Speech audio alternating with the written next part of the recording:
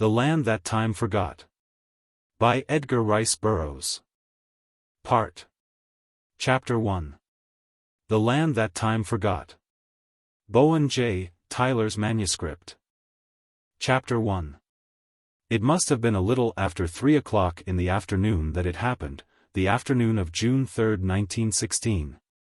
It seems incredible that all that I have passed through, all those weird and terrifying experiences, should have been encompassed within so short a span as 3 brief months.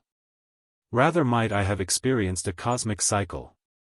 With all its changes and evolutions for that which I have seen with my own eyes in this brief interval of time, things that no other mortal eye had seen before, glimpses of a world past.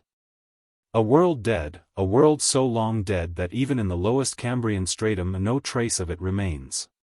Fused with the melting inner crust, it has passed forever beyond the ken of man other than in that lost pocket of the earth whither fate has borne me and where my doom is sealed.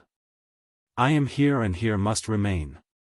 After reading this far, my interest, which already had been stimulated by the finding of the manuscript, was approaching the boiling point. I had come to Greenland for the summer, on the advice of my physician, and was slowly being bored to extinction, as I had thoughtlessly neglected to bring sufficient reading matter. Being an indifferent fisherman, my enthusiasm for this form of sport soon waned.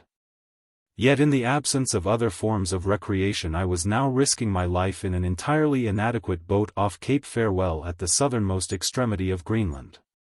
Greenland.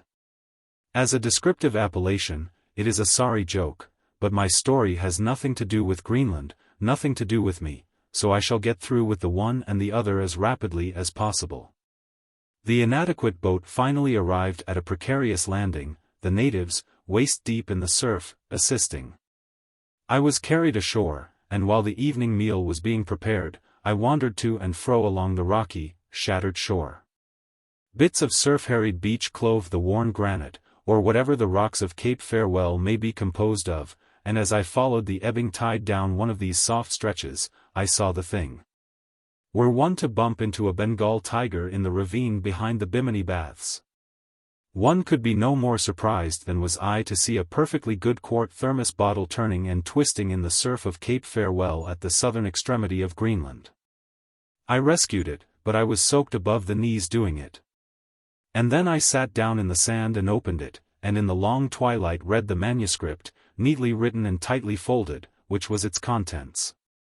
You have read the opening paragraph, and if you are an imaginative idiot like myself, you will want to read the rest of it. So I shall give it to you here, omitting quotation marks, which are difficult of remembrance.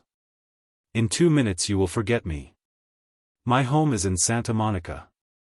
I am, or was, junior member of my father's firm. We are shipbuilders. Of recent years we have specialized on submarines, which we have built for Germany, England, France and the United States. I know a sub as a mother knows her baby's face, and have commanded a score of them on their trial runs.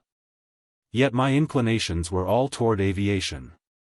I graduated under Curtis, and after a long siege with my father obtained his permission to try for the Lafayette Escadrille. As a stepping stone I obtained an appointment in the American Ambulance Service and was on my way to France when 3 shrill whistles altered, in as many seconds, my entire scheme of life. I was sitting on deck with some of the fellows who were going into the American Ambulance Service with me, my Airedale, Crown Prince Nobler, asleep at my feet, when the first blast of the whistle shattered the peace and security of the ship. Ever since entering the U-boat zone we had been on the lookout for periscopes, and children that we were. Bemoaning the unkind fate that was to see us safely into France on the morrow without a glimpse of the dread marauders. We were young, we craved thrills, and God knows we got them that day, yet by comparison with that through which I have since passed they were as tame as a Punch and Judy show. I shall never forget the ashy faces of the passengers as they stampeded for their life belts, though there was no panic. Nobbs rose with a low growl.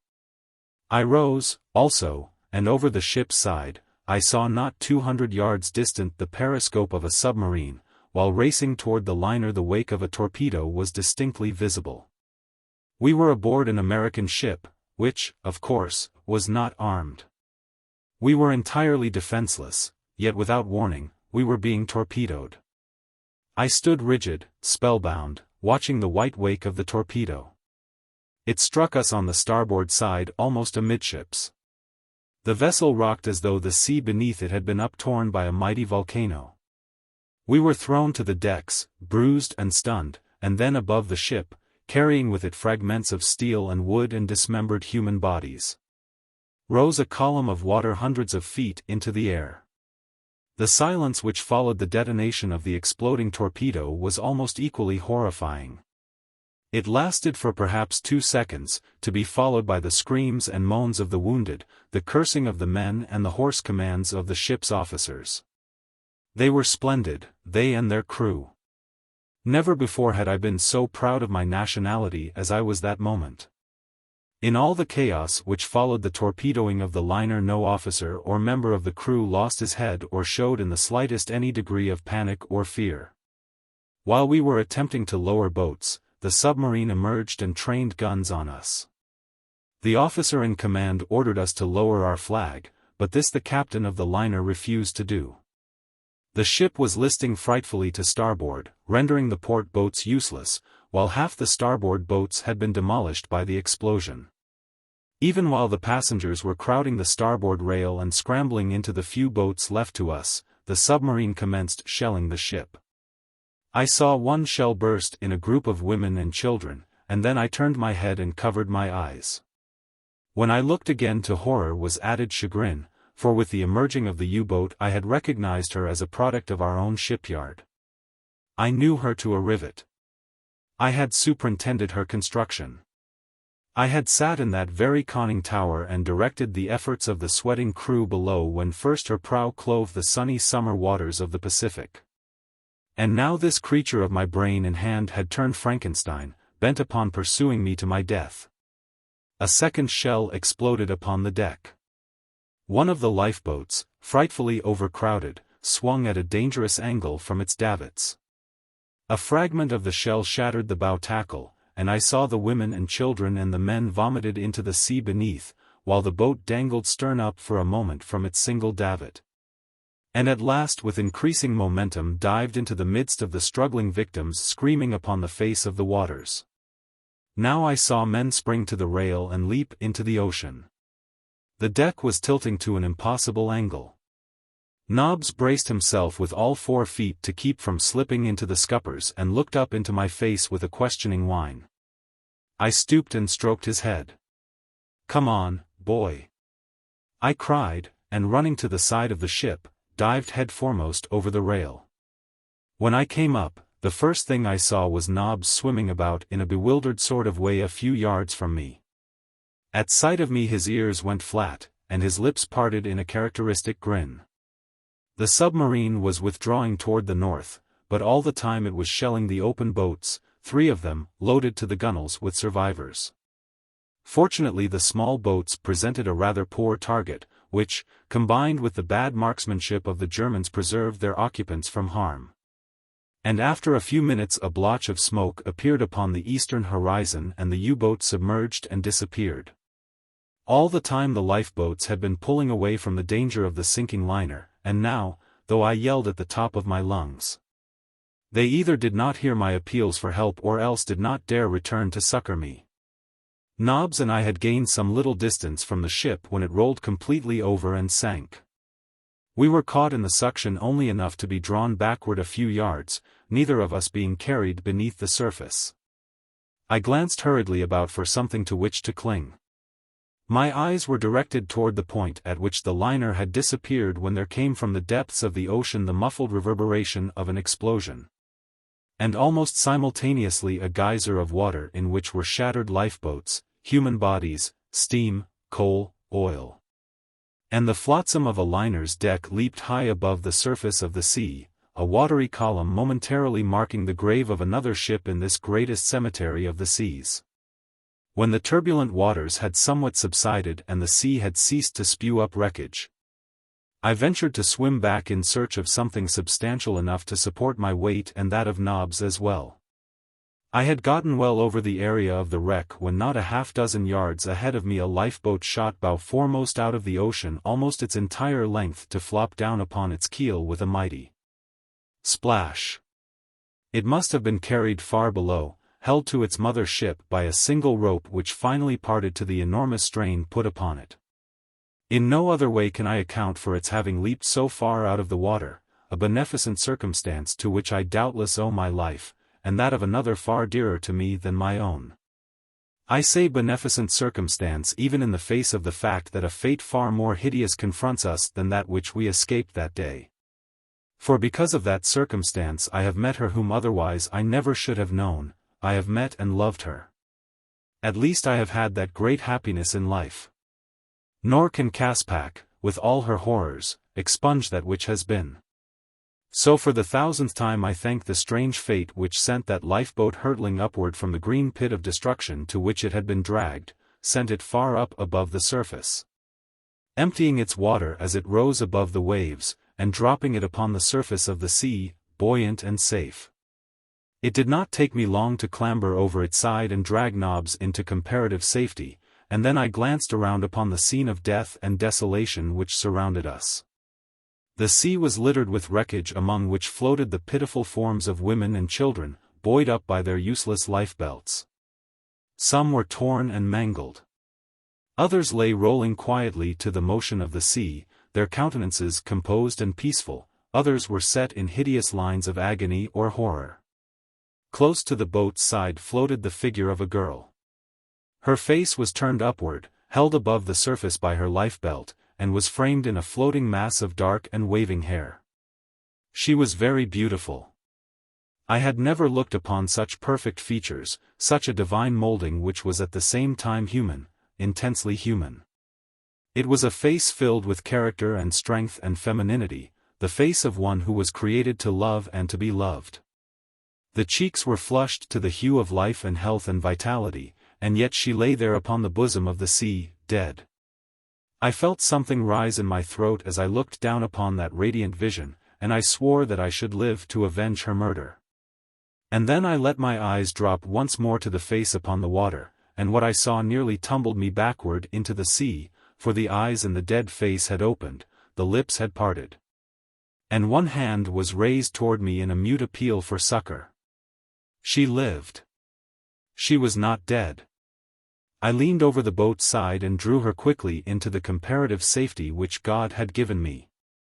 I removed her lifebelt and my soggy coat and made a pillow for her head.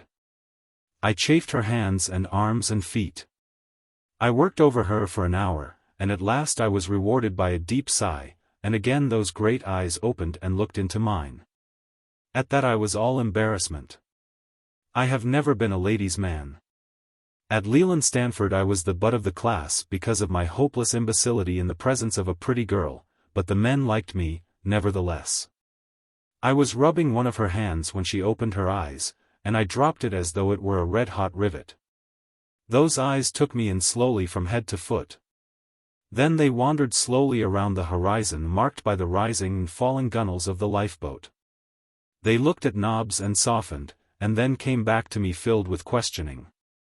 I stammered, moving away and stumbling over the next thwart. The vision smiled wanly. Sir. She replied faintly, and again her lips drooped, and her long lashes swept the firm, fair texture of her skin. I hope that you are feeling better, I finally managed to say. Do you know, she said after a moment of silence, I have been awake for a long time. But I did not dare open my eyes. I thought I must be dead, and I was afraid to look, for fear that I should see nothing but blackness about me. I am afraid to die. Tell me what happened after the ship went down. I remember all that happened before, but I wish that I might forget it. A sob broke her voice. The beasts, she went on after a moment. And to think that I was to have married one of them, a lieutenant in the German Navy. Presently she resumed as though she had not ceased speaking. I went down and down and down. I thought I should never cease to sink. I felt no particular distress until I suddenly started upward at ever-increasing velocity. Then my lungs seemed about to burst, and I must have lost consciousness, for I remember nothing more until I opened my eyes after listening to a torrent of invective against Germany and Germans. "Tell me, please, all that happened after the ship sank." I told her, then, as well as I could, all that I had seen, the submarine shelling the open boats and all the rest of it. She thought it marvelous that we should have been spared in so providential a manner, and I had a pretty speech upon my tongue's end, but lacked the nerve to deliver it. Nobbs had come over and nosed his muzzle into her lap, and she stroked his ugly face, and at last she leaned over and put her cheek against his forehead. I have always admired Nobbs. But this was the first time that it had ever occurred to me that I might wish to be Nobbs. I wondered how he would take it, for he is as unused to women as I. But he took to it as a duck takes to water. What I lack of being a ladies' man, Nobbs certainly makes up for as a ladies' dog. The old scalawag just closed his eyes and put on one of the softest, "sugar wouldn't melt in my mouth" expressions you ever saw, and stood there taking it and asking for more. It made me jealous. "You seem fond of dogs," I said. "I am fond of this dog," she replied. Whether she meant anything personal in that reply I did not know, but I took it as personal, and it made me feel mighty good. As we drifted about upon that vast expanse of loneliness, it is not strange that we should quickly become well acquainted. Constantly we scanned the horizon for signs of smoke, venturing guesses as to our chances of rescue. But darkness settled, and the black night enveloped us without ever the sight of a speck upon the waters. We were thirsty, hungry, uncomfortable, and cold. Our wet garments had dried but little, and I knew that the girl must be in grave danger from the exposure to a night of cold and wet upon the water in an open boat, without sufficient clothing and no food. I had managed to bail all the water out of the boat with cupped hands, ending by mopping the balance up with my handkerchief, a slow and backbreaking procedure. Thus I had made a comparatively dry place for the girl to lie down low in the bottom of the boat, where the sides would protect her from the night wind, and when at last she did so, almost overcome as she was by weakness and fatigue, I threw my wet coat over her further to thwart the chill. But it was of no avail. As I sat watching her, the moonlight marking out the graceful curves of her slender young body, I saw her shiver. "Isn't there something I can do?" I asked. "You can't lie there chilled through all night. Can't you suggest something?" She shook her head. "We must grin and bear it," she replied after a moment. Nobbler came and lay down on the thwart beside me, his back against my leg, and I sat staring in dumb misery at the girl, knowing in my heart of hearts that she might die before morning came. For what with the shock and exposure, she had already gone through enough to kill almost any woman. And as I gazed down at her, so small and delicate and helpless, there was born slowly within my breast a new emotion. It had never been there before, now it will never cease to be there. It made me almost frantic in my desire to find some way to keep warm the cooling lifeblood in her veins. I was cold myself, though I had almost forgotten it until Nobbler moved and I felt a new sensation of cold along my leg against which he had lain. And suddenly realized that in that one spot I had been warm. Like a great light came the understanding of a means to warm the girl.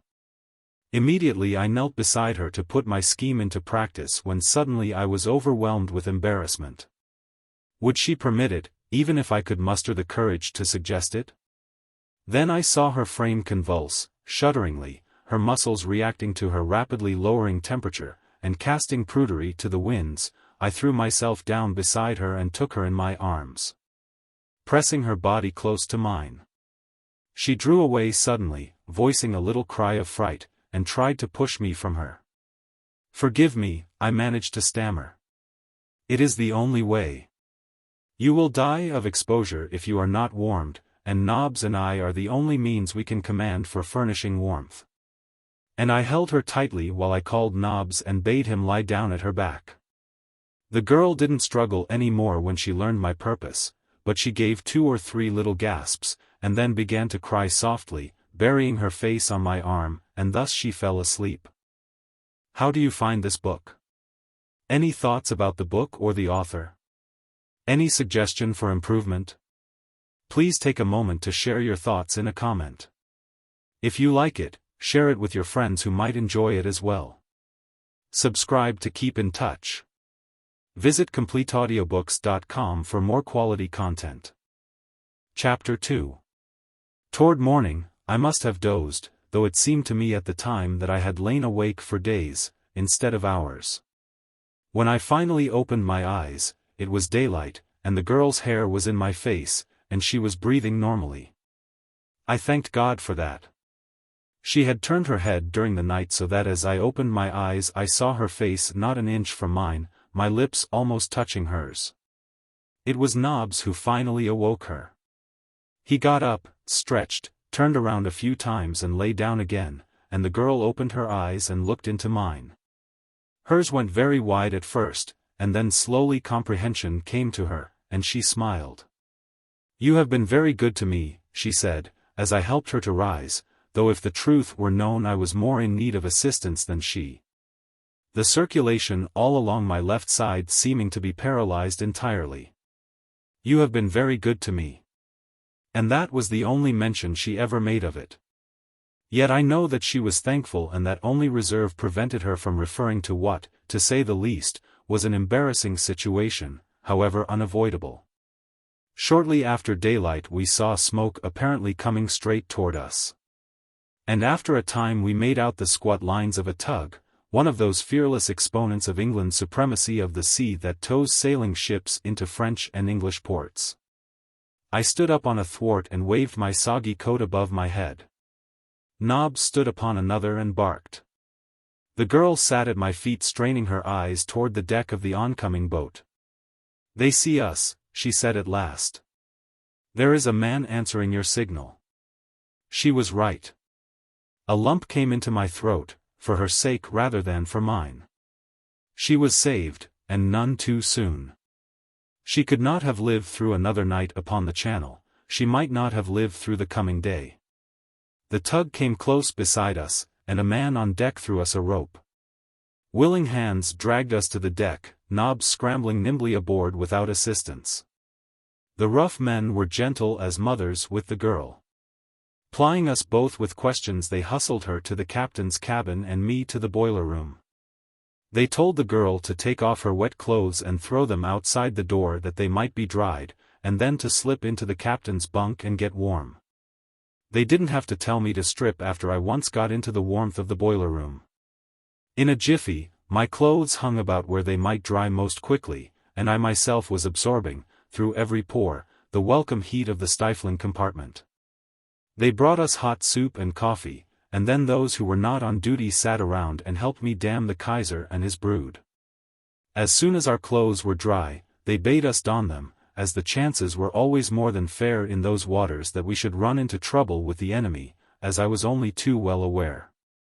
What with the warmth and the feeling of safety for the girl, and the knowledge that a little rest and food would quickly overcome the effects of her experiences of the past dismal hours, I was feeling more content than I had experienced since those 3 whistle blasts had shattered the peace of my world the previous afternoon.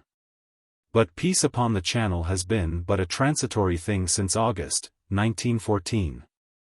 It proved itself such that morning. For I had scarce gotten into my dry clothes and taken the girl's apparel to the captain's cabin when an order was shouted down into the engine room for full speed ahead. And an instant later I heard the dull boom of a gun. In a moment I was up on deck to see an enemy submarine about 200 yards off our port bow.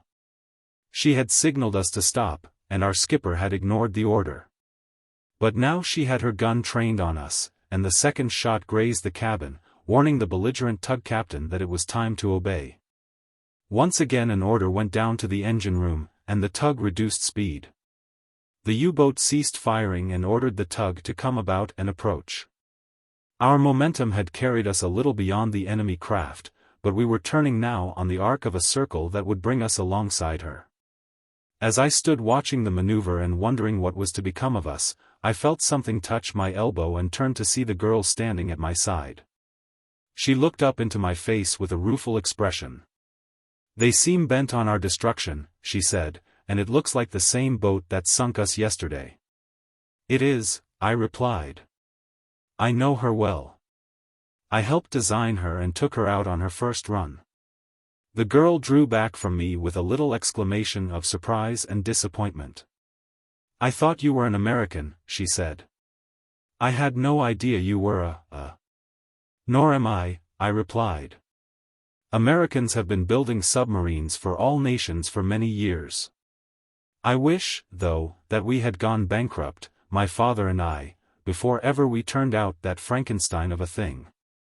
We were approaching the U-boat at half speed now, and I could almost distinguish the features of the men upon her deck. A sailor stepped to my side and slipped something hard and cold into my hand. I did not have to look at it to know that it was a heavy pistol. "Take and use, was all he said. Our bow was pointed straight toward the U-boat now as I heard word pass to the engine for full speed ahead. I instantly grasped the brazen effrontery of the plucky English skipper. He was going to ram 500 tons of U-boat in the face of her trained gun. I could scarce repress a cheer. At first the Boches didn't seem to grasp his intention.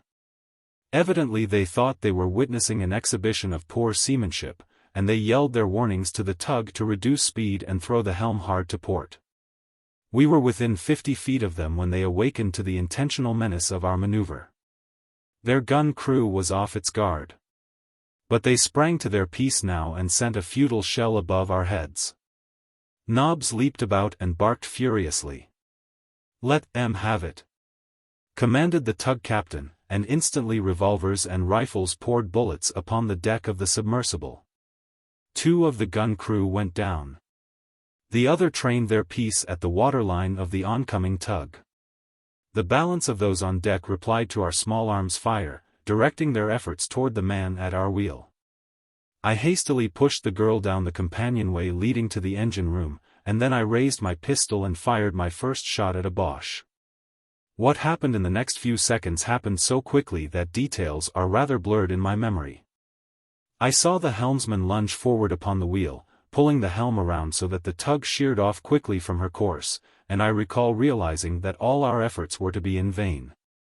Because of all the men aboard, fate had decreed that this one should fall first to an enemy bullet. I saw the depleted gun crew on the submarine fire their piece, and I felt the shock of impact and heard the loud explosion as the shell struck and exploded in our bows. I saw and realized these things even as I was leaping into the pilothouse and grasping the wheel, standing astride the dead body of the helmsman. With all my strength I threw the helm to starboard. But it was too late to effect the purpose of our skipper. The best I did was to scrape alongside the sub.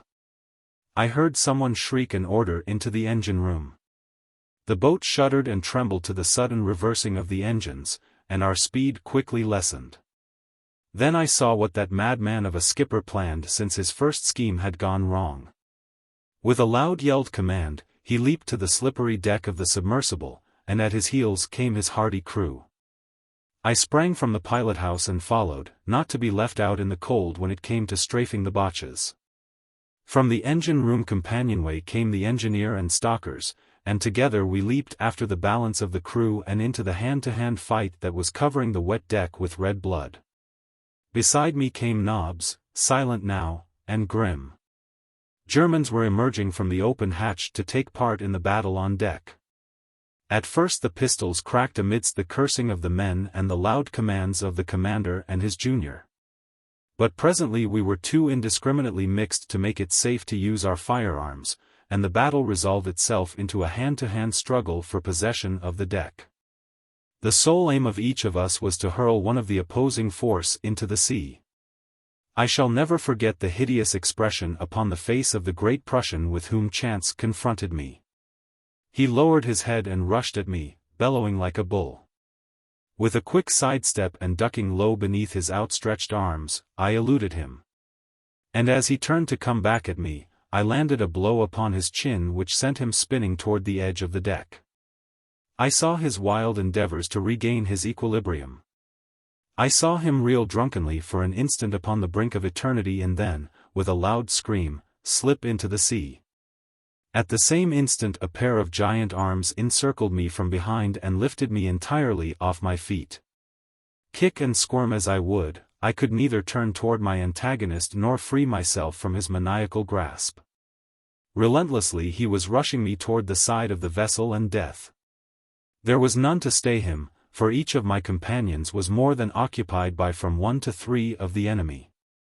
For an instant I was fearful for myself, and then I saw that which filled me with a far greater terror for another. My Boche was bearing me toward the side of the submarine against which the tug was still pounding. That I should be ground to death between the two was lost upon me as I saw the girl standing alone upon the tug's deck, as I saw the stern high in air and the bow rapidly settling for the final dive. As I saw death from which I could not save her clutching at the skirts of the woman I now knew all too well that I loved. I had perhaps the fraction of a second longer to live when I heard an angry growl behind us mingle with a cry of pain and rage from the giant who carried me.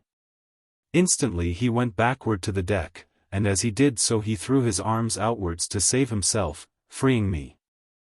I fell heavily upon him, but was upon my feet in the instant.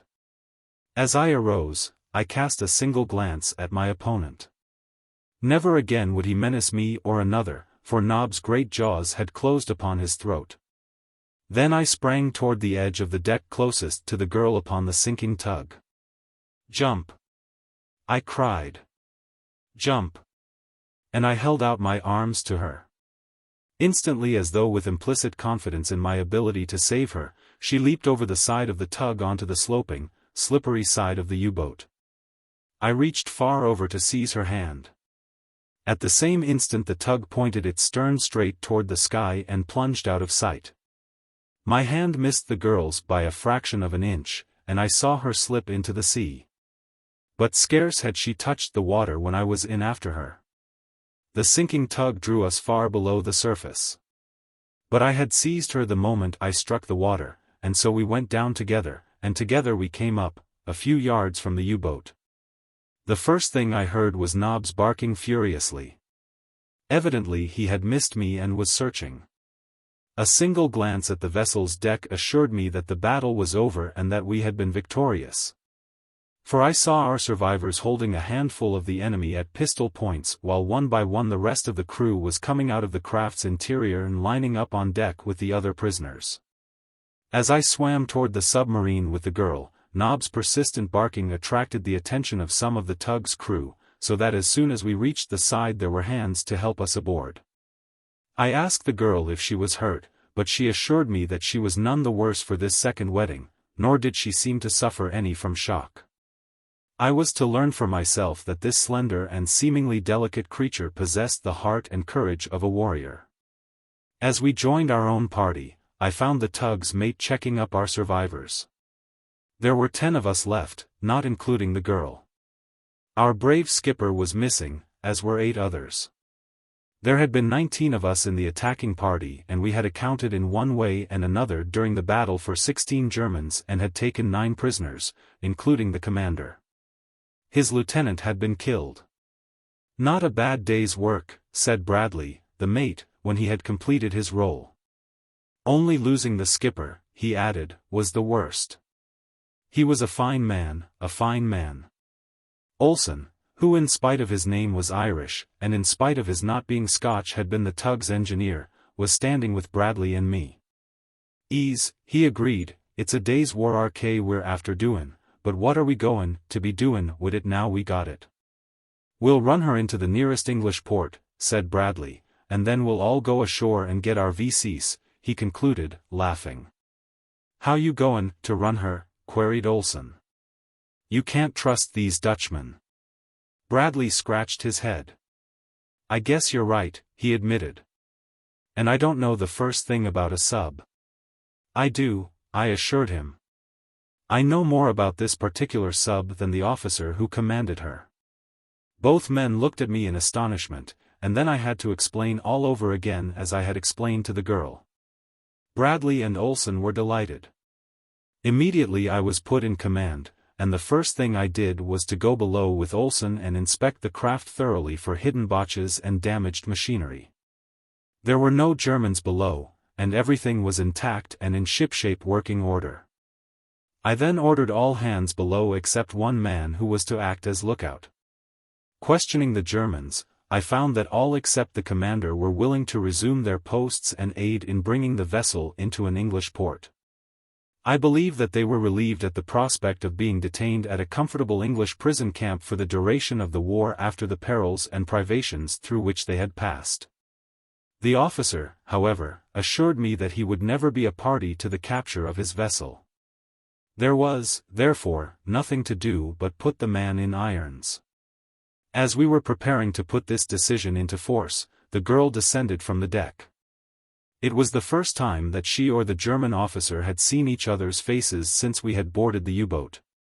I was assisting the girl down the ladder and still retained a hold upon her arm, possibly after such support was no longer necessary, when she turned and looked squarely into the face of the German.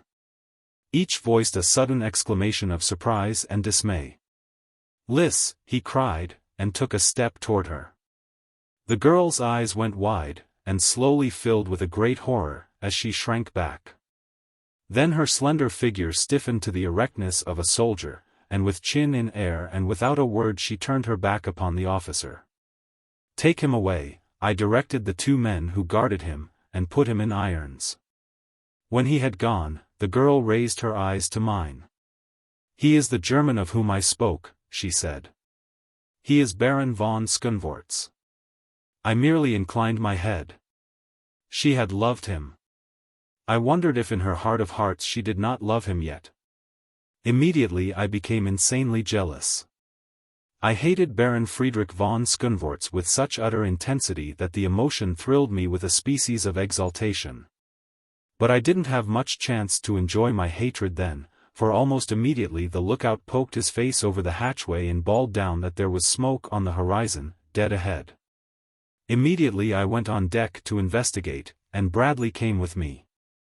"If she's friendly," he said, "we'll speak her. If she's not, we'll sink her, Captain?" "Yes, Lieutenant," I replied, and it was his turn to smile. We hoisted the Union Jack and remained on deck, asking Bradley to go below and assign to each member of the crew his duty, placing one Englishman with a pistol beside each German. "Half speed ahead," I commanded. More rapidly now we closed the distance between ourselves and the stranger, until I could plainly see the red ensign of the British Merchant Marine. My heart swelled with pride at the thought that presently admiring British tars would be congratulating us upon our notable capture. And just about then the merchant steamer must have sighted us, for she veered suddenly toward the north, and a moment later dense volumes of smoke issued from her funnels. Then, steering a zigzag course, she fled from us as though we had been the bubonic plague. I altered the course of the submarine and set off in chase. But the steamer was faster than we, and soon left us hopelessly astern. With a rueful smile, I directed that our original course be resumed, and once again we set off toward merry England. That was 3 months ago, and we haven't arrived yet, nor is there any likelihood that we ever shall. The steamer we had just sighted must have wirelessed a warning, for it wasn't half an hour before we saw more smoke on the horizon. And this time the vessel flew the white ensign of the Royal Navy and carried guns. She didn't veer to the north or anywhere else, but bore down on us rapidly. I was just preparing to signal her, when a flame flashed from her bows, and an instant later the water in front of us was thrown high by the explosion of a shell. Bradley had come on deck and was standing beside me. "About one more of those, and she'll have our range," he said. "She doesn't seem to take much stock in our Union Jack." A second shell passed over us, and then I gave the command to change our direction, at the same time directing Bradley to go below and give the order to submerge. I passed Nobbs down to him, and following, saw to the closing and fastening of the hatch.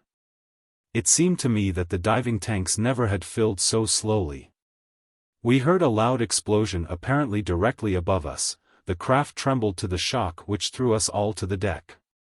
I expected momentarily to feel the deluge of inrushing water, but none came. Instead we continued to submerge until the manometer registered 40 feet, and then I knew that we were safe. Safe! I almost smiled.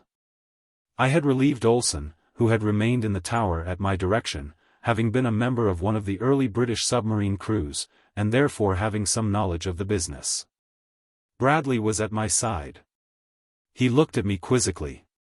"What the devil are we to do?" he asked. "The merchantman will flee us, the war vessel will destroy us. Neither will believe our colors or give us a chance to explain. We will meet even a worse reception if we go nosing around a British port, mines, nets and all of it. We can't do it. Let's try it again when this fellow has lost the scent," I urged. "There must come a ship that will believe us." And try it again we did, only to be almost rammed by a huge freighter. Later we were fired upon by a destroyer, and 2 merchantmen turned and fled at our approach. For 2 days we cruised up and down the channel trying to tell someone, who would listen, that we were friends, but no one would listen. After our encounter with the first warship I had given instructions that a wireless message be sent out explaining our predicament. But to my chagrin I discovered that both sending and receiving instruments had disappeared. "There is only one place you can go," von Skunvorts sent word to me, "and that is Kiel. You can't land anywhere else in these waters. If you wish, I will take you there, and I can promise that you will be treated well." "There is another place we can go," I sent back my reply, "and we will before we'll go to Germany. That place is hell." Chapter 3. Those were anxious days, during which I had but little opportunity to associate with Liss. I had given her the commander's room, Bradley and I taking that of the deck officer, while Olsen and 2 of our best men occupied the room ordinarily allotted to petty officers. I made Nobb's bed down in Liss' room, for I knew she would feel less alone. Nothing of much moment occurred for a while after we left British waters behind us. We ran steadily along upon the surface, making good time. The first 2 boats we sighted made off as fast as they could go, and the third, a huge freighter, fired on us, forcing us to submerge. It was after this that our troubles commenced. One of the diesel engines broke down in the morning, and while we were working on it, the forward port diving tank commenced to fill. I was on deck at the time and noted the gradual list. Guessing at once what was happening, I leaped for the hatch and slamming it closed above my head, dropped to the central. By this time the craft was going down by the head with a most unpleasant list to port. And I didn't wait to transmit orders to someone else but ran as fast as I could for the valve that let the sea into the forward port diving tank. It was wide open. To close it and to have the pump started that would empty it were the work of but a minute, but we had had a close call. I knew that the valve had never opened itself. Someone had opened it, someone who was willing to die himself if he might at the same time encompass the death of all of us. After that I kept a guard pacing the length of the narrow craft. We worked upon the engine all that day and night and half the following day. Most of the time we drifted idly upon the surface, but toward noon we sighted smoke due west, and having found that only enemies inhabited the world for us, I ordered that the other engine be started so that we could move out of the path of the oncoming steamer. The moment the engine started to turn, however, there was a grinding sound of tortured steel, and when it had been stopped, we found that someone had placed a cold chisel in one of the gears. It was another 2 days before we were ready to limp along, half repaired. The night before the repairs were completed, the sentry came to my room and awoke me. He was rather an intelligent fellow of the English middle class, in whom I had much confidence. "Well, Wilson," I asked. "What's the matter now?" He raised his finger to his lips and came closer to me. "I think I've found out who's doin' the mischief," he whispered, and nodded his head toward the girl's room. "I seen her sneakin' from the crew's room just now," he went on. "She'd been in gas sin wit the Boche commander. Benson seen her in there last night, too, but he never said nothin' till I goes on watch tonight. Benson's sorter slow in the head, and he never puts 2 and 2 together till someone else has made 4 out of it. If the man had come in and struck me suddenly in the face, I could have been no more surprised. Say nothing of this to anyone," I ordered. "Keep your eyes and ears open and report every suspicious thing you see or hear." The man saluted and left me.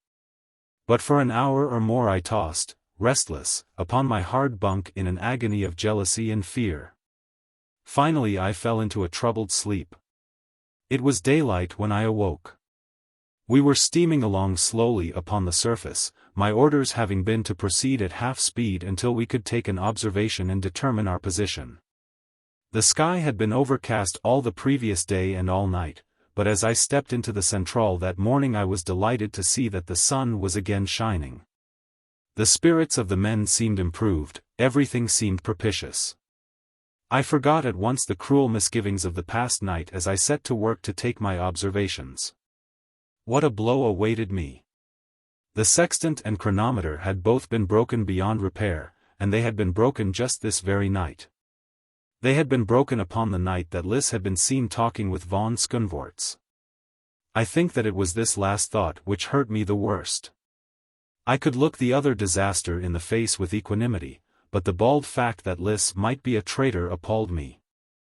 I called Bradley and Olsen on deck and told them what had happened, but for the life of me I couldn't bring myself to repeat what Wilson had reported to me the previous night. In fact, as I had given the matter thought, it seemed incredible that the girl could have passed through my room, in which Bradley and I slept, and then carried on a conversation in the crew's room, in which von Skundvorts was kept, without having been seen by more than a single man. Bradley shook his head. "I can't make it out," he said. "One of those botches must be pretty clever to come it over us all like this, but they haven't harmed us as much as they think. There are still the extra instruments." It was my turn now to shake a doleful head. "There are no extra instruments," I told them. "They too have disappeared, as did the wireless apparatus." Both men looked at me in amazement. "We still have the compass and the sun," said Olsen. "They may be after getting the compass some night. But they's too many of us around in the daytime fair to get the sun." It was then that one of the men stuck his head up through the hatchway and seeing me, asked permission to come on deck and get a breath of fresh air.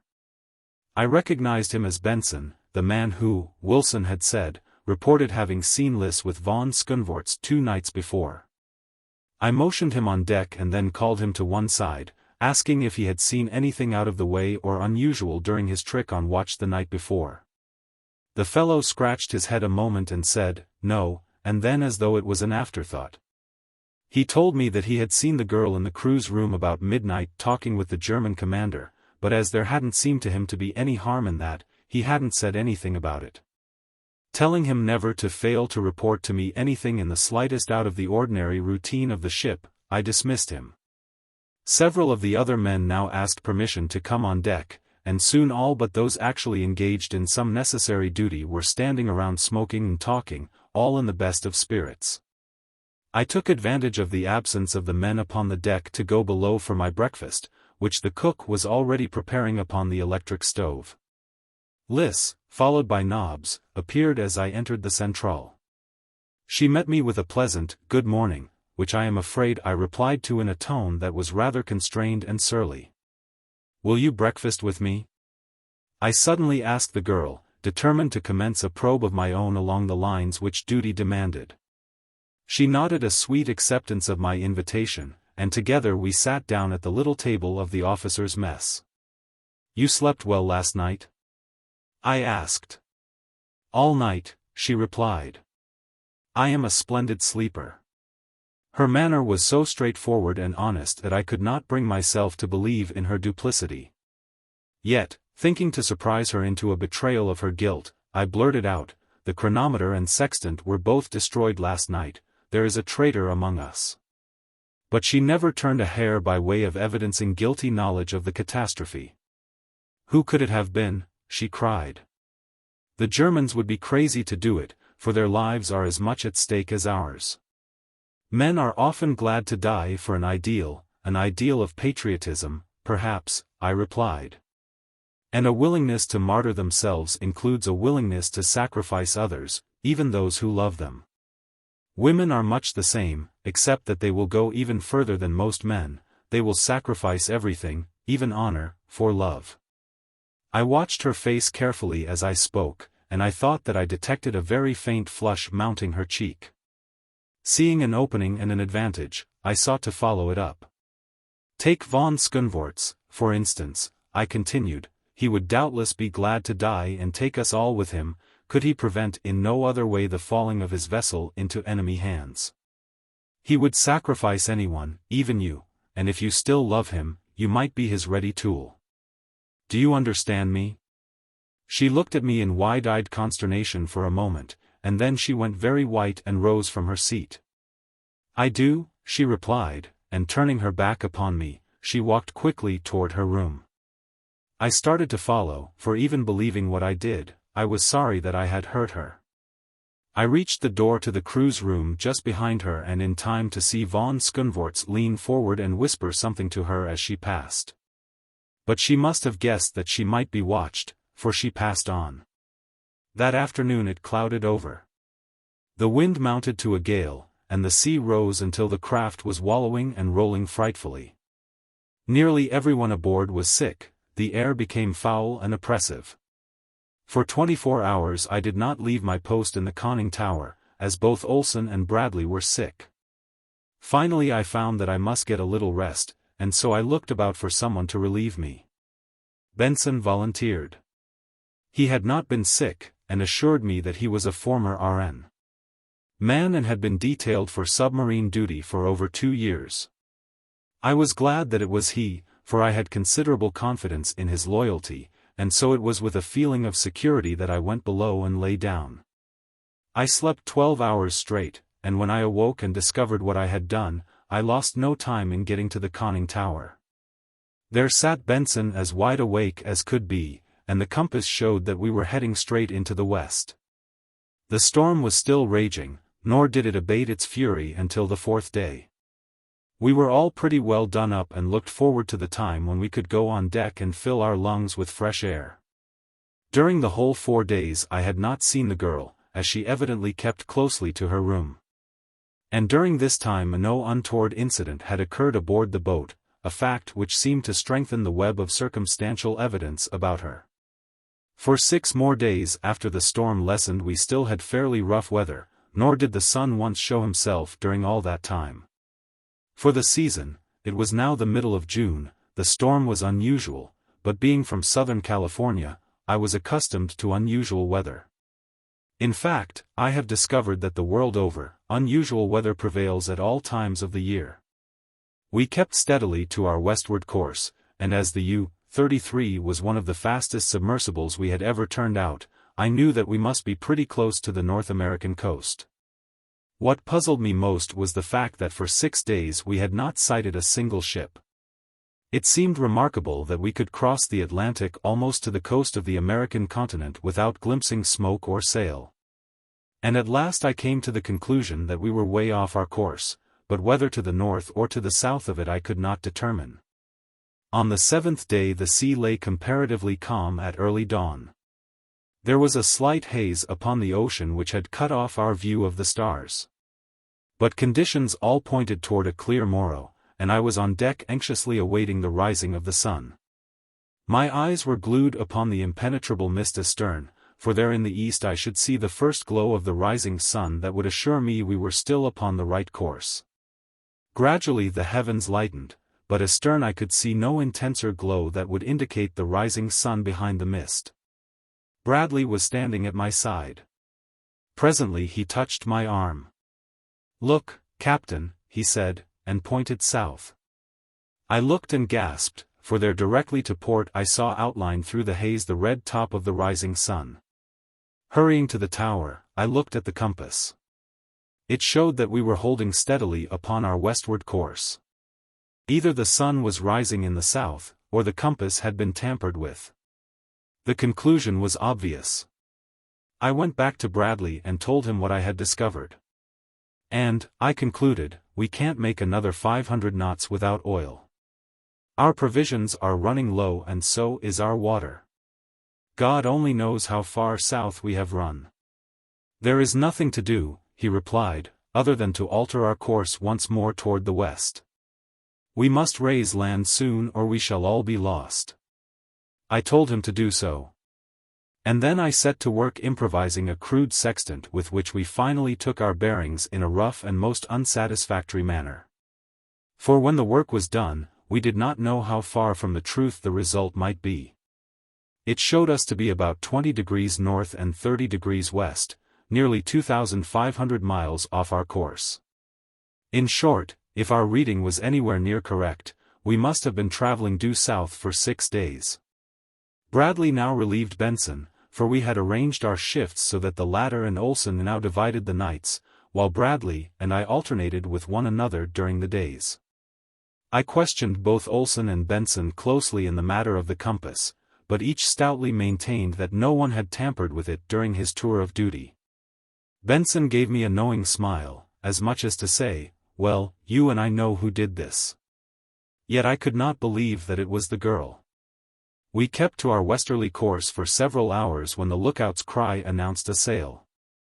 I ordered the U-33's course altered, and we bore down upon the stranger, for I had come to a decision which was the result of necessity. We could not lie there in the middle of the Atlantic and starve to death if there was any way out of it. The sailing ship saw us while we were still a long way off, as was evidenced by her efforts to escape. There was scarcely any wind, however, and her case was hopeless.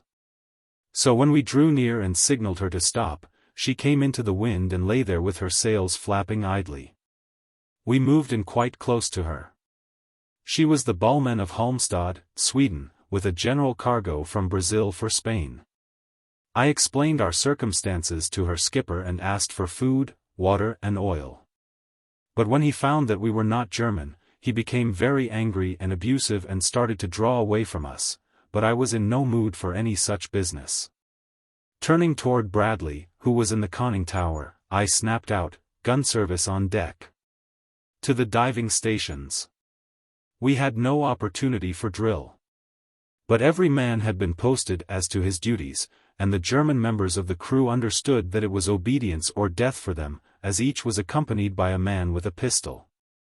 Most of them, though, were only too glad to obey me. Bradley passed the order down into the ship, and a moment later the gun crew clambered up the narrow ladder and at my direction trained their piece upon the slow-moving Swede. "Fire a shot across her bow," I instructed the gun captain. Accept it from me, it didn't take that Swede long to see the error of his way and get the red and white pennant signifying "I understand" to the masthead. Once again the sails flapped idly, and then I ordered him to lower a boat and come after me. With Olson and a couple of the Englishmen I boarded the ship, and from her cargo selected what we needed: oil, provisions, and water.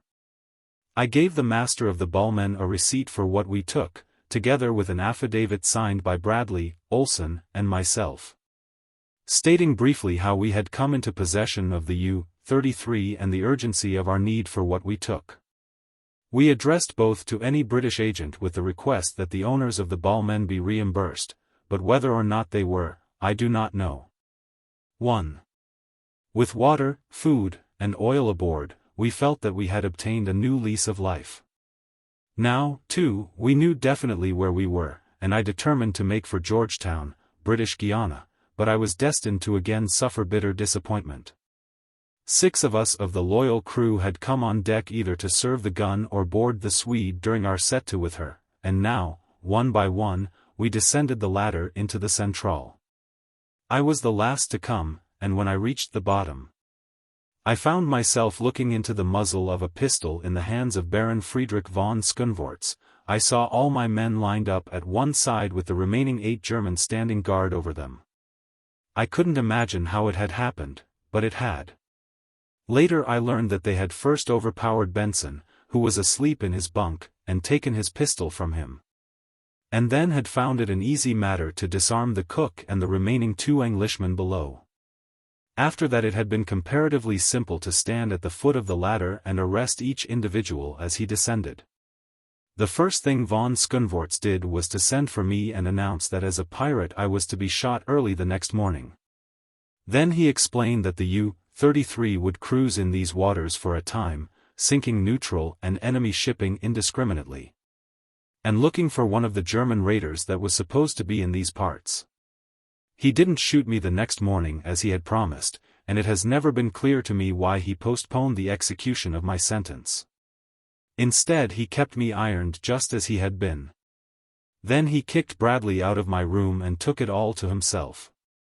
We cruised for a long time, sinking many vessels, all but one by gunfire, but we did not come across a German raider. I was surprised to note that von Skunvorts often permitted Benson to take command. But I reconciled this by the fact that Benson appeared to know more of the duties of a submarine commander than did any of the stupid Germans. Once or twice Liz passed me. But for the most part she kept to her room. The first time she hesitated as though she wished to speak to me, but I did not raise my head, and finally she passed on.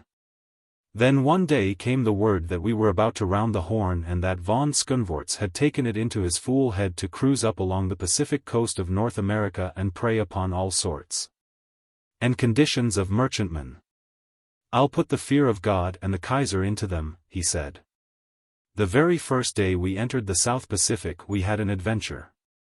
It turned out to be quite the most exciting adventure I had ever encountered. It fell about this way. About 8 bells of the forenoon watch I heard a hail from the deck, and presently the footsteps of the entire ship's company, from the amount of noise I heard at the ladder. Someone yelled back to those who had not yet reached the level of the deck, "It's the raider, the German raider Geyer." I saw that we had reached the end of our rope. Below all was quiet, not a man remained. A door opened at the end of the narrow hull, and presently Nobbs came trotting up to me. He licked my face and rolled over on his back, reaching for me with his big, awkward paws.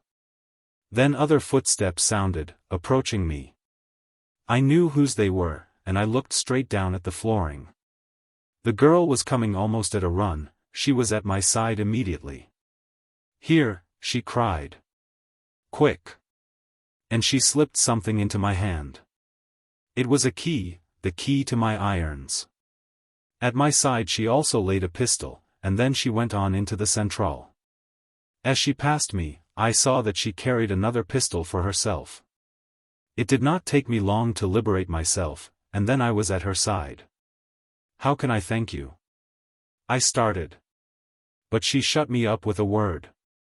"Do not thank me," she said coldly. "I do not care to hear your thanks or any other expression from you. Do not stand there looking at me. I have given you a chance to do something, now do it." The last was a peremptory command that made me jump. Glancing up, I saw that the tower was empty, and I lost no time in clambering up, looking about me. About 100 yards off lay a small, swift cruiser raider, and above her floated the German man-of-war's flag. A boat had just been lowered, and I could see it moving toward us filled with officers and men. The cruiser lay dead ahead. I thought, what a wonderful targ. I stopped even thinking, so surprised and shocked was I by the boldness of my imagery. The girl was just below me. I looked down on her wistfully. Could I trust her? Why had she released me at this moment? I must. There was no other way. I dropped back below. "Ask Olsen to step down here, please," I requested. "And don't let anyone see you ask him." She looked at me with a puzzled expression on her face for the barest fraction of a second, and then she turned and went up the ladder. A moment later Olsen returned, and the girl followed him. "Quick!" I whispered to the big Irishman, and made for the bow compartment where the torpedo tubes are built into the boat. Here, too, were the torpedoes. The girl accompanied us, and when she saw the thing I had in mind, she stepped forward and lent a hand to the swinging of the great cylinder of death and destruction into the mouth of its tube. With oil and main strength we shoved the torpedo home and shut the tube. Then I ran back to the conning tower, praying in my heart of hearts that the U-33 had not swung her bow away from the prey. No, thank God. Never could aim have been truer. I signaled back to Olsen, "Let her go." The U-33 trembled from stem to stern as the torpedo shot from its tube. I saw the white wake leap from her bow straight toward the enemy cruiser. A chorus of hoarse yells arose from the deck of our own craft, I saw the officers stand suddenly erect in the boat that was approaching us, and I heard loud cries and curses from the raider. Then I turned my attention to my own business. Most of the men on the submarine's deck were standing in paralyzed fascination, staring at the torpedo. Bradley happened to be looking toward the conning tower and saw me. I sprang on deck and ran toward him. "Quick!" I whispered. "While they are stunned, we must overcome them." A German was standing near Bradley, just in front of him. The Englishman struck the fellow a frantic blow upon the neck and at the same time snatched his pistol from its holster. Von Skunvorts had recovered from his first surprise quickly and had turned toward the main hatch to investigate. I covered him with my revolver, and at the same instant the torpedo struck the raider, the terrific explosion drowning the German's command to his men. Bradley was now running from one to another of our men, and though some of the Germans saw and heard him, they seemed too stunned for action. Olsen was below, so that there were only 9 of us against 8 Germans, for the man Bradley had struck still lay upon the deck. Only 2 of us were armed. But the heart seemed to have gone out of the Boches, and they put up but half-hearted resistance. Von Skunvorts was the worst. He was fairly frenzied with rage and chagrin, and he came charging for me like a mad bull, and as he came he discharged his pistol. If he'd stopped long enough to take aim, he might have gotten me, but his pace made him wild, so that not a shot touched me, and then we clinched and went to the deck. This left 2 pistols, which 2 of my own men were quick to appropriate. The Baron was no match for me in a hand-to-hand encounter, and I soon had him pinned to the deck and the life almost choked out of him. A half-hour later things had quieted down, and all was much the same as before the prisoners had revolted, only we kept a much closer watch on von Skunvorts. The Geyer had sunk while we were still battling upon our deck, and afterward we had drawn away toward the north, leaving the survivors to the attention of the single boat which had been making its way toward us when Olsen launched the torpedo. I suppose the poor devils never reached land, and if they did, they most probably perished on that cold and unhospitable shore, but I couldn't permit them aboard the U-33. We had all the Germans we could take care of. That evening the girl asked permission to go on deck. She said that she felt the effects of long confinement below, and I readily granted her request. I could not understand her, and I craved an opportunity to talk with her again in an effort to fathom her and her intentions, and so I made it a point to follow her up the ladder. It was a clear, cold, beautiful night. The sea was calm except for the white water at our bows and the 2 long radiating swells running far off into the distance upon either hand astern, forming a great V which our propellers filled with choppy waves. Benson was in the tower. We were bound for San Diego and all looked well. Liz stood with a heavy blanket wrapped around her slender figure, and as I approached her, she half turned toward me to see who it was. When she recognized me, she immediately turned away. "I want to thank you," I said, "for your bravery and loyalty. You were magnificent. I am sorry that you had reason before to think that I doubted you." "You did doubt me," she replied in a level voice. "You practically accused me of aiding Baron von Skunvorts. I can never forgive you." There was a great deal of finality in both her words and tone. "I could not believe it," I said. "And yet 2 of my men reported having seen you in conversation with von Skunvorts late at night upon 2 separate occasions, after each of which some great damage was found done us in the morning. I didn't want to doubt you, but I carried all the responsibility of the lives of these men, of the safety of the ship, of your life and mine. I had to watch you, and I had to put you on your guard against a repetition of your madness." She was looking at me now with those great eyes of hers, very wide and round. "Who told you that I spoke with Baron von Skunvorts at night, or any other time?" she asked. "I cannot tell you, Liz," I replied, "but it came to me from 2 different sources." "Then 2 men have lied," she asserted without heat. "I have not spoken to Baron von Skunvorts other than in your presence when first we came aboard the U-33.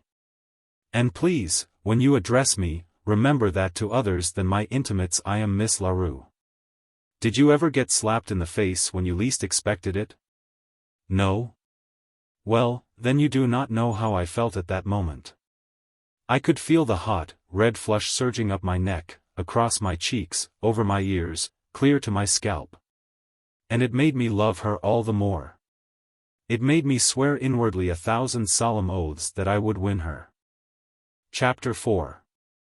For several days things went along in about the same course. I took our position every morning with my crude sextant, but the results were always most unsatisfactory. They always showed a considerable westing when I knew that we had been sailing due north. I blamed my crude instrument, and kept on. Then one afternoon the girl came to me. "Pardon me," she said, "but were I you, I should watch this man Benson, especially when he is in charge." I asked her what she meant, thinking I could see the influence of von Skunvorts raising a suspicion against one of my most trusted men.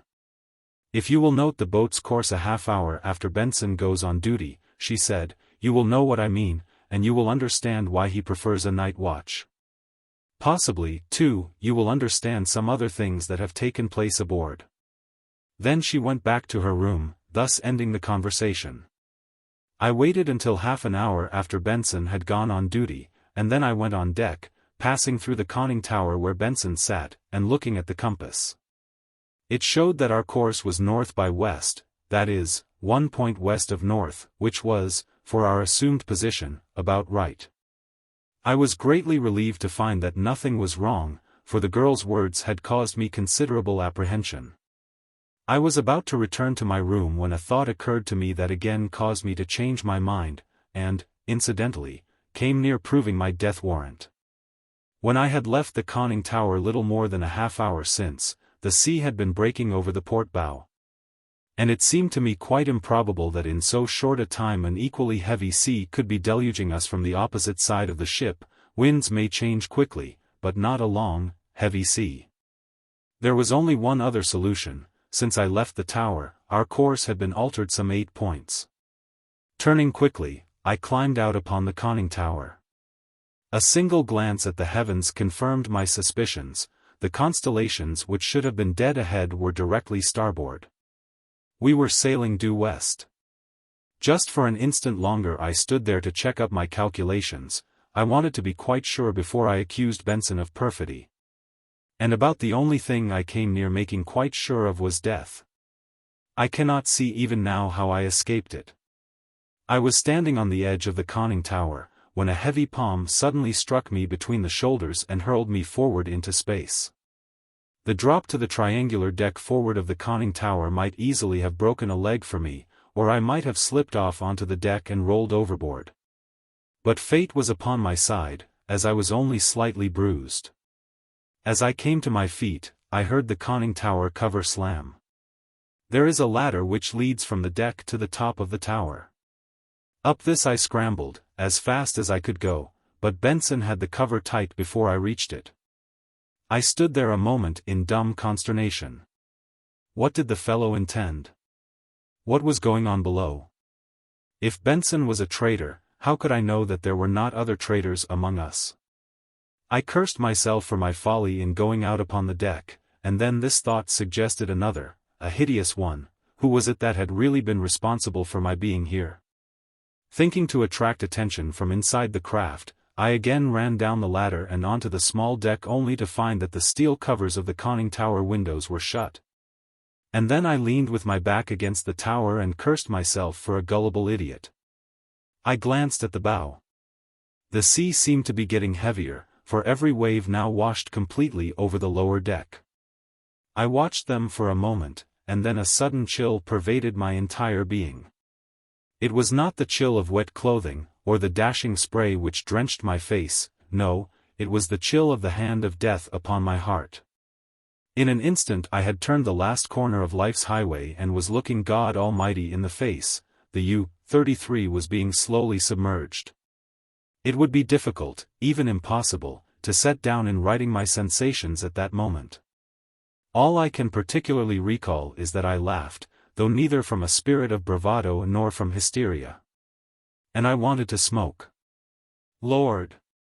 How I did want to smoke, but that was out of the question. I watched the water rise until the little deck I stood on was awash, and then I clambered once more to the top of the conning tower. From the very slow submergence of the boat I knew that Benson was doing the entire trick alone, that he was merely permitting the diving tanks to fill and that the diving rudders were not in use. The throbbing of the engine ceased, and in its stead came the steady vibration of the electric motors. The water was halfway up the conning tower. I had perhaps 5 minutes longer on the deck. I tried to decide what I should do after I was washed away. Should I swim until exhaustion claimed me, or should I give up and end the agony at the first plunge? From below came 2 muffled reports. They sounded not unlike shots. Was Benson meeting with resistance? Personally, it could mean little to me, for even though my men might overcome the enemy, none would know of my predicament until long after it was too late to succor me. The top of the conning tower was now awash. I clung to the wireless mast, while the great waves surged sometimes completely over me. I knew the end was near and, almost involuntarily, I did that which I had not done since childhood, I prayed. After that I felt better. I clung and waited, but the water rose no higher. Instead it receded. Now the top of the conning tower received only the crests of the higher waves, now the little triangular deck below became visible. What had occurred within? Did Benson believe me already gone, and was he emerging because of that belief, or had he and his forces been vanquished? The suspense was more wearing than that which I had endured while waiting for dissolution. Presently the main deck came into view, and then the conning tower opened behind me, and I turned to look into the anxious face of Bradley. An expression of relief overspread his features. "Thank God, man," was all he said as he reached forth and dragged me into the tower. I was cold and numb and rather all in. Another few minutes would have done for me, I am sure, but the warmth of the interior helped to revive me, aided and abetted by some brandy which Bradley poured down my throat, from which it nearly removed the membrane. That brandy would have revived a corpse. When I got down into the centrale, I saw the Germans lined up on one side with a couple of my men with pistols standing over them. Von Skunvorts was among them. On the floor lay Benson, moaning, and beyond him stood the girl, a revolver in one hand. I looked about, bewildered. "What has happened down here?" I asked. "Tell me." Bradley replied. "You see the result, sir," he said. "It might have been a very different result but for Miss LaRue. We were all asleep. Benson had relieved the guard early in the evening, there was no one to watch him, no one but Miss LaRue. She felt the submergence of the boat and came out of her room to investigate. She was just in time to see Benson at the diving rudders. When he saw her, he raised his pistol and fired point-blank at her, but he missed and she fired, and didn't miss. The 2 shots awakened everyone, and as our men were armed, the result was inevitable as you see it, but it would have been very different had it not been for Miss LaRue. It was she who closed the diving tank seacocks and roused Olson and me, and had the pump started to empty them. And there I had been thinking that through her machinations I had been lured to the deck and to my death. I could have gone on my knees to her and begged her forgiveness, or at least I could have, had I not been Anglo-Saxon. As it was, I could only remove my soggy cap and bow and mumble my appreciation. She made no reply, only turned and walked very rapidly toward her room. Could I have heard aright? Was it really a sob that came floating back to me through the narrow aisle of the U-33? Benson died that night. He remained defiant almost to the last, but just before he went out, he motioned to me, and I leaned over to catch the faintly whispered words. "I did it alone," he said. "I did it because I hate you, I hate all your kind. I was kicked out of your shipyard at Santa Monica. I was locked out of California. I am an IWW. I became a German agent, not because I love them, for I hate them too, but because I wanted to injure Americans, whom I hated more. I threw the wireless apparatus overboard. I destroyed the chronometer and the sextant. I devised a scheme for varying the compass to suit my wishes. I told Wilson that I had seen the girl talking with von Skunvorts, and I made the poor egg think he had seen her doing the same thing. I am sorry that my plans failed. I hate you. He didn't die for a half-hour after that, nor did he speak again, aloud, but just a few seconds before he went to meet his maker, his lips moved in a faint whisper. And as I leaned closer to catch his words, what do you suppose I heard? Now, I lay me down to sleep, that was all. Benson was dead. We threw his body overboard. The wind of that night brought on some pretty rough weather with a lot of black clouds which persisted for several days. We didn't know what course we had been holding, and there was no way of finding out, as we could no longer trust the compass, not knowing what Benson had done to it. The long and the short of it was that we cruised about aimlessly until the sun came out again. I'll never forget that day or its surprises. We reckoned, or rather guessed, that we were somewhere off the coast of Peru. The wind, which had been blowing fitfully from the east, suddenly veered around into the south, and presently we felt a sudden chill. Peru, snorted Olsen. When were yez after smellin' icebergs off Peru?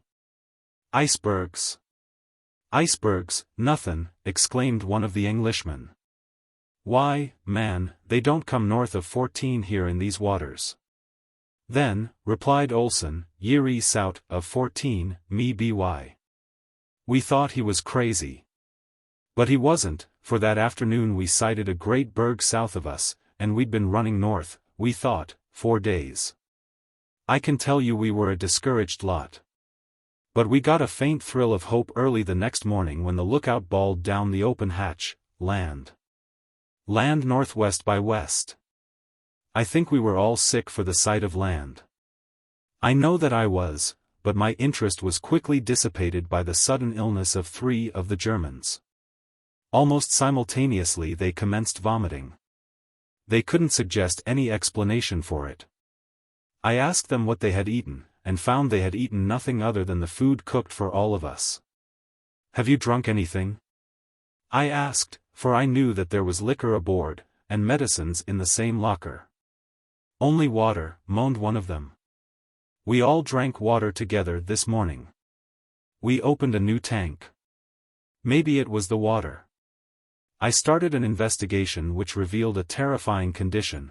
Someone, probably Benson, had poisoned all the running water on the ship. It would have been worse, though, had land not been in sight. The sight of land filled us with renewed hope. Our course had been altered, and we were rapidly approaching what appeared to be a precipitous headland. Cliffs, seemingly rising perpendicularly out of the sea, faded away into the mist upon either hand as we approached. The land before us might have been a continent, so mighty appeared the shoreline. Yet we knew that we must be thousands of miles from the nearest western landmass, New Zealand or Australia. We took our bearings with our crude and inaccurate instruments, we searched the chart. We cudgeled our brains, and at last it was Bradley who suggested a solution. He was in the tower and watching the compass, to which he called my attention. The needle was pointing straight toward the land. Bradley swung the helm hard to starboard. I could feel the U-33 respond, and yet the arrow still clung straight and sure toward the distant cliffs. What do you make of it? I asked him. Did you ever hear of Caproni? He asked. An early Italian navigator? I returned. Yes, he followed Cook about 1721. He is scarcely mentioned even by contemporaneous historians, probably because he got into political difficulties on his return to Italy. It was the fashion to scoff at his claims, but I recall reading one of his works, his only one, I believe, in which he described a new continent in the South Seas. A continent made up of some strange metal, which attracted the compass. A rock-bound, inhospitable coast, without beach or harbor, which extended for hundreds of miles. He could make no landing, nor in the several days he cruised about it did he see sign of life. He called it Caprona and sailed away.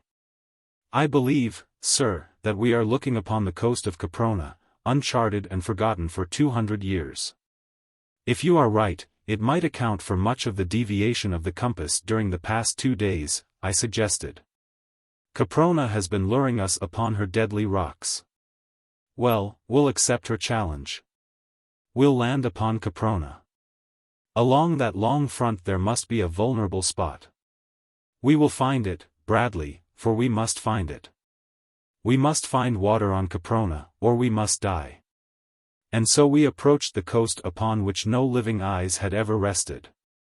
Straight from the ocean's depths rose towering cliffs, shot with brown and blues and greens, withered moss and lichen and the verdigris of copper, and everywhere the rusty ochre of iron parites. The cliff tops, though ragged, were of such uniform height as to suggest the boundaries of a great plateau, and now and again we caught glimpses of verdure topping the rocky escarpment. As though bush or jungle land had pushed outward from a lush vegetation farther inland to signal to an unseeing world that Caprona lived and joyed in life beyond her austere and repellent coast. But metaphor, however poetic, never slaked a dry throat. To enjoy Caprona's romantic suggestions we must have water, and so we came in close, always sounding, and skirted the shore. As close in as we dared cruise, we found fathomless depths, and always the same undented coastline of bald cliffs. As darkness threatened, we drew away and lay well off the coast all night. We had not as yet really commenced to suffer for lack of water. But I knew that it would not be long before we did, and so at the first streak of dawn I moved in again and once more took up the hopeless survey of the forbidding coast. Toward noon we discovered a beach, the first we had seen. It was a narrow strip of sand at the base of a part of the cliff that seemed lower than any we had before scanned. At its foot, half buried in the sand, lay great boulders, mute evidence that in a bygone age some mighty natural force had crumpled Caprona's barrier at this point. It was Bradley who first called our attention to a strange object lying among the boulders above the surf. "Looks like a man," he said, and passed his glasses to me. I looked long and carefully and could have sworn that the thing I saw was the sprawled figure of a human being. Miss LaRue was on deck with us. I turned and asked her to go below. Without a word she did as I bade. Then I stripped, and as I did so, Nobbs looked questioningly at me. He had been wont at home to enter the surf with me, and evidently he had not forgotten it. "What are you going to do, sir?" asked Olson. "I'm going to see what that thing is on shore," I replied. "If it's a man, it may mean that Caprona is inhabited, or it may merely mean that some poor devils were shipwrecked here. I ought to be able to tell from the clothing which is more near the truth." "How about sharks?" queried Olson. "Sure, you ought to carry a knife." "Here you are, sir," cried one of the men. It was a long slim blade he offered, one that I could carry between my teeth, and so I accepted it gladly. "Keep close in," I directed Bradley, and then I dived over the side and struck out for the narrow beach. There was another splash directly behind me, and turning my head, I saw faithful old Nobbs swimming valiantly in my wake. The surf was not heavy, and there was no undertow, so we made shore easily, effecting an equally easy landing. The beach was composed largely of small stones worn smooth by the action of water. There was little sand, though from the deck of the U-33 the beach had appeared to be all sand. And I saw no evidences of mollusca or crustacea such as are common to all beaches I have previously seen. I attribute this to the fact of the smallness of the beach, the enormous depth of surrounding water and the great distance at which Caprona lies from her nearest neighbor. As Nobbs and I approached the recumbent figure farther up the beach, I was appraised by my nose that whether man or not, the thing had once been organic and alive. But that for some time it had been dead. Nobbs halted, sniffed and growled. A little later he sat down upon his haunches, raised his muzzle to the heavens and bade forth a most dismal howl. I shied a small stone at him and bade him shut up. His uncanny noise made me nervous. When I had come quite close to the thing, I still could not say whether it had been man or beast.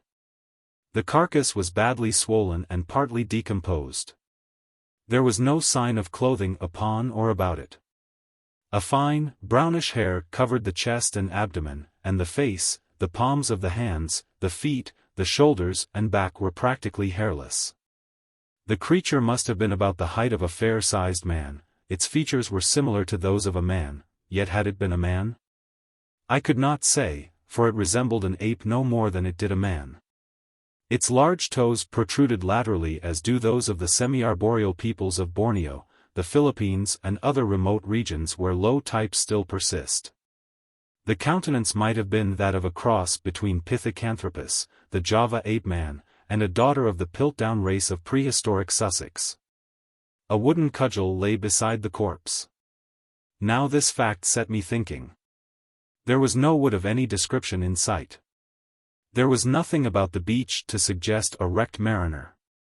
There was absolutely nothing about the body to suggest that it might possibly in life have known a maritime experience. It was the body of a low type of man or a high type of beast. In neither instance would it have been of a seafaring race.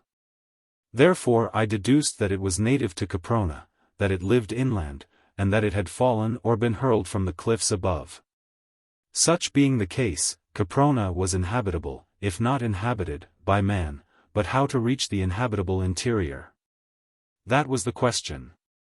A closer view of the cliffs than had been afforded me from the deck of the U-33 only confirmed my conviction that no mortal man could scale those perpendicular heights. There was not a fingerhold, not a toehold, upon them. I turned away baffled. Nobbs and I met with no sharks upon our return journey to the submarine. My report filled everyone with theories and speculations, and with renewed hope and determination.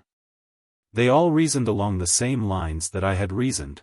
The conclusions were obvious, but not the water. We were now thirstier than ever. The balance of that day we spent in continuing a minute and fruitless exploration of the monotonous coast. There was not another break in the frowning cliffs, not even another minute patch of pebbly beach.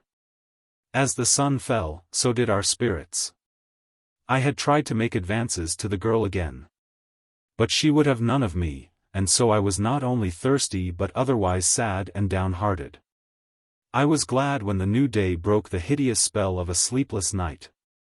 The morning search brought us no shred of hope. Caprona was impregnable, that was the decision of all, yet we kept on. It must have been about 2 bells of the afternoon watch that Bradley called my attention to the branch of a tree, with leaves upon it, floating on the sea. It may have been carried down to the ocean by a river, he suggested.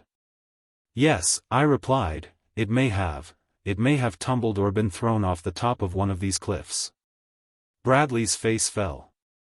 I thought of that, too, he replied, but I wanted to believe the other. Right you are. I cried. We must believe the other until we prove it false. We can't afford to give up heart now, when we need heart most. The branch was carried down by a river, and we are going to find that river. I smote my open palm with a clenched fist, to emphasize a determination unsupported by hope. There! I cried suddenly. See that, Bradley? And I pointed at a spot closer to shore. See that, man? Some flowers and grasses and another leafy branch floated toward us. We both scanned the water and the coastline. Bradley evidently discovered something, or at least thought that he had. He called down for a bucket and a rope, and when they were passed up to him, he lowered the former into the sea and drew it in filled with water. Of this he took a taste, and straightening up, looked into my eyes with an expression of elation, as much as to say, I told you so. This water is warm, he announced, and fresh. I grabbed the bucket and tasted its contents. The water was very warm, and it was fresh, but there was a most unpleasant taste to it. Did you ever taste water from a stagnant pool full of tadpoles? Bradley asked.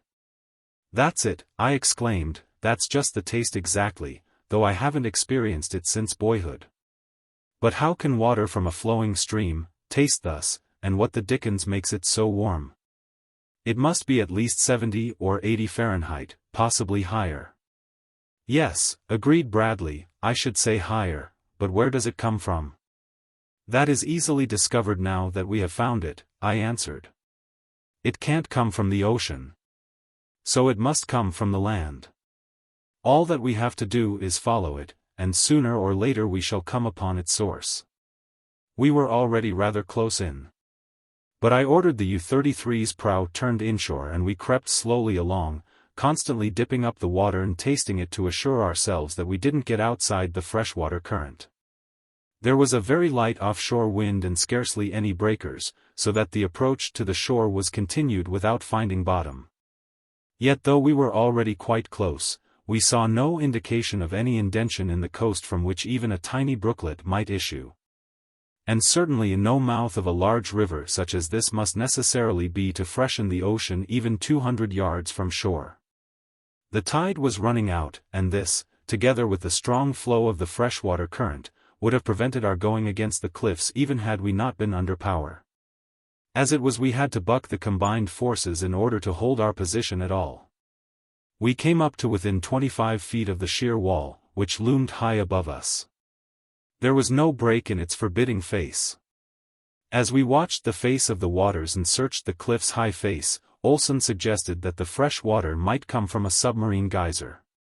This, he said, would account for its heat, but even as he spoke a bush, covered thickly with leaves and flowers, bubbled to the surface and floated off astern. Flowering shrubs don't thrive in the subterranean caverns from which geysers spring, suggested Bradley. Olsen shook his head. It beats me, he said. I've got it. I exclaimed suddenly. Look there. And I pointed at the base of the cliff ahead of us, which the receding tide was gradually exposing to our view. They all looked, and all saw what I had seen, the top of a dark opening in the rock, through which water was pouring out into the sea. It's the subterranean channel of an inland river, I cried. It flows through a land covered with vegetation, and therefore a land upon which the sun shines. No subterranean caverns produce any order of plant life even remotely resembling what we have seen disgorged by this river. Beyond those cliffs lie fertile lands and fresh water, perhaps, game. Ease, sir, said Olsen, behind the cliffs. Ye spoke a true word, sir, behind. Bradley laughed, a rather sorry laugh, though. You might as well call our attention to the fact, sir, he said, that science has indicated that there is fresh water and vegetation on Mars. Not at all, I rejoined. A U-boat isn't constructed to navigate space, but it is designed to travel below the surface of the water. You'd be after sailin' into that blank pocket? Asked Olsen. I would, Olsen, I replied. We haven't one chance for life in 100,000 if we don't find food and water upon Caprona. This water coming out of the cliff is not salt. But neither is it fit to drink, though each of us has drunk. It is fair to assume that inland the river is fed by pure streams, that there are fruits and herbs and game.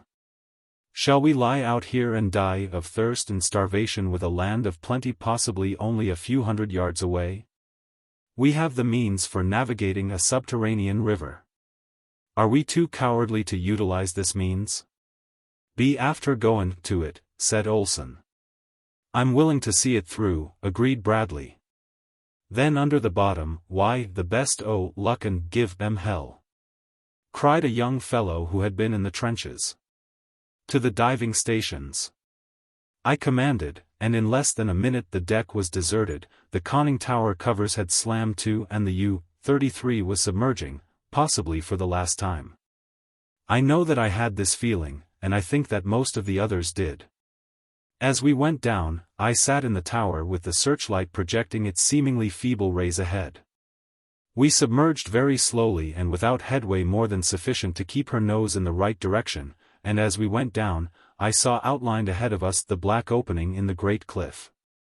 It was an opening that would have admitted a half-dozen U-boats at one and the same time, roughly cylindrical in contour, and dark as the pit of perdition. As I gave the command which sent the U-33 slowly ahead, I could not but feel a certain uncanny presentiment of evil. Where were we going? What lay at the end of this great sewer? Had we bidden farewell forever to the sunlight and life, Or were there before us dangers even greater than those which we now faced? I tried to keep my mind from vain imagining by calling everything which I observed to the eager ears below. I was the eyes of the whole company, and I did my best not to fail them. We had advanced 100 yards, perhaps, when our first danger confronted us. Just ahead was a sharp right-angle turn in the tunnel. I could see the river's flotsam hurtling against the rocky wall upon the left as it was driven on by the mighty current. And I feared for the safety of the U-33 in making so sharp a turn under such adverse conditions. But there was nothing for it but to try. I didn't warn my fellows of the danger. It could have but caused them useless apprehension, for if we were to be smashed against the rocky wall, no power on earth could avert the quick end that would come to us. I gave the command full speed ahead and went charging toward the menace. I was forced to approach the dangerous left-hand wall in order to make the turn, and I depended upon the power of the motors to carry us through the surging waters in safety. Well, we made it. But it was a narrow squeak. As we swung around, the full force of the current caught us and drove the stern against the rocks. There was a thud which sent a tremor through the whole craft, and then a moment of nasty grinding as the steel hull scraped the rock wall. I expected momentarily the inrush of waters that would seal our doom, but presently from below came the welcome word that all was well. In another 50 yards there was a second turn, this time toward the left. But it was more of a gentle curve, and we took it without trouble. After that it was plain sailing, though as far as I could know, there might be most anything ahead of us, and my nerves strained to the snapping point every instant. After the second turn the channel ran comparatively straight for between 150 and 200 yards. The waters grew suddenly lighter, and my spirits rose accordingly. I shouted down to those below that I saw daylight ahead, and a great shout of thanksgiving reverberated through the ship. A moment later we emerged into sunlit water, and immediately I raised the periscope and looked about me upon the strangest landscape I had ever seen. We were in the middle of a broad and now sluggish river, the banks of which were lined by giant, arboraceous ferns, raising their mighty fronds 50, 100, 200 feet into the quiet air. Close by us something rose to the surface of the river and dashed at the periscope. I had a vision of wide, distended jaws, and then all was blotted out. A shiver ran down into the tower as the thing closed upon the periscope. A moment later it was gone, and I could see again. Above the trees there soared into my vision a huge thing on bat-like wings, a creature large as a large whale, but fashioned more after the order of a lizard. Then again something charged the periscope and blotted out the mirror. I will confess that I was almost gasping for breath as I gave the commands to emerge. Into what sort of strange land had fate guided us? The instant the deck was awash, I opened the conning tower hatch and stepped out. In another minute the deck hatch lifted, and those who were not on duty below streamed up the ladder, Olsen bringing Nobbs under one arm. For several minutes no one spoke. I think they must each have been as overcome by awe as was I. All about us was a flora and fauna as strange and wonderful to us as might have been those upon a distant planet had we suddenly been miraculously transported through ether to an unknown world. Even the grass upon the nearer bank was unearthly, lush and high it grew. And each blade bore upon its tip a brilliant flower, violet or yellow or carmine or blue, making as gorgeous a sward as human imagination might conceive. But the life! It teemed. The tall, fern-like trees were alive with monkeys, snakes, and lizards. Huge insects hummed and buzzed hither and thither. Mighty forms could be seen moving upon the ground in the thick forest, while the bosom of the river wriggled with living things. And above flapped the wings of gigantic creatures such as we are taught have been extinct throughout countless ages. "Look," cried Olsen.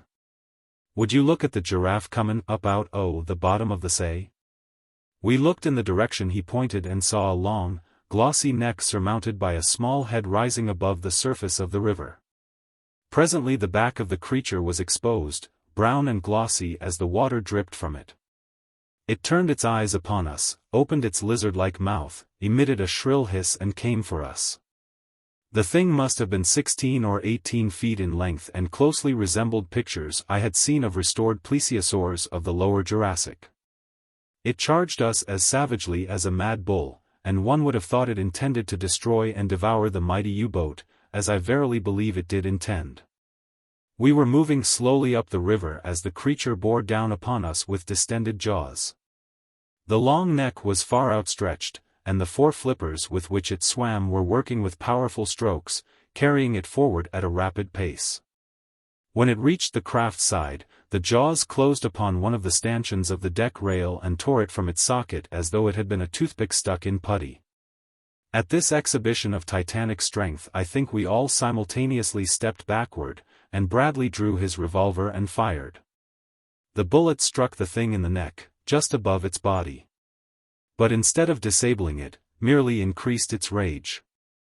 Its hissing rose to a shrill scream as it raised half its body out of water onto the sloping sides of the hull of the U-33 and endeavored to scramble upon the deck to devour us. A dozen shots rang out as we who were armed drew our pistols and fired at the thing. But though struck several times, it showed no signs of succumbing and only floundered farther aboard the submarine.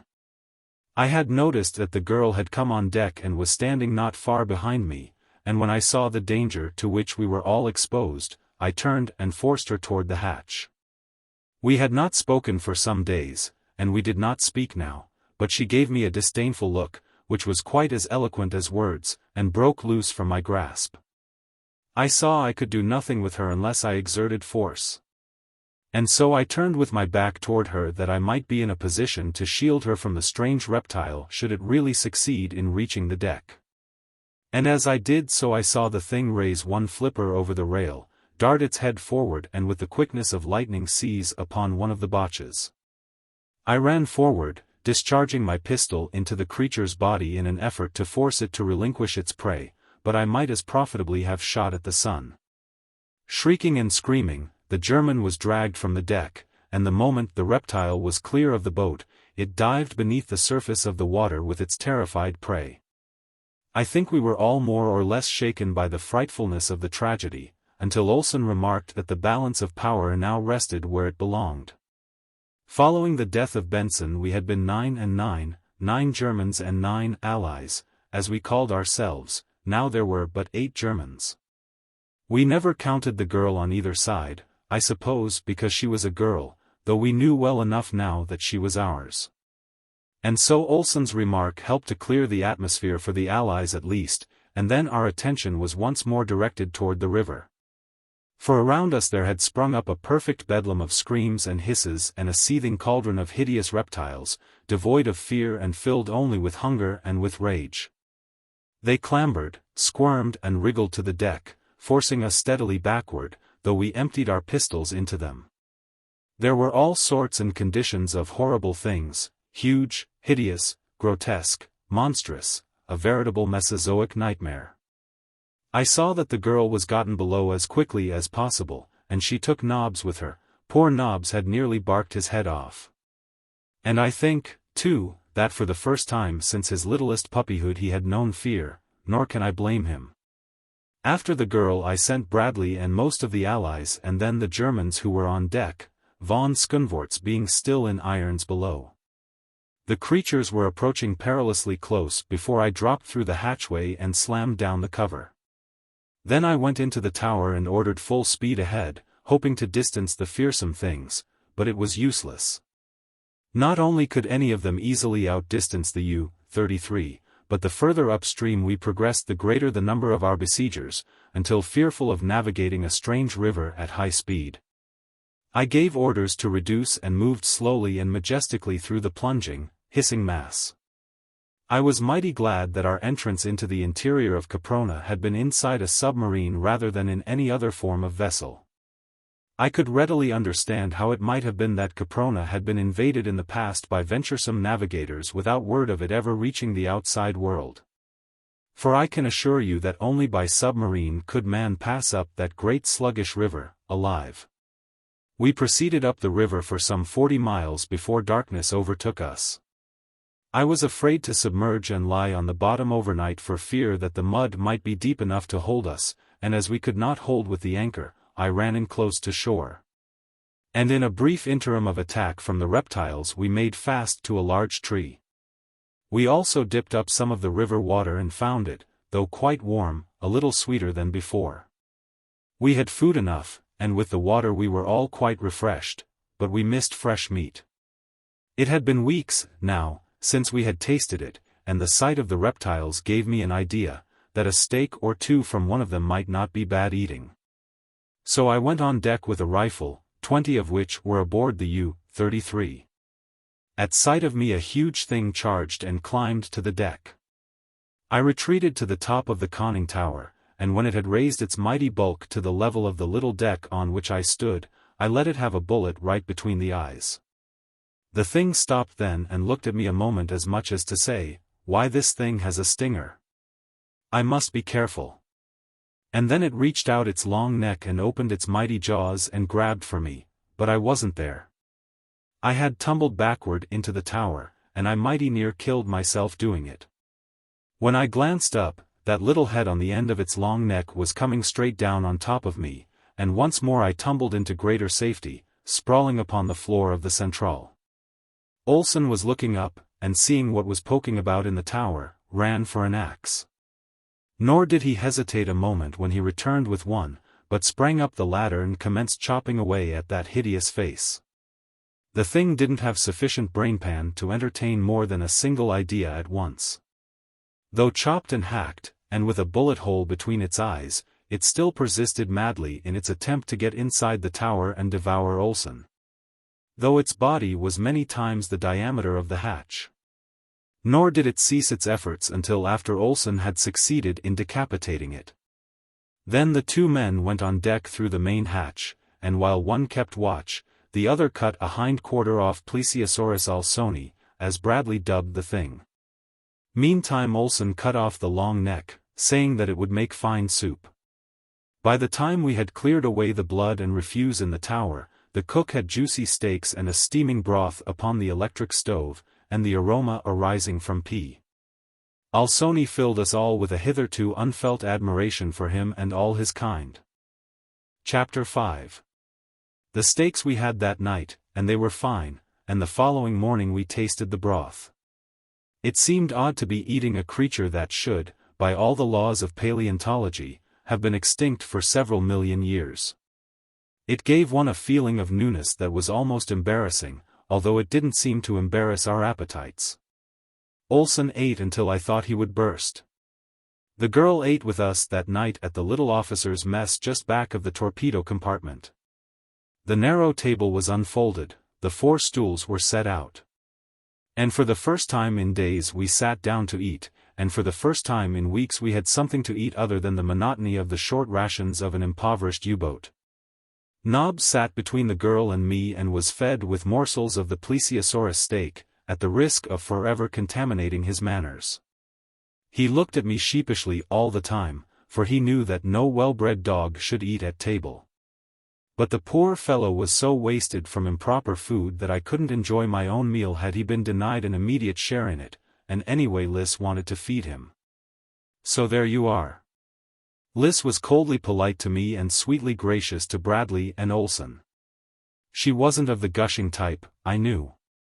So I didn't expect much from her and was duly grateful for the few morsels of attention she threw upon the floor to me. We had a pleasant meal, with only one unfortunate occurrence, when Olsen suggested that possibly the creature we were eating was the same one that ate the German. It was some time before we could persuade the girl to continue her meal, but at last Bradley prevailed upon her. Pointing out that we had come upstream nearly 40 miles since the Boche had been seized, and that during that time we had seen literally thousands of these denizens of the river. Indicating that the chances were very remote that this was the same plesiosaur. And anyway, he concluded, it was only a scheme of Mr. Olsen's to get all the steaks for himself. We discussed the future and ventured opinions as to what lay before us. But we could only theorize at best, for none of us knew. If the whole land was infested by these and similar horrid monsters, life would be impossible upon it. And we decided that we would only search long enough to find and take aboard fresh water and such meat and fruits as might be safely procurable, and then retrace our way beneath the cliffs to the open sea. And so at last we turned into our narrow bunks, hopeful, happy and at peace with ourselves, our lives and our God, to awaken the following morning refreshed and still optimistic. We had an easy time getting away, as we learned later, because the saurians do not commence to feed until late in the morning. From noon to midnight their curve of activity is at its height, while from dawn to about 9 o'clock it is lowest. As a matter of fact, we didn't see one of them all the time we were getting under way, though I had the cannon raised to the deck and manned against an assault. I hoped, but I was none too sure, that shells might discourage them.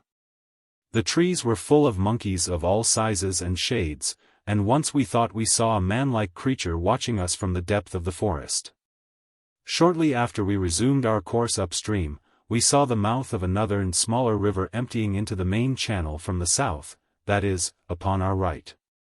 And almost immediately after we came upon a large island 5 or 6 miles in length.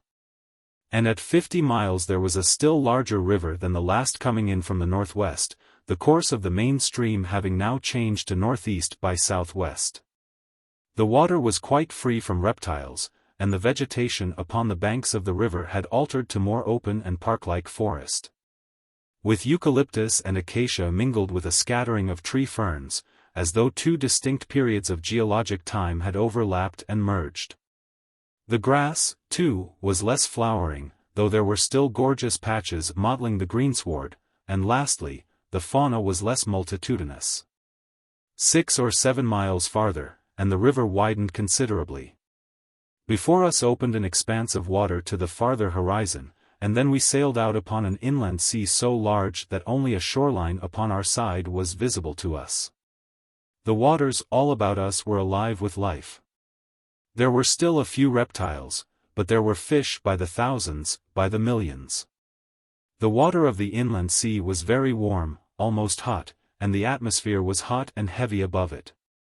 It seemed strange that beyond the buttressed walls of Caprona icebergs floated and the south wind was biting, for only a gentle breeze moved across the face of these living waters. And that was damp and warm. Gradually, we commenced to divest ourselves of our clothing, retaining only sufficient for modesty, but the sun was not hot. It was more the heat of a steam room than of an oven. We coasted up the shore of the lake in a northwesterly direction, sounding all the time. We found the lake deep and the bottom rocky and steeply shelving toward the center, and once when I moved straight out from shore to take other soundings we could find no bottom whatsoever. In open spaces along the shore we caught occasional glimpses of the distant cliffs, and here they appeared only a trifle less precipitous than those which bound Caprona on the seaward side. My theory is that in a far distant era Caprona was a mighty mountain, perhaps the world's mightiest mountain, and that in some titanic eruption volcanic action blew off the entire crest. Blew thousands of feet of the mountain upward and outward and onto the surrounding continent, leaving a great crater. And then, possibly, the continent sank as ancient continents have been known to do, leaving only the summit of Caprona above the sea. The encircling walls, the central lake, the hot springs which feed the lake, all point to such a conclusion. And the fauna and the flora bear indisputable evidence that Caprona was once part of some great landmass.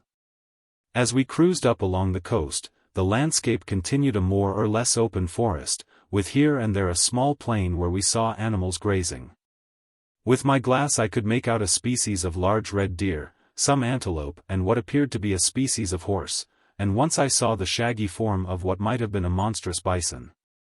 Here was game aplenty. There seemed little danger of starving upon Caprona. The game, however, seemed wary. For the instant the animals discovered us, they threw up their heads and tails and went cavorting off. Those farther inland following the example of the others until all were lost in the mazes of the distant forest. Only the great, shaggy ox stood his ground. With lowered head he watched us until we had passed, and then continued feeding. About 20 miles up the coast from the mouth of the river we encountered low cliffs of sandstone, broken and tortured evidence of the great upheaval which had torn Caprona asunder in the past. Intermingling upon a common level the rock formations of widely separated eras, fusing some and leaving others untouched. We ran along beside them for a matter of 10 miles, arriving off a broad cleft which led into what appeared to be another lake. As we were in search of pure water, we did not wish to overlook any portion of the coast, and so after sounding and finding that we had ample depth, I ran the U-33 between headlands into as pretty a landlocked harbor as sailor men could care to see, with good water right up to within a few yards of the shore. As we cruised slowly along, 2 of the botches again saw what they believed to be a man, or man-like creature, watching us from a fringe of trees 100 yards inland. And shortly after we discovered the mouth of a small stream emptying into the bay. It was the first stream we had found since leaving the river, and I at once made preparations to test its water. To land, it would be necessary to run the U-33 close into the shore, at least as close as we could, for even these waters were infested, though not so thickly, by savage reptiles. I ordered sufficient water let into the diving tanks to lower us about a foot, and then I ran the bow slowly toward the shore, confident that should we run aground, we still had sufficient lifting force to free us when the water should be pumped out of the tanks. But the bow nosed its way gently into the reeds and touched the shore with the keel still clear. My men were all armed now with both rifles and pistols, each having plenty of ammunition. I ordered one of the Germans ashore with a line, and sent 2 of my own men to guard him, for from what little we had seen of Caprona, or Caspak as we learned later to call the interior, we realized that any instant some new and terrible danger might confront us. The line was made fast to a small tree, and at the same time I had the stern anchor dropped. As soon as the Boche and his guard were aboard again, I called all hands on deck, including von Skunvorts. And there I explained to them that the time had come for us to enter into some sort of an agreement among ourselves that would relieve us of the annoyance and embarrassment of being divided into 2 antagonistic parts, prisoners and captors. I told them that it was obvious our very existence depended upon our unity of action. That we were to all intent and purpose entering a new world as far from the seat and causes of our own world war as if millions of miles of space and eons of time separated us from our past lives and habitations. There is no reason why we should carry our racial and political hatreds into Caprona, I insisted. The Germans among us might kill all the English, or the English might kill the last German, without affecting in the slightest degree either the outcome of even the smallest skirmish upon the Western Front or the opinion of a single individual in any belligerent or neutral country. I therefore put the issue squarely to you all. Shall we bury our animosities and work together with and for one another while we remain upon Caprona, or must we continue thus divided and but half-armed? Possibly until death has claimed the last of us? And let me tell you, if you have not already realized it, the chances are 1,000 to 1 that not one of us ever will see the outside world again. We are safe now in the matter of food and water. We could provision the U-33 for a long cruise, but we are practically out of fuel, and without fuel we cannot hope to reach the ocean, as only a submarine can pass through the barrier cliffs. What is your answer? I turned toward von Skunvorts. He eyed me in that disagreeable way of his and demanded to know, in case they accepted my suggestion, what their status would be in event of our finding a way to escape with the U-33. I replied that I felt that if we had all worked loyally together we should leave Caprona upon a common footing. And to that end I suggested that should the remote possibility of our escape in the submarine develop into reality, we should then immediately make for the nearest neutral port and give ourselves into the hands of the authorities, when we should all probably be interned for the duration of the war. To my surprise he agreed that this was fair and told me that they would accept my conditions and that I could depend upon their loyalty to the common cause. I thanked him and then addressed each one of his men individually, and each gave me his word that he would abide by all that I had outlined. It was further understood that we were to act as a military organization under military rules and discipline, I as commander, with Bradley as my first lieutenant and Olsen as my second, in command of the Englishmen. while von Skunvorts was to act as an additional second lieutenant and have charge of his own men. The four of us were to constitute a military court under which men might be tried and sentenced to punishment for infraction of military rules and discipline, even to the passing of the death sentence. I then had arms and ammunition issued to the Germans, and leaving Bradley and 5 men to guard the U-33, the balance of us went ashore. The first thing we did was to taste the water of the little stream, which, to our delight, we found sweet, pure and cold. This stream was entirely free from dangerous reptiles, because, as I later discovered, they became immediately dormant when subjected to a much lower temperature than 70 degrees Fahrenheit. They dislike cold water and keep as far away from it as possible. There were countless brook trout here, and deep holes that invited us to bathe, and along the bank of the stream were trees bearing a close resemblance to ash and beech and oak. Their characteristics evidently induced by the lower temperature of the air above the cold water and by the fact that their roots were watered by the water from the stream rather than from the warm springs which we afterward found in such abundance elsewhere. Our first concern was to fill the water tanks of the U-33 with fresh water, and that having been accomplished, we set out to hunt for game and explore inland for a short distance. Olsen, von Skunvorts, 2 Englishmen and 2 Germans accompanied me, leaving 10 to guard the ship and the girl.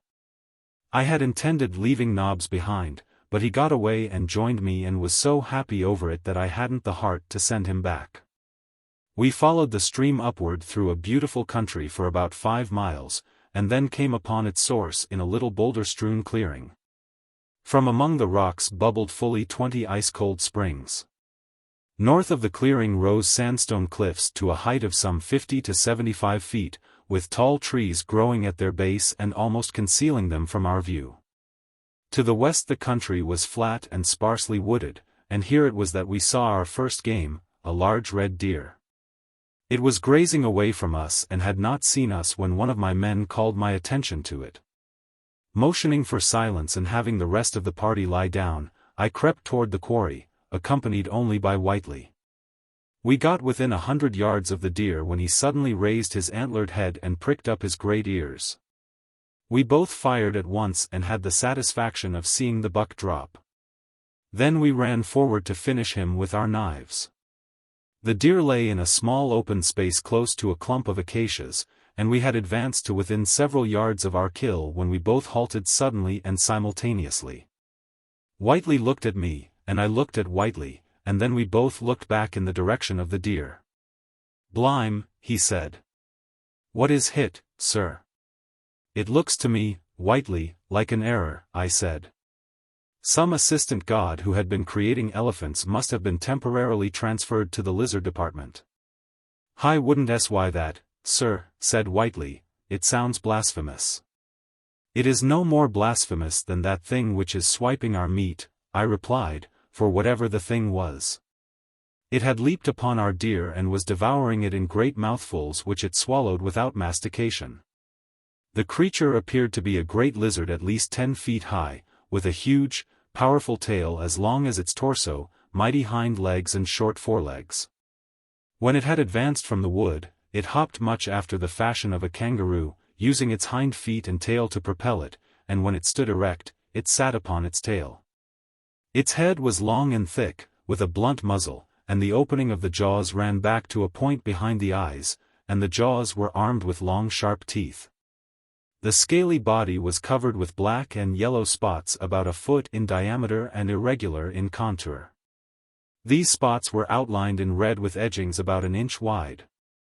The underside of the chest, body and tail were a greenish white. "What is why we pot the bloomin' bird, sir?" suggested Whiteley. I told him to wait until I gave the word. Then we would fire simultaneously, he at the heart and I at the spine. "Hat the sir, yes, sir," he replied, and raised his piece to his shoulder. Our shots rang out together. The thing raised its head and looked about until its eyes rested upon us, then it gave vent to a most appalling hiss that rose to the crescendo of a terrific shriek and came for us. "Beat it, Whiteley!" I cried as I turned to run. We were about a quarter of a mile from the rest of our party, and in full sight of them as they lay in the tall grass watching us. That they saw all that had happened was evidenced by the fact that they now rose and ran toward us, and at their head leaped Nobbs. The creature in our rear was gaining on us rapidly when Nobbs flew past me like a meteor and rushed straight for the frightful reptile. I tried to recall him, but he would pay no attention to me, and as I couldn't see him sacrificed, I, too, stopped and faced the monster.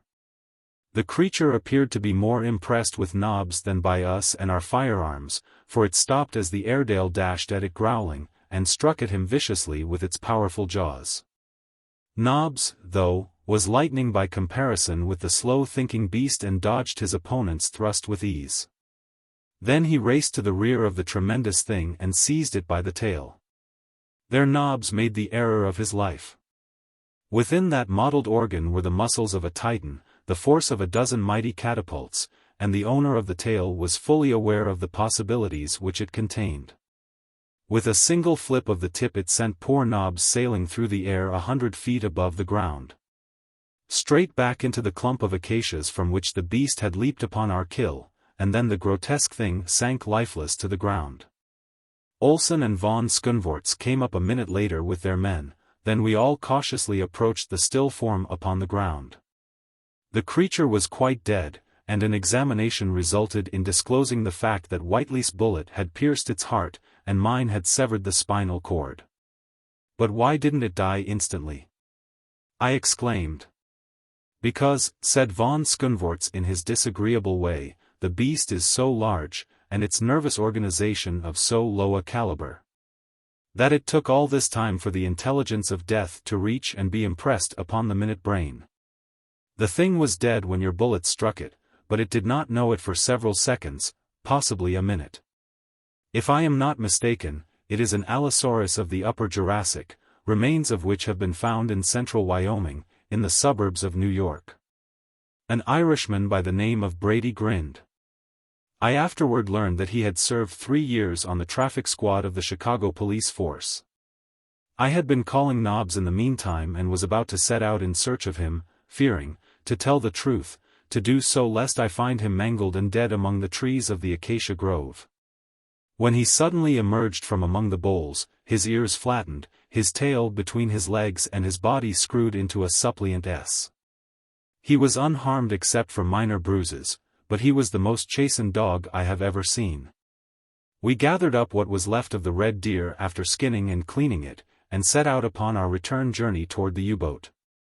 On the way Olsen, von Skundvorts, and I discussed the needs of our immediate future, and we were unanimous in placing foremost the necessity of a permanent camp on shore. The interior of a U-boat is about as impossible and uncomfortable an abiding place as one can well imagine, and in this warm climate, and in warm water, it was almost unendurable. So we decided to construct a palisade camp. Chapter 6. As we strolled slowly back toward the boat, planning and discussing this, we were suddenly startled by a loud and unmistakable detonation. "A shell from the U-33!" exclaimed von Skundvorts. "What can be after signifyin'?" queried Olsen. "They are in trouble," I answered for all, "and it's up to us to get back to them. Drop that carcass," I directed the men carrying the meat, "and follow me." I set off at a rapid run in the direction of the harbor. We ran for the better part of a mile without hearing anything more from the direction of the harbor, and then I reduced the speed to a walk. For the exercise was telling on us who had been cooped up for so long in the confined interior of the U-33. Puffing and panting, we plodded on until within about a mile of the harbor we came upon a sight that brought us all up standing. We had been passing through a little heavier timber than was usual to this part of the country, when we suddenly emerged into an open space in the center of which was such a band as might have caused the most courageous to pause. It consisted of upward of 500 individuals representing several species closely allied to man. There were anthropoid apes and gorillas, these I had no difficulty in recognizing. But there were other forms which I had never before seen, and I was hard put to it to say whether they were ape or man. Some of them resembled the corpse we had found upon the narrow beach against Caprona's seawall, while others were of a still lower type, more nearly resembling the apes. And yet others were uncannily manlike, standing there erect, being less hairy and possessing better-shaped heads. There was one among the lot, evidently the leader of them, who bore a close resemblance to the so-called Neanderthal man of La Chapelle aux Saints. There was the same short, stocky trunk upon which rested an enormous head habitually bent forward into the same curvature as the back, the arms shorter than the legs, and the lower leg considerably shorter than that of modern man, the knees bent forward and never straightened. This creature and one or two others who appeared to be of a lower order than he, yet higher than that of the apes, carried heavy clubs. The others were armed only with giant muscles and fighting fangs, nature's weapons. All were males, and all were entirely naked. Nor was there upon even the highest among them a sign of ornamentation. At sight of us they turned with bared fangs and low growls to confront us. I did not wish to fire among them unless it became absolutely necessary, and so I started to lead my party around them. But the instant that the Neanderthal man guessed my intention, he evidently attributed it to cowardice upon our part, and with a wild cry he leaped toward us, waving his cudgel above his head. The others followed him, and in a minute we should have been overwhelmed. I gave the order to fire, and at the first volley 6 of them went down, including the Neanderthal man. The others hesitated a moment and then broke for the trees, some running nimbly among the branches, while others lost themselves to us between the boles. Both von Skunvorts and I noticed that at least 2 of the higher, manlike types took to the trees quite as nimbly as the apes, while others that more nearly approached man in carriage and appearance sought safety upon the ground with the gorillas. An examination disclosed that 5 of our erstwhile opponents were dead and the 6th, the Neanderthal man, was but slightly wounded, a bullet having glanced from his thick skull, stunning him. We decided to take him with us to camp, and by means of belts we managed to secure his hands behind his back and place a leash around his neck before he regained consciousness. We then retraced our steps for our meat, being convinced by our own experience that those aboard the U-33 had been able to frighten off this party with a single shell, but when we came to where we had left the deer it had disappeared. On the return journey Whiteley and I preceded the rest of the party by about 100 yards in the hope of getting another shot at something edible. For we were all greatly disgusted and disappointed by the loss of our venison. Whiteley and I advanced very cautiously, and not having the whole party with us, we fared better than on the journey out, bagging 2 large antelope not a half-mile from the harbor. So with our game and our prisoner we made a cheerful return to the boat, where we found that all were safe. On the shore a little north of where we lay there were the corpses of 20 of the wild creatures who had attacked Bradley and his party in our absence, and the rest of whom we had met and scattered a few minutes later. We felt that we had taught these wild ape men a lesson and that because of it we would be safer in the future, at least safer from them. But we decided not to abate our carefulness one whit, feeling that this new world was filled with terrors still unknown to us, nor were we wrong. The following morning we commenced work upon our camp, Bradley, Olsen, von Skunvorts, Miss LaRue, and I having sat up half the night discussing the matter and drawing plans. We set the men at work felling trees, selecting for the purpose jarrah, a hard, weather-resisting timber which grew in profusion nearby. Half the men labored while the other half stood guard, alternating each hour with an hour off at noon. Olsen directed this work. Bradley, von Skunvorts and I, with Miss LaRue's help, staked out the various buildings and the outer wall. When the day was done, we had quite an array of logs nicely notched and ready for our building operations on the morrow, and we were all tired. For after the buildings had been staked out we all fell in and helped with the logging, all but von Skunvorts. He, being a Prussian and a gentleman, couldn't stoop to such menial labor in the presence of his men, and I didn't see fit to ask it of him, as the work was purely voluntary upon our part. He spent the afternoon shaping a swagger stick from the branch of jarrah and talking with Miss LaRue, who had sufficiently unbent toward him to notice his existence. We saw nothing of the wild men of the previous day, and only once were we menaced by any of the strange denizens of Caprona, when some frightful nightmare of the sky swooped down upon us, only to be driven off by a fusillade of bullets. The thing appeared to be some variety of pterodactyl, and what with its enormous size and ferocious aspect was most awe-inspiring. There was another incident, too, which to me at least was far more unpleasant than the sudden onslaught of the prehistoric reptile. Two of the men, both Germans, were stripping a felled tree of its branches. Von Skunvorts had completed his swagger stick, and he and I were passing close to where the two worked. One of them threw to his rear a small branch that he had just chopped off, and as misfortune would have it, it struck von Skunvorts across the face. It couldn't have hurt him, for it didn't leave a mark, but he flew into a terrific rage, shouting, "Attention," in a loud voice. The sailor immediately straightened up, faced his officer, clicked his heels together and saluted. "Pig!" roared the Baron, and struck the fellow across the face, breaking his nose. I grabbed von Skunvort's arm and jerked him away before he could strike again, if such had been his intention, and then he raised his little stick to strike me. But before it descended the muzzle of my pistol was against his belly, and he must have seen in my eyes that nothing would suit me better than an excuse to pull the trigger. Like all his kind and all other bullies, von Skunvorts was a coward at heart, and so he dropped his hand to his side and started to turn away. But I pulled him back. And there before his men I told him that such a thing must never again occur, that no man was to be struck or otherwise punished other than in due process of the laws that we had made and the court that we had established. All the time the sailor stood rigidly at attention. Nor could I tell from his expression whether he most resented the blow his officer had struck him or my interference in the gospel of the Kaiser breed. Nor did he move until I said to him, "Plesser, you may return to your quarters and dress your wound." Then he saluted and marched stiffly off toward the U-33. Just before dusk we moved out into the bay 100 yards from shore and dropped anchor, for I felt that we should be safer there than elsewhere. I also detailed men to stand watch during the night and appointed Olsen officer of the watch for the entire night, telling him to bring his blankets on deck and get what rest he could. At dinner we tasted our first roast caprona antelope, and we had a mess of greens that the cook had found growing along the stream. All during the meal von Skunvorts was silent and surly.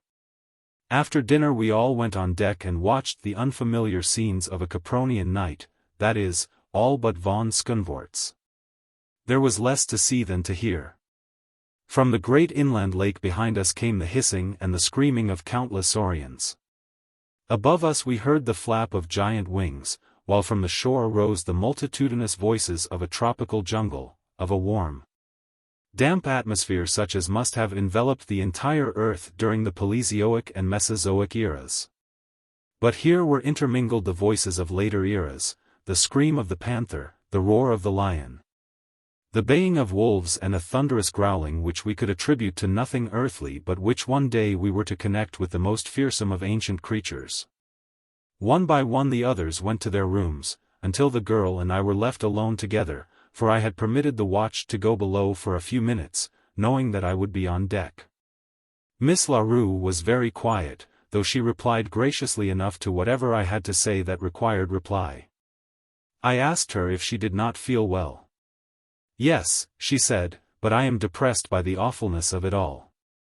I feel of so little consequence, so small and helpless in the face of all these myriad manifestations of life stripped to the bone of its savagery and brutality.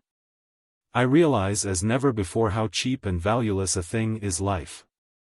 Life seems a joke, a cruel, grim joke. You are a laughable incident or a terrifying one as you happen to be less powerful or more powerful than some other form of life which crosses your path. But as a rule you are of no moment whatsoever to anything but yourself. You are a comic little figure, hopping from the cradle to the grave. Yes, that is our trouble, we take ourselves too seriously. But Caprona should be a sure cure for that." She paused and laughed. "You have evolved a beautiful philosophy," I said. "It fills such a longing in the human breast. It is full, it is satisfying, it is ennobling. What wondrous strides toward perfection the human race might have made if the first man had evolved it and it had persisted until now as the creed of humanity. I don't like irony, she said. It indicates a small soul. What other sort of soul, then, would you expect from a comic little figure hopping from the cradle to the grave? I inquired. And what difference does it make, anyway, what you like and what you don't like? You are here for but an instant, and you mustn't take yourself too seriously. She looked up at me with a smile. I imagine that I am frightened and blue, she said, and I know that I am very, very homesick and lonely. There was almost a sob in her voice as she concluded. It was the first time that she had spoken thus to me. Involuntarily, I laid my hand upon hers where it rested on the rail. I know how difficult your position is, I said. But don't feel that you are alone. There is one here who would do anything in the world for you, I ended lamely. She did not withdraw her hand, and she looked up into my face with tears on her cheeks, and I read in her eyes the thanks her lips could not voice. Then she looked away across the weird moonlit landscape and sighed. Evidently her newfound philosophy had tumbled about her ears, for she was seemingly taking herself seriously. I wanted to take her in my arms and tell her how I loved her, and had taken her hand from the rail and started to draw her toward me when Olsen came blundering up on deck with his bedding. The following morning we started building operations in earnest, and things progressed finely. The Neanderthal man was something of a care, for we had to keep him in irons all the time, and he was mighty savage when approached. But after a time he became more docile, and then we tried to discover if he had a language. Liz spent a great deal of time talking to him and trying to draw him out. But for a long while she was unsuccessful. It took us 3 weeks to build all the houses, which we constructed close by a cold spring some 2 miles from the harbor. We changed our plans a trifle when it came to building the palisade, for we found a rotted cliff nearby where we could get all the flat building stone we needed. And so we constructed a stone wall entirely around the buildings. It was in the form of a square, with bastions and towers at each corner which would permit an enfilading fire along any side of the fort, and was about 135 feet square on the outside. With walls 3 feet thick at the bottom and about 1.5 feet wide at the top, and 15 feet high. It took a long time to build that wall, and we all turned in and helped except von Skunvorts, who, by the way, had not spoken to me except in the line of official business since our encounter, a condition of armed neutrality which suited me to a T. We have just finished it, the last touches being put on today. I quit about a week ago and commenced working on this chronicle for our strange adventures, which will account for any minor errors in chronology which may have crept in. There was so much material that I may have made some mistakes, but I think they are but minor and few. I see in reading over the last few pages that I neglected to state that Liz finally discovered that the Neanderthal man possessed a language. She has learned to speak it, and so have I, to some extent. It was he, his name he says is AM, or AHM, who told us that this country is called Caspak. When we asked him how far it extended, he waved both arms about his head in an all-including gesture which took in, apparently, the entire universe. He is more tractable now, and we are going to release him, for he has assured us that he will not permit his fellows to harm us. He calls us Gallus and says that in a short time he will be a Gallu. It is not quite clear to us what he means. He says that there are many Gallus north of us, and that as soon as he becomes one he will go and live with them. AHM went out to hunt with us yesterday and was much impressed by the ease with which our rifles brought down antelopes and deer. We have been living upon the fat of the land, AHM having shown us the edible fruits, tubers and herbs, and twice a week we go out after fresh meat. A certain proportion of this we dry and store away, for we do not know what may come. Our drying process is really smoking. We have also dried a large quantity of 2 varieties of cereal which grow wild a few miles south of us.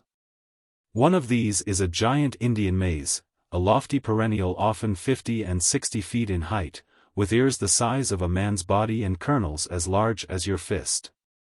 We have had to construct a second storehouse for the great quantity of this that we have gathered. September 3, 1916, 3 months ago today the torpedo from the U-33 started me from the peaceful deck of the American liner upon the strange voyage which has ended here in Caspak.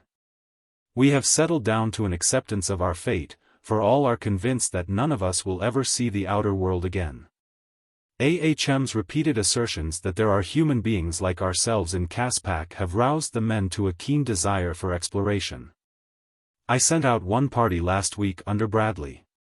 AHM, who is now free to go and come as he wishes, accompanied them. They marched about 25 miles due west, encountering many terrible beasts and reptiles and not a few man-like creatures whom AHM sent away.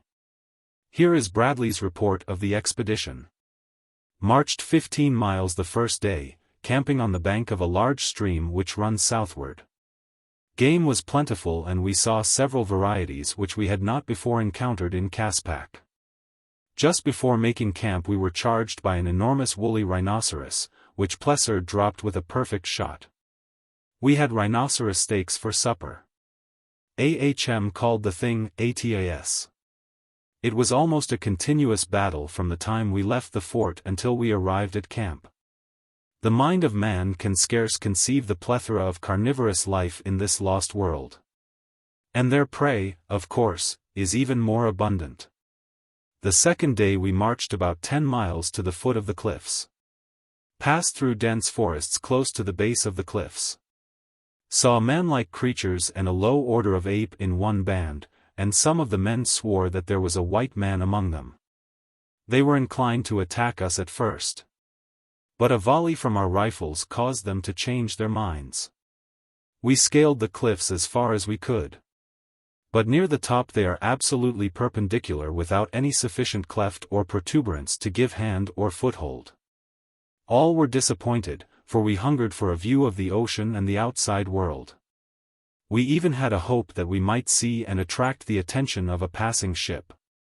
Our exploration has determined one thing which will probably be of little value to us and never heard of beyond Caprona's walls: this crater was once entirely filled with water.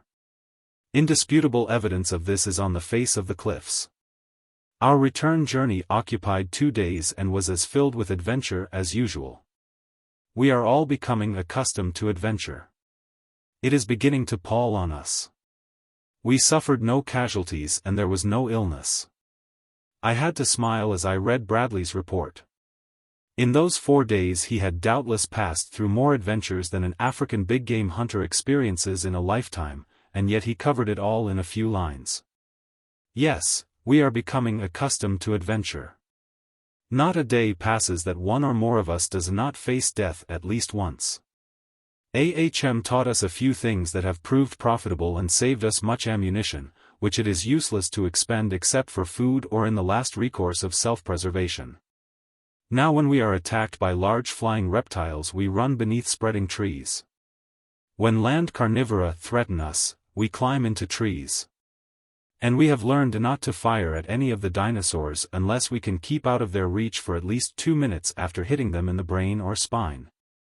Or 5 minutes after puncturing their hearts, it takes them so long to die. To hit them elsewhere is worse than useless, for they do not seem to notice it, and we had discovered that such shots do not kill or even disable them. September 7, 1916, much has happened since I last wrote. Bradley is away again on another exploration expedition to the cliffs. He expects to be gone several weeks and to follow along their base in search of a point where they may be scaled. He took Sinclair, Brady, James, and Tippett with him. AHM has disappeared. He has been gone about 3 days. But the most startling thing I have on record is that von Skunvorts and Olsen while out hunting the other day discovered oil about 15 miles north of us beyond the sandstone cliffs. Olsen says there is a geyser of oil there, and von Skunvorts is making preparations to refine it. If he succeeds, we shall have the means for leaving Caspak and returning to our own world. I can scarce believe the truth of it. We are all elated to the 7th heaven of bliss. Pray God we shall not be disappointed. I have tried on several occasions to broach the subject of my love to Lys, but she will not listen. Chapter 7. October 8, 1916, this is the last entry I shall make upon my manuscript. When this is done, I shall be through. Though I may pray that it reaches the haunts of civilized man, my better judgment tells me that it will never be perused by other eyes than mine, and that even though it should, it would be too late to avail me. I am alone upon the summit of the great cliff overlooking the broad Pacific. A chill south wind bites at my marrow, while far below me I can see the tropic foliage of Caspak on the one hand and huge icebergs from the near Antarctic upon the other. Presently I shall stuff my folded manuscript into the thermos bottle I have carried with me for the purpose since I left the Fort Dinosaur we named it, and hurl it far outward over the cliff top into the Pacific. What current washes the shore of Caprona I know not, whither my bottle will be borne I cannot even guess. But I have done all that mortal man may do to notify the world of my whereabouts and the dangers that threaten those of us who remain alive in Caspak, if there be any other than myself. About the 8th of September I accompanied Olsen and von Skundvorts to the oil geyser. Lys came with us, and we took a number of things which von Skundvorts wanted for the purpose of erecting a crude refinery. We went up the coast some 10 or 12 miles in the U-33. Tying up to shore near the mouth of a small stream which emptied great volumes of crude oil into the sea, I find it difficult to call this great lake by any other name. Then we disembarked and went inland about 5 miles, where we came upon a small lake entirely filled with oil, from the center of which a geyser of oil spouted. On the edge of the lake we helped von Skundvorts build his primitive refinery. We worked with him for 2 days until he got things fairly well started, and then we returned to Fort Dinosaur, as I feared that Bradley might return and be worried by our absence. The U-33 merely landed those of us that were to return to the fort and then retraced its course toward the oil well. Olsen, Whiteley, Wilson, Miss LaRue, and myself disembarked, while von Skundvorts and his German crew returned to refine the oil. The next day Plesser and 2 other Germans came down overland for ammunition. Plesser said they had been attacked by wild men and had exhausted a great deal of ammunition. He also asked permission to get some dried meat and maize, saying that they were so busy with the work of refining that they had no time to hunt. I let him have everything he asked for, and never once did a suspicion of their intentions enter my mind. They returned to the oil well the same day, while we continued with the multitudinous duties of camp life. For 3 days nothing of moment occurred. Bradley did not return. Nor did we have any word from von Skundvorts. In the evening Lys and I went up into one of the bastion towers and listened to the grim and terrible nightlife of the frightful ages of the past. Once a saber-tooth screamed almost beneath us, and the girl shrank close against me. As I felt her body against mine, all the pent love of these 3 long months shattered the bonds of timidity and conviction. And I swept her up into my arms and covered her face and lips with kisses. She did not struggle to free herself, but instead her dear arms crept up about my neck and drew my own face even closer to hers. "You love me, Lys?" I cried. I felt her head nod an affirmative against my breast. "Tell me, Lys," I begged, "tell me in words how much you love me." Low and sweet and tender came the answer, "I love you beyond all conception." My heart filled with rapture then, and it fills now as it has each of the countless times I have recalled those dear words, as it shall fill always until death has claimed me. I may never see her again, she may not know how I love her, she may question, she may doubt. But always true and steady, and warm with the fires of love my heart beats for the girl who said that night, "I love you beyond all conception." For a long time we sat there upon the little bench constructed for the sentry that we had not as yet thought it necessary to post in more than one of the 4 towers. We learned to know one another better in those 2 brief hours than we had in all the months that had intervened since we had been thrown together. She told me that she had loved me from the first, and that she never had loved von Skundvorts, their engagement having been arranged by her aunt for social reasons. That was the happiest evening of my life, nor ever do I expect to experience its like, but at last, as is the way of happiness, it terminated. We descended to the compound, and I walked with Lys to the door of her quarters. There again she kissed me and bade me good night, and then she went in and closed the door. I went to my own room, and there I sat by the light of one of the crude candles we had made from the tallow of the beasts we had killed, and lived over the events of the evening. At last I turned in and fell asleep, dreaming happy dreams and planning for the future, for even in savage Caspak I was bound to make my girl safe and happy. It was daylight when I awoke. Wilson, who was acting as cook, was up and astir at his duties in the cookhouse. The others slept, but I arose and followed by Nobbs went down to the stream for a plunge. As was our custom, I went armed with both rifle and revolver. But I stripped and had my swim without further disturbance than the approach of a large hyena, a number of which occupied caves in the sandstone cliffs north of the camp. These brutes are enormous and exceedingly ferocious. I imagine they correspond with the cave hyena of prehistoric times. This fellow charged Nobbs, whose Capronian experiences had taught him that discretion is the better part of valor, with the result that he dived head foremost into the stream beside me after giving vent to a series of ferocious growls which had no more effect upon hyena Speleus than might a sweet smile upon an enraged tusker. Afterward I shot the beast, and Nobbs had a feast while I dressed, for he had become quite a raw meat eater during our numerous hunting expeditions. Upon which we always gave him a portion of the kill. Whiteley and Olson were up and dressed when we returned, and we all sat down to a good breakfast. I could not but wonder at Lys' absence from the table, for she had always been one of the earliest risers in camp. So about 9 o'clock, becoming apprehensive lest she might be indisposed, I went to the door of her room and knocked. I received no response, though I finally pounded with all my strength. Then I turned the knob and entered, only to find that she was not there.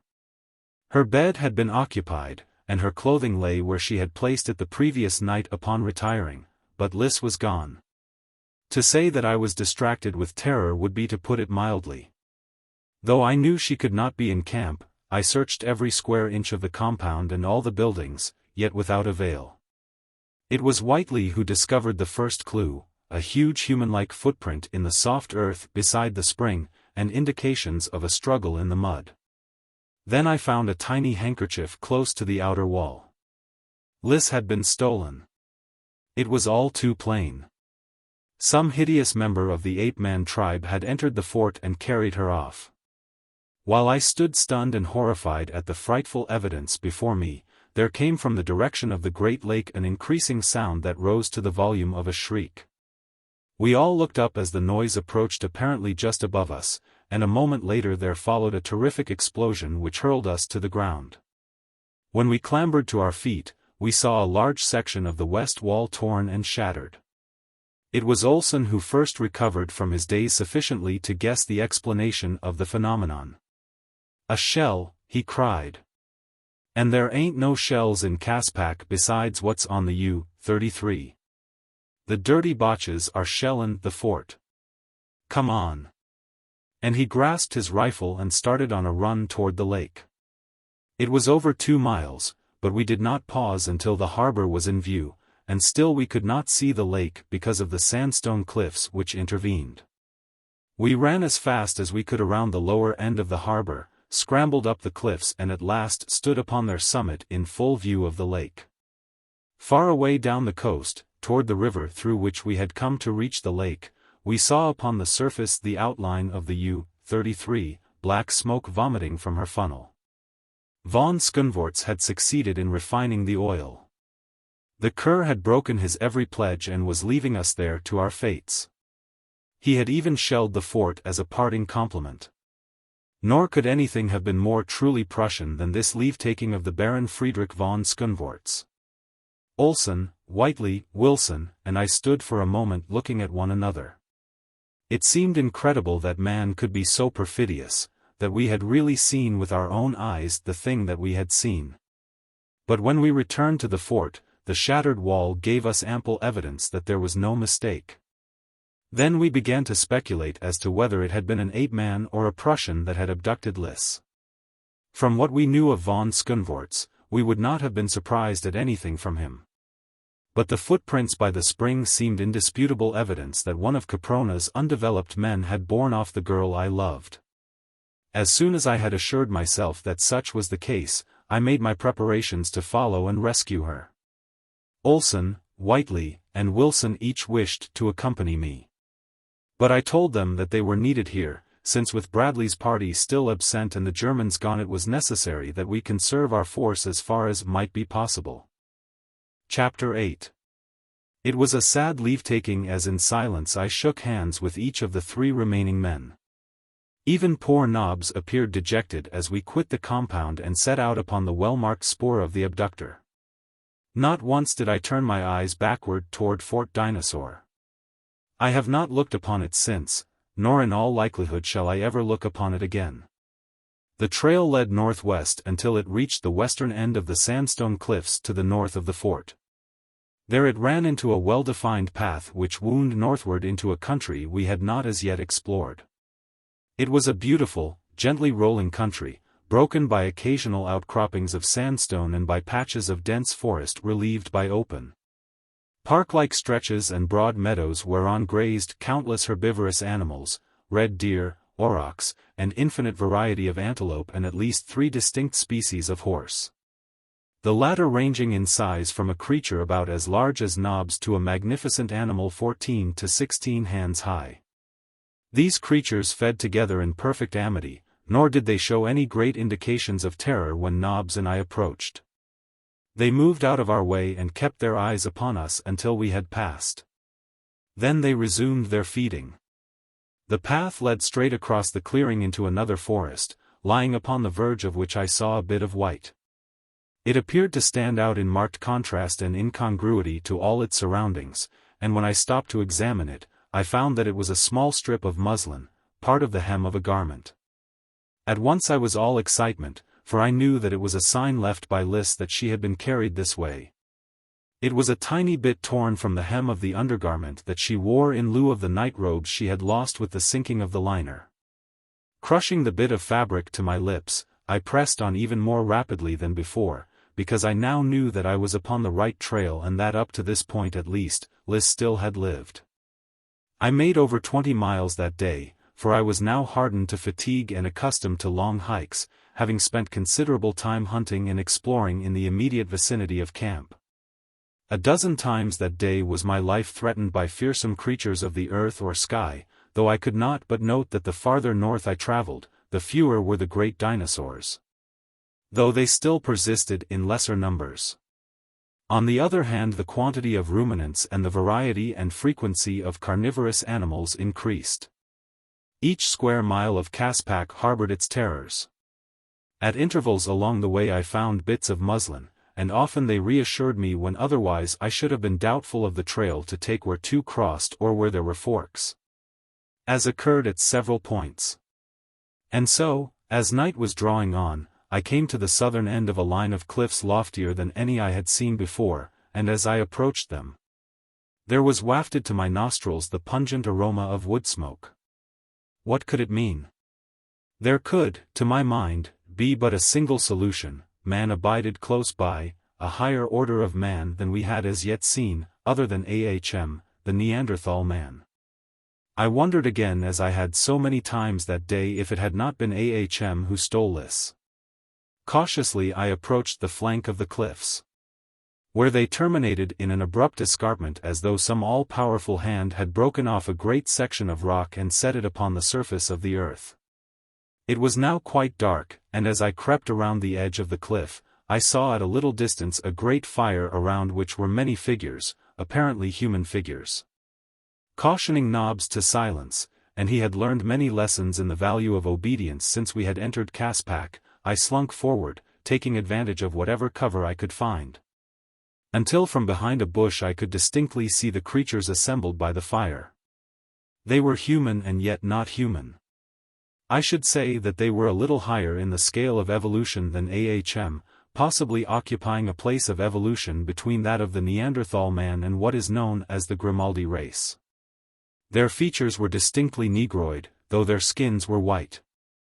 A considerable portion of both torso and limbs were covered with short hair, and their physical proportions were in many aspects ape-like, though not so much so as were AHM's. They carried themselves in a more erect position, although their arms were considerably longer than those of the Neanderthal man.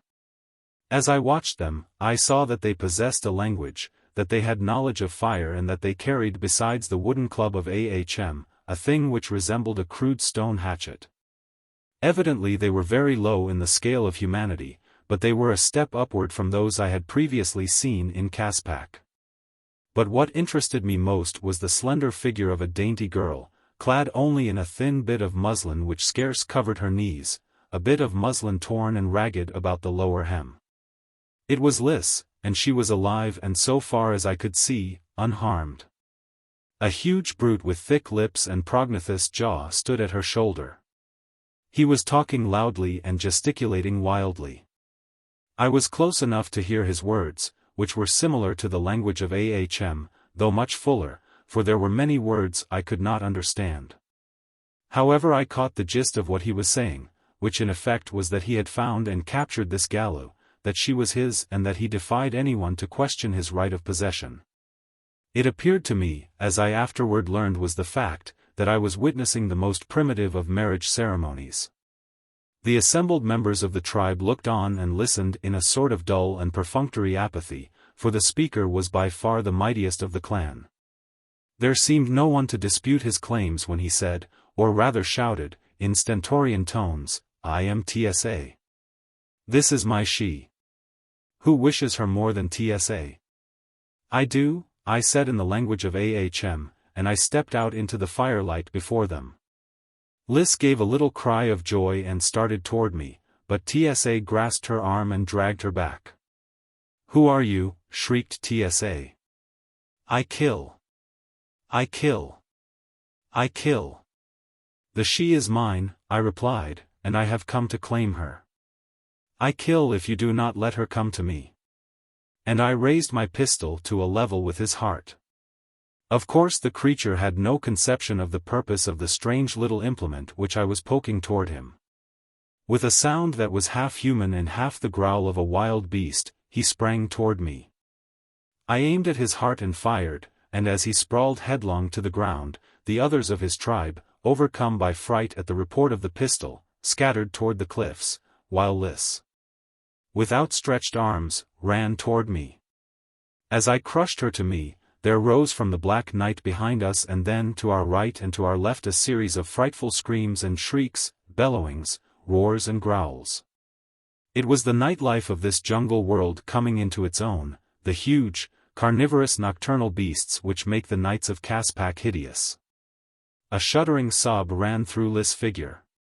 "Oh God," she cried, "give me the strength to endure, for his sake." I saw that she was upon the verge of a breakdown, after all that she must have passed through of fear and horror that day, and I tried to quiet and reassure her as best I might. But even to me the future looked most unpromising, for what chance of life had we against the frightful hunters of the night who even now were prowling closer to us? Now I turned to see what had become of the tribe, and in the fitful glare of the fire I perceived that the face of the cliff was pitted with large holes into which the man-things were clambering. "Come," I said to Lys, "we must follow them. We cannot last a half-hour out here. We must find a cave." Already we could see the blazing green eyes of the hungry carnivora. I seized a brand from the fire and hurled it out into the night, and there came back an answering chorus of savage and rageful protest, but the eyes vanished for a short time. Selecting a burning branch for each of us, we advanced toward the cliffs, where we were met by angry threats. "They will kill us," said Lys. "We may as well keep on in search of another refuge." "They will not kill us so surely as will those others out there," I replied. "I am going to seek shelter in one of these caves, nor will the man-things prevent." And I kept on in the direction of the cliff's base. A huge creature stood upon a ledge and brandished his stone hatchet. "Come and I will kill you and take the she," he boasted. "You saw how TSA fared when he would have kept my she," I replied in his own tongue. Thus will you fare and all your fellows if you do not permit us to come in peace among you out of the dangers of the night. Go north, he screamed. Go north among the Gallus, and we will not harm you. Some day will we be Gallus, but now we are not. You do not belong among us. Go away or we will kill you. The she may remain if she is afraid, and we will keep her, but the he must depart. The he won't depart, I replied, and approached still nearer. Rough and narrow ledges formed by nature gave access to the upper caves. A man might scale them if unhampered and unhindered, but to clamber upward in the face of a belligerent tribe of half-men and with a girl to assist was beyond my capability. I do not fear you, screamed the creature. You were close to TSA, but I am far above you. You cannot harm me as you harmed TSA. Go away. I placed a foot upon the lowest ledge and clambered upward, reaching down and pulling Lys to my side. Already I felt safer. Soon we would be out of danger of the beasts again closing in upon us. The man above us raised his stone hatchet above his head and leaped lightly down to meet us. His position above me gave him a great advantage, or at least so he probably thought, for he came with every show of confidence.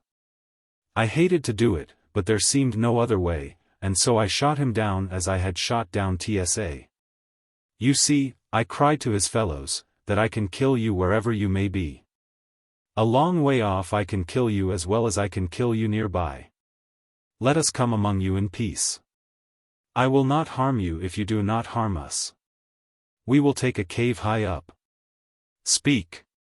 Come, then, said one. If you will not harm us, you may come. Take TSA's hole, which lies above you. The creature showed us the mouth of a black cave, but he kept at a distance while he did it, and Lys followed me as I crawled in to explore. I had matches with me, and in the light of one I found a small cavern with a flat roof and floor which followed the cleavage of the strata. Pieces of the roof had fallen at some long-distant date, as was evidenced by the depth of the filth and rubble in which they were embedded. Even a superficial examination revealed the fact that nothing had ever been attempted that might have improved the livability of the cavern, nor, should I judge, had it ever been cleaned out. With considerable difficulty I loosened some of the larger pieces of broken rock which littered the floor and placed them as a barrier before the doorway. It was too dark to do more than this. I then gave Lys a piece of dried meat, and sitting inside the entrance, we dined as must have some of our ancient forebears at the dawning of the age of man. While far below the open diapason of the savage night rose weird and horrifying to our ears. In the light of the great fire still burning we could see huge, skulking forms, and in the blacker background countless flaming eyes. Lys shuddered, and I put my arm around her and drew her to me. And thus we sat throughout the hot night. She told me of her abduction and of the fright she had undergone, and together we thanked God that she had come through unharmed. Because the great brute had dared not pause along the danger-infested way. She said that they had but just reached the cliffs when I arrived. For on several occasions her captor had been forced to take to the trees with her to escape the clutches of some hungry cave lion or saber-toothed tiger. And that twice they had been obliged to remain for considerable periods before the beasts had retired. Nobbs, by dint of much scrambling and one or two narrow escapes from death, had managed to follow us up the cliff and was now curled between me and the doorway. Having devoured a piece of the dried meat, which he seemed to relish immensely. He was the first to fall asleep, but I imagine we must have followed suit soon, for we were both tired. I had laid aside my ammunition belt and rifle, though both were close beside me. But my pistol I kept in my lap beneath my hand. However, we were not disturbed during the night, and when I awoke, the sun was shining on the treetops in the distance. Lys' head had drooped to my breast, and my arm was still about her. Shortly afterward Lys awoke, and for a moment she could not seem to comprehend her situation. She looked at me and then turned and glanced at my arm about her, and then she seemed quite suddenly to realize the scantiness of her apparel and drew away, covering her face with her palms and blushing furiously. I drew her back toward me and kissed her, and then she threw her arms about my neck and wept softly in mute surrender to the inevitable. It was an hour later before the tribe began to stir about. We watched them from our apartment, as Liz called it. Neither men nor women wore any sort of clothing or ornaments, and they all seemed to be about of an age. Nor were there any babies or children among them. This was, to us, the strangest and most inexplicable of facts, but it recalled to us that though we had seen many of the lesser developed wild people of Caspak, we had never yet seen a child or an old man or woman. After a while they became less suspicious of us and then quite friendly in their brutish way. They picked at the fabric of our clothing, which seemed to interest them, and examined my rifle and pistol and the ammunition in the belt around my waist. I showed them the thermos bottle, and when I poured a little water from it, they were delighted, thinking that it was a spring which I carried about with me, a never-failing source of water supply. One thing we both noticed among their other characteristics: they never laughed nor smiled, and then we remembered that AHM had never done so, either. I asked them if they knew AHM. But they said they did not. One of them said, "Back there we may have known him." And he jerked his head to the south. "You came from back there?" I asked. He looked at me in surprise. "We all come from there," he said. "After a while we go there."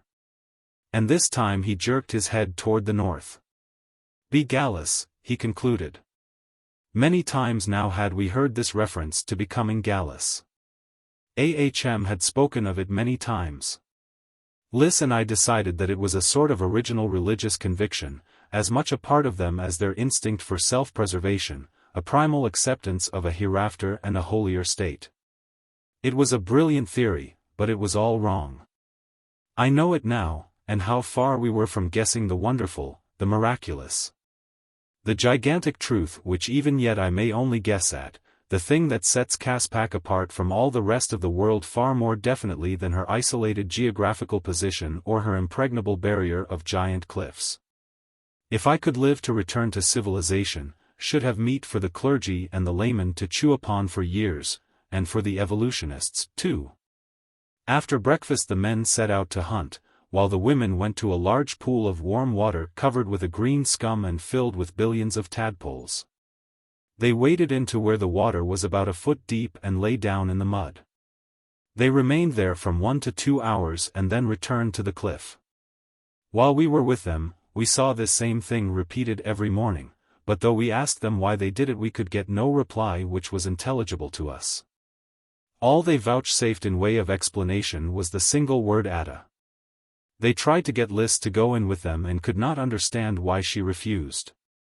After the first day I went hunting with the men, leaving my pistol and knobs with Liz, but she never had to use them, for no reptile or beast ever approached the pool while the women were there, nor, so far as we know, at other times.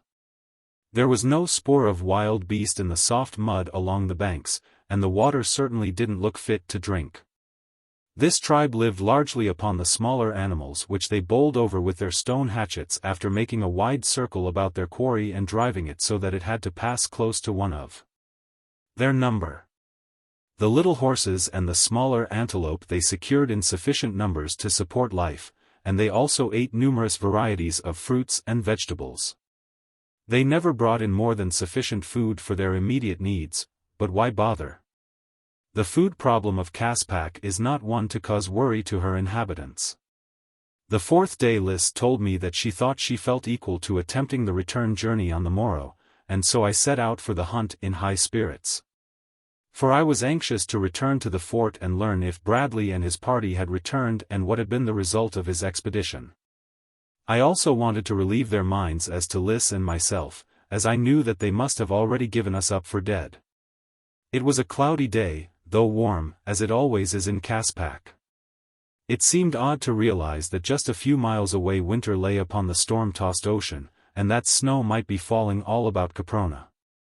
But no snow could ever penetrate the damp, hot atmosphere of the great crater. We had to go quite a bit farther than usual before we could surround a little bunch of antelope, and as I was helping drive them, I saw a fine red deer a couple of 100 yards behind me. He must have been asleep in the long grass, for I saw him rise and look about him in a bewildered way, and then I raised my gun and let him have it. He dropped, and I ran forward to finish him with the long thin knife, which one of the men had given me. But just as I reached him, he staggered to his feet and ran on for another 200 yards, when I dropped him again. Once more was this repeated before I was able to reach him and cut his throat. Then I looked around for my companions, as I wanted them to come and carry the meat home, but I could see nothing of them. I called a few times and waited, but there was no response and no one came. At last I became disgusted, and cutting off all the meat that I could conveniently carry, I set off in the direction of the cliffs. I must have gone about a mile before the truth dawned upon me. I was lost, hopelessly lost. The entire sky was still completely blotted out by dense clouds. Nor was there any landmark visible by which I might have taken my bearings.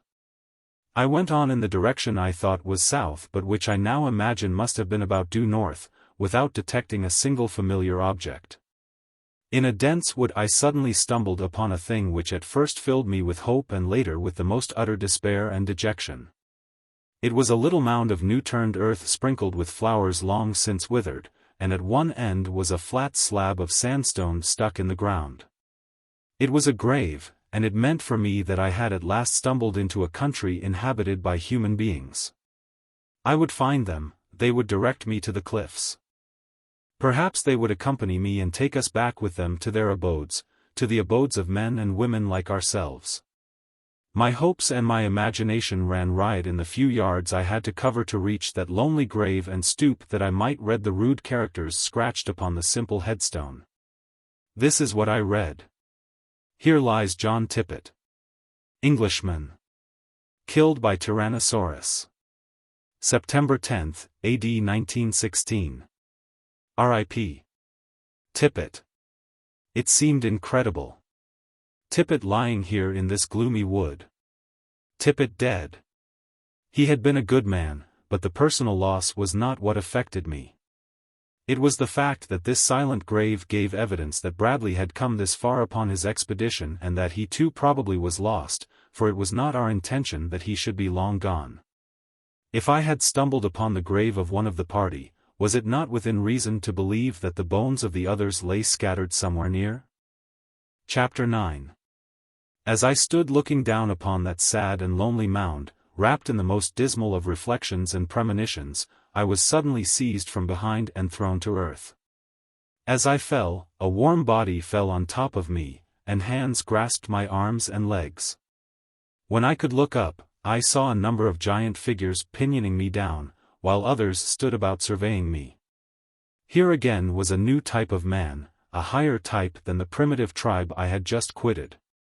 They were a taller people, too, with better-shaped skulls and more intelligent faces. There were less of the ape characteristics about their features, and less of the negroid, too. They carried weapons, stone-shod spears, stone knives, and hatchets, and they wore ornaments and breechcloths, the former of feathers worn in their hair and the latter made of a single snakeskin cured with the head on, the head depending to their knees. Of course I did not take in all these details upon the instant of my capture, for I was busy with other matters. 3 of the warriors were sitting upon me, trying to hold me down by main strength and awkwardness, and they were having their hands full in the doing, I can tell you. I don't like to appear conceited.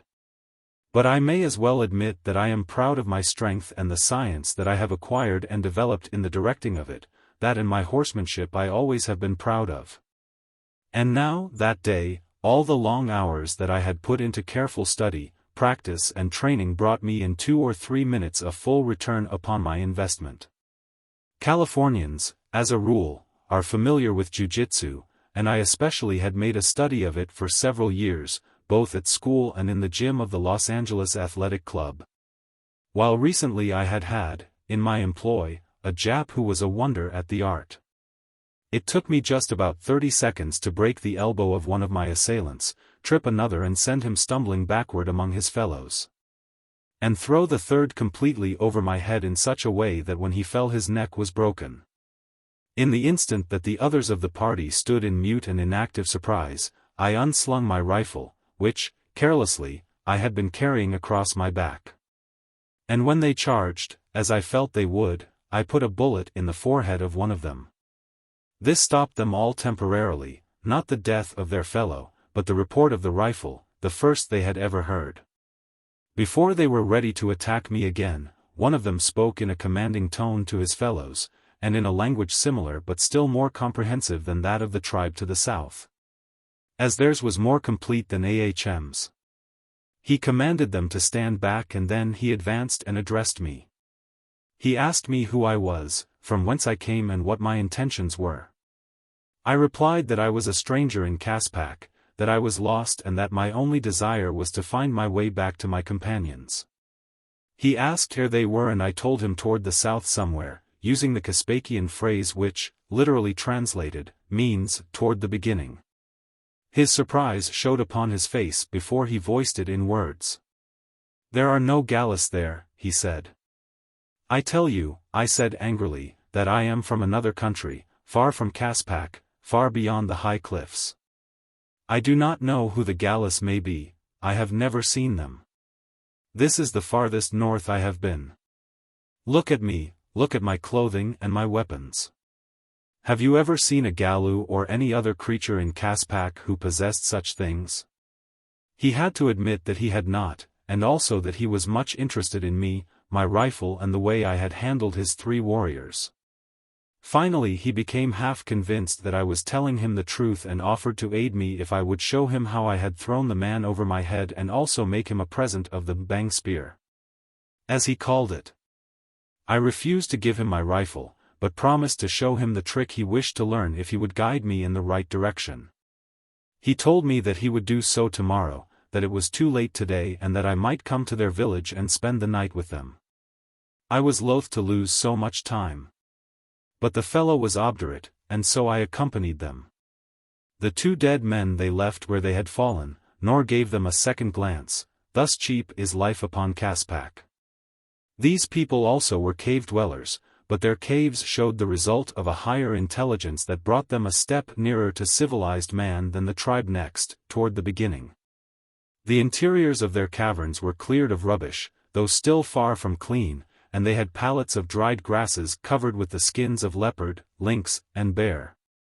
While before the entrances were barriers of stone and small, rudely circular stone ovens. The walls of the cavern to which I was conducted were covered with drawings scratched upon the sandstone. There were the outlines of the giant red deer, of mammoths, of tigers and other beasts. Here, as in the last tribe, there were no children or any old people.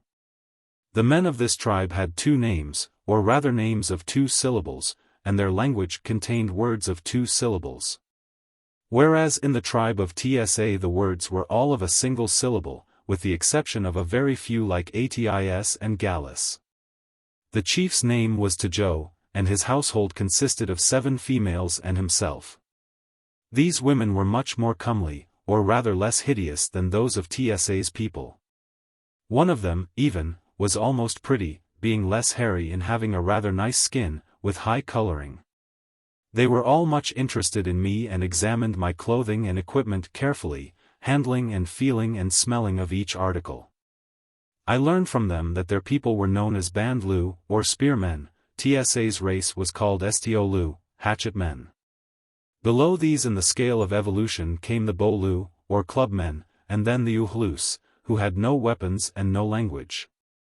In that word I recognized what to me seemed the most remarkable discovery I had made upon Caprona, for unless it were mere coincidence, I had come upon a word that had been handed down from the beginning of spoken language upon earth, been handed down for millions of years, perhaps, with little change.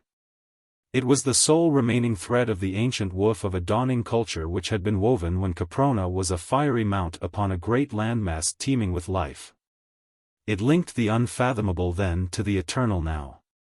And yet it may have been pure coincidence. My better judgment tells me that it is coincidence that in Caspak the term for speechless man is Uhlus, and in the outer world of our own day it is Alalus. The comely woman of whom I spoke was called Sota, and she took such a lively interest in me that Tajo finally objected to her attentions. emphasizing his displeasure by knocking her down and kicking her into a corner of the cavern. I leaped between them while he was still kicking her, and obtaining a quick hold upon him, dragged him screaming with pain from the cave. Then I made him promise not to hurt the she again, upon pain of worse punishment. Sota gave me a grateful look, but Tajo and the balance of his women were sullen and ominous. Later in the evening Sota confided to me that she was soon to leave the tribe. Sota soon to be Krolu, she confided in a low whisper. I asked her what a Krolu might be, and she tried to explain, but I do not yet know if I understood her. From her gestures I deduced that the Krolus were a people who were armed with bows and arrows, had vessels in which to cook their food and huts of some sort in which they lived, and were accompanied by animals. It was all very fragmentary and vague, but the idea seemed to be that the Krolus were a more advanced people than the Bandlus. I pondered a long time upon all that I had heard, before sleep came to me. I tried to find some connection between these various races that would explain the universal hope which each of them harbored that some day they would become Gallus. Sota had given me a suggestion. But the resulting idea was so weird that I could scarce even entertain it. Yet it coincided with Ahm's expressed hope, with the various steps in evolution I had noted in the several tribes I had encountered and with the range of type represented in each tribe. For example, among the Bandlu were such types as Sota, who seemed to me to be the highest in the scale of evolution, and Tajo, who was just a shade nearer the ape. While there were others who had flatter noses, more prognathous faces and hairier bodies. The question puzzled me. Possibly in the outer world the answer to it is locked in the bosom of the Sphinx. Who knows? I do not. Thinking the thoughts of a lunatic or a dope fiend, I fell asleep. And when I awoke, my hands and feet were securely tied and my weapons had been taken from me. How they did it without awakening me I cannot tell you. It was humiliating, but it was true. Tajo stood above me. The early light of morning was dimly filtering into the cave. Tell me, he demanded, how to throw a man over my head and break his neck, for I am going to kill you, and I wish to know this thing before you die. Of all the ingenuous declarations I have ever heard, this one copped the proverbial bun. It struck me as so funny that, even in the face of death, I laughed. Death, I may remark here, had, however, lost much of his terror for me. I had become a disciple of Lys' fleeting philosophy of the valuelessness of human life. I realized that she was quite right, that we were but comic figures hopping from the cradle to the grave, of interest to practically no other created thing than ourselves and our few intimates. Behind Tajo stood Sota. She raised one hand with the palm toward me, the Caspakian equivalent of a negative shake of the head. Let me think about it, I parried, and Tajo said that he would wait until night. He would give me a day to think it over. Then he left, and the women left, the men for the hunt, and the women, as I later learned from Sota, for the warm pool where they immersed their bodies as did the shes of the Estiolu. Atta, explained Sota, when I questioned her as to the purpose of this matutinal rite, but that was later. I must have lain there bound and uncomfortable for 2 or 3 hours when at last Sota entered the cave. She carried a sharp knife, mine, in fact, and with it she cut my bonds. Come, she said. Sota will go with you back to the Gallus. It is time that Sota left the Bandlu. Together we will go to the Krolu, and after that the Gallus. Tajo will kill you tonight. He will kill Sota if he knows that Sota aided you. We will go together. I will go with you to the Krolu, I replied, but then I must return to my own people, toward the beginning. You cannot go back, she said. It is forbidden. They would kill you. Thus far have you come, there is no returning. But I must return, I insisted. My people are there. I must return and lead them in this direction. She insisted, and I insisted, but at last we compromised. I was to escort her as far as the country of the Krolu and then I was to go back after my own people and lead them north into a land where the dangers were fewer and the people less murderous. She brought me all my belongings that had been filched from me, rifle, ammunition, knife, and thermos bottle, and then hand in hand we descended the cliff and set off toward the north. For 3 days we continued upon our way, until we arrived outside a village of thatched huts just at dusk. Sota said that she would enter alone. I must not be seen if I did not intend to remain, as it was forbidden that one should return and live after having advanced this far. So she left me. She was a dear girl and a stanch and true comrade, more like a man than a woman. In her simple barbaric way she was both refined and chaste. She had been the wife of Tejo. Among the Krolu she would find another mate after the manner of the strange Caspakian world. But she told me very frankly that whenever I returned, she would leave her mate and come to me, as she preferred me above all others. I was becoming a ladies' man after a lifetime of bashfulness. At the outskirts of the village I left her without even seeing the sort of people who inhabited it, and set off through the growing darkness toward the south. On the 3rd day I made a detour westward to avoid the country of the Bandlu, as I did not care to be detained by a meeting with Tejo. On the 6th day I came to the cliffs of the Estiolu, and my heart beat fast as I approached them, for here was Lys. Soon I would hold her tight in my arms again. Soon her warm lips would merge with mine. I felt sure that she was still safe among the Hatchet people. And I was already picturing the joy and the love-light in her eyes when she should see me once more as I emerged from the last clump of trees and almost ran toward the cliffs. It was late in the morning. The women must have returned from the pool, yet as I drew near, I saw no sign of life whatever. They have remained longer, I thought. But when I was quite close to the base of the cliffs, I saw that which dashed my hopes and my happiness to earth. Strewn along the ground were a score of mute and horrible suggestions of what had taken place during my absence, bones picked clean of flesh, the bones of man-like creatures. The bones of many of the tribe of Estiolu. Nor in any cave was there sign of life. Closely I examined the ghastly remains, fearful each instant that I should find the dainty skull that would shatter my happiness for life. But though I searched diligently, picking up every one of the 20-odd skulls, I found none that was the skull of a creature but slightly removed from the ape. Hope, then, still lived. For another 3 days I searched north and south, east and west for the hatchet men of Caspak, but never a trace of them did I find. It was raining most of the time now, and the weather was as near cold as it ever seems to get on Caprona. At last I gave up the search and set off toward Fort Dinosaur. For a week filled with the terrors and dangers of a primeval world, I pushed on in the direction I thought was south. The sun never shone, the rain scarcely ever ceased falling. The beasts I met with were fewer in number but infinitely more terrible in temper.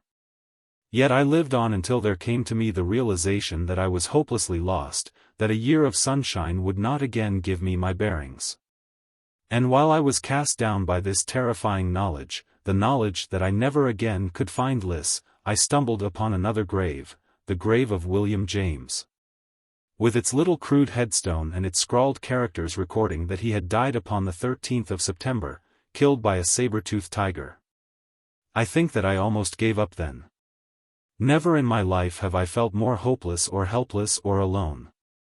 I was lost. I could not find my friends. I did not even know that they still lived. In fact, I could not bring myself to believe that they did. I was sure that Lys was dead. I wanted myself to die, and yet I clung to life, useless and hopeless and harrowing a thing as it had become. I clung to life because some ancient reptilian forebear had clung to life and transmitted to me through the ages the most powerful motive that guided his minute brain, the motive of self-preservation. At last I came to the Great Barrier Cliffs, and after 3 days of mad effort, of maniacal effort, I scaled them. I built crude ladders, I wedged sticks in narrow fissures. I chopped toe-holds and finger-holds with my long knife, but at last I scaled them. Near the summit I came upon a huge cavern.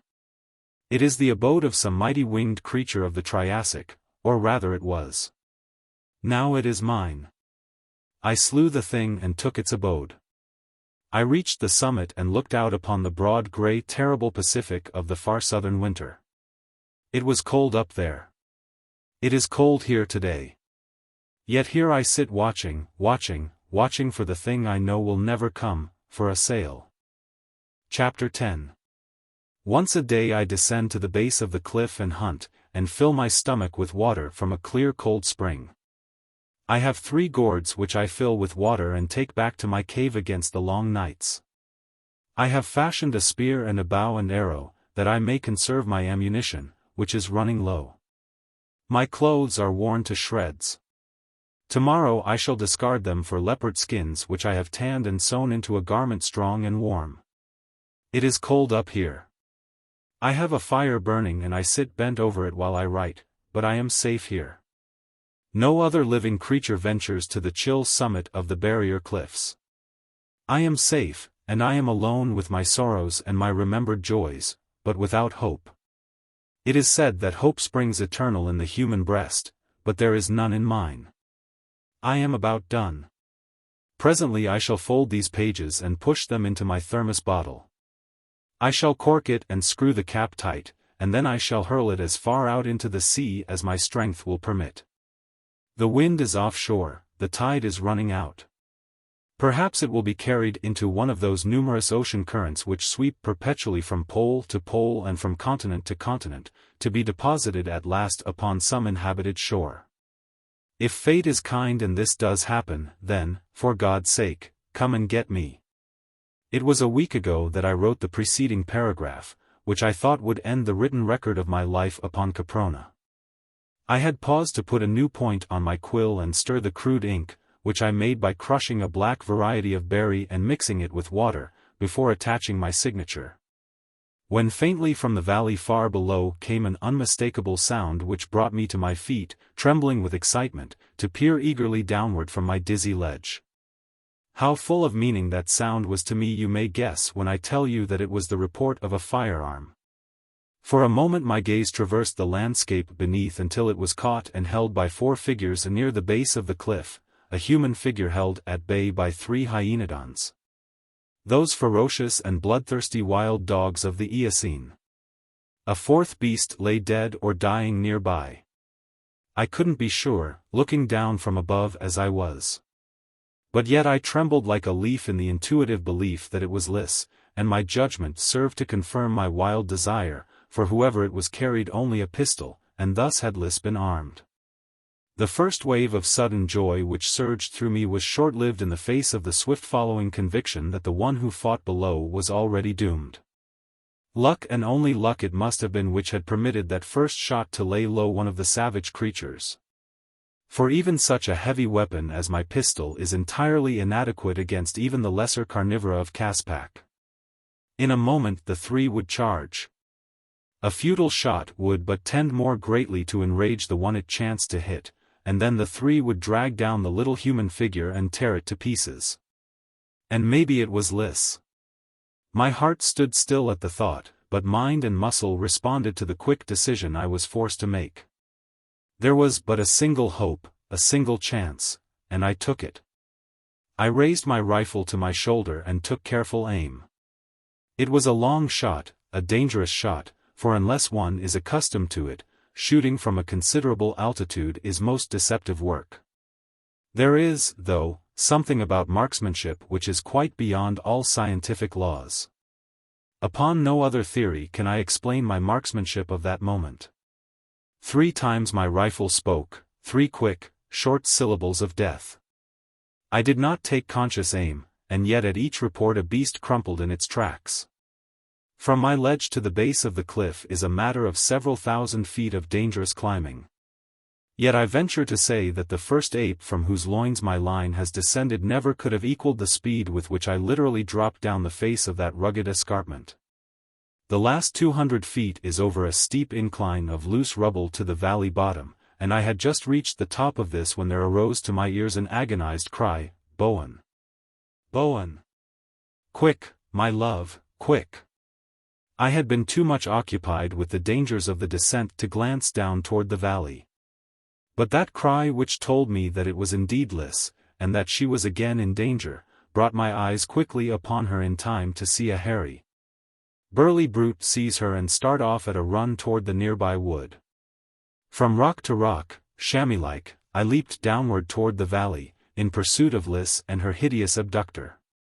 He was heavier than I by many pounds, and so weighted by the burden he carried that I easily overtook him, and at last he turned, snarling, to face me. It was Ko of the tribe of Tsa, the hatchet men. He recognized me, and with a low growl he threw Lys aside and came for me. "The she is mine," he cried. "I kill. I kill." I had had to discard my rifle before I commenced the rapid descent of the cliff, so that now I was armed only with a hunting knife, and this I whipped from its scabbard as Ko leaped toward me. He was a mighty beast, mightily muscled, and the urge that has made males fight since the dawn of life on earth filled him with the bloodlust and the thirst to slay. But not one whit less did it fill me with the same primal passions. Two abysmal beasts sprang at each other's throats that day beneath the shadow of earth's oldest cliffs, the man of now and the man-thing of the earliest, forgotten then. Imbued by the same deathless passion that has come down unchanged through all the epochs, periods and eras of time from the beginning, and which shall continue to the incalculable end, woman. The imperishable Alpha and Omega of life. Ko closed and sought my jugular with his teeth. He seemed to forget the hatchet dangling by its oryxhide thong at his hip, as I forgot, for the moment, the dagger in my hand. And I doubt not but that Ko would easily have bested me in an encounter of that sort had not Lys' voice awakened within my momentarily reverted brain the skill and cunning of reasoning man. "Bowen," she cried. "Your knife! Your knife!" It was enough. It recalled me from the forgotten eon to which my brain had flown and left me once again a modern man battling with a clumsy, unskilled brute. No longer did my jaws snap at the hairy throat before me, but instead my knife sought and found a space between two ribs over the savage heart. Ko voiced a single horrid scream, stiffened spasmodically and sank to the earth. And Lys threw herself into my arms. All the fears and sorrows of the past were wiped away, and once again I was the happiest of men. With some misgivings I shortly afterward cast my eyes upward toward the precarious ledge which ran before my cave. For it seemed to me quite beyond all reason to expect a dainty modern belle to essay the perils of that frightful climb. I asked her if she thought she could brave the ascent, and she laughed gaily in my face. "Watch," she cried, and ran eagerly toward the base of the cliff. Like a squirrel she clambered swiftly aloft, so that I was forced to exert myself to keep pace with her. At first she frightened me. But presently I was aware that she was quite as safe here as was I. When we finally came to my ledge and I again held her in my arms, she recalled to my mind that for several weeks she had been living the life of a cave girl with the tribe of hatchet men. They had been driven from their former caves by another tribe which had slain many and carried off quite half the females. And the new cliffs to which they had flown had proven far higher and more precipitous, so that she had become, through necessity, a most practiced climber. She told me of Ko's desire for her, since all his females had been stolen, and of how her life had been a constant nightmare of terror as she sought by night and by day to elude the great brute. For a time Nobbs had been all the protection she required, but one day he disappeared, nor has she seen him since. She believes that he was deliberately made away with. And so do I, for we both are sure that he never would have deserted her. With her means of protection gone, Lys was now at the mercy of the hatchet man. Nor was it many hours before he had caught her at the base of the cliff and seized her, but as he bore her triumphantly aloft toward his cave, she had managed to break loose and escape him. "For 3 days he has pursued me," she said, "through this horrible world. How I have passed through in safety I cannot guess, nor how I have always managed to outdistance him. Yet I have done it, until just as you discovered me. Fate was kind to us, Bowen." I nodded my head in assent and crushed her to me. And then we talked and planned as I cooked antelope steaks over my fire, and we came to the conclusion that there was no hope of rescue, that she and I were doomed to live and die upon Caprona. Well, it might be worse. I would rather live here always with Liz than to live elsewhere without her, and she, dear girl, says the same of me, but I am afraid of this life for her. It is a hard, fierce, dangerous life, and I shall pray always that we shall be rescued from it, for her sake. That night the clouds broke, and the moon shone down upon our little ledge. And there, hand in hand, we turned our faces toward heaven and plighted our troth beneath the eyes of God. No human agency could have married us more sacredly than we are wed. We are man and wife, and we are content. If God wills it, we shall live out our lives here. If he wills otherwise, then this manuscript which I shall now consign to the inscrutable forces of the sea shall fall into friendly hands. However, we are each without hope. And so we say goodbye in this, our last message to the world beyond the barrier cliffs. Signed, Bowen J. Tyler, Jr. Liz La R. Tyler. Part. Chapter 2. The People That Time Forgot. The Adventures of Thomas Billings. Chapter 1. I am forced to admit that even though I had traveled a long distance to place Bowen Tyler's manuscript in the hands of his father, I was still a trifle skeptical as to its sincerity. Since I could not but recall that it had not been many years since Bowen had been one of the most notorious practical jokers of his alma mater.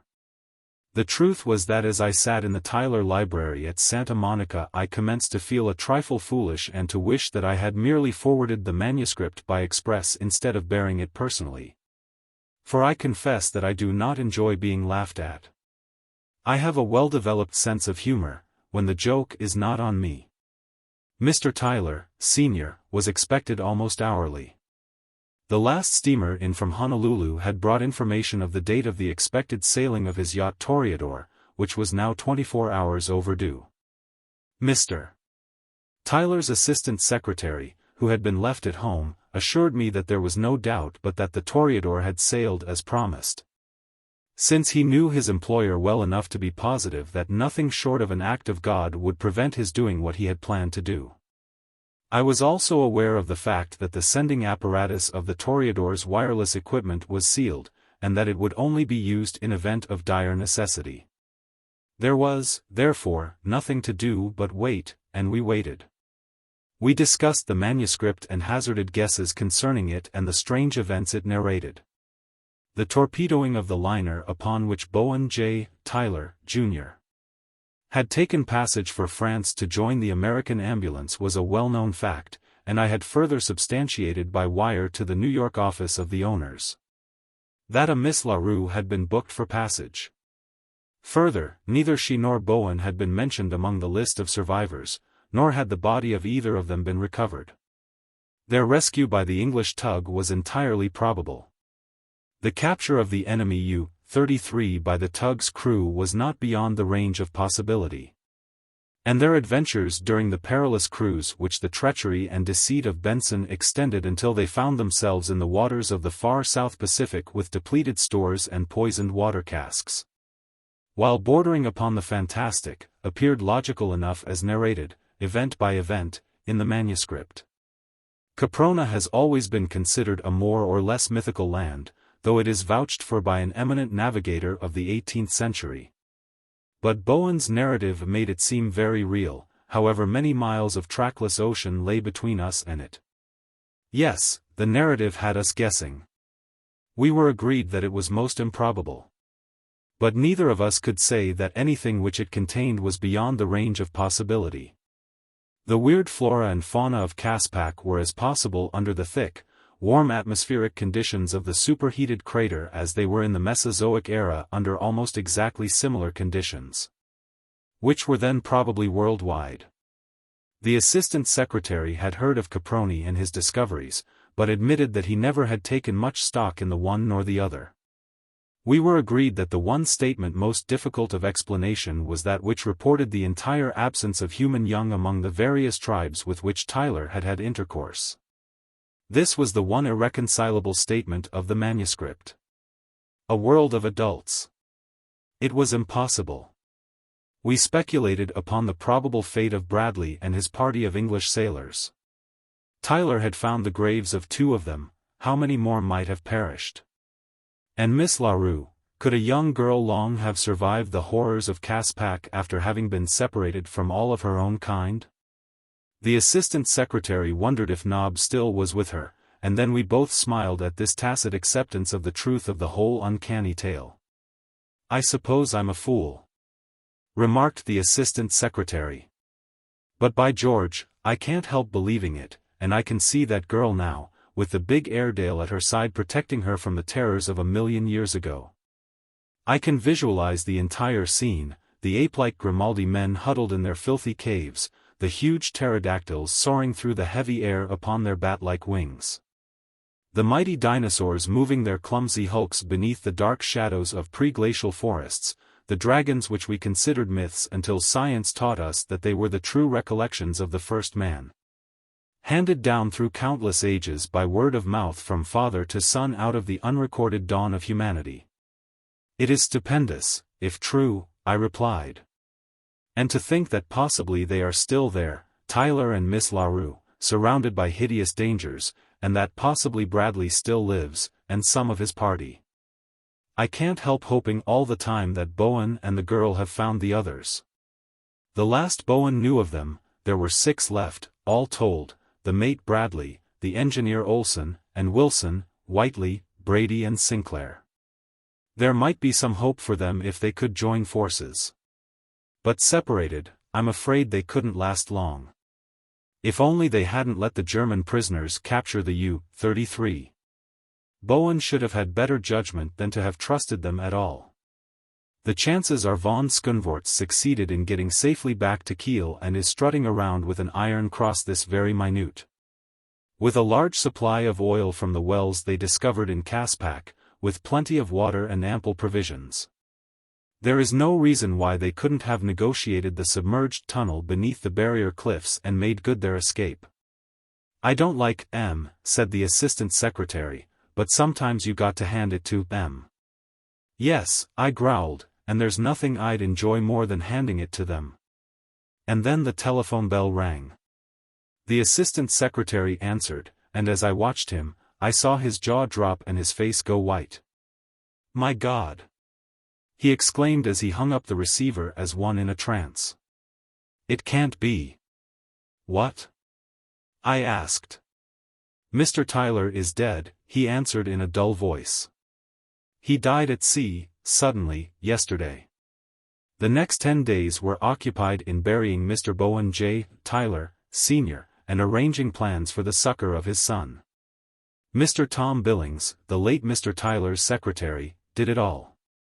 He is force, energy, initiative and good judgment combined and personified.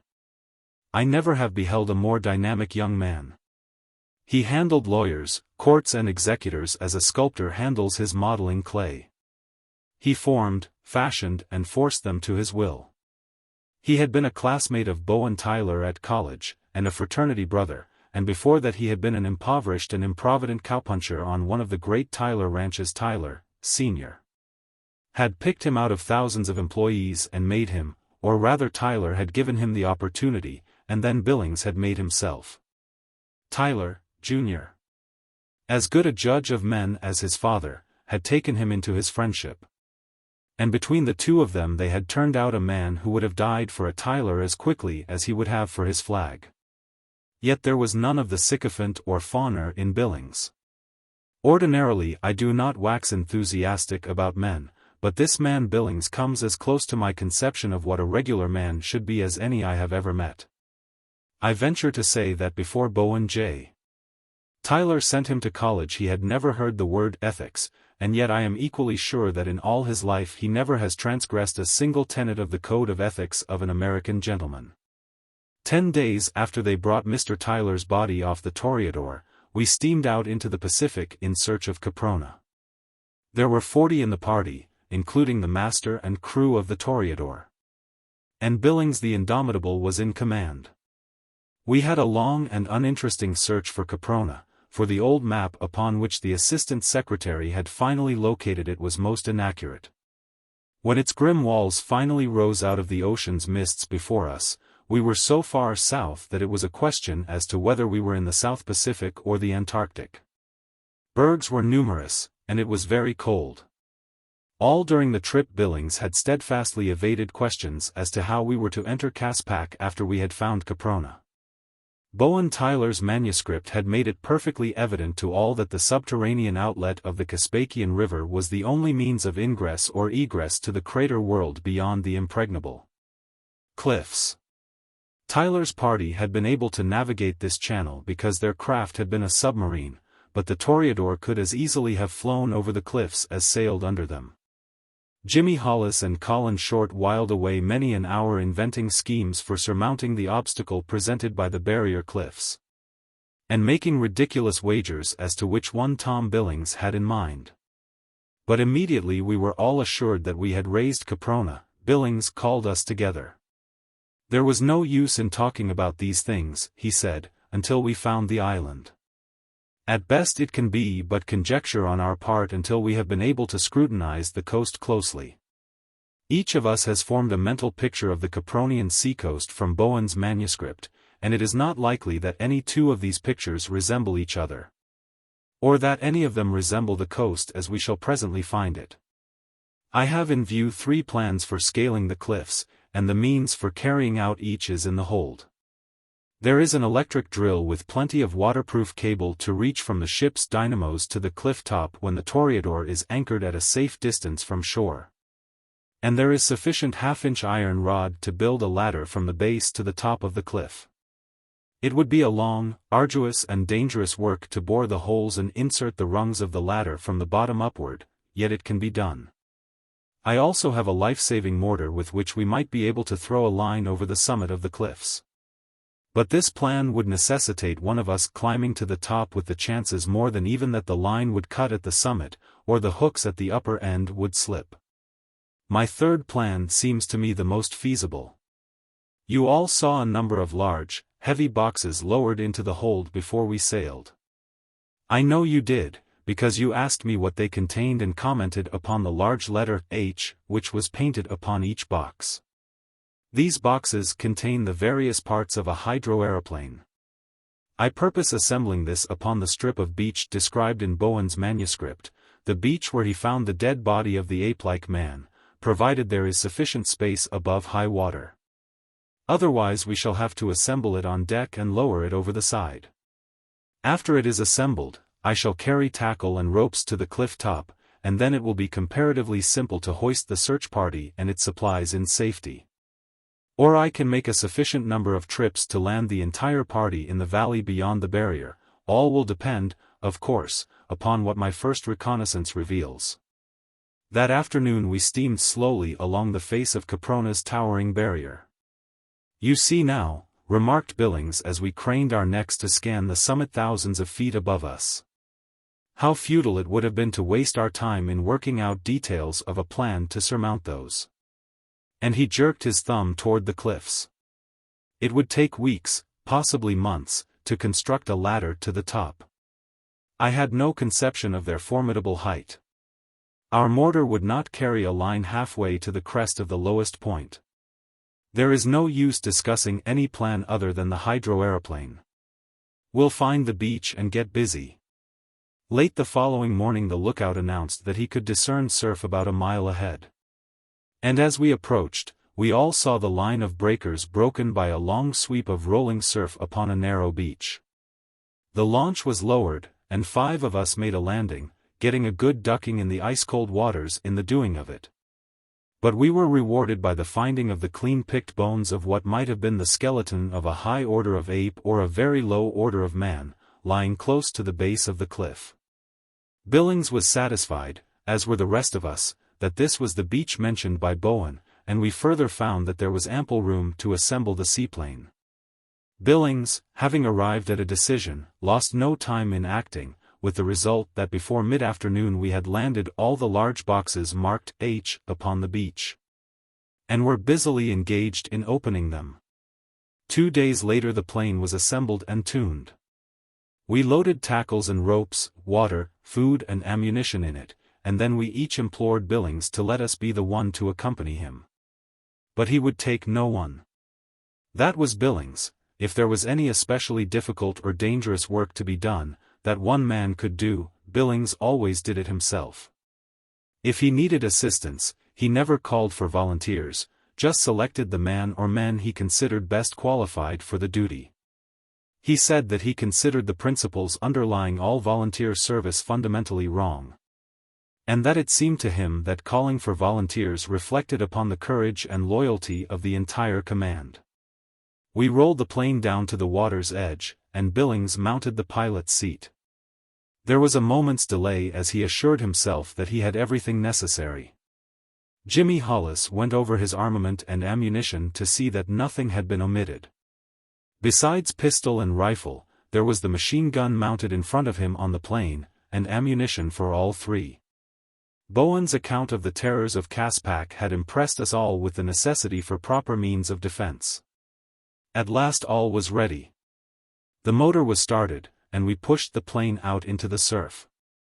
A moment later, and she was skimming seaward. Gently she rose from the surface of the water, executed a wide spiral as she mounted rapidly, circled once far above us and then disappeared over the crest of the cliffs. We all stood silent and expectant, our eyes glued upon the towering summit above us. Hollis, who was now in command, consulted his wristwatch at frequent intervals. "Gad," exclaimed Short, "we ought to be hearing from him pretty soon." Hollis laughed nervously. "He's been gone only 10 minutes, he announced. "Seems like an hour," snapped Short. "What's that?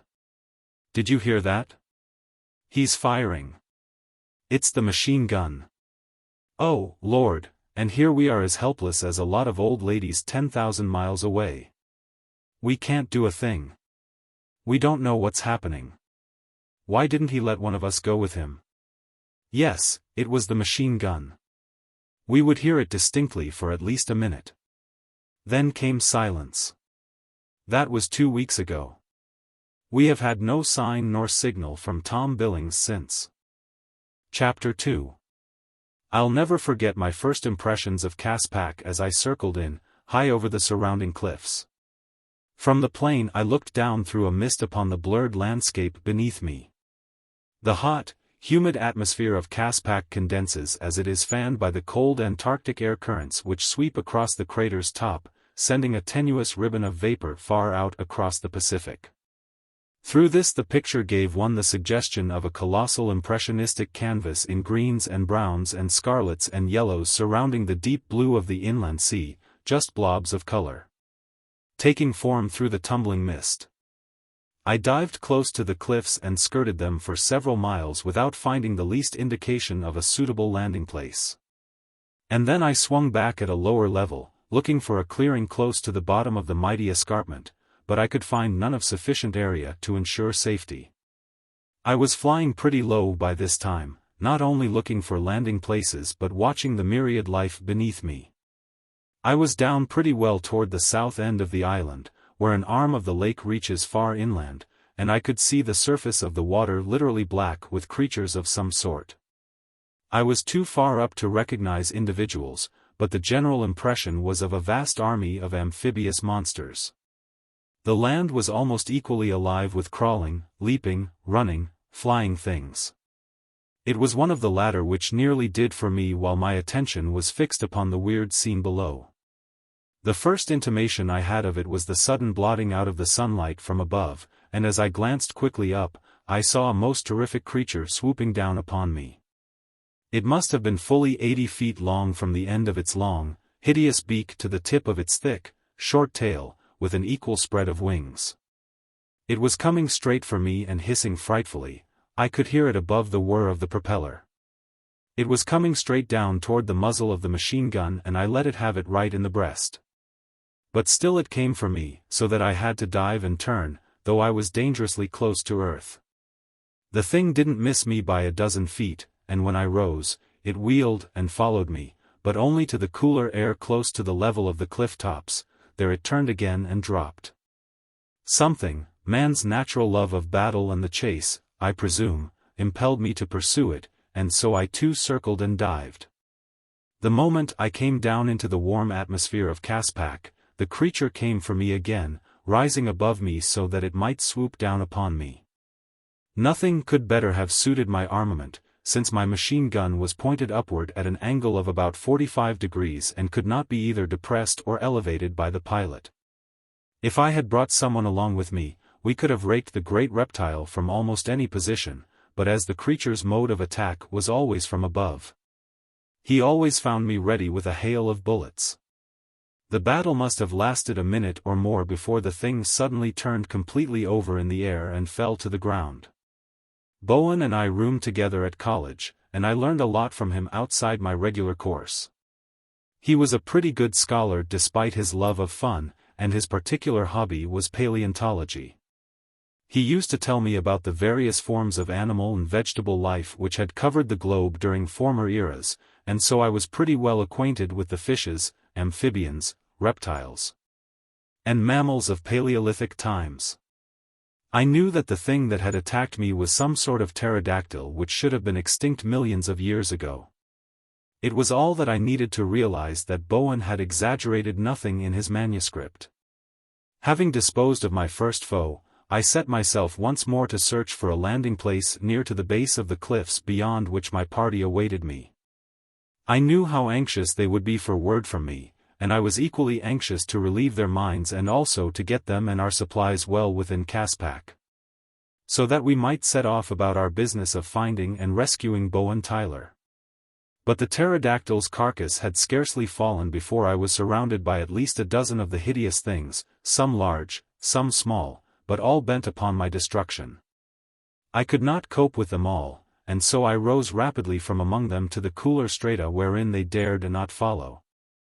And then I recalled that Bowen's narrative distinctly indicated that the farther north one traveled in Caspak, the fewer were the terrible reptiles which rendered human life impossible at the southern end of the island.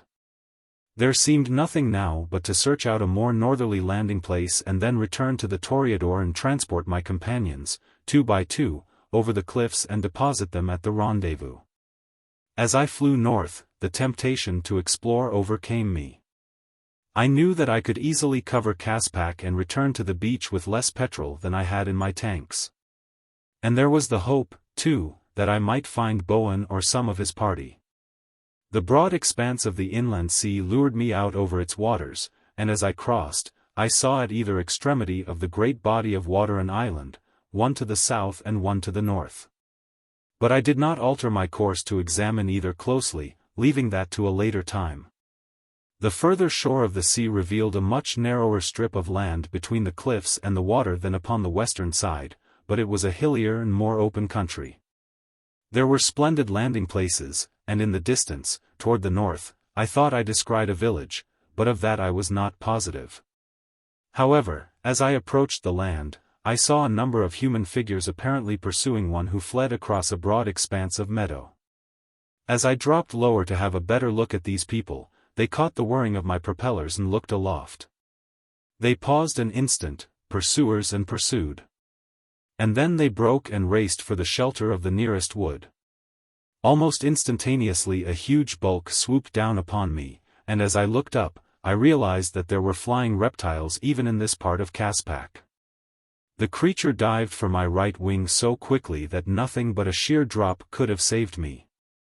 I was already close to the ground, so that my maneuver was extremely dangerous. But I was in a fair way of making it successfully when I saw that I was too closely approaching a large tree. My effort to dodge the tree and the pterodactyl at the same time resulted disastrously. One wing touched an upper branch.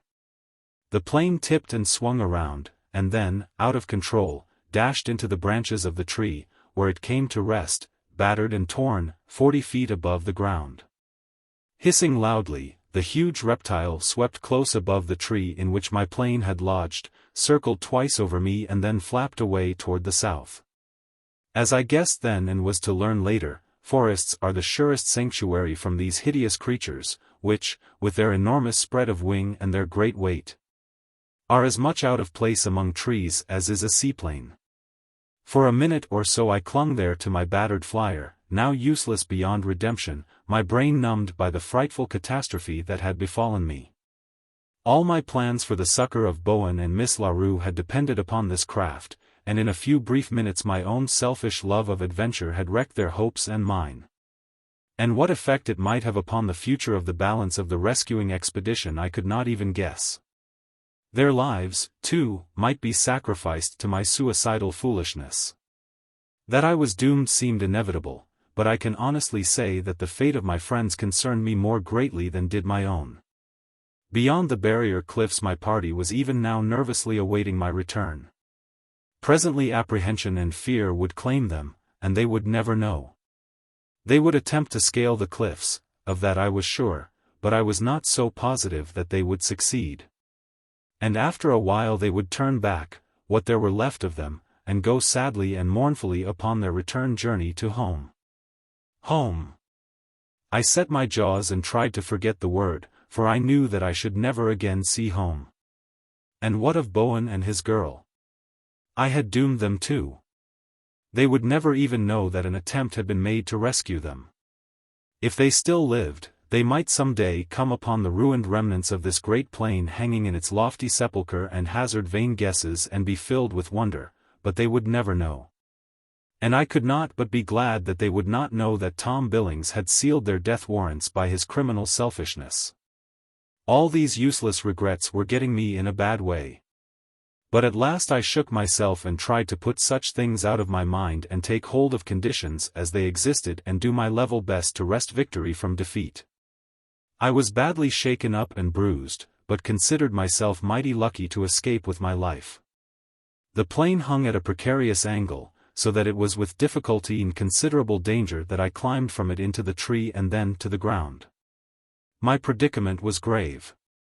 Between me and my friends lay an inland sea fully 60 miles wide at this point and an estimated land distance of some 300 miles around the northern end of the sea. Through such hideous dangers as I am perfectly free to admit had me pretty well buffaloed.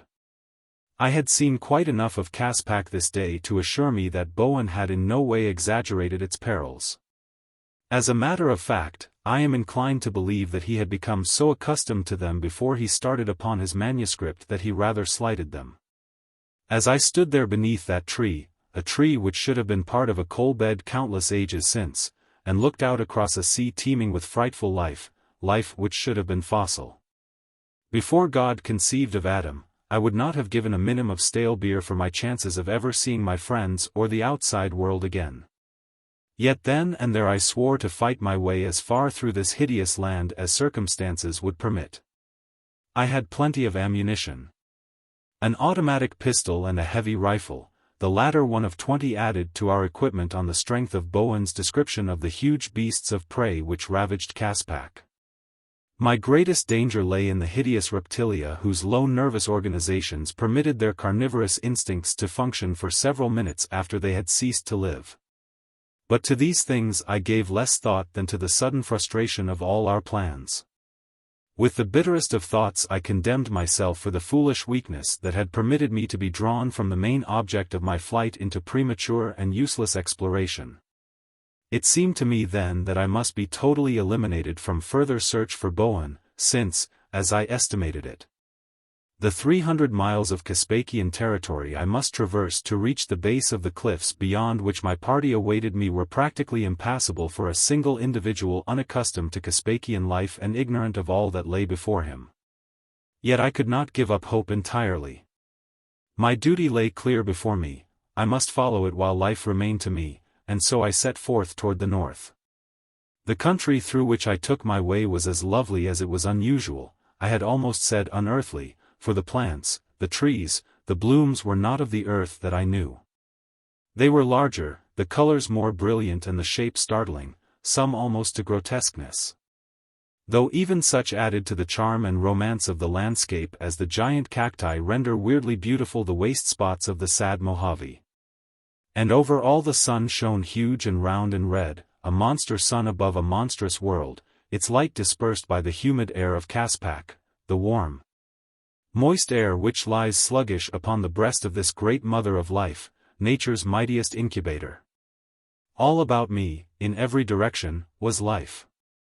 It moved through the treetops and among the boles, it displayed itself in widening and intermingling circles upon the bosom of the sea. It leaped from the depths.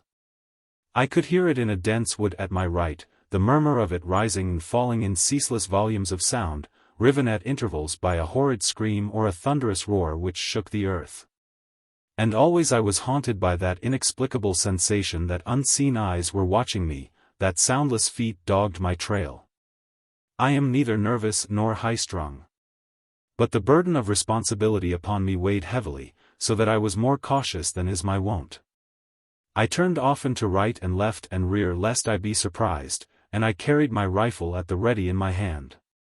Once I could have sworn that among the many creatures dimly perceived amidst the shadows of the wood I saw a human figure dart from one cover to another, but I could not be sure. For the most part one skirted the wood, making occasional detours rather than enter those forbidding depths of gloom. Though many times I was forced to pass through arms of the forest which extended to the very shore of the inland sea.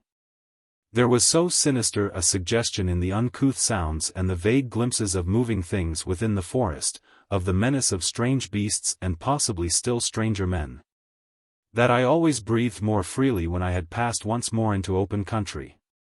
I had traveled northward for perhaps an hour, still haunted by the conviction that I was being stalked by some creature which kept always hidden among the trees and shrubbery to my right and a little to my rear, when for the 100th time I was attracted by a sound from that direction, and turning, saw some animal running rapidly through the forest toward me. There was no longer any effort on its part at concealment. It came on through the underbrush swiftly, and I was confident that whatever it was, it had finally gathered the courage to charge me boldly. Before it finally broke into plain view, I became aware that it was not alone. For a few yards in its rear a second thing thrashed through the leafy jungle. Evidently I was to be attacked in force by a pair of hunting beasts or men. And then through the last clump of waving ferns broke the figure of the foremost creature, which came leaping toward me on light feet as I stood with my rifle to my shoulder covering the point at which I had expected it would emerge. I must have looked foolish indeed if my surprise and consternation were in any way reflected upon my countenance as I lowered my rifle and gazed incredulous at the lithe figure of the girl speeding swiftly in my direction. But I did not have long to stand thus with lowered weapon, for as she came, I saw her cast an affrighted glance over her shoulder. And at the same moment there broke from the jungle at the same spot at which I had seen her, the hugest cat I had ever looked upon. At first I took the beast for a saber-toothed tiger, as it was quite the most fearsome-appearing beast one could imagine. But it was not that dread monster of the past, though quite formidable enough to satisfy the most fastidious thrill hunter. On it came, grim and terrible, its baleful eyes glaring above its distended jaws, its lips curled in a frightful snarl which exposed a whole mouthful of formidable teeth. At sight of me it had abandoned its impetuous rush and was now sneaking slowly toward us, while the girl, a long knife in her hand, took her stand bravely at my left and a little to my rear. She had called something to me in a strange tongue as she raced toward me, and now she spoke again. But what she said I could not then, of course, know, only that her tones were sweet, well modulated and free from any suggestion of panic. Facing the huge cat, which I now saw was an enormous panther, I waited until I could place a shot where I felt it would do the most good. For at best a frontal shot at any of the large carnivora is a ticklish matter. I had some advantage in that the beast was not charging, its head was held low and its back exposed, and so at 40 yards I took careful aim at its spine at the junction of neck and shoulders. But at the same instant, as though sensing my intention, the great creature lifted its head and leaped forward in full charge. To fire at that sloping forehead I knew would be worse than useless, and so I quickly shifted my aim and pulled the trigger, hoping against hope that the soft-nosed bullet and the heavy charge of powder would have sufficient stopping effect to give me time to place a second shot. In answer to the report of the rifle I had the satisfaction of seeing the brute spring into the air, turning a complete somersault.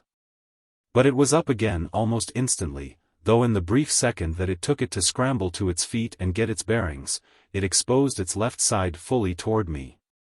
And a second bullet went crashing through its heart. Down it went for the second time, and then up and at me. The vitality of these creatures of Caspak is one of the marvelous features of this strange world and bespeaks the low nervous organization of the old Paleolithic life which has been so long extinct. In other portions of the world, I put a third bullet into the beast at 3 paces, and then I thought that I was done for, but it rolled over and stopped at my feet, stone dead. I found that my second bullet had torn its heart almost completely away, and yet it had lived to charge ferociously upon me. And but for my third shot would doubtless have slain me before it finally expired, or as Bowen Tyler so quaintly puts it, before it knew that it was dead. With the panther quite evidently conscious of the fact that dissolution had overtaken it, I turned toward the girl, who was regarding me with evident admiration and not a little awe. Though I must admit that my rifle claimed quite as much of her attention as did I. She was quite the most wonderful animal that I have ever looked upon, and what few of her charms her apparel hid, it quite effectively succeeded in accentuating. A bit of soft, undressed leather was caught over her left shoulder and beneath her right breast, falling upon her left side to her hip and upon the right to a metal band which encircled her leg above the knee and to which the lowest point of the hide was attached. About her waist was a loose leather belt, to the center of which was attached the scabbard belonging to her knife. There was a single armlet between her right shoulder and elbow, and a series of them covered her left forearm from elbow to wrist. These, I learned later, answered the purpose of a shield against knife attack when the left arm is raised in guard across the breast or face. Her masses of heavy hair were held in place by a broad metal band which bore a large triangular ornament directly in the center of her forehead. This ornament appeared to be a huge turquoise, while the metal of all her ornaments was beaten, virgin gold, inlaid in intricate design with bits of mother-of-pearl and tiny pieces of stone of various colors. From the left shoulder depended a leopard's tail, while her feet were shod with sturdy little sandals. The knife was her only weapon. Its blade was of iron, the grip was wound with hide and protected by a guard of 3 outbowing strips of flat iron, and upon the top of the hilt was a knob of gold. I took in much of this in the few seconds during which we stood facing each other, and I also observed another salient feature of her appearance: she was frightfully dirty. Her face and limbs and garment were streaked with mud and perspiration, and yet even so, I felt that I had never looked upon so perfect and beautiful a creature as she. Her figure beggars description, and equally so, her face. Were I one of these writer fellows, I should probably say that her features were Grecian. But being neither a writer nor a poet, I can do her greater justice by saying that she combined all of the finest lines that one sees in the typical American girl's face rather than the pronounced sheep-like physiognomy of the Greek goddess. No, even the dirt couldn't hide that fact: she was beautiful beyond compare. As we stood looking at each other, a slow smile came to her face, parting her symmetrical lips and disclosing a row of strong white teeth. "Gallu?" she asked with rising inflection. And remembering that I read in Bowen's manuscript that Gallu seemed to indicate a higher type of man, I answered by pointing to myself and repeating the word. Then she started off on a regular catechism, if I could judge by her inflection, for I certainly understood no word of what she said. All the time the girl kept glancing toward the forest, and at last she touched my arm and pointed in that direction. Turning, I saw a hairy figure of a man-like thing standing watching us. And presently another and another emerged from the jungle and joined the leader until there must have been at least 20 of them. They were entirely naked.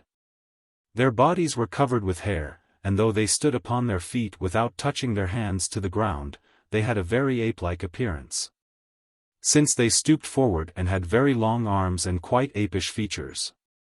They were not pretty to look upon with their close-set eyes, flat noses, long upper lips and protruding yellow fangs. "Loose," said the girl. I had reread Bowen's adventures so often that I knew them almost by heart. And so now I knew that I was looking upon the last remnant of that ancient man-race, the Uhloos of a forgotten period, the speechless man of antiquity. "Khazair," cried the girl, and at the same moment the Uhloos came jabbering toward us.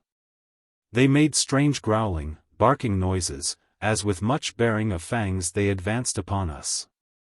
They were armed only with nature's weapons, powerful muscles and giant fangs. Yet I knew that these were quite sufficient to overcome us had we nothing better to offer in defense, and so I drew my pistol and fired at the leader. He dropped like a stone, and the others turned and fled. Once again the girl smiled her slow smile and stepping closer, caressed the barrel of my automatic. As she did so, her fingers came in contact with mine, and a sudden thrill ran through me, which I attributed to the fact that it had been so long since I had seen a woman of any sort or kind. She said something to me in her low, liquid tones, but I could not understand her, and then she pointed toward the north and started away. I followed her, for my way was north too. But had it been south I still should have followed, so hungry was I for human companionship in this world of beasts and reptiles and half-men. We walked along, the girl talking a great deal and seeming mystified that I could not understand her. Her silvery laugh rang merrily when I in turn essayed to speak to her, as though my language was the quaintest thing she ever had heard. Often after fruitless attempts to make me understand she would hold her palm toward me, saying, "Gallu," and then touch my breast or arm and cry, "Aloo, aloo." I knew what she meant, for I had learned from Bowen's narrative the negative gesture and the two words which she repeated. She meant that I was no Gallu, as I claimed, but an aloo, or speechless one. Yet every time she said this she laughed again, and so infectious were her tones that I could only join her. It was only natural, too, that she should be mystified by my inability to comprehend her or to make her comprehend me, for from the clubmen, the lowest human type in Caspak to have speech. To the golden race of Gallus, the tongues of the various tribes are identical, except for amplifications in the rising scale of evolution. She, who is a Gallu, can understand one of the Bolu and make herself understood to him, or to a hatchetman, a spearman, or an archer. The Holus, or apes, the Uhlus and myself were the only creatures of human semblance with which she could hold no converse. Yet it was evident that her intelligence told her that I was neither Holu nor Alu, neither anthropoid ape nor speechless man. Yet she did not despair, but set out to teach me her language. And had it not been that I worried so greatly over the fate of Bowen and my companions of the Toreador, I could have wished the period of instruction prolonged. I never have been what one might call a ladies' man, though I like their company immensely, and during my college days and since have made various friends among the sex. I think that I rather appeal to a certain type of girl for the reason that I never make love to them. I leave that to the numerous others who do it infinitely better than I could hope to, and take my pleasure out of girls' society in what seem to be more rational ways, dancing, golfing, boating, riding, tennis, and the like. Yet in the company of this half-naked little savage I found a new pleasure that was entirely distinct from any that I ever had experienced. When she touched me, I thrilled as I had never before thrilled in contact with another woman. I could not quite understand it, for I am sufficiently sophisticated to know that this is a symptom of love, and I certainly did not love this filthy little barbarian with her broken, unkempt nails and her skin so besmeared with mud and the green of crushed foliage that it was difficult to say what color it originally had been. But if she was outwardly uncouth, her clear eyes and strong white, even teeth, her silvery laugh and her queenly carriage, bespoke an innate fineness which dirt could not quite successfully conceal. The sun was low in the heavens when we came upon a little river which emptied into a large bay at the foot of low cliffs. Our journey so far had been beset with constant danger, as is every journey in this frightful land. I have not bored you with a recital of the wearying successions of attacks by the multitude of creatures which were constantly crossing our path or deliberately stalking us. We were always upon the alert, for here, to paraphrase, eternal vigilance is indeed the price of life. I had managed to progress a little in the acquisition of a knowledge of her tongue, so that I knew many of the animals and reptiles by their Caspakian names, and trees and ferns and grasses. I knew the words for sea and river and cliff, for sky and sun and cloud. Yes, I was getting along finely, and then it occurred to me that I didn't know my companion's name. So I pointed to myself and said, "Tom," and to her and raised my eyebrows in interrogation. The girl ran her fingers into that mass of hair and looked puzzled. I repeated the action a dozen times. "Tom," she said finally in that clear, sweet, liquid voice. Tom. I had never thought much of my name before. But when she spoke it, it sounded to me for the first time in my life like a mighty nice name, and then she brightened suddenly and tapped her own breast and said, "Ajor." "Ajor."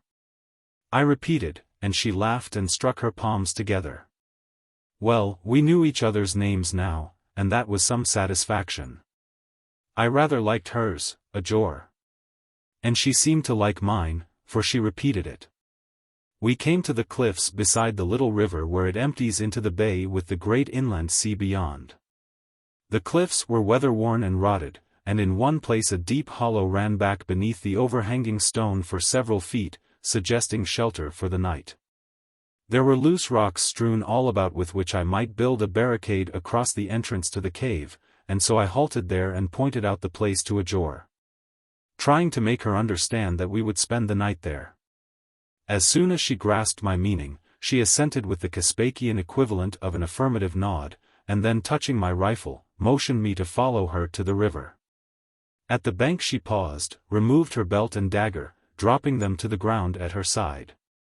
Then unfastening the lower edge of her garment from the metal leg band to which it was attached, slipped it off her left shoulder and let it drop to the ground around her feet. It was done so naturally, so simply and so quickly that it left me gasping like a fish out of water. Turning, she flashed a smile at me and then dived into the river, and there she bathed while I stood guard over her. For 5 or 10 minutes she splashed about, and when she emerged her glistening skin was smooth and white and beautiful. Without means of drying herself, she simply ignored what to me would have seemed a necessity, and in a moment was arrayed in her simple though effective costume.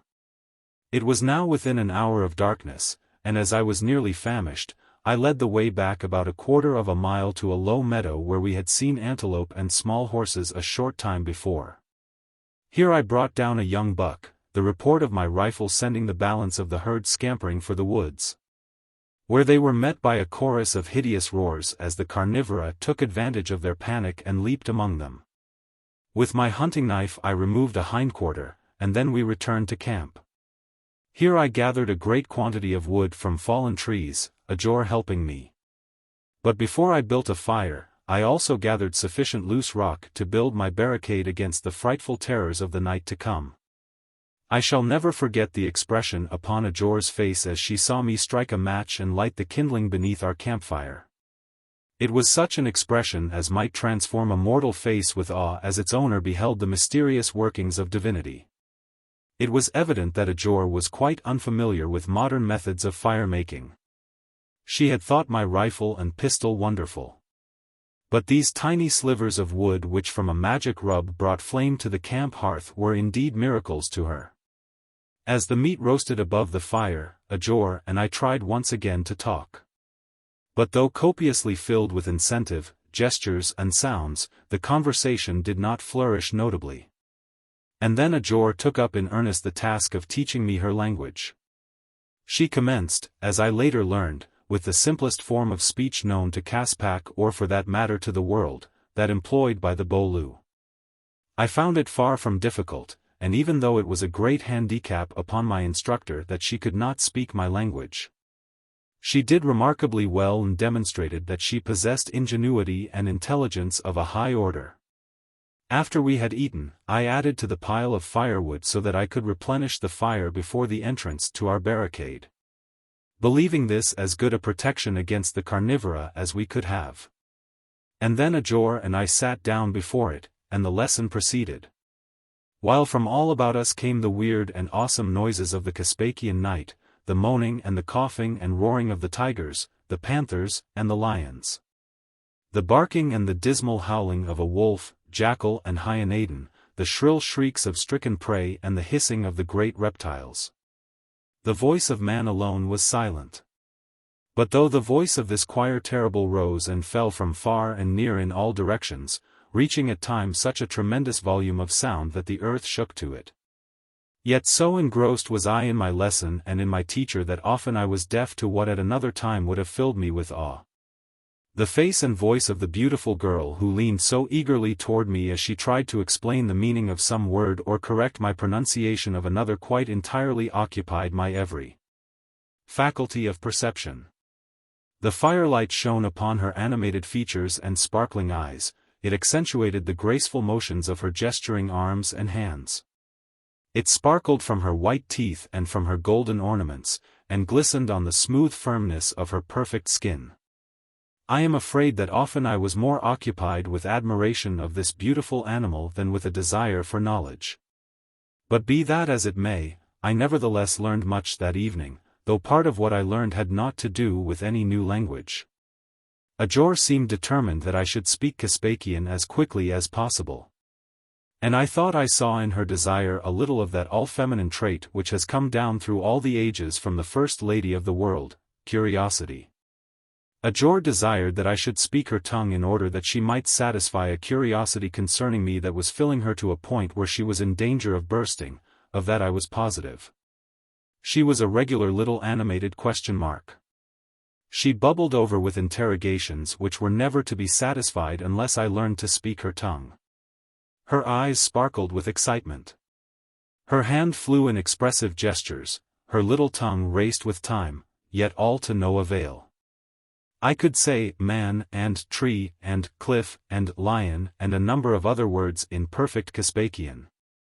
But such a vocabulary was only tantalizing. It did not lend itself well to a very general conversation, and the result was that Edgar would wax so wroth that she would clench her little fists and beat me on the breast as hard as ever she could. And then she would sink back laughing as the humor of the situation captured her. She was trying to teach me some verbs by going through the actions herself as she repeated the proper word. We were very much engrossed, so much so that we were giving no heed to what went on beyond our cave, when Edgar stopped very suddenly, crying, "Kazair." Now she had been trying to teach me that Jew meant, stop. So when she cried Kazair and at the same time stopped, I thought for a moment that this was part of my lesson. For the moment I forgot that Kazair means, beware. I therefore repeated the word after her. But when I saw the expression in her eyes as they were directed past me and saw her point toward the entrance to the cave, I turned quickly, to see a hideous face at the small aperture leading out into the night. It was the fierce and snarling countenance of a gigantic bear. I have hunted silvertips in the White Mountains of Arizona and thought them quite the largest and most formidable of big game. But from the appearance of the head of this awful creature I judged that the largest grizzly I had ever seen would shrink by comparison to the dimensions of a Newfoundland dog. Our fire was just within the cave, the smoke rising through the apertures between the rocks that I had piled in such a way that they arched inward toward the cliff at the top. The opening by means of which we were to reach the outside was barricaded with a few large fragments which did not by any means close it entirely. But through the apertures thus left no large animal could gain ingress. I had depended most, however, upon our fire, feeling that none of the dangerous nocturnal beasts of prey would venture close to the flames. In this, however, I was quite evidently in error, for the great bear stood with his nose not a foot from the blaze, which was now low. Owing to the fact that I had been so occupied with my lesson and my teacher that I had neglected to replenish it. Edgar whipped out her futile little knife and pointed to my rifle. At the same time she spoke in a quite level voice entirely devoid of nervousness or any evidence of fear or panic. I knew she was exhorting me to fire upon the beast. But this I did not wish to do other than as a last resort. For I was quite sure that even my heavy bullets would not more than further enrage him, in which case he might easily force an entrance to our cave. Instead of firing, I piled some more wood upon the fire, and as the smoke and blaze arose in the beast's face, it backed away, growling most frightfully. But I still could see two ugly points of light blazing in the outer darkness and hear its growls rumbling terrifically without. For some time the creature stood there watching the entrance to our frail sanctuary while I racked my brains in futile endeavor to plan some method of defense or escape. I knew full well that should the bear make a determined effort to get at us, the rocks I had piled as a barrier would come tumbling down about his giant shoulders like a house of cards. And that he would walk directly in upon us.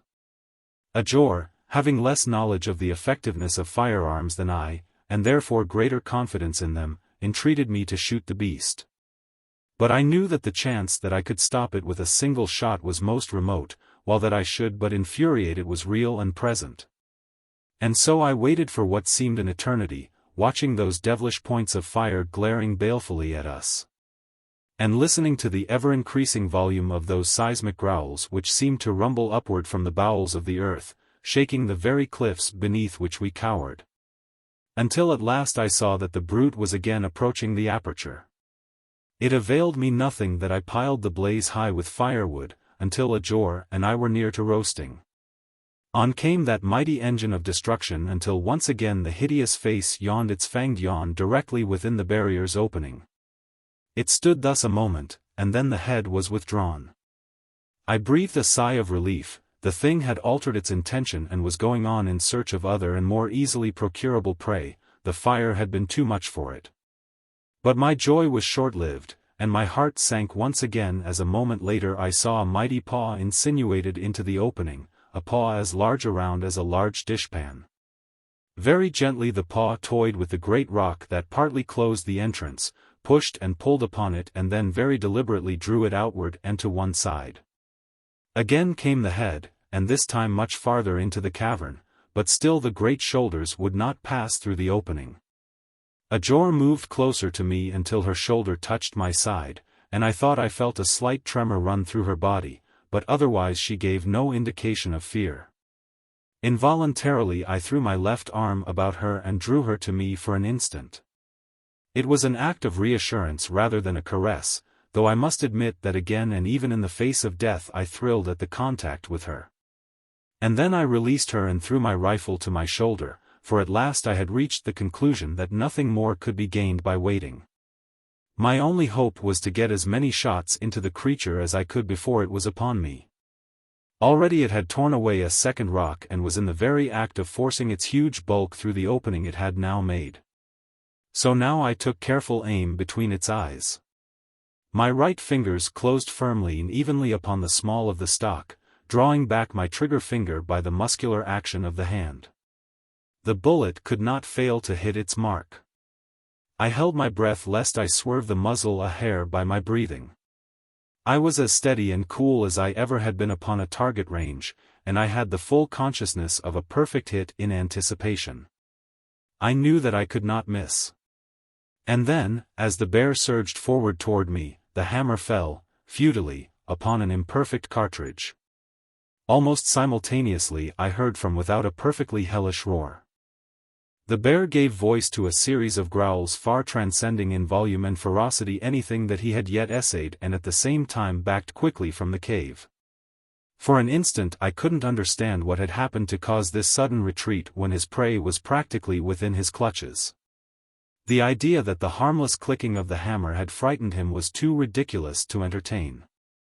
However, we had not long to wait before we could at least guess at the cause of the diversion. For from without came mingled growls and roars and the sound of great bodies thrashing about until the earth shook. The bear had been attacked in the rear by some other mighty beast, and the two were now locked in a titanic struggle for supremacy. With brief respites, during which we could hear the labored breathing of the contestants. The battle continued for the better part of an hour until the sounds of combat grew gradually less and finally ceased entirely. At Edgar's suggestion, made by signs and a few of the words we knew in common, I moved the fire directly to the entrance to the cave so that a beast would have to pass directly through the flames to reach us. And then we sat and waited for the victor of the battle to come and claim his reward. But though we sat for a long time with our eyes glued to the opening, we saw no sign of any beast. At last I signed to Edgar to lie down, for I knew that she must have sleep, and I sat on guard until nearly morning, when the girl awoke and insisted that I take some rest. Nor would she be denied, but dragged me down as she laughingly menaced me with her knife. Chapter 3. When I awoke, it was daylight, and I found Edgar squatting before a fine bed of coals roasting a large piece of antelope meat. Believe me, the sight of the new day and the delicious odor of the cooking meat filled me with renewed happiness and hope that had been all but expunged by the experience of the previous night. And perhaps the slender figure of the bright-faced girl proved also a potent restorative. She looked up and smiled at me, showing those perfect teeth, and dimpling with evident happiness, the most adorable picture that I had ever seen. I recall that it was then I first regretted that she was only a little untutored savage and so far beneath me in the scale of evolution. Her first act was to beckon me to follow her outside, and there she pointed to the explanation of our rescue from the bear, a huge saber-toothed tiger, its fine coat and its flesh torn to ribbons. Lying dead a few paces from our cave, and beside it, equally mangled and disemboweled, was the carcass of a huge cave bear. To have had one's life saved by a saber-toothed tiger, and in the 20th century into the bargain, was an experience that was to say the least unique. But it had happened, I had the proof of it before my eyes. So enormous are the great carnivora of Caspak that they must feed perpetually to support their giant thews. And the result is that they will eat the meat of any other creature and will attack anything that comes within their ken, no matter how formidable the quarry. From later observation, I mention this as worthy the attention of paleontologists and naturalists. I came to the conclusion that such creatures as the cave bear, the cave lion and the saber-toothed tiger, as well as the larger carnivorous reptiles make, ordinarily, 2 kills a day, 1 in the morning and 1 after night. They immediately devour the entire carcass, after which they lie up and sleep for a few hours. Fortunately their numbers are comparatively few, otherwise there would be no other life within Caspak. It is their very voracity that keeps their numbers down to a point which permits other forms of life to persist. For even in the season of love the great males often turn upon their own mates and devour them, while both males and females occasionally devour their young. How the human and semi-human races have managed to survive during all the countless ages that these conditions must have existed here is quite beyond me.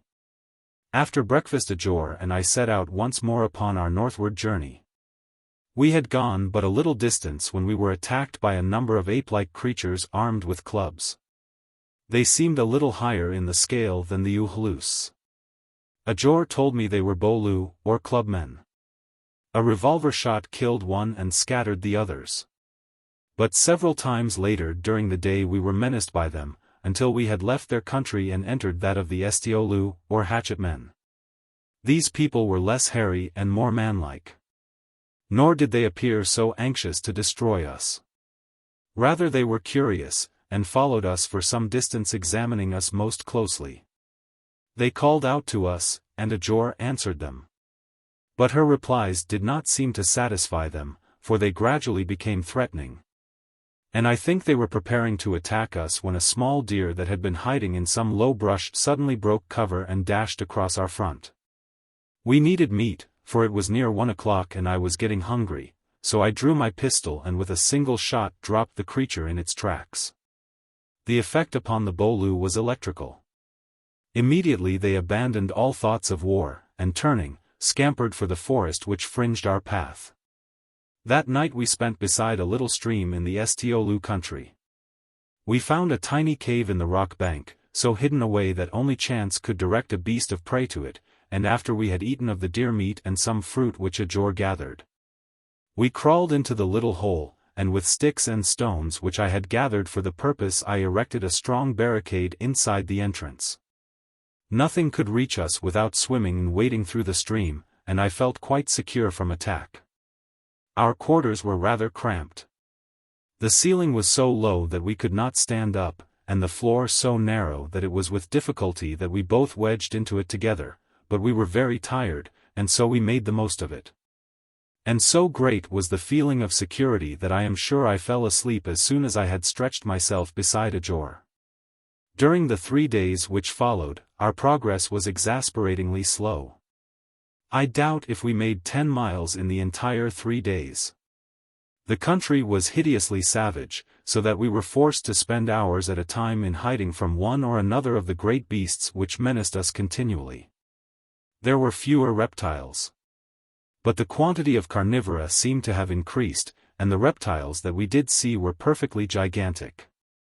I shall never forget one enormous specimen which we came upon browsing upon water reeds at the edge of the great sea. It stood well over 12 feet high at the rump, its highest point, and with its enormously long tail and neck it was somewhere between 75 and 100 feet in length. Its head was ridiculously small, its body was unarmored, but its great bulk gave it a most formidable appearance. My experience of Caspakian life led me to believe that the gigantic creature would but have to see us to attack us. And so I raised my rifle and at the same time drew away toward some brush which offered concealment. But Edgar only laughed, and picking up a stick, ran toward the great thing, shouting. The little head was raised high upon the long neck as the animal stupidly looked here and there in search of the author of the disturbance. At last its eyes discovered tiny little Edgar, and then she hurled the stick at the diminutive head. With a cry that sounded not unlike the bleat of a sheep, the colossal creature shuffled into the water and was soon submerged. As I slowly recalled my collegiate studies and paleontological readings in Bowen's textbooks, I realized that I had looked upon nothing less than a Diplodocus of the Upper Jurassic. But how infinitely different was the true, live thing from the crude restorations of Hatcher and Holland. I had had the idea that the Diplodocus was a land animal, but evidently it is partially amphibious. I have seen several since my first encounter, and in each case the creature took to the sea for concealment as soon as it was disturbed. With the exception of its gigantic tail, it has no weapon of defense, but with this appendage it can lash so terrific a blow as to lay low even a giant cave bear, stunned and broken. It is a stupid, simple, gentle beast, one of the few within Caspak which such a description might even remotely fit. For 3 nights we slept in trees, finding no caves or other places of concealment. Here we were free from the attacks of the large land carnivora. But the smaller flying reptiles, the snakes, leopards, and panthers were a constant menace, though by no means as much to be feared as the huge beasts that roamed the surface of the earth. At the close of the 3rd day Edgar and I were able to converse with considerable fluency, and it was a great relief to both of us, especially to Edgar. She now did nothing but ask questions whenever I would let her, which could not be all the time. As our preservation depended largely upon the rapidity with which I could gain knowledge of the geography and customs of Caspak, and accordingly I had to ask numerous questions myself. I enjoyed immensely hearing and answering her, so naive were many of her queries and so filled with wonder was she at the things I told her of the world beyond the lofty barriers of Caspak. Not once did she seem to doubt me, however marvelous my statements must have seemed. And doubtless they were the cause of marvel to Edgar, who before had never dreamed that any life existed beyond Caspak and the life she knew.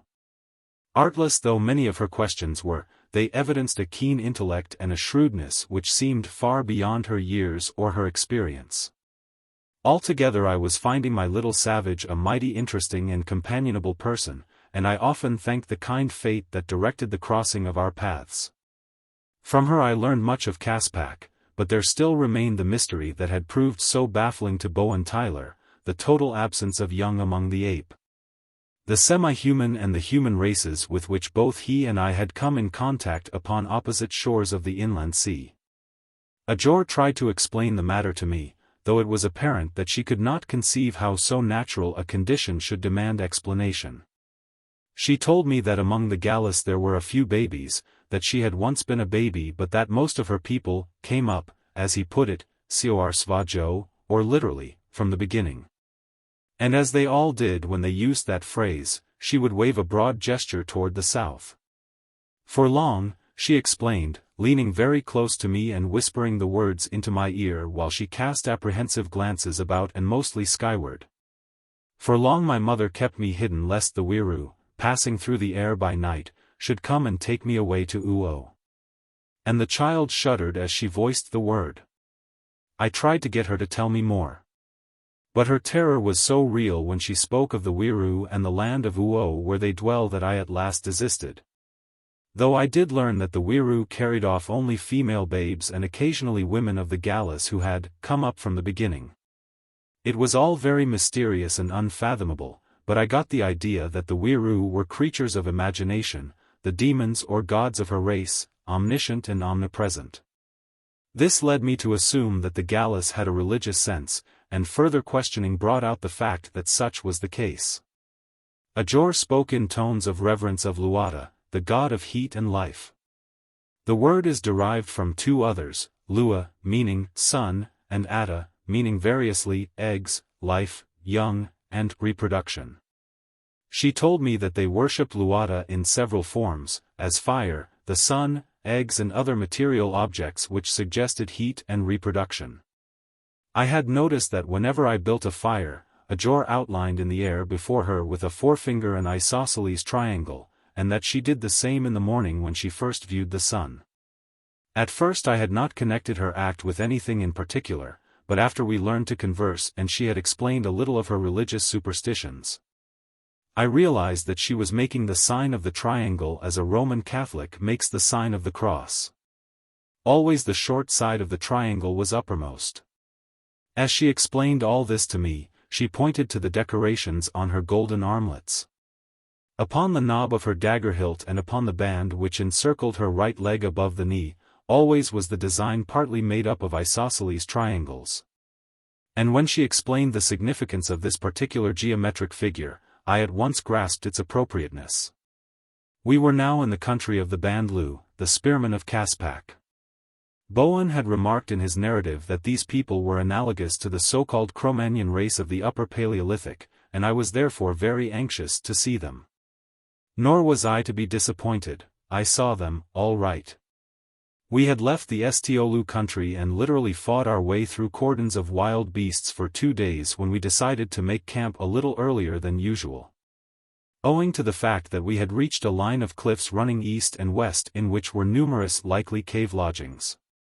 We were both very tired, and the sight of these caverns, several of which could be easily barricaded, decided us to halt until the following morning. It took but a few minutes' exploration to discover one particular cavern high up the face of the cliff which seemed ideal for our purpose.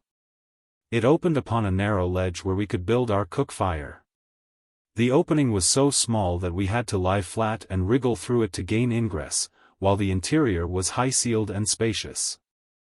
I lighted a faggot and looked about. But as far as I could see, the chamber ran back into the cliff. Laying aside my rifle, pistol and heavy ammunition belt, I left Ajor in the cave while I went down to gather firewood. We already had meat and fruits which we had gathered just before reaching the cliffs, and my canteen was filled with fresh water. Therefore, all we required was fuel, and as I always saved Ajor's strength when I could, would not permit her to accompany me. The poor girl was very tired. But she would have gone with me until she dropped, I know, so loyal was she. She was the best comrade in the world, and sometimes I regretted and sometimes I was glad that she was not of my own caste, for had she been, I should unquestionably have fallen in love with her. As it was, we traveled together like two boys, with huge respect for each other but no softer sentiment. There was little timber close to the base of the cliffs, and so I was forced to enter the wood some 200 yards distant. I realize now how foolhardy was my act in such a land as Caspak, teeming with danger and with death, but there is a certain amount of fool in every man. And whatever proportion of it I own must have been in the ascendant that day, for the truth of the matter is that I went down into those woods absolutely defenseless. And I paid the price, as people usually do for their indiscretions.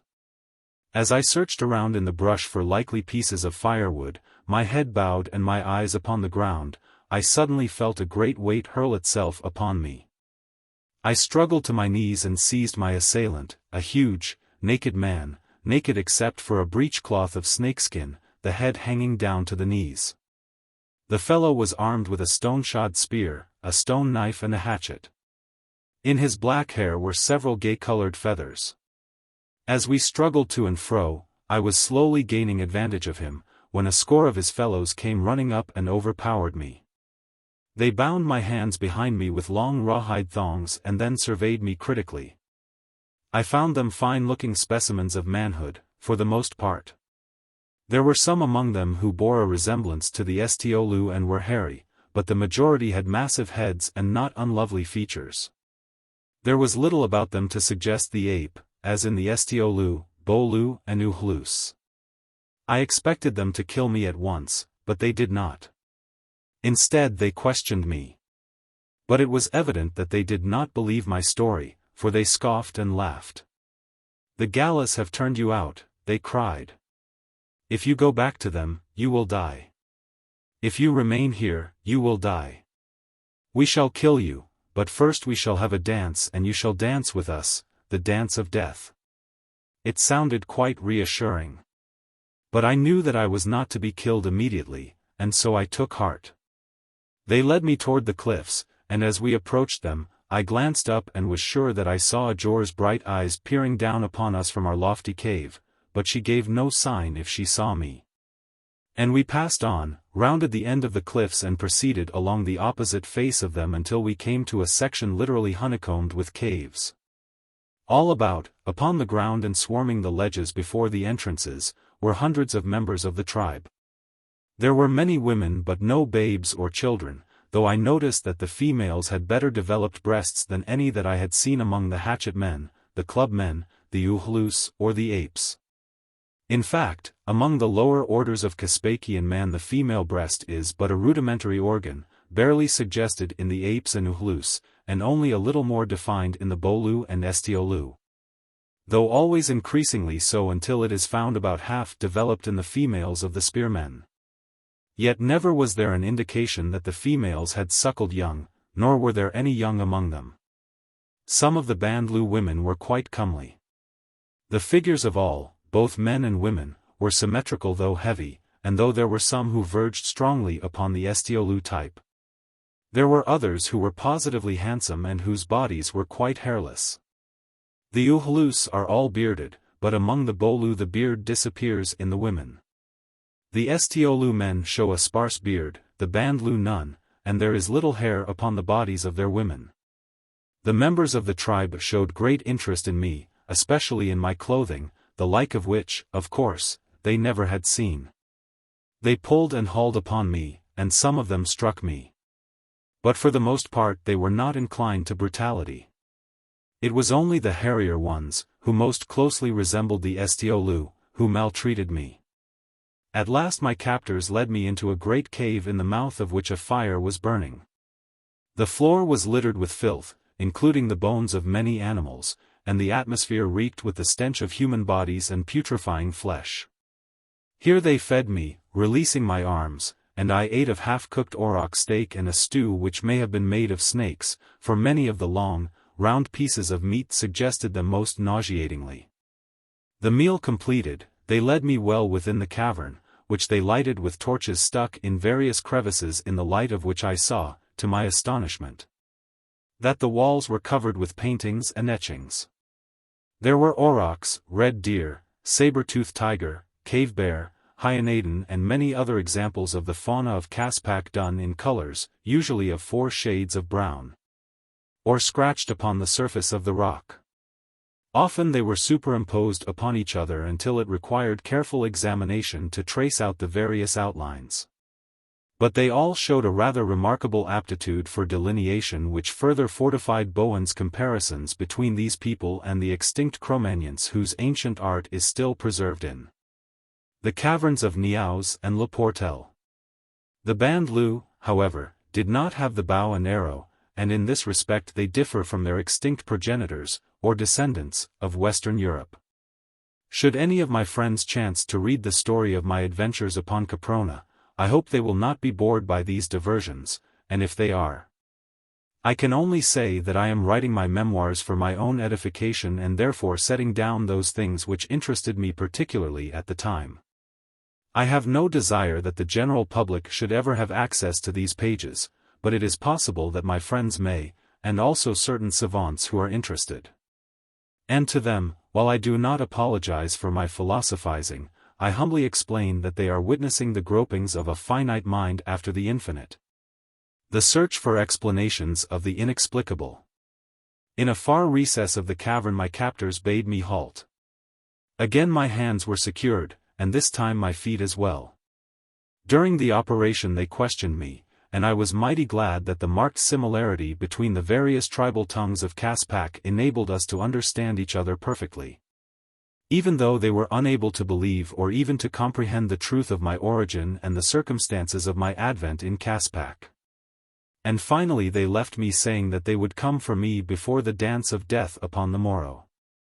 Before they departed with their torches, I saw that I had not been conducted to the farthest extremity of the cavern. For a dark and gloomy corridor led beyond my prison room into the heart of the cliff. I could not but marvel at the immensity of this great underground grotto. Already I had traversed several hundred yards of it, from many points of which other corridors diverged. The whole cliff must be honeycombed with apartments and passages of which this community occupied but a comparatively small part. So that the possibility of the more remote passages being the lair of savage beasts that have other means of ingress and egress than that used by the Bandlu filled me with dire forebodings. I believe that I am not ordinarily hysterically apprehensive, yet I must confess that under the conditions with which I was confronted, I felt my nerves to be somewhat shaken. On the morrow I was to die some sort of nameless death for the diversion of a savage horde, but the morrow held fewer terrors for me than the present. And I submit to any fair-minded man if it is not a terrifying thing to lie bound hand and foot in the Stygian blackness of an immense cave peopled by unknown dangers in a land overrun by hideous beasts and reptiles of the greatest ferocity. At any moment, perhaps at this very moment, some silent-footed beast of prey might catch my scent where it laired in some contiguous passage, and might creep stealthily upon me. I craned my neck about, and stared through the inky darkness for the twin spots of blazing hate which I knew would herald the coming of my executioner.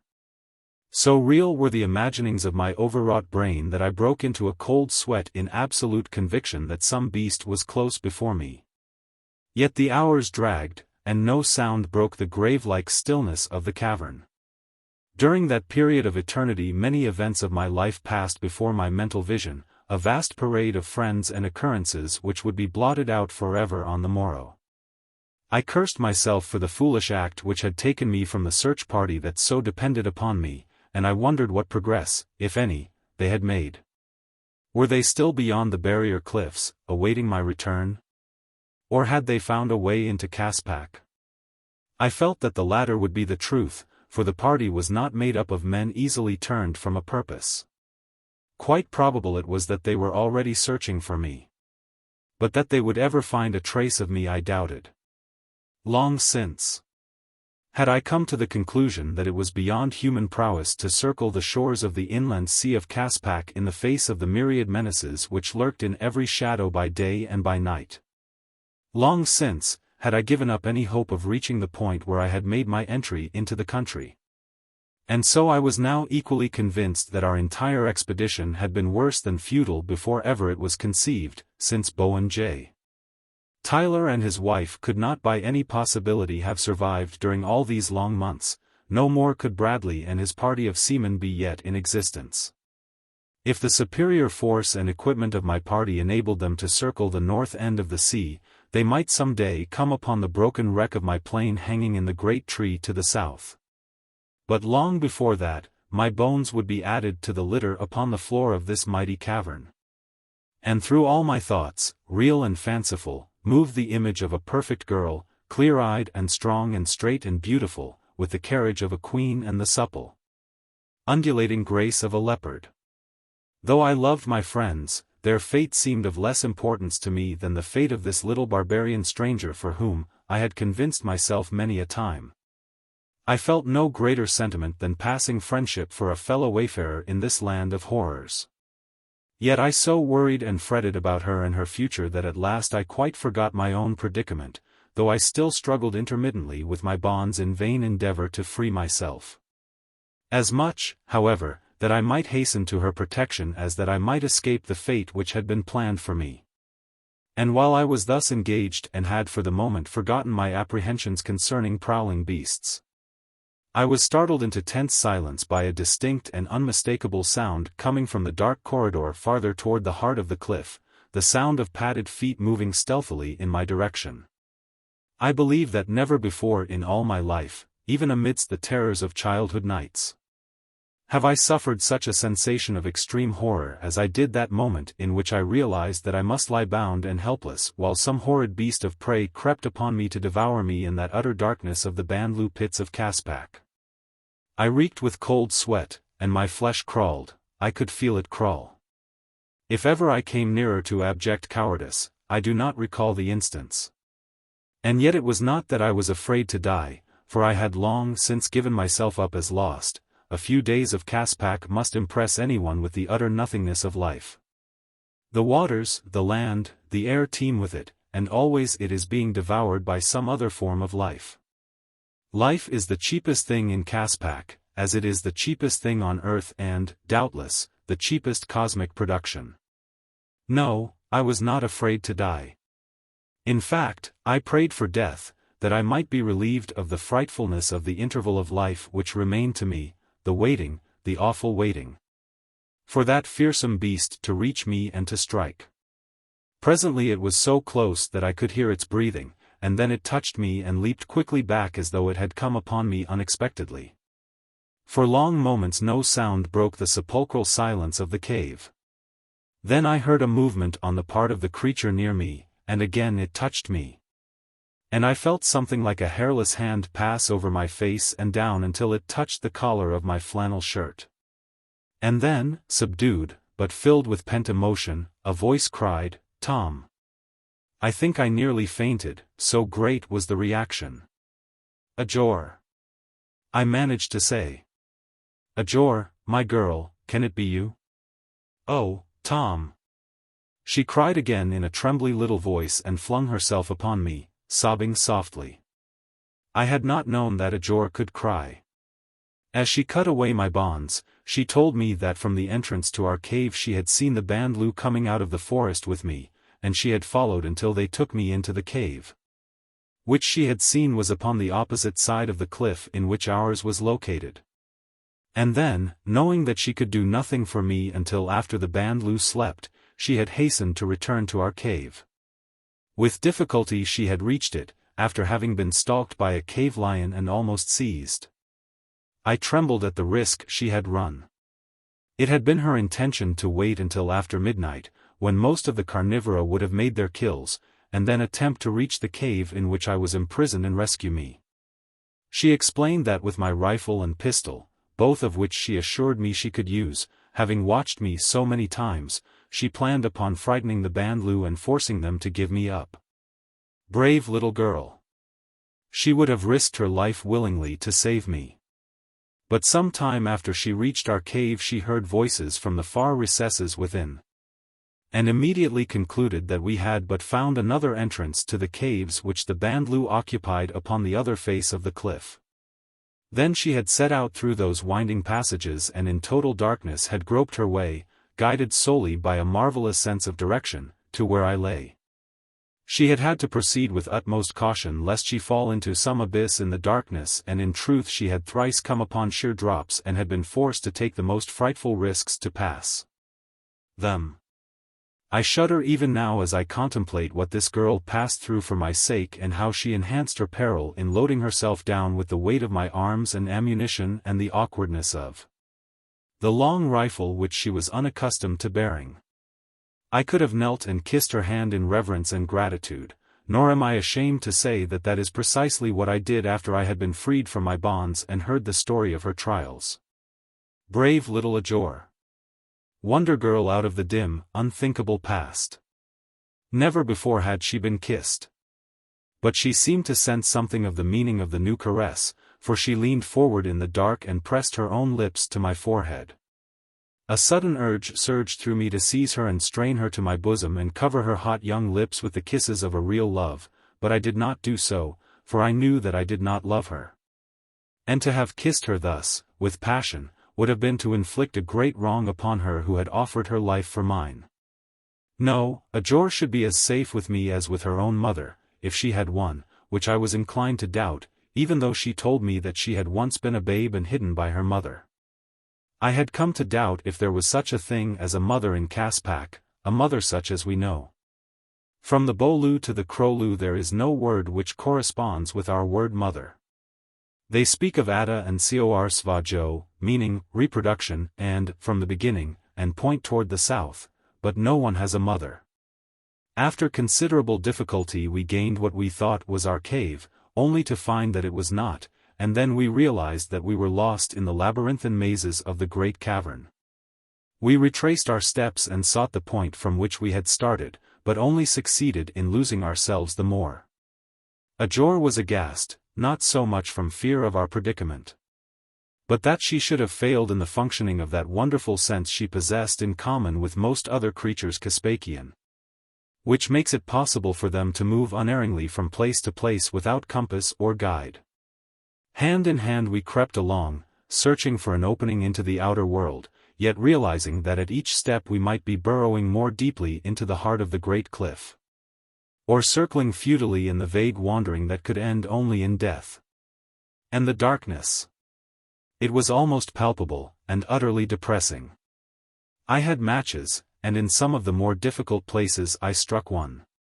But we couldn't afford to waste them, and so we groped our way slowly along, doing the best we could to keep to one general direction in the hope that it would eventually lead us to an opening into the outer world. When I struck matches, I noticed that the walls bore no paintings, nor was there other sign that man had penetrated this far within the cliff, nor any spoor of animals of other kinds. It would be difficult to guess at the time we spent wandering through those black corridors, climbing steep ascents, feeling our way along the edges of bottomless pits, never knowing at what moment we might be plunged into some abyss, and always haunted by the ever-present terror of death by starvation and thirst. As difficult as it was, I still realized that it might have been infinitely worse had I had another companion than Ajor, courageous, uncomplaining, loyal little Ajor. She was tired and hungry and thirsty, and she must have been discouraged, but she never faltered in her cheerfulness. I asked her if she was afraid, and she replied that here the Weiroo could not get her, and that if she died of hunger, she would at least die with me, and she was quite content that such should be her end. At the time I attributed her attitude to something akin to a dog-like devotion to a new master who had been kind to her. I can take oath to the fact that I did not think it was anything more. Whether we had been imprisoned in the cliff for a day or a week I could not say, nor even now do I know. We became very tired and hungry, the hours dragged. We slept at least twice, and then we rose and stumbled on, always weaker and weaker. There were ages during which the trend of the corridors was always upward. It was heartbreaking work for people in the state of exhaustion in which we then were, but we clung tenaciously to it. We stumbled and fell. We sank through pure physical inability to retain our feet, but always we managed to rise at last and go on. At first, wherever it had been possible, we had walked hand in hand lest we become separated, and later, when I saw that Ajor was weakening rapidly, we went side by side, I supporting her with an arm about her waist. I still retained the heavy burden of my armament, but with the rifle slung to my back, my hands were free. When I too showed indisputable evidences of exhaustion, Ajor suggested that I lay aside my arms and ammunition. But I told her that as it would mean certain death for me to traverse Caspak without them, I might as well take the chance of dying here in the cave with them. For there was the other chance that we might find our way to liberty. There came a time when Ajor could no longer walk, and then it was that I picked her up in my arms and carried her. She begged me to leave her, saying that after I found an exit, I could come back and get her, but she knew, and she knew that I knew, that if ever I did leave her, I could never find her again. Yet she insisted. Barely had I sufficient strength to take a score of steps at a time, then I would have to sink down and rest for 5 to 10 minutes. I don't know what force urged me on and kept me going in the face of an absolute conviction that my efforts were utterly futile. I counted us already as good as dead. But still I dragged myself along until the time came that I could no longer rise, but could only crawl along a few inches at a time, dragging Ajor beside me. Her sweet voice, now almost inaudible from weakness, implored me to abandon her and save myself. She seemed to think only of me. Of course I couldn't have left her there alone, no matter how much I might have desired to do so, but the fact of the matter was that I didn't desire to leave her. What I said to her then came very simply and naturally to my lips. It couldn't very well have been otherwise, I imagine, for with death so close, I doubt if people are much inclined to heroics. I would rather not get out at all, Edgar, I said to her, than to get out without you. We were resting against a rocky wall, and Edgar was leaning against me, her head on my breast. I could feel her press closer to me, and one hand stroke my arm in a weak caress, but she didn't say anything, nor were words necessary. After a few minutes more rest, we started on again upon our utterly hopeless way, but I soon realized that I was weakening rapidly, and presently I was forced to admit that I was through. It's no use, Edgar, I said, I've come as far as I can. It may be that if I sleep, I can go on again after, but I knew that that was not true, and that the end was near. Yes, sleep, said Edgar. We will sleep together, forever. She crept close to me as I lay on the hard floor and pillowed her head upon my arm. With the little strength which remained to me, I drew her up until our lips touched, and, then I whispered, "Goodbye." I must have lost consciousness almost immediately, for I recall nothing more until I suddenly awoke out of a troubled sleep, during which I dreamed that I was drowning. To find the cave lighted by what appeared to be diffused daylight, and a tiny trickle of water running down the corridor and forming a puddle in the little depression in which it chanced that Edgar and I lay. I turned my eyes quickly upon Edgar, fearful for what the light might disclose, but she still breathed, though very faintly. Then I searched about for an explanation of the light, and soon discovered that it came from about a bend in the corridor just ahead of us and at the top of a steep incline. And instantly I realized that Edgar and I had stumbled by night almost to the portal of salvation. Had chance taken us a few yards further, up either of the corridors which diverged from ours just ahead of us, we might have been irrevocably lost, we might still be lost. But at least we could die in the light of day, out of the horrid blackness of this terrible cave. I tried to rise, and found that sleep had given me back a portion of my strength. And then I tasted the water and was further refreshed. I shook Edgar gently by the shoulder. But she did not open her eyes, and then I gathered a few drops of water in my cupped palm and let them trickle between her lips. This revived her so that she raised her lids, and when she saw me, she smiled. "What happened?" she asked. "Where are we?" "We are at the end of the corridor," I replied, "and daylight is coming in from the outside world just ahead. We are saved, Edgar." She sat up then and looked about, and then, quite womanlike, she burst into tears. It was the reaction, of course, and then too, she was very weak. I took her in my arms and quieted her as best I could, and finally, with my help, she got to her feet, for she, as well as I, had found some slight recuperation in sleep. Together we staggered upward toward the light, and at the first turn we saw an opening a few yards ahead of us and a leaden sky beyond, a leaden sky from which was falling a drizzling rain. The author of our little, trickling stream which had given us drink when we were most in need of it. The cave had been damp and cold, but as we crawled through the aperture, the muggy warmth of the Caspakian air caressed and confronted us. Even the rain was warmer than the atmosphere of those dark corridors. We had water now, and warmth, and I was sure that Caspak would soon offer us meat or fruit.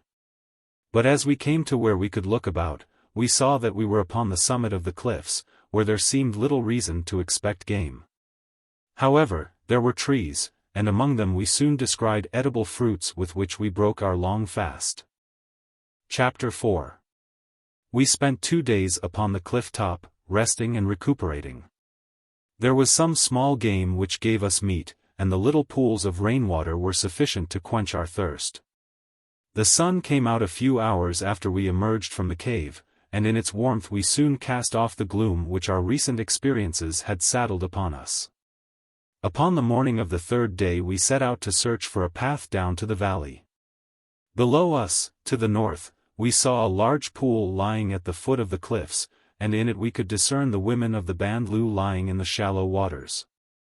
While beyond and close to the base of the mighty barrier cliffs there was a large party of Bandlu warriors going north to hunt. We had a splendid view from our lofty cliff top. Dimly, to the west, we could see the farther shore of the inland sea, and southwest the large southern island loomed distinctly before us. A little east of north was the northern island, which Edgar, shuddering, whispered was the home of the Wiru, the land of Uo. It lay at the far end of the lake and was barely visible to us, being fully 60 miles away. From our elevation, and in a clearer atmosphere, it would have stood out distinctly. But the air of Caspak is heavy with moisture, with the result that distant objects are blurred and indistinct. Edgar also told me that the mainland east of Uo was her land, the land of the Galu. She pointed out the cliffs at its southern boundary, which mark the frontier, south of which lies the country of Krolu, the archers. We now had but to pass through the balance of the Bandlu territory and that of the Krolu to be within the confines of her own land. But that meant traversing 35 miles of hostile country filled with every imaginable terror, and possibly many beyond the powers of imagination.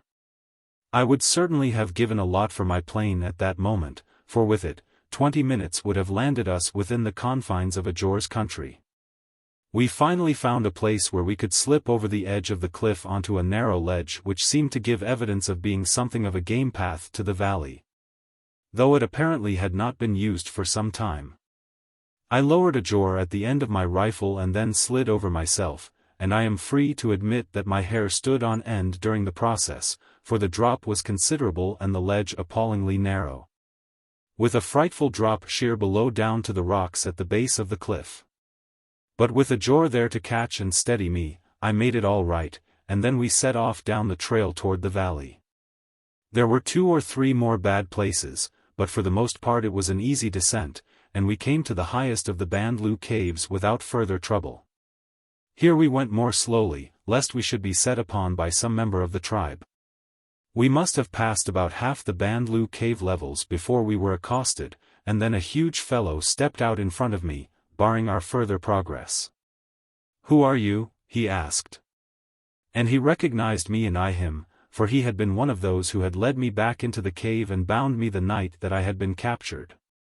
From me his gaze went to Edgar.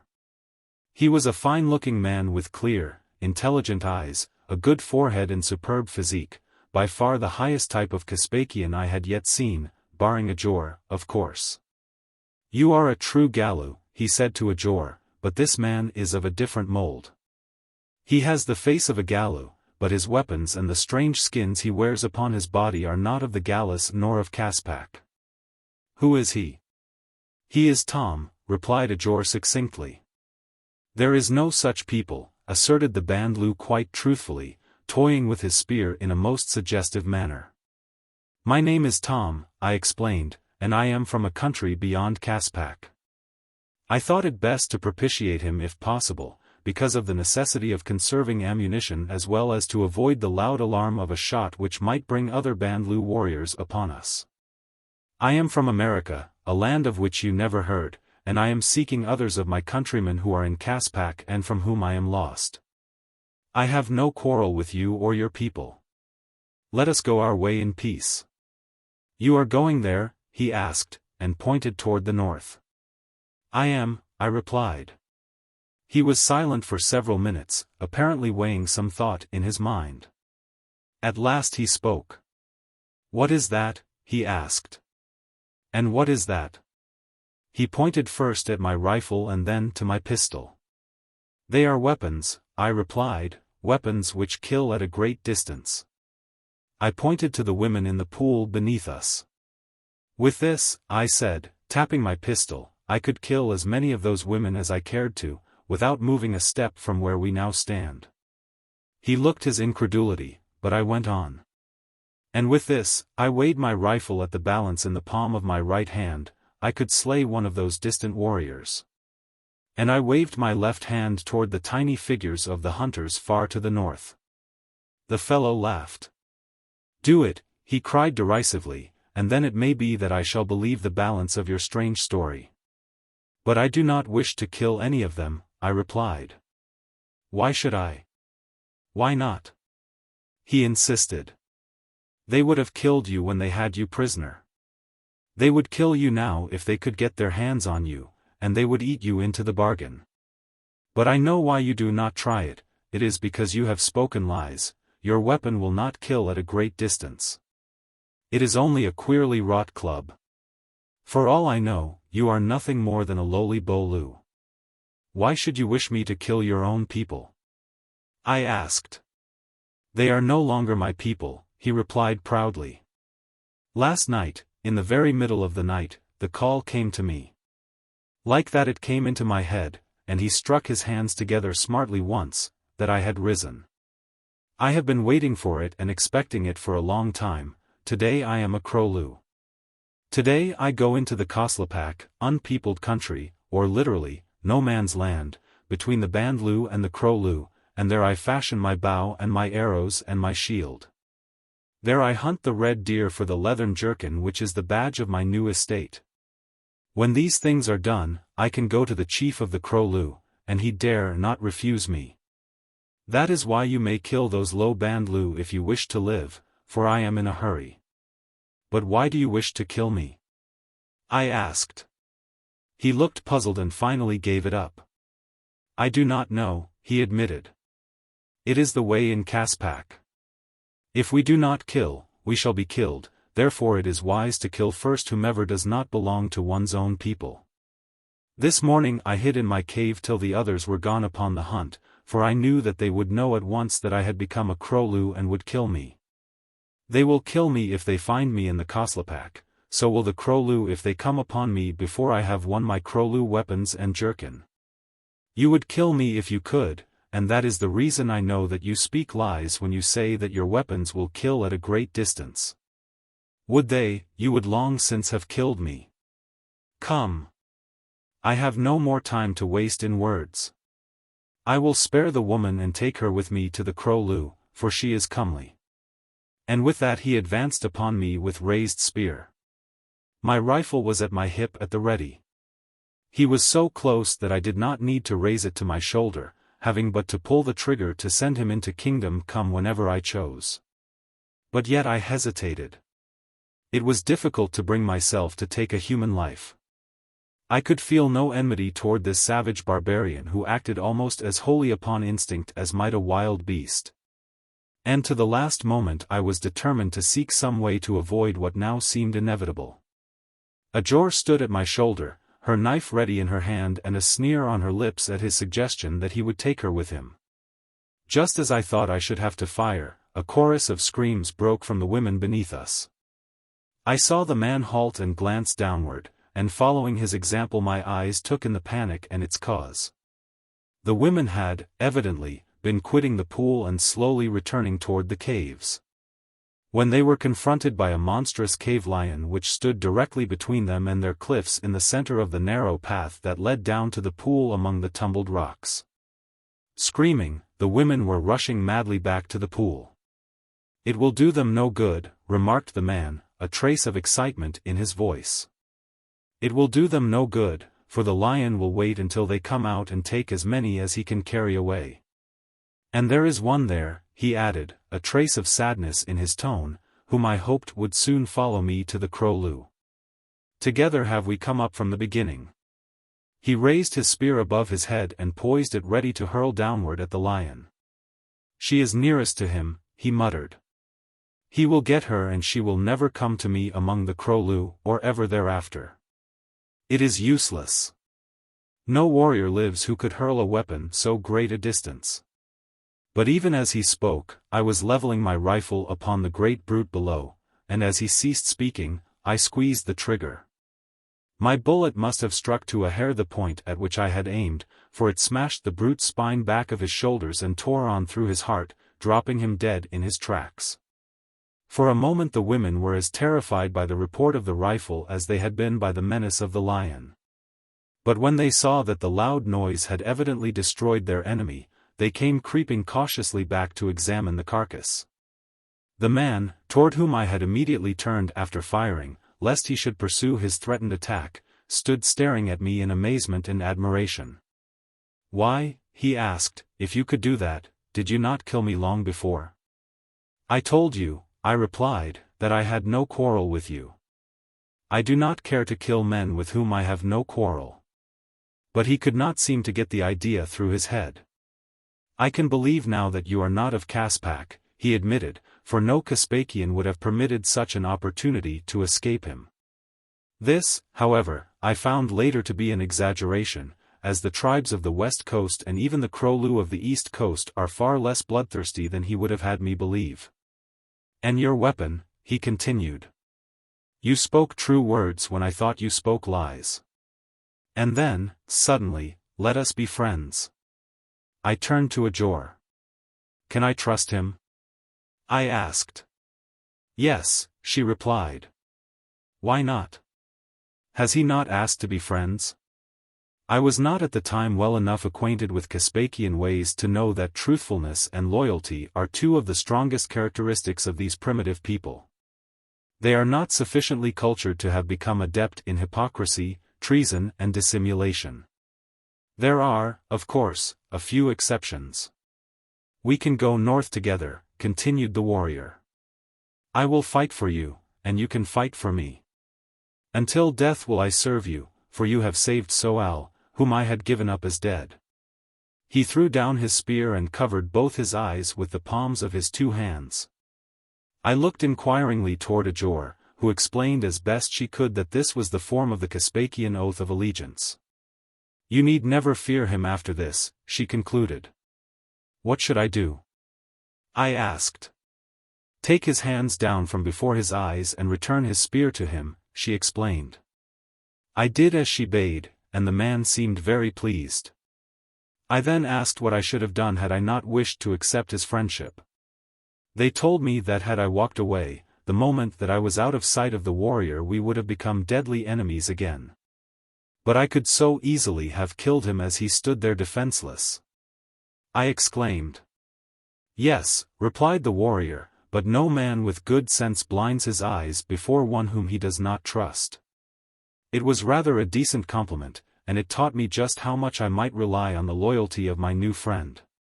I was glad to have him with us, for he knew the country and was evidently a fearless warrior. I wished that I might have recruited a battalion like him. As the women were now approaching the cliffs, Tamar the warrior suggested that we make our way to the valley before they could intercept us, as they might attempt to detain us and were almost certain to set upon Edgar. So we hastened down the narrow path, reaching the foot of the cliffs but a short distance ahead of the women. They called after us to stop. But we kept on at a rapid walk, not wishing to have any trouble with them, which could only result in the death of some of them. We had proceeded about a mile when we heard someone behind us calling Tamar by name, and when we stopped and looked around, we saw a woman running rapidly toward us. As she approached nearer I could see that she was a very comely creature, and like all her sex that I had seen in Caspak, apparently young. It is Soal, exclaimed Tamar. Is she mad that she follows me thus? In another moment the young woman stopped, panting, before us. She paid not the slightest attention to Edgar or me. But devouring Tamar with her sparkling eyes, she cried, I have risen. I have risen. Soal, was all that the man could say. Yes, she went on, the call came to me just before I quit the pool. But I did not know that it had come to you. I can see it in your eyes, Tamar, my Tamar. We shall go on together. And she threw herself into his arms. It was a very affecting sight. For it was evident that these two had been mates for a long time and that they had each thought that they were about to be separated by that strange law of evolution which holds good in Caspak and which was slowly unfolding before my incredulous mind. I did not then comprehend even a tithe of the wondrous process, which goes on eternally within the confines of Caprona's barrier cliffs, nor am I any too sure that I do even now. Tamar explained to Soal that it was I who had killed the cave lion and saved her life, and that Edgar was my woman and thus entitled to the same loyalty which was my due. At first Edgar and Soal were like a couple of stranger cats on a back fence, but soon they began to accept each other under something of an armed truce, and later became fast friends. Soal was a mighty fine-looking girl, built like a tigress as to strength and sinuosity, but withal sweet and womanly. Ajor and I came to be very fond of her, and she was, I think, equally fond of us. Tamar was very much of a man, a savage, if you will, but none the less a man. Finding that traveling in company with Tamar made our journey both easier and safer. Ajor and I did not continue on our way alone while the novitiates delayed their approach to the Krolu country in order that they might properly fit themselves in the matter of arms and apparel, but remained with them. Thus we became well acquainted, to such an extent that we looked forward with regret to the day when they took their places among their new comrades and we should be forced to continue upon our way alone.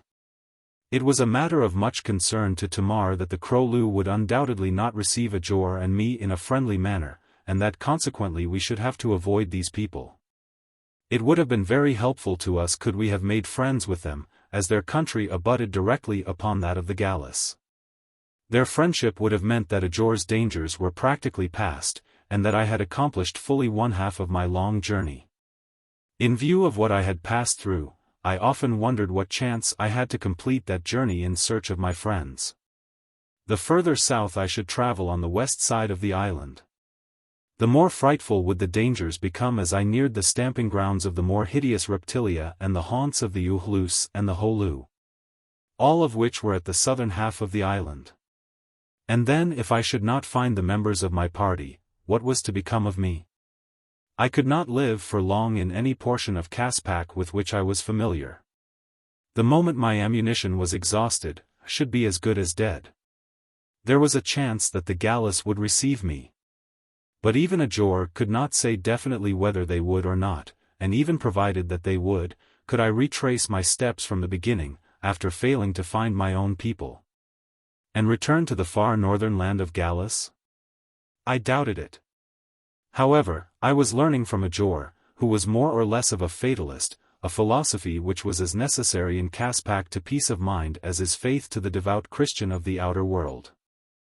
Chapter 5. We were sitting before a little fire inside a safe grotto one night shortly after we had quit the cliff dwellings of the Bandlu, when Soal raised a question which it had never occurred to me to propound to Ajor. She asked her why she had left her own people and how she had come so far south as the country of the Uhlus, where I had found her. At first Ajor hesitated to explain, but at last she consented, and for the first time I heard the complete story of her origin and experiences. For my benefit she entered into greater detail of explanation than would have been necessary had I been a native Caspakian. I am a Cosatalo, commenced Ajor, and then she turned toward me. A Cosatalo, my Tom, is a woman, lo, who did not come from an egg and thus on up, from the beginning. So ar svajo. I was a babe at my mother's breast. Only among the Gallus are such, and then but infrequently.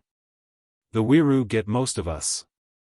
But my mother hid me until I had attained such size that the Wiru could not readily distinguish me from one who had come up from the beginning. I knew both my mother and my father, as only such as I may. My father is high chief among the Gallus. His name is Jor, and both he and my mother came up from the beginning. But one of them, probably my mother, had completed the 7 cycles, approximately 700 years, with the result that their offspring might be Cosatalo. Or born as are all the children of your race, my Tom, as you tell me is the fact. I was therefore apart from my fellows in that my children would probably be as I, of a higher state of evolution, and so I was sought by the men of my people, but none of them appealed to me. I cared for none. The most persistent was Ducene, a huge warrior of whom my father stood in considerable fear, since it was quite possible that Ducene could wrest from him his chieftainship of the Gallus. He has a large following of the newer Gallus, those most recently come up from the Krolu, and as this class is usually much more powerful numerically than the older Gallus, and as Ducene's ambition knows no bounds, we have for a long time been expecting him to find some excuse for a break with Jor the High Chief, my father.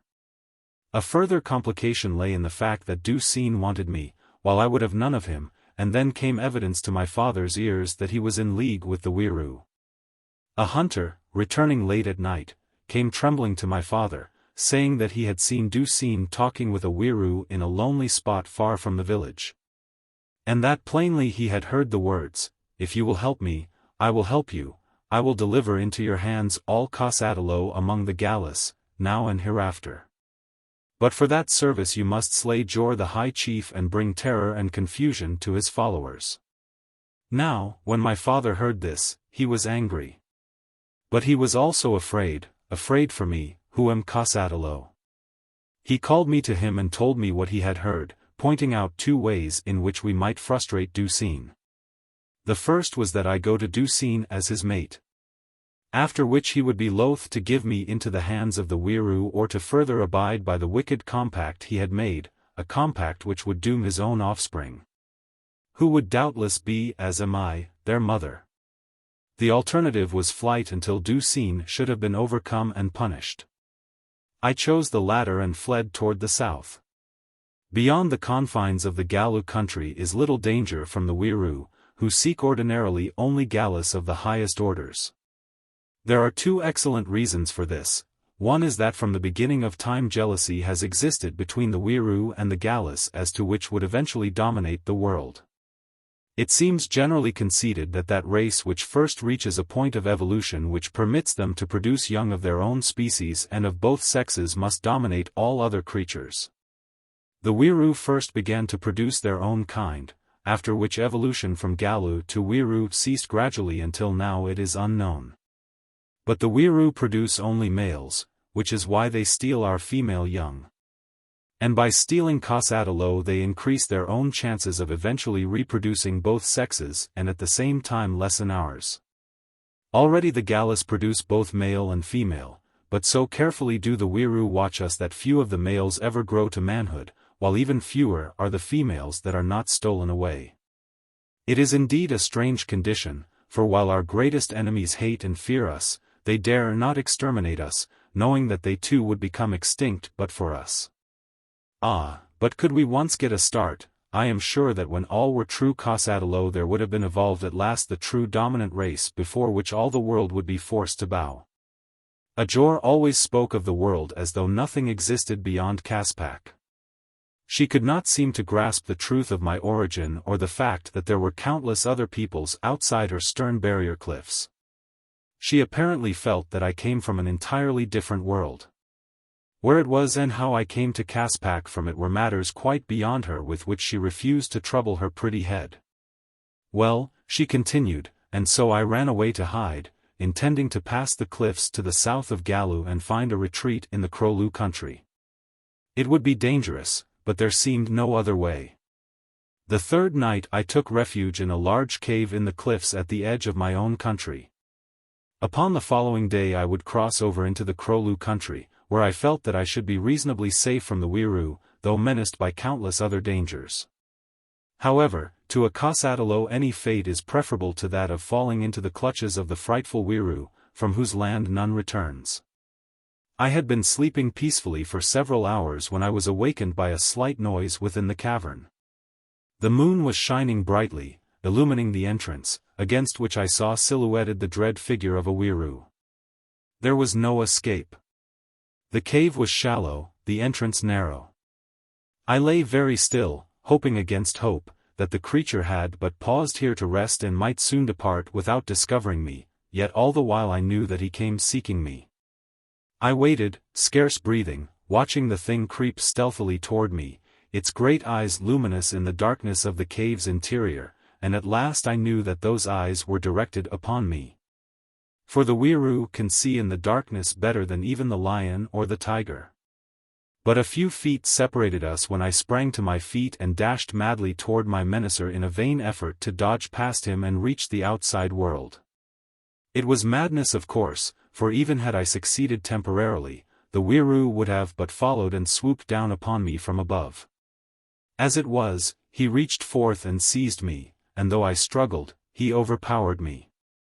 In the duel his long, white robe was nearly torn from him, and he became very angry, so that he trembled and beat his wings together in his rage. He asked me my name.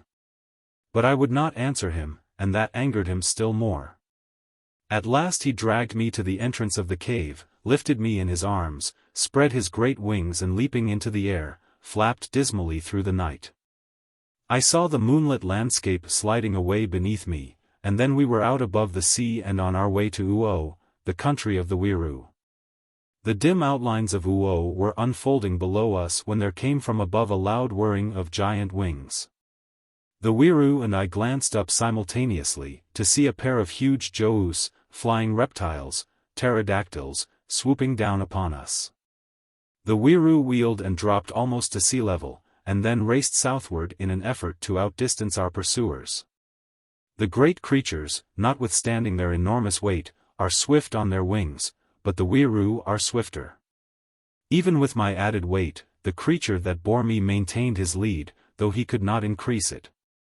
Faster than the fastest wind we raced through the night, southward along the coast. Sometimes we rose to great heights, where the air was chill and the world below but a blur of dim outlines, but always the joos stuck behind us. I knew that we had covered a great distance, for the rush of the wind by my face attested the speed of our progress. But I had no idea where we were when at last I realized that the Weiroo was weakening. One of the joos gained on us and succeeded in heading us, so that my captor had to turn in toward the coast. Further and further they forced him to the left, lower and lower he sank. More labored was his breathing, and weaker the stroke of his once powerful wings. We were not 10 feet above the ground when they overtook us, and at the edge of a forest. One of them seized the Weiroo by his right wing, and in an effort to free himself, he loosed his grasp upon me, dropping me to earth. Like a frightened eka I leaped to my feet and raced for the sheltering sanctuary of the forest, where I knew neither could follow or seize me. Then I turned and looked back to see 2 great reptiles tear my abductor asunder and devour him on the spot. I was saved, yet I felt that I was lost.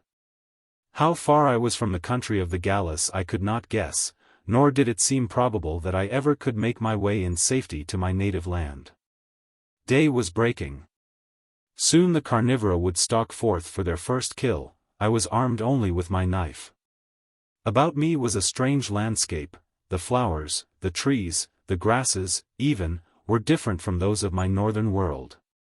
And presently there appeared before me a creature fully as hideous as the Weiroo, a hairy manling that barely walked erect.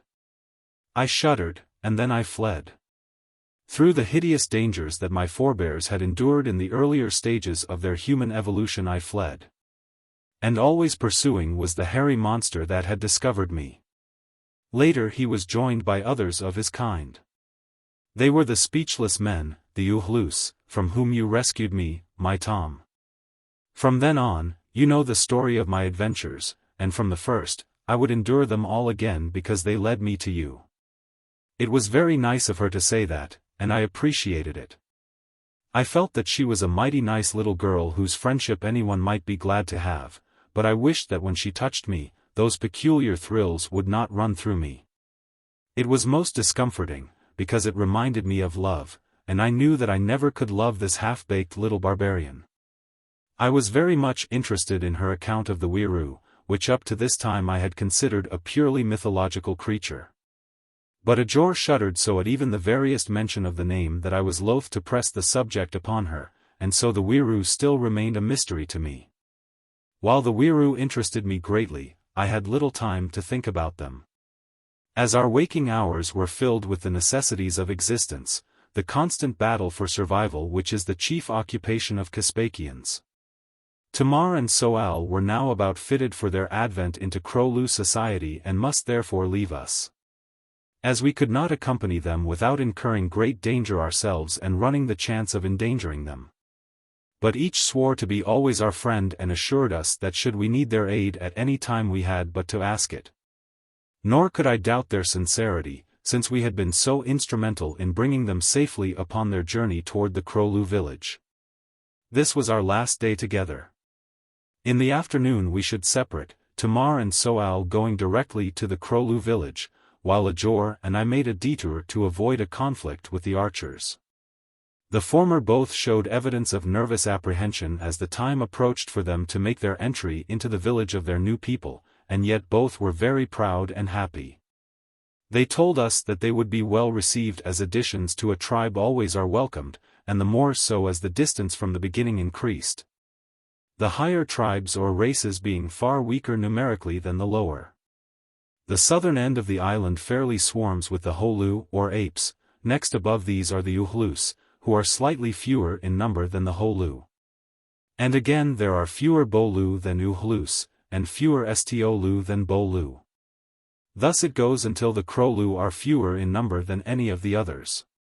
And here the law reverses, for the Gallus outnumber the Krolu. As Edgar explained it to me, the reason for this is that as evolution practically ceases with the Gallus, there is no less among them on this score. For even the Cosatolo are still considered Gallus and remain with them. And Gallus come up both from the west and east coasts. There are, too, fewer carnivorous reptiles at the north end of the island. And not so many of the great and ferocious members of the cat family as take their hideous toll of life among the races further south. By now I was obtaining some idea of the Caspakian scheme of evolution, which partly accounted for the lack of young among the races I had so far seen. Coming up from the beginning, the Caspakian passes, during a single existence, through the various stages of evolution, or at least many of them, through which the human race has passed during the countless ages since life first stirred upon a new world. But the question which continued to puzzle me was, what creates life at the beginning, Sir Svajo? I had noticed that as we traveled northward from the Alus country the land had gradually risen until we were now several hundred feet above the level of the inland sea. Edgar told me that the Gallus country was still higher and considerably colder, which accounted for the scarcity of reptiles. The change in form and kinds of the lower animals was even more marked than the evolutionary stages of man. The diminutive eka, or small horse, became a rough-coated and sturdy little pony in the Krolu country. I saw a greater number of small lions and tigers, though many of the huge ones still persisted, while the woolly mammoth was more in evidence, as were several varieties of the labyrinthodonta. These creatures, from which God save me, I should have expected to find further south. But for some unaccountable reason they gain their greatest bulk in the Krolu and Galu countries, though fortunately they are rare. I rather imagine that they are a very early life which is rapidly nearing extinction in Caspak, though wherever they are found, they constitute a menace to all forms of life. It was mid-afternoon when Tamar and Soal bade us goodbye. We were not far from Krolu village. In fact, we had approached it much closer than we had intended, and now Edgar and I were to make a detour toward the sea while our companions went directly in search of the Krolu chief. Edgar and I had gone perhaps a mile or two and were just about to emerge from a dense wood when I saw that ahead of us which caused me to draw back into concealment, at the same time pushing Edgar behind me. What I saw was a party of Bandlu warriors, large, fierce-appearing men. From the direction of their march I saw that they were returning to their caves, and that if we remained where we were, they would pass without discovering us. Presently Edgar nudged me. "They have a prisoner," she whispered. "He is a Krolu." And then I saw him, the first fully developed Krolu I had seen. He was a fine-looking savage, tall and straight with a regal carriage. Tamar was a handsome fellow, but this Krolu showed plainly in his every physical attribute a higher plane of evolution. While Tamar was just entering the Krolu sphere, this man, it seemed to me, must be close indeed to the next stage of his development, which would see him an envied Galu. "They will kill him?" I whispered to Edgar. "The dance of death," she replied, and I shuddered, so recently had I escaped the same fate. It seemed cruel that one who must have passed safely up through all the frightful stages of human evolution within Caspak, should die at the very foot of his goal. I raised my rifle to my shoulder and took careful aim at one of the Bandlu. If I hit him, I would hit two, for another was directly behind the first. Edgar touched my arm. "What would you do?" she asked. "They are all our enemies." "I am going to save him from the dance of death," I replied, enemy or no enemy, and I squeezed the trigger. At the report, the two Bandlu lunged forward upon their faces. I handed my rifle to Edgar, and drawing my pistol, stepped out in full view of the startled party. The Bandlu did not run away as had some of the lower orders of Caspakians at the sound of the rifle. Instead, the moment they saw me, they let out a series of demoniac war cries, and raising their spears above their heads, charged me. The Crowlu stood silent and statuesque, watching the proceedings. He made no attempt to escape, though his feet were not bound and none of the warriors remained to guard him. There were 10 of the Bandlu coming for me. I dropped 3 of them with my pistol as rapidly as a man might count by 3, and then my rifle spoke close to my left shoulder. And another of them stumbled and rolled over and over upon the ground. Plucky little Edgar. She had never fired a shot before in all her life, though I had taught her to sight and aim and how to squeeze the trigger instead of pulling it. She had practiced these new accomplishments often, but little had I thought they would make a marksman of her so quickly. With 6 of their fellows put out of the fight so easily, the remaining 6 sought cover behind some low bushes and commenced a council of war. I wished that they would go away, as I had no ammunition to waste, and I was fearful that should they institute another charge, some of them would reach us, for they were already quite close. Suddenly one of them rose and launched his spear. It was the most marvelous exhibition of speed I have ever witnessed. It seemed to me that he had scarce gained an upright position when the weapon was halfway upon its journey, speeding like an arrow toward Edgar. And then it was, with that little life in danger, that I made the best shot I have ever made in my life. I took no conscious aim. It was as though my subconscious mind, impelled by a stronger power even than that of self-preservation, directed my hand. Edgar was in danger.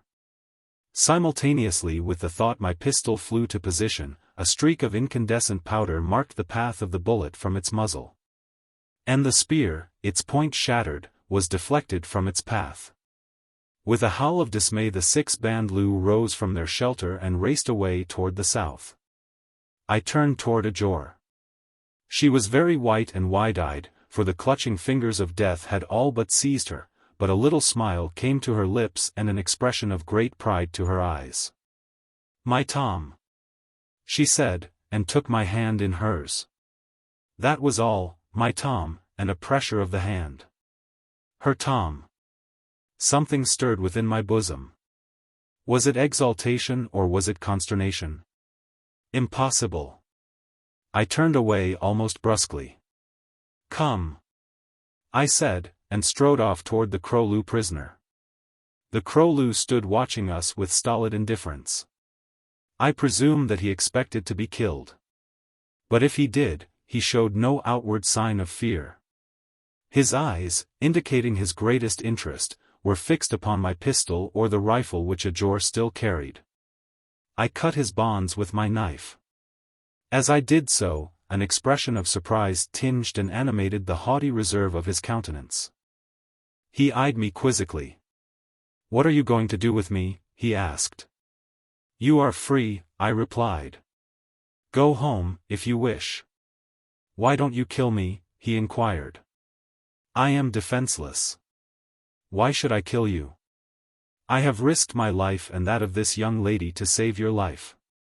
Why, therefore should I now take it?" Of course, I didn't say, young lady, as there is no Caspakian equivalent for that term. But I have to allow myself considerable latitude in the translation of Caspakian conversations. To speak always of a beautiful young girl as a she may be literal, but it seems far from gallant. The Crowlu concentrated his steady, level gaze upon me for at least a full minute. Then he spoke again. "Who are you, man of strange skins?" he asked. "Your she is Galu. But you are neither Galu nor Crowlu nor Bandlu, nor any other sort of man which I have seen before. Tell me from whence comes so mighty a warrior and so generous a foe." "It is a long story," I replied, "but suffice it to say that I am not of Caspak. I am a stranger here, and, let this sink in, I am not a foe. I have no wish to be an enemy of any man in Caspak, with the possible exception of the Galu warrior Ducine." "Ducine," he exclaimed. "You are an enemy of Ducine?" And why? Because he would harm Edgar, I replied. You know him? He cannot know him, said Edgar. Ducine rose from the Crowloo long ago, taking a new name, as all do when they enter a new sphere. He cannot know him, as there is no intercourse between the Crowloo and the Gallu. The warrior smiled. Ducine rose not so long ago, he said, that I do not recall him well, and recently he has taken it upon himself to abrogate the ancient laws of Caspak. He had had intercourse with the Crowloo. Ducine would be chief of the Gallus, and he has come to the Crowloo for help. Edgar was aghast. The thing was incredible. Never had Crowloo and Gallu had friendly relations. By the savage laws of Caspak they were deadly enemies, for only so can the several races maintain their individuality. Will the Crowloo join him? Asked Edgar. Will they invade the country of Jor my father? The younger Crowloo favor the plan, replied the warrior, since they believe they will thus become Gallus immediately. They hope to span the long years of change through which they must pass in the ordinary course of events and at a single stride become Gallus. We of the older Crowloo tell them that though they occupy the land of the Gallu and wear the skins and ornaments of the golden people, still they will not be Gallus till the time arrives that they are ripe to rise. We also tell them that even then they will never become a true Gallu race, since there will still be those among them who can never rise. It is all right to raid the Gallu country occasionally for plunder, as our people do, but to attempt to conquer it and hold it is madness. For my part, I have been content to wait until the call came to me. I feel that it cannot now be long. What is your name? Asked Edgar. Chalazi, replied the man. You are chief of the Crowloo? Edgar continued. No, it is Altan who is chief of the Crowloo of the East, answered Chalazi. And he is against this plan to invade my father's country? Unfortunately he is rather in favor of it, replied the man, since he has about come to the conclusion that he is Batu. He has been chief ever since, before I came up from the Bandlu, and I can see no change in him in all those years. In fact, he still appears to be more Bandlu than Crowloo. However, he is a good chief and a mighty warrior, and if Ducine persuades him to his cause, the Gallus may find themselves under a Crowloo chieftain before long, Ducine as well as the others. For Altan would never consent to occupy a subordinate position, and once he plants a victorious foot in Gallu, he will not withdraw it without a struggle. I asked them what Bata meant, as I had not before heard the word. Literally translated, it is equivalent to through, finished, done for, as applied to an individual's evolutionary progress in Caspak. And with this information was developed the interesting fact that not every individual is capable of rising through every stage to that of Gallu. Some never progress beyond the Alu stage, others stop as Bolu, as Estiolu, as Bandlu or as Crowloo. The Holu of the first generation may rise to become Uhlus. The Uhlus of the second generation may become Bolu, while it requires 3 generations of Bolu to become Bandlu, and so on until Crowloo's parent on one side must be of the 6th generation. It was not entirely plain to me even with this explanation, since I couldn't understand how there could be different generations of peoples who apparently had no offspring. Yet I was commencing to get a slight glimmer of the strange laws which govern propagation and evolution in this weird land. Already I knew that the warm pools which always lie close to every tribal abiding place were closely linked with the Caspakian scheme of evolution.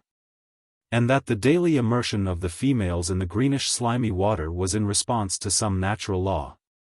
Since neither pleasure or cleanliness could be derived from what seemed almost a religious rite. Yet I was still at sea, nor, seemingly, could Edgar enlighten me, since she was compelled to use words which I could not understand and which it was impossible for her to explain the meanings of. As we stood talking, we were suddenly startled by a commotion in the bushes and among the boles of the trees surrounding us. And simultaneously 100 Crowloo warriors appeared in a rough circle about us. They greeted Chalazi with a volley of questions as they approached slowly from all sides, their heavy bows fitted with long, sharp arrows. Upon Ajor and me they looked with covetousness in the one instance and suspicion in the other, but after they had heard Chalazi's story, their attitude was more friendly. A huge savage did all the talking. He was a mountain of a man, yet perfectly proportioned. "This is Altan the chief," said Chalazi by way of introduction. Then he told something of my story, and Altan asked me many questions of the land from which I came. The warriors crowded around close to hear my replies, and there were many expressions of incredulity as I spoke of what was to them another world, of the yacht which had brought me over vast waters, and of the plane that had borne me Joo-like over the summit of the barrier cliffs. It was the mention of the hydro-aeroplane which precipitated the first outspoken skepticism, and then Ajor came to my defense. "I saw it with my own eyes," she exclaimed. "I saw him flying through the air in battle with a Joo. The Uhlus were chasing me, and they saw and ran away." "Whose is this she?" demanded Altan suddenly, his eyes fixed fiercely upon Ajor. For a moment there was silence. Ajor looked up at me, a hurt and questioning expression on her face. "Whose she is this?" repeated Altan. "She is mine," I replied, though what force it was that impelled me to say it I could not have told. But an instant later I was glad that I had spoken the words, for the reward of Ajor's proud and happy face was reward indeed. Altan eyed her for several minutes and then turned to me. "Can you keep her?" he asked, just the tinge of a sneer upon his face. I laid my palm upon the grip of my pistol and answered that I could. He saw the move, glanced at the butt of the automatic where it protruded from its holster, and smiled. Then he turned and raising his great bow, fitted an arrow and drew the shaft far back. His warriors, supercilious smiles upon their faces, stood silently watching him. His bow was the longest and the heaviest among them all. A mighty man indeed must he be to bend it. Yet Altan drew the shaft back until the stone point touched his left forefinger, and he did it with consummate ease. Then he raised the shaft to the level of his right eye, held it there for an instant and released it. When the arrow stopped, half its length protruded from the opposite side of a 6-inch tree 50 feet away. Altan and his warriors turned toward me with expressions of immense satisfaction upon their faces, and then, apparently for Ajor's benefit, the chieftain swaggered to and fro a couple of times, swinging his great arms and his bulky shoulders for all the world like a drunken prizefighter at a beach dance hall. I saw that some reply was necessary, and so in a single motion, I drew my gun, dropped it on the still quivering arrow and pulled the trigger.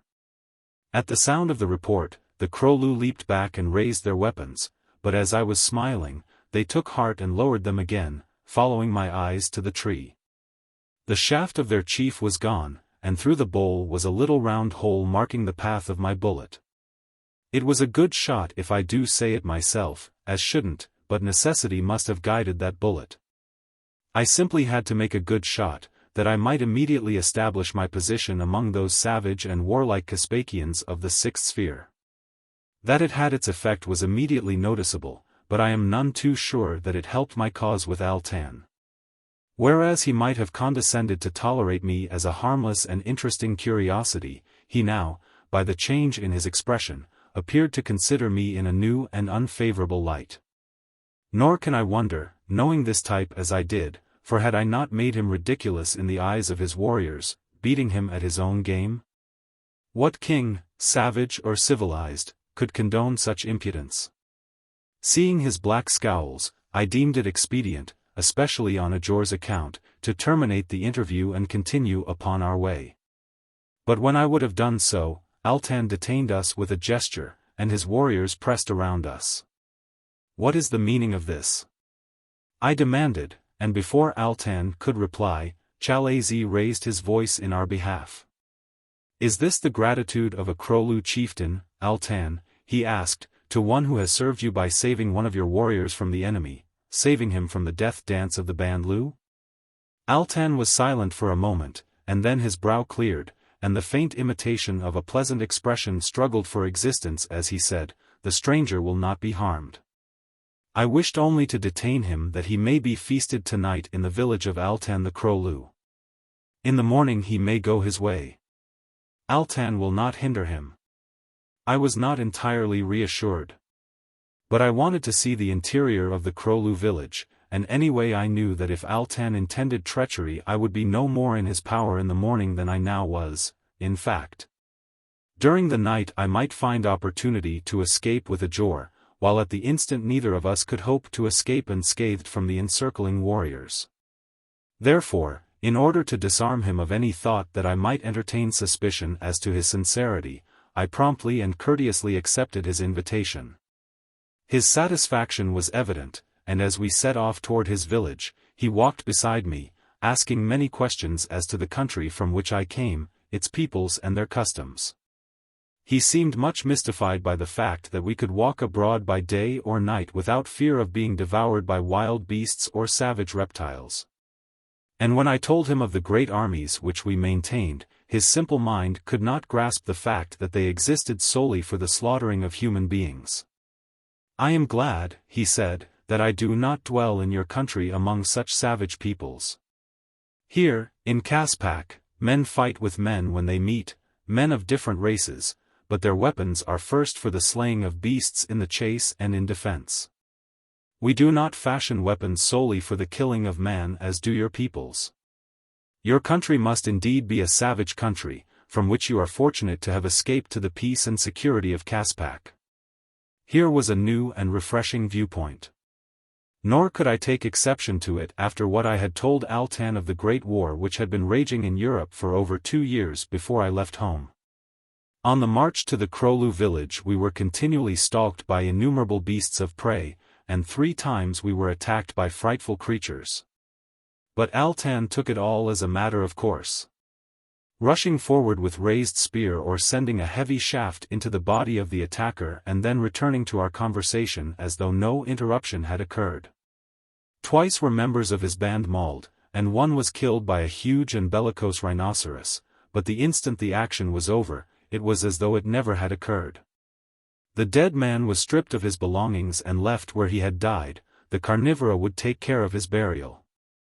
The trophies that these Krolu left to the meat-eaters would have turned an English big-game hunter green with envy. They did, it is true, cut all the edible parts from the rhino and carry them home. But already they were pretty well weighted down with the spoils of the chase, and only the fact that they are particularly fond of rhino meat caused them to do so. They left the hide on the pieces they selected, as they use it for sandals, shield covers, the hilts of their knives and various other purposes where tough hide is desirable. I was much interested in their shields, especially after I saw one used in defense against the attack of a saber-toothed tiger. The huge creature had charged us without warning from a clump of dense bushes where it was lying up after eating. It was met with an avalanche of spears, some of which passed entirely through its body, with such force were they hurled. The charge was from a very short distance, requiring the use of the spear rather than the bow and arrow. But after the launching of the spears, the men not directly in the path of the charge sent bolt after bolt into the great carcass with almost incredible rapidity. The beast, screaming with pain and rage, bore down upon Chalazi while I stood helpless with my rifle for fear of hitting one of the warriors who were closing in upon it. But Chalazi was ready. Throwing aside his bow, he crouched behind his large oval shield, in the center of which was a hole about 6 inches in diameter. The shield was held by tight loops to his left arm, while in his right hand he grasped his heavy knife. Bristling with spears and arrows, the great cat hurled itself upon the shield, and down went Chalazi upon his back with the shield entirely covering him. The tiger clawed and bit at the heavy rhinoceros hide with which the shield was faced, while Chalazi, through the round hole in the shield center, plunged his blade repeatedly into the vitals of the savage animal. Doubtless the battle would have gone to Chalazi even though I had not interfered, but the moment that I saw a clean opening, with no Krolu beyond, I raised my rifle and killed the beast. When Chalazi arose, he glanced at the sky and remarked that it looked like rain. The others already had resumed the march toward the village. The incident was closed. For some unaccountable reason the whole thing reminded me of a friend who once shot a cat in his backyard. For 3 weeks he talked of nothing else. It was almost dark when we reached the village, a large palisaded enclosure of several hundred leaf-thatched huts set in groups of from 2 to 7. The huts were hexagonal in form, and where grouped were joined so that they resembled the cells of a beehive. One hut meant a warrior and his mate, and each additional hut in a group indicated an additional female. The palisade which surrounded the village was of logs set close together and woven into a solid wall with tough creepers which were planted at their base and trained to weave in and out to bind the logs together. The logs slanted outward at an angle of about 30 degrees. In which position they were held by shorter logs embedded in the ground at right angles to them and with their upper ends supporting the longer pieces a trifle above their centers of equilibrium. Along the top of the palisade sharpened stakes had been driven at all sorts of angles. The only opening into the enclosure was through a small aperture 3 feet wide and 3 feet high, which was closed from the inside by logs about 6 feet long laid horizontally, one upon another, between the inside face of the palisade and 2 other braced logs which paralleled the face of the wall upon the inside. As we entered the village, we were greeted by a not unfriendly crowd of curious warriors and women, to whom Chalazi generously explained the service we had rendered him. Whereupon they showered us with the most well-meant attentions, for Chalazi, it seemed, was a most popular member of the tribe. Necklaces of lion and tiger teeth, bits of dried meat, finely tanned hides and earthen pots, beautifully decorated, they thrust upon us until we were loaded down. And all the while Altand glared balefully upon us, seemingly jealous of the attentions heaped upon us because we had served Chalazi. At last we reached a hut that they set apart for us, and there we cooked our meat and some vegetables the women brought us. And had milk from cows, the first I had had in Caspak, and cheese from the milk of wild goats, with honey and thin bread made from wheat flour of their own grinding. And grapes and the fermented juice of grapes.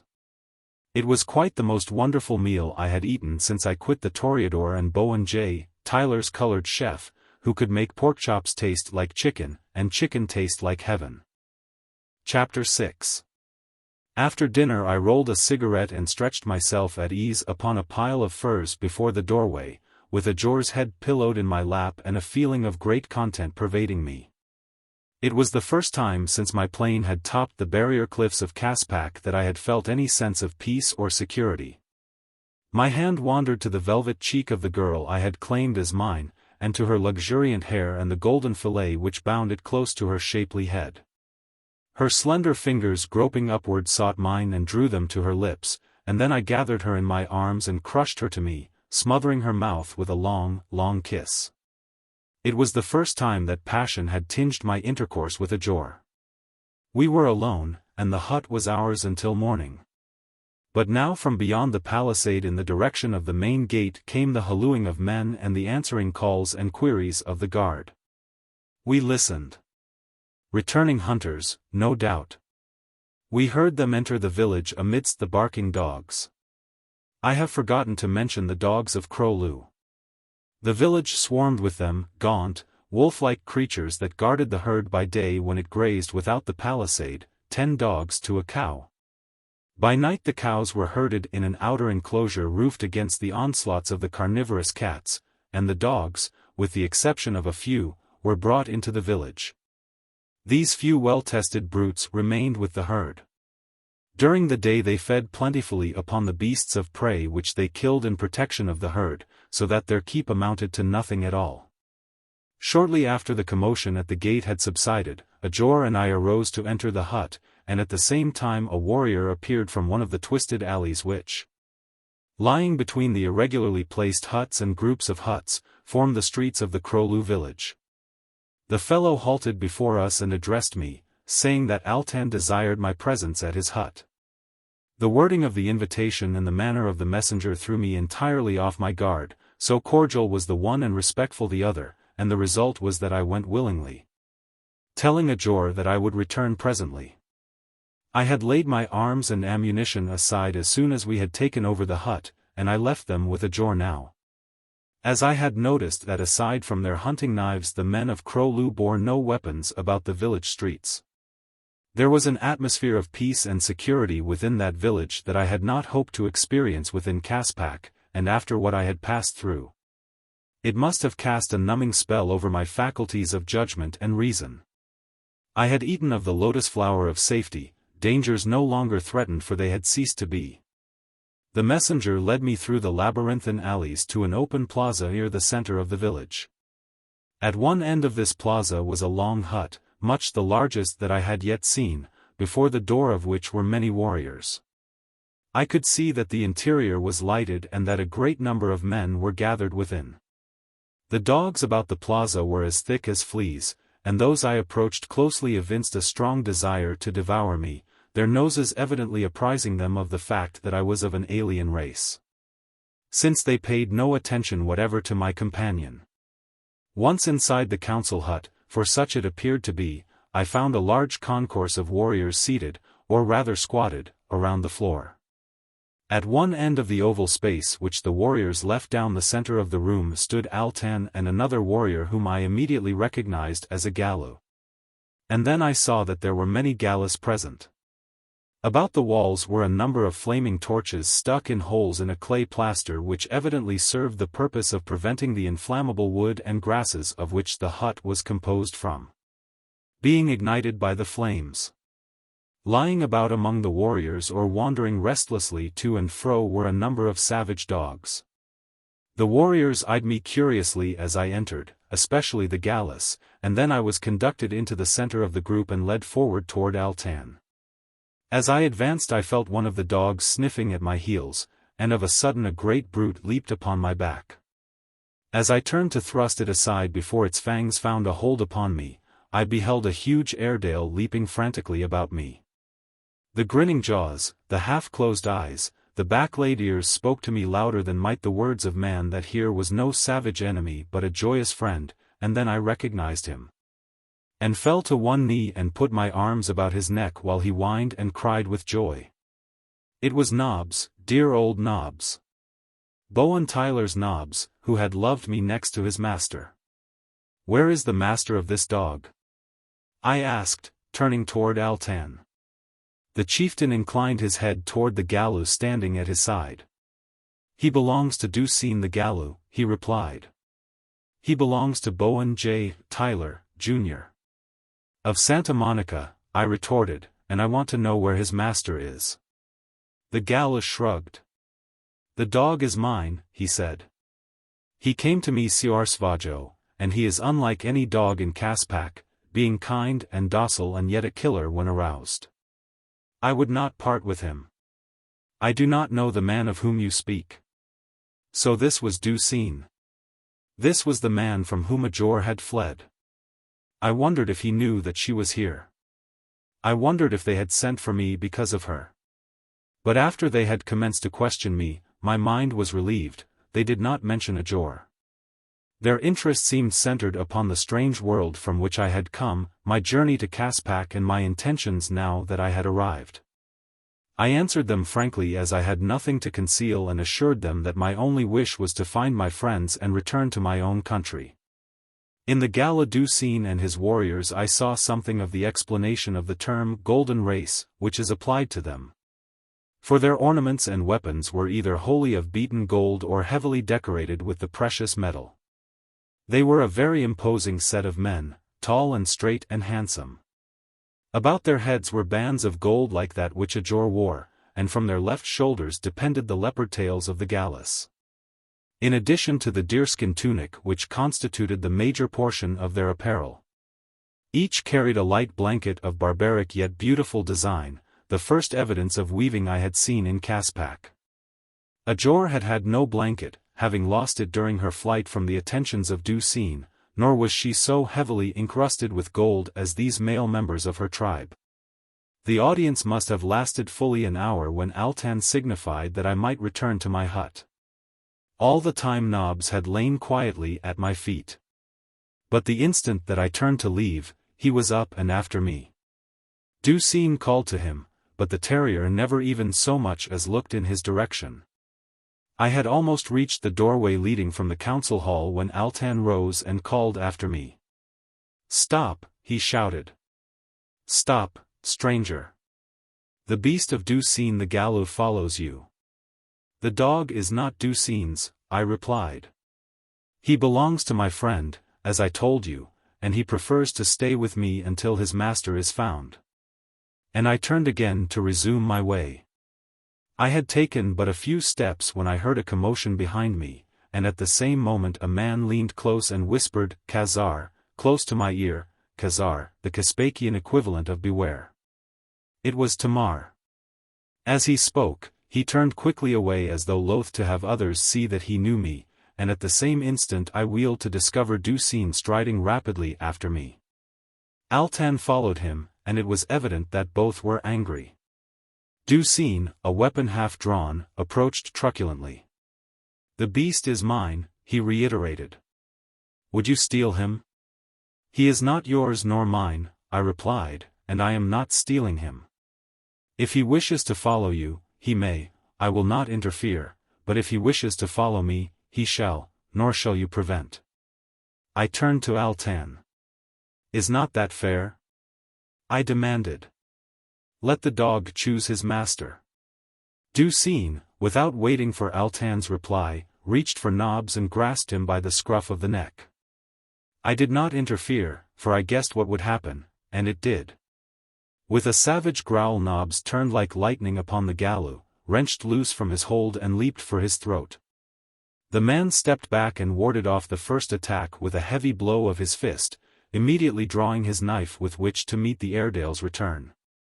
And Nobbs would have returned, all right, had not I spoken to him. In a low voice I called him to heel.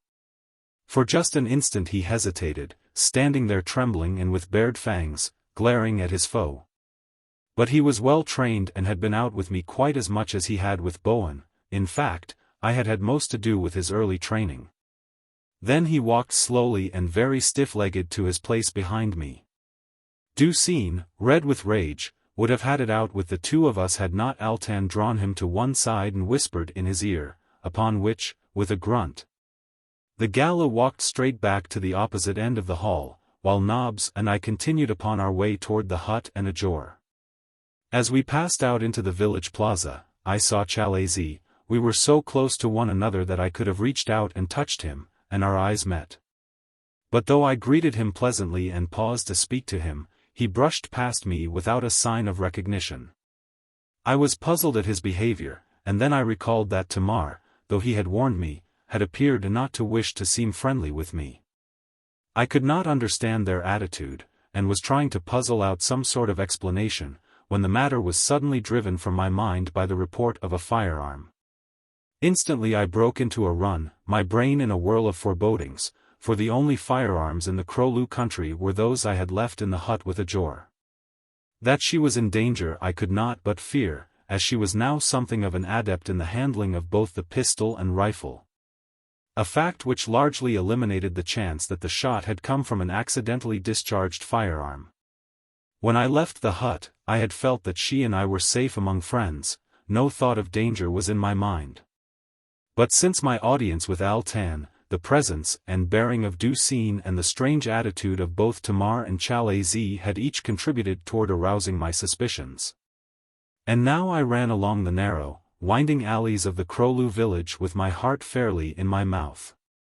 I am endowed with an excellent sense of direction, which has been greatly perfected by the years I have spent in the mountains and upon the plains and deserts of my native state. So that it was with little or no difficulty that I found my way back to the hut in which I had left Edgar. As I entered the doorway, I called her name aloud. There was no response. I drew a box of matches from my pocket and struck a light, and as the flame flared up, a half-dozen brawny warriors leaped upon me from as many directions. But even in the brief instant that the flare lasted, I saw that Edgar was not within the hut, and that my arms and ammunition had been removed. As the 6 men leaped upon me, an angry growl burst from behind them. I had forgotten Nobbs. Like a demon of hate he sprang among those Krolu fighting men, tearing, rending, ripping with his long tusks and his mighty jaws. They had me down in an instant, and it goes without saying that the 6 of them could have kept me there had it not been for Nobbs. But while I was struggling to throw them off, Nobbs was springing first upon one and then upon another of them until they were so put to it to preserve their hides and their lives from him that they could give me only a small part of their attention. One of them was assiduously attempting to strike me on the head with his stone hatchet. But I caught his arm and at the same time turned over upon my belly, after which it took but an instant to get my feet under me and rise suddenly. As I did so, I kept a grip upon the man's arm, carrying it over one shoulder. Then I leaned suddenly forward and hurled my antagonist over my head to a hasty fall at the opposite side of the hut. In the dim light of the interior I saw that Nobbs had already accounted for one of the others, one who lay very quiet upon the floor, while the 4 remaining upon their feet were striking at him with knives and hatchets. Running to one side of the man I had just put out of the fighting, I seized his hatchet and knife, and in another moment was in the thick of the argument. I was no match for these savage warriors with their own weapons and would soon have gone down to ignominious defeat and death had it not been for Nobbs, who alone was a match for the 4 of them. I never saw any creature so quick upon its feet as was that great Airedale, nor such frightful ferocity as he manifested in his attacks. It was as much the latter as the former which contributed to the undoing of our enemies, who, accustomed though they were to the ferocity of terrible creatures, seemed awed by the sight of this strange beast from another world battling at the side of his equally strange master. Yet they were no cowards, and only by teamwork did Nobbs and I overcome them at last. We would rush for a man, simultaneously, and as Nobbs leaped for him upon one side, would strike at his head with the stone hatchet from the other. As the last man went down, I heard the running of many feet approaching us from the direction of the plaza. To be captured now would mean death. Yet I could not attempt to leave the village without first ascertaining the whereabouts of Edgar and releasing her if she were held a captive. That I could escape the village I was not at all sure. But of one thing I was positive, that it would do neither Edgar nor myself any service to remain where I was and be captured. So with Nobbs, bloody but happy, following at heel, I turned down the first alley and slunk away in the direction of the northern end of the village. Friendless and alone, hunted through the dark labyrinths of this savage community, I seldom have felt more helpless than at that moment. Yet far transcending any fear which I may have felt for my own safety was my concern for that of Edgar. What fate had befallen her? Where was she, and in whose power? That I should live to learn the answers to these queries I doubted, but that I should face death gladly in the attempt, of that I was certain. And why? With all my concern for the welfare of my friends who had accompanied me to Caprona, and of my best friend of all, Bowen J. Tyler, Jr. I never yet had experienced the almost paralyzing fear for the safety of any other creature which now threw me alternately into a fever of despair and into a cold sweat of apprehension as my mind dwelt upon the fate on one bit of half-savage femininity of whose very existence even I had not dreamed a few short weeks before. What was this hold she had upon me? Was I bewitched, that my mind refused to function sanely, and that judgment and reason were dethroned by some mad sentiment which I steadfastly refused to believe was love? I had never been in love. I was not in love now, the very thought was preposterous. How could I, Thomas Billings, the right-hand man of the late Bowen J. Tyler, Sr., one of America's foremost captains of industry and the greatest man in California, be in love with the word stuck in my throat, yet by my own American standards Edgar could be nothing else. At home, for all her beauty, for all her delicately tinted skin, little Edgar by her apparel, by the habits and customs and manners of her people, by her life, would have been classed a squaw. Tom Billings in love with a squaw. I shuddered at the thought. And then there came to my mind, in a sudden, brilliant flash upon the screen of recollection the picture of Edgar as I had last seen her.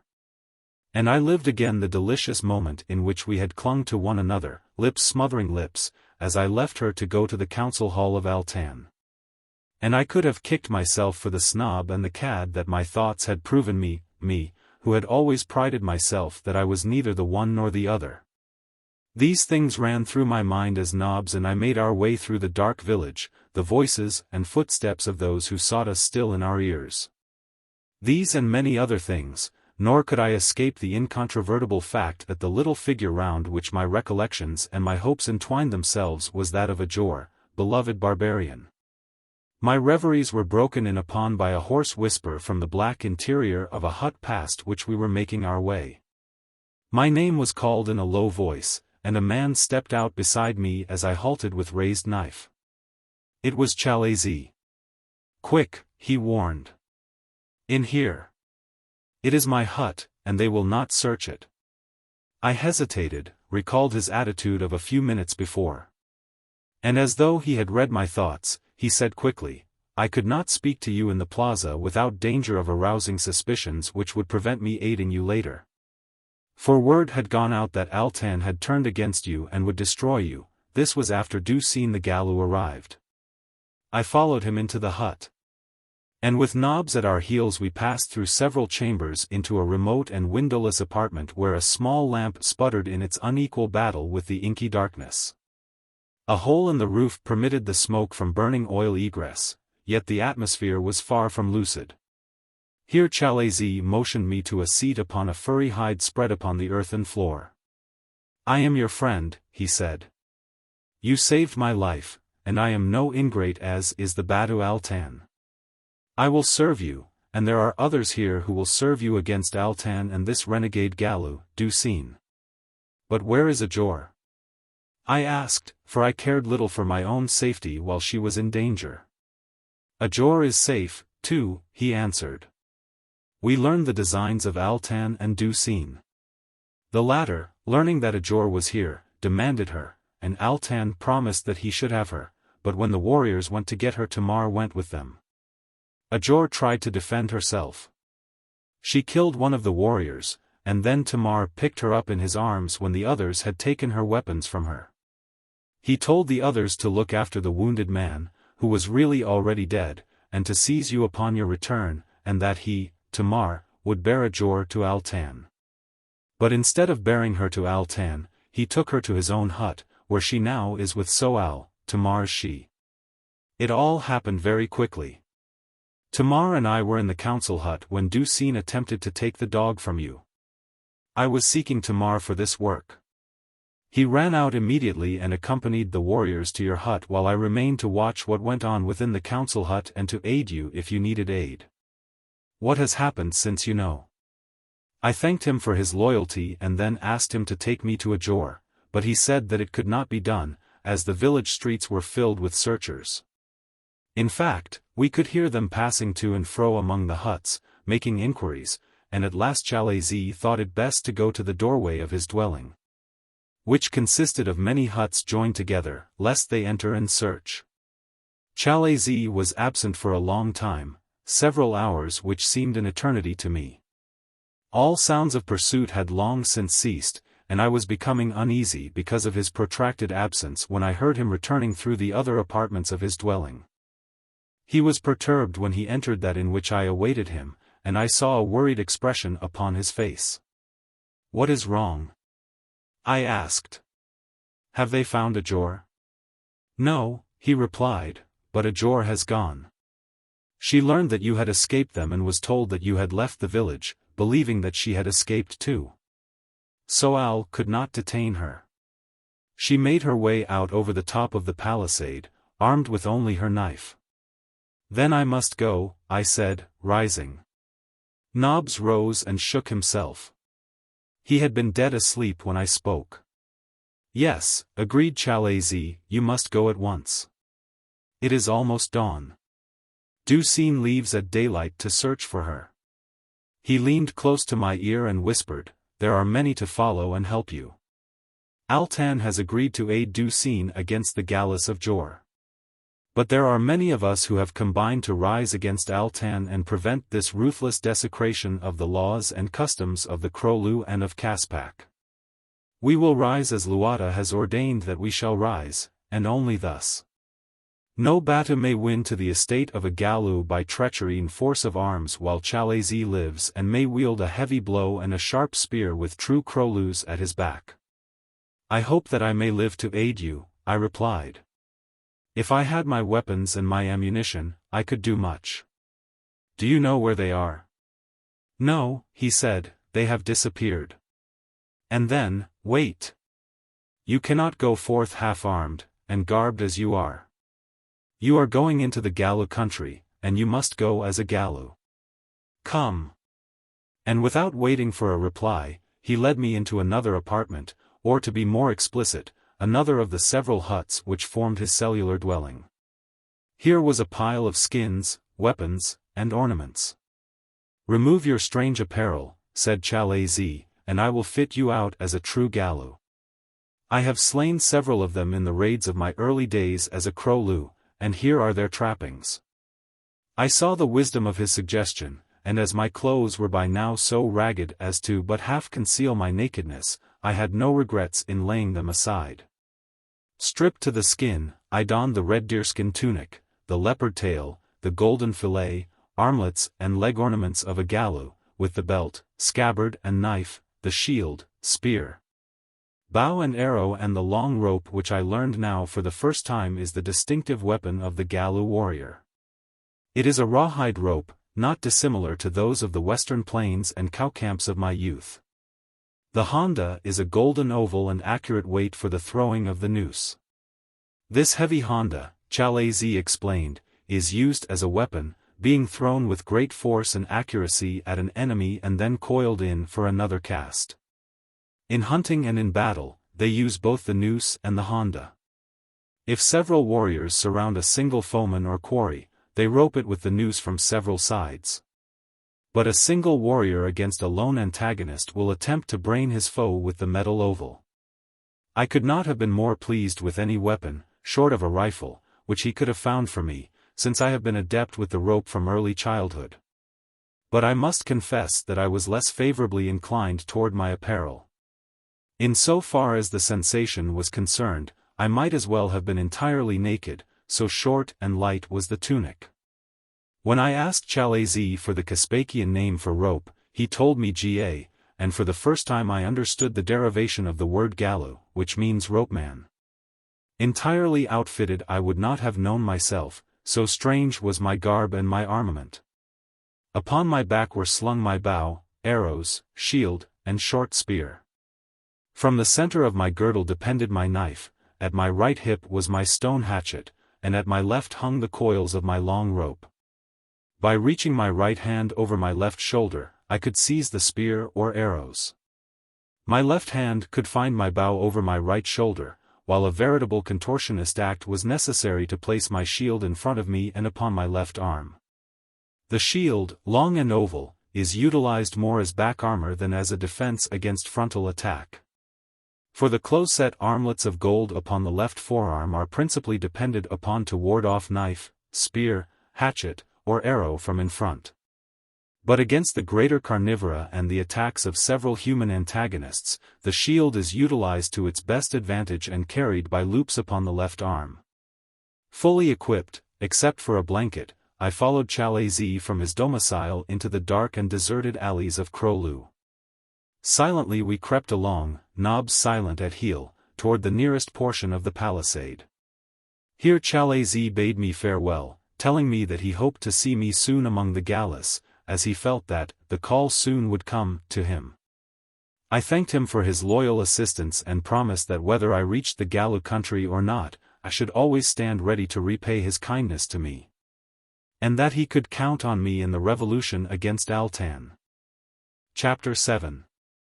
To run up the inclined surface of the palisade and drop to the ground outside was the work of but a moment, or would have been but for Nobbs.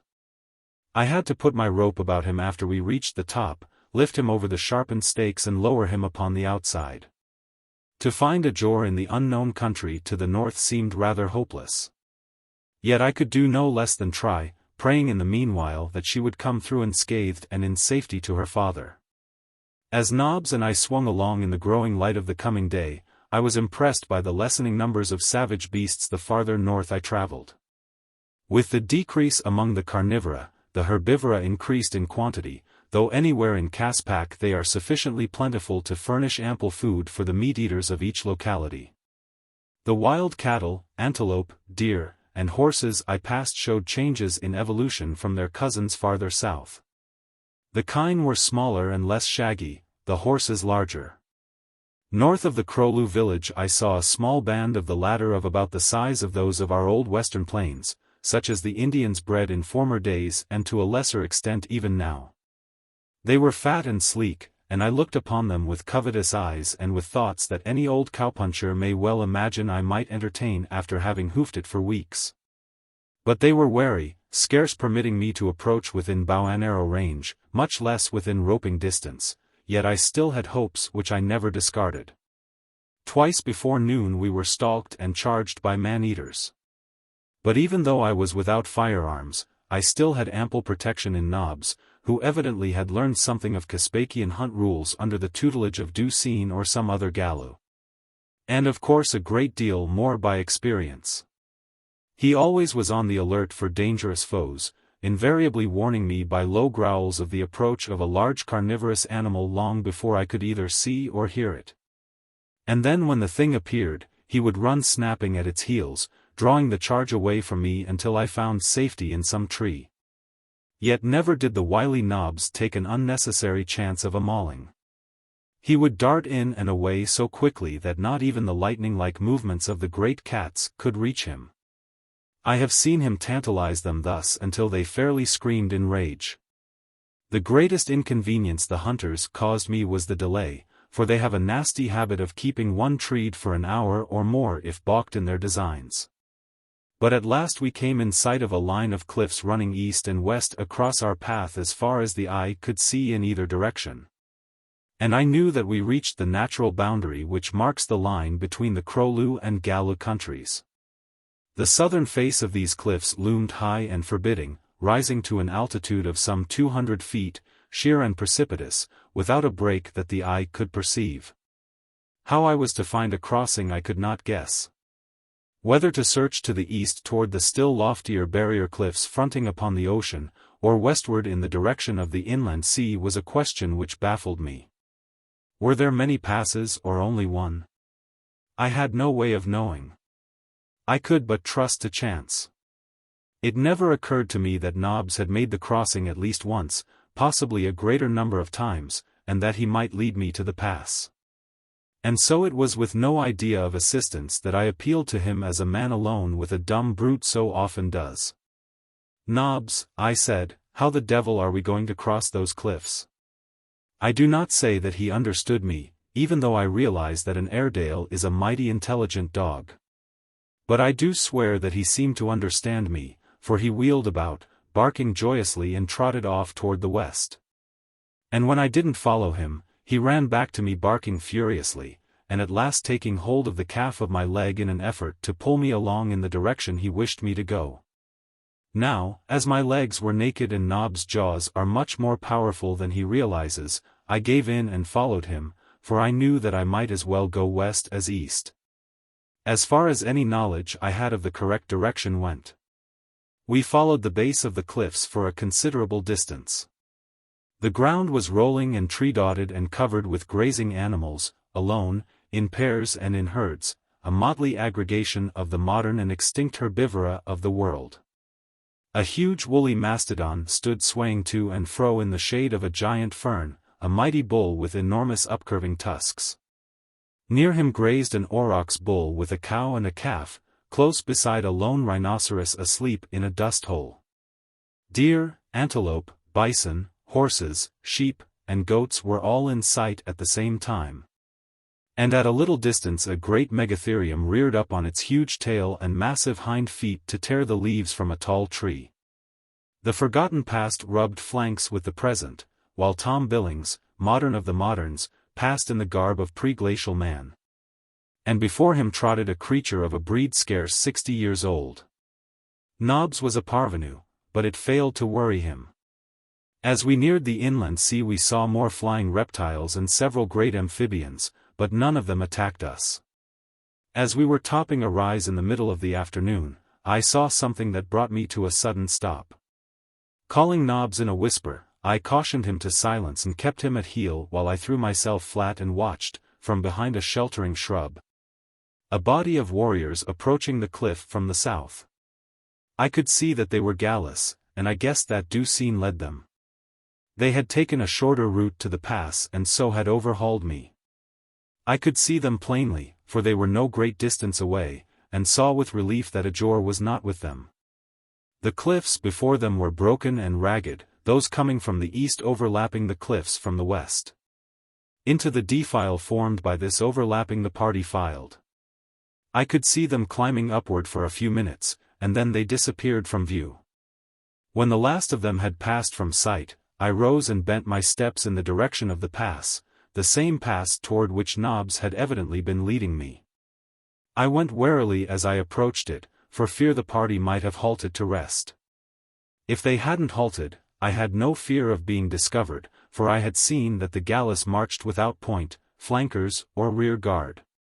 And when I reached the pass and saw a narrow, one-man trail leading upward at a stiff angle, I wished that I were chief of the gallus for a few weeks. A dozen men could hold off forever in that narrow pass all the hordes which might be brought up from the south, yet there it lay entirely unguarded. The gallus might be a great people in Caspak. But they were pitifully inefficient in even the simpler forms of military tactics. I was surprised that even a man of the Stone Age should be so lacking in military perspicacity. Ducene dropped far below par in my estimation as I saw the slovenly formation of his troop as it passed through an enemy country and entered the domain of the chief against whom he had risen in revolt. But Ducene must have known Jor the chief and known that Jor would not be waiting for him at the pass. Nevertheless he took unwarranted chances. With one squad of a home guard company I could have conquered Caspak. Nobbs and I followed to the summit of the pass, and there we saw the party defiling into the Gallu country, the level of which was not, on an average, over 50 feet below the summit of the cliffs and about 150 feet above the adjacent Krolu domain. Immediately the landscape changed. The trees, the flowers, and the shrubs were of a hardier type, and I realized that at night the Gallu blanket might be almost a necessity. Acacia and eucalyptus predominated among the trees, yet there were ash and oak and even pine and fir and hemlock. The tree life was riotous. The forests were dense and peopled by enormous trees. From the summit of the cliff I could see forests rising hundreds of feet above the level upon which I stood. And even at the distance they were from me I realized that the boles were of gigantic size. At last I had come to the Gallu country. Though not conceived in Caspak, I had indeed come up Siarsvajo. From the beginning I had come up through the hideous horrors of the lower Caspakian spheres of evolution. And I could not but feel something of the elation and pride which had filled Tamar and Soal when they realized that the call had come to them and they were about to rise from the estate of Bandlus to that of Krolus. I was glad that I was not Batu. But where was Edgar? Though my eyes searched the wide landscape before me, I saw nothing other than the warriors of Ducene and the beasts of the fields and the forests. Surrounded by forests, I could see wide plains dotting the country as far as the eye could reach. But nowhere was a sign of a small Gallu she, the beloved she whom I would have given my right hand to see. Nobbs and I were hungry. We had not eaten since the preceding night, and below us was game, deer, sheep, anything that a hungry hunter might crave. So down the steep trail we made our way, and then upon my belly with Nobbs crouching low behind me, I crawled toward a small herd of red deer feeding at the edge of a plain close beside a forest. There was ample cover, what with solitary trees and dotting bushes, so that I found no difficulty in stalking upwind to within 50 feet of my quarry, a large, sleek doe unaccompanied by a fawn. Greatly then did I regret my rifle. Never in my life had I shot an arrow, but I knew how it was done, and fitting the shaft to my string, I aimed carefully and let drive. At the same instant I called to Nobbs and leaped to my feet. The arrow caught the doe full in the side, and in the same moment Nobbs was after her. She turned to flee with the two of us pursuing her, Nobbs with his great fangs bared and I with my short spear poised for a cast. The balance of the herd sprang quickly away. But the hurt doe lagged, and in a moment Nobbs was beside her and had leaped at her throat. He had her down when I came up, and I finished her with my spear. It didn't take me long to have a fire going and a steak broiling, and while I was preparing for my own feast, Nobbs was filling himself with raw venison. Never have I enjoyed a meal so heartily. For 2 days I searched fruitlessly back and forth from the inland sea almost to the barrier cliffs for some trace of a jor, and always I trended northward. But I saw no sign of any human being, not even the band of Galu warriors under Ducine, and then I commenced to have misgivings. Had Chalazi spoken the truth to me when he said that Ajor had quit the village of the Krolu? Might he not have been acting upon the orders of Altan, in whose savage bosom might have lurked some small spark of shame that he had attempted to do to death one who had befriended a Krolu warrior, a guest who had brought no harm upon the Krolu race, and thus have sent me out upon a fruitless mission in the hope that the wild beasts would do what Altan hesitated to do? I did not know, but the more I thought upon it, the more convinced I became that Ajor had not quitted the Krolu village, but if not, what had brought Ducine forth without her? There was a puzzler, and once again I was all at sea. On the second day of my experience of the Galu country I came upon a bunch of as magnificent horses as it has ever been my lot to see.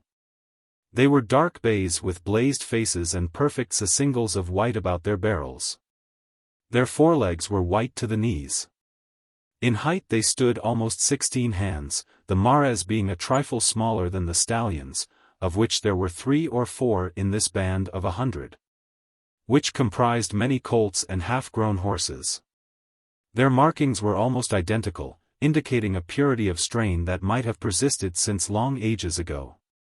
If I had coveted one of the little ponies of the Krolu country, imagine my state of mind when I came upon these magnificent creatures. No sooner had I espied them than I determined to possess one of them, nor did it take me long to select a beautiful young stallion, a 4-year-old, I guessed him. The horses were grazing close to the edge of the forest in which Nobbs and I were concealed, while the ground between us and them was dotted with clumps of flowering brush which offered perfect concealment. The stallion of my choice grazed with a filly and 2 yearlings a little apart from the balance of the herd and nearest to the forest and to me. At my whispered "charge," Nobbs flattened himself to the ground, and I knew that he would not again move until I called him, unless danger threatened me from the rear. Carefully I crept forward toward my unsuspecting quarry, coming undetected to the concealment of a bush not more than 20 feet from him. Here I quietly arranged my noose, spreading it flat and open upon the ground. To step to one side of the bush and throw directly from the ground, which is the style I am best in, would take but an instant. And in that instant the stallion would doubtless be under way at top speed in the opposite direction. Then he would have to wheel about when I surprised him, and in doing so, he would most certainly rise slightly upon his hind feet and throw up his head, presenting a perfect target for my noose as he pivoted. Yes, I had it beautifully worked out, and I waited until he should turn in my direction. At last it became evident that he was doing so, when apparently without cause, the filly raised her head, neighed and started off at a trot in the opposite direction, immediately followed, of course, by the colts and my stallion. It looked for a moment as though my last hope was blasted, but presently their fright, if fright it was, passed, and they resumed grazing again 100 yards farther on. This time there was no bush within 50 feet of them, and I was at a loss as to how to get within safe roping distance. Anywhere under 40 feet I am an excellent roper, at 50 feet I am fair. But over that I knew it would be a matter of luck if I succeeded in getting my noose about that beautiful arched neck. As I stood debating the question in my mind, I was almost upon the point of making the attempt at the long throw. I had plenty of rope, this Galu weapon being fully 60 feet long. How I wished for the collies from the ranch. At a word they would have circled this little bunch and driven it straight down to me. And then it flashed into my mind that Nobbs had run with those collies all one summer. That he had gone down to the pasture with them after the cows every evening and done his part in driving them back to the milking barn, and had done it intelligently. But Nobbs had never done the thing alone, and it had been a year since he had done it at all. However, the chances were more in favor of my fuzzling the long throw than that Nobbs would fall down in his part if I gave him the chance. Having come to a decision, I had to creep back to Nobbs and get him, and then with him at my heels returned to a large bush near the 4 horses. Here we could see directly through the bush, and pointing the animals out to Nobbs I whispered, "Fetch, boy." In an instant he was gone, circling wide toward the rear of the quarry. They caught sight of him almost immediately and broke into a trot away from him. But when they saw that he was apparently giving them a wide berth they stopped again, though they stood watching him, with high-held heads and quivering nostrils. It was a beautiful sight. And then Nobbs turned in behind them and trotted slowly back toward me. He did not bark, nor come rushing down upon them, and when he had come closer to them, he proceeded at a walk. The splendid creatures seemed more curious than fearful, making no effort to escape until Nobbs was quite close to them, then they trotted slowly away, but at right angles. And now the fun and trouble commenced. Nobbs, of course, attempted to turn them, and he seemed to have selected the stallion to work upon, for he paid no attention to the others. Having intelligence enough to know that a lone dog could run his legs off before he could round up 4 horses that didn't wish to be rounded up. The stallion, however, had notions of his own about being headed, and the result was as pretty a race as one would care to see. Gad, how that horse could run! He seemed to flatten out and shoot through the air with the very minimum of exertion, and at his forefoot ran Nobbs, doing his best to turn him.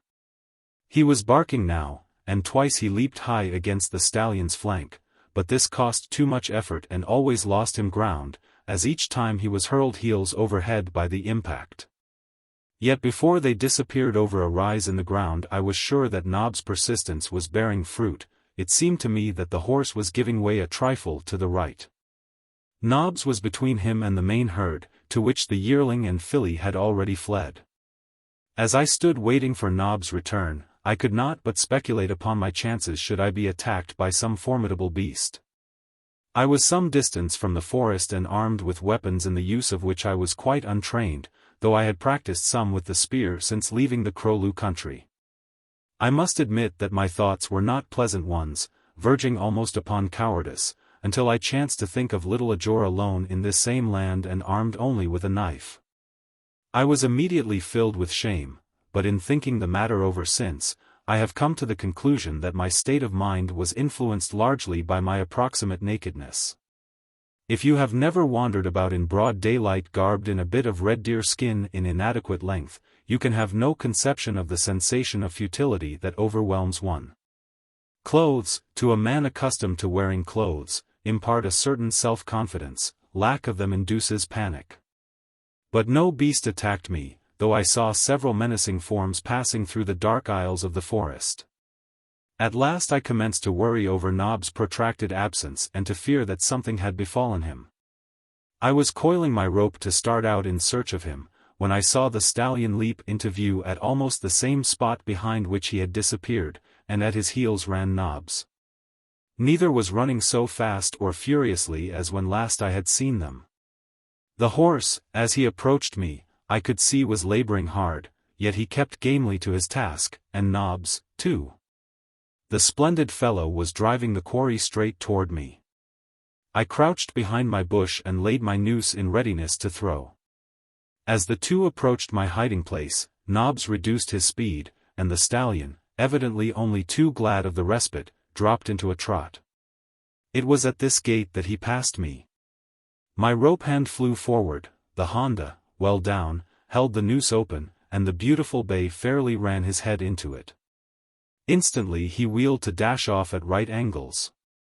I braced myself with the rope around my hip and brought him to a sudden stand.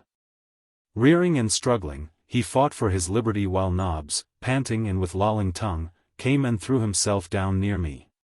He seemed to know that his work was done and that he had earned his rest. The stallion was pretty well spent, and after a few minutes of struggling he stood with feet far spread, nostrils dilated and eyes wide, watching me as I edged toward him, taking in the slack of the rope as I advanced. A dozen times he reared and tried to break away, but always I spoke soothingly to him, and after an hour of effort I succeeded in reaching his head and stroking his muzzle. Then I gathered a handful of grass and offered it to him, and always I talked to him in a quiet and reassuring voice. I had expected a battle royal. But on the contrary, I found his taming a matter of comparative ease. Though wild, he was gentle to a degree, and of such remarkable intelligence that he soon discovered that I had no intention of harming him. After that, all was easy.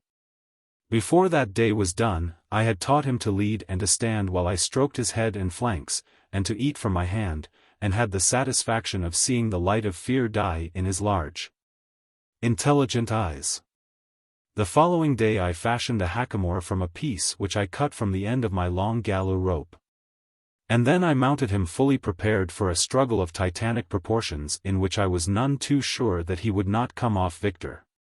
But he never made the slightest effort to unseat me, and from then on his education was rapid. No horse ever learned more quickly the meaning of the rein and the pressure of the knees. I think he soon learned to love me, and I know that I loved him, while he and Nobbs were the best of pals. I called him Ace. I had a friend who was once in the French flying corps, and when Ace let himself out, he certainly flew. I cannot explain to you, nor can you understand, unless you too are a horseman, the exhilarating feeling of well-being which pervaded me from the moment that I commenced riding Ace. I was a new man, imbued with a sense of superiority that led me to feel that I could go forth and conquer all Caspak single-handed. Now, when I needed meat, I ran it down on Ace and roped it, and when some great beast with which we could not cope threatened us, we galloped away to safety. But for the most part the creatures we met looked upon us in terror, for Ace and I in combination presented a new and unusual beast beyond their experience and ken. For 5 days I rode back and forth across the southern end of the Gallo country without seeing a human being. Yet all the time I was working slowly toward the north, for I had determined to comb the territory thoroughly in search of a jor. But on the 5th day as I emerged from a forest, I saw some distance ahead of me a single small figure pursued by many others. Instantly I recognized the quarry as a jor. The entire party was fully a mile away from me, and they were crossing my path at right angles, a jor a few hundred yards in advance of those who followed her. One of her pursuers was far in advance of the others, and was gaining upon her rapidly. With a word and a pressure of the knees I sent Ace leaping out into the open, and with Nobbs running close alongside, we raced toward her. At first none of them saw us. But as we neared a jor, the pack behind the foremost pursuer discovered us and set up such a howl as I never before have heard.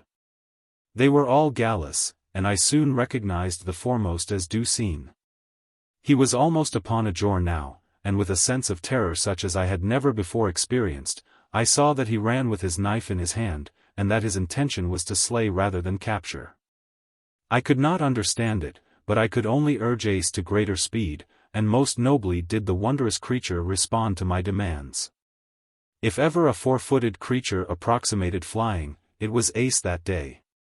Ducene, intent upon his brutal design, had as yet not noticed us. He was within a pace of a jor when Ace and I dashed between them, and I, leaning down to the left, swept my little barbarian into the hollow of an arm and up on the withers of my glorious Ace. We had snatched her from the very clutches of Ducene, who halted, mystified and raging. A jor, too, was mystified, as we had come up from diagonally behind her so that she had no idea that we were near until she was swung to Ace's back. The little savage turned with drawn knife to stab me, thinking that I was some new enemy, when her eyes found my face and she recognized me. With a little sob she threw her arms about my neck, gasping, "My Tom! My Tom!" And then Ace sank suddenly into thick mud to his belly, and a jor and I were thrown far over his head. He had run into one of those numerous springs which cover Caspak. Sometimes they are little lakes, again but tiny pools, and often mere quagmires of mud, as was this one overgrown with lush grasses which effectually hid its treacherous identity. It is a wonder that Ace did not break a leg, so fast he was going when he fell, but he didn't, though with 4 good legs he was unable to wallow from the mire. A jor and I had sprawled face down in the covering grasses and so had not sunk deeply. But when we tried to rise, we found that there was not footing, and presently we saw that Ducene and his followers were coming down upon us. There was no escape. It was evident that we were doomed. "Slay me," begged Edgar. "Let me die at thy loved hands rather than beneath the knife of this hateful thing, for he will kill me. He has sworn to kill me.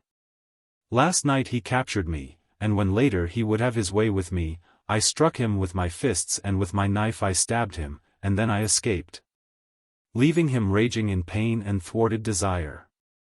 Today they searched for me and found me, and as I fled, Ducene ran after me crying that he would slay me. Kill me, my Tom, and then fall upon thine own spear, for they will kill you horribly if they take you alive."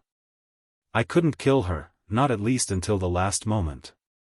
And I told her so, and that I loved her, and that until death came, I would live and fight for her. Nobbs had followed us into the bog and had done fairly well at first, but when he neared us he too sank to his belly and could only flounder about. We were in this predicament when Ducene and his followers approached the edge of the horrible swamp. I saw that Altan was with him and many other Krolu warriors. The alliance against Jor the chief had, therefore, been consummated, and this horde was already marching upon the gallows city. I sighed as I thought how close I had been to saving not only Jor but her father and his people from defeat and death. Beyond the swamp was a dense wood. Could we have reached this, we would have been safe, but it might as well have been 100 miles away as 100 yards across that hidden lake of sticky mud. Upon the edge of the swamp Ducene and his horde halted to revile us. They could not reach us with their hands.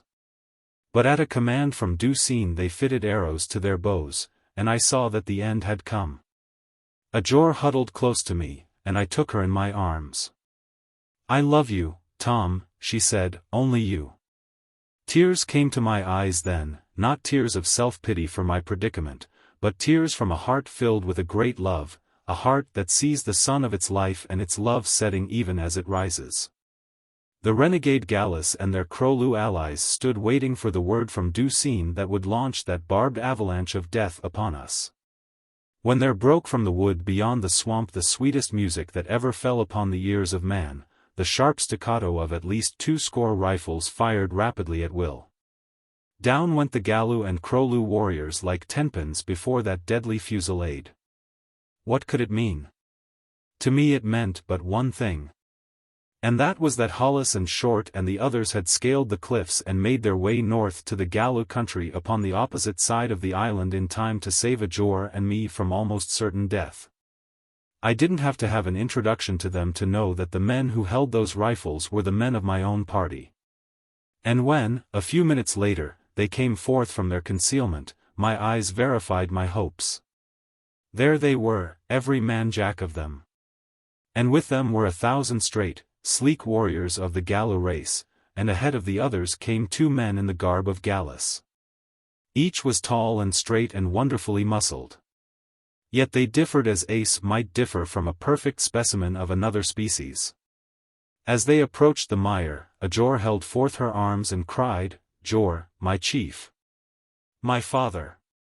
And the elder of the 2 rushed in knee-deep to rescue her, and then the other came close and looked into my face, and his eyes went wide, and mine too, and I cried, "Bowen!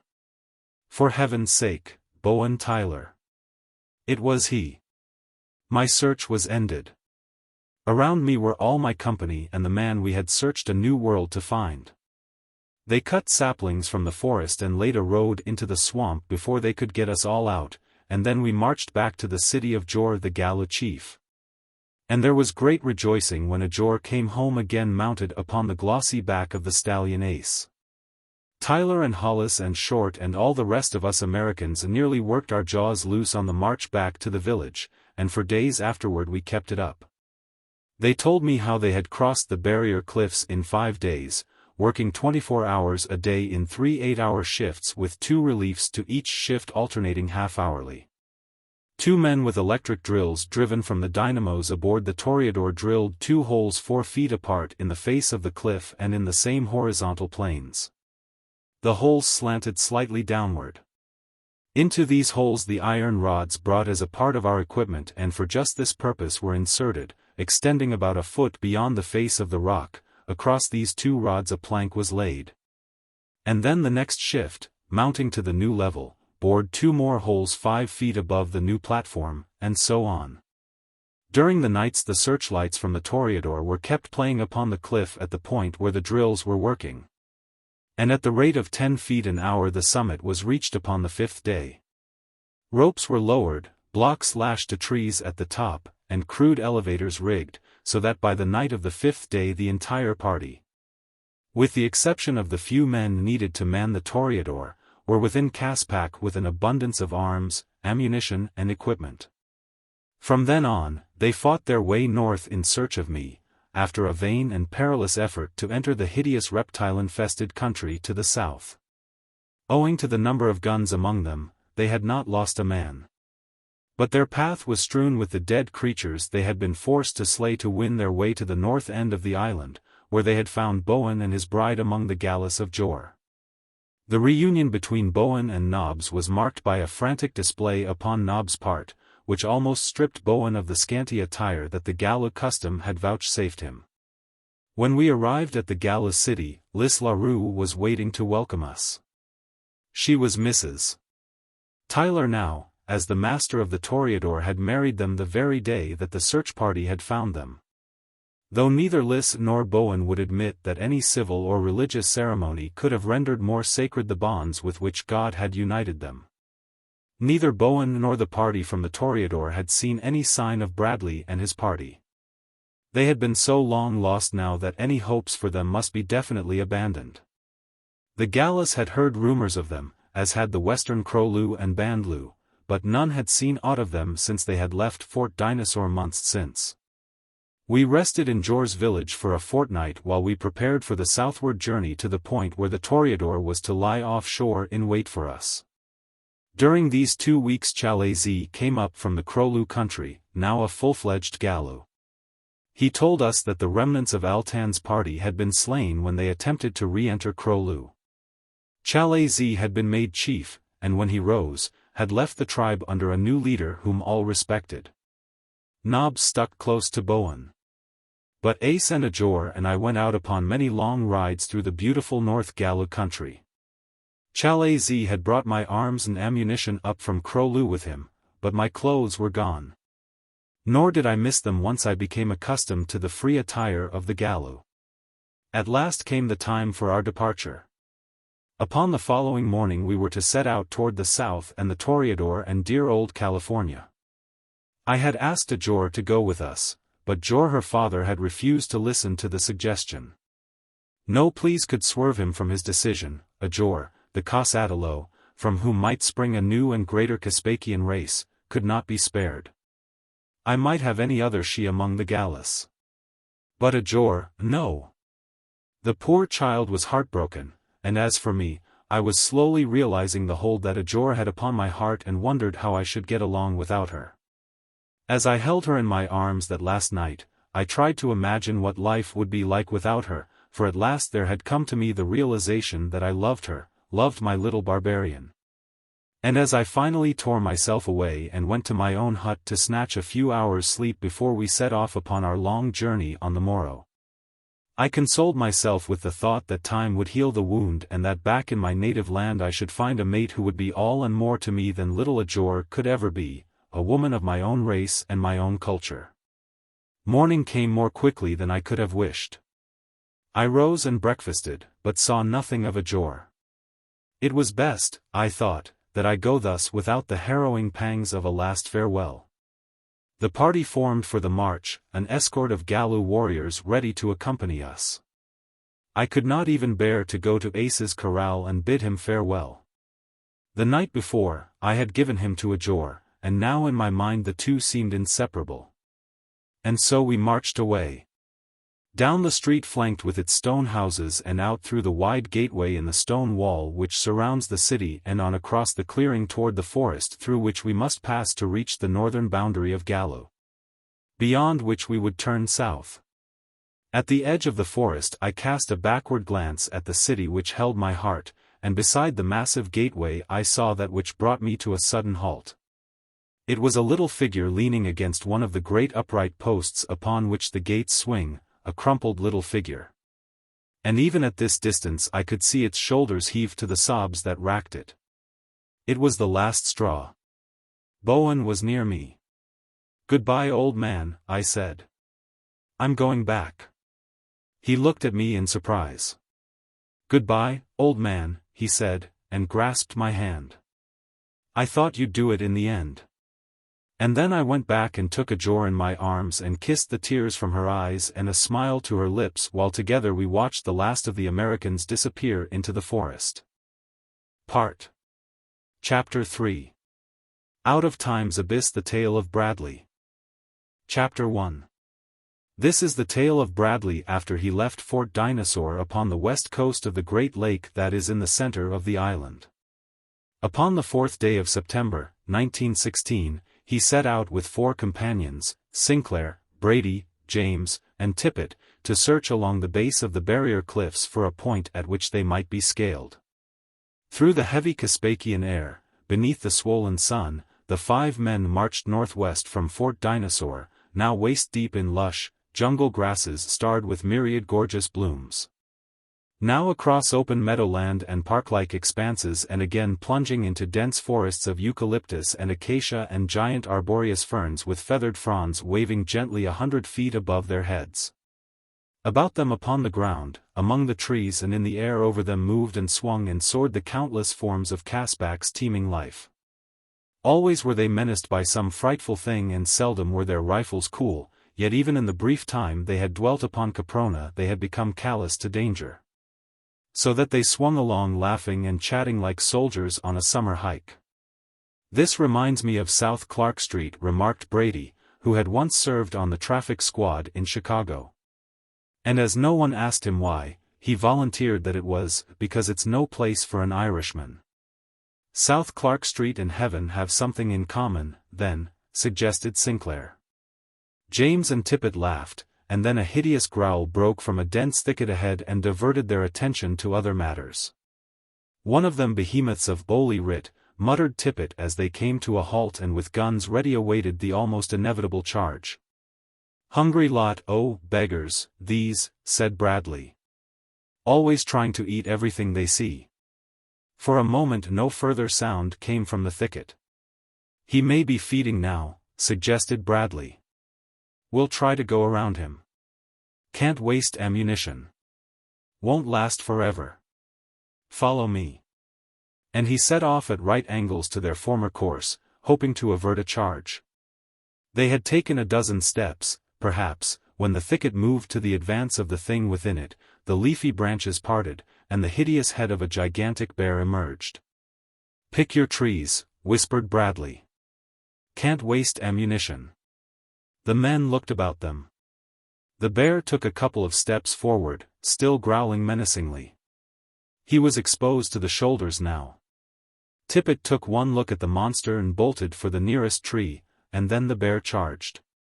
He charged straight for Tippett. The other men scattered for the various trees they had selected, all except Bradley. He stood watching Tippett and the bear. The man had a good start and the tree was not far away. But the speed of the enormous creature behind him was something to marvel at, yet Tippett was in a fair way to make his sanctuary when his foot caught in a tangle of roots and down he went.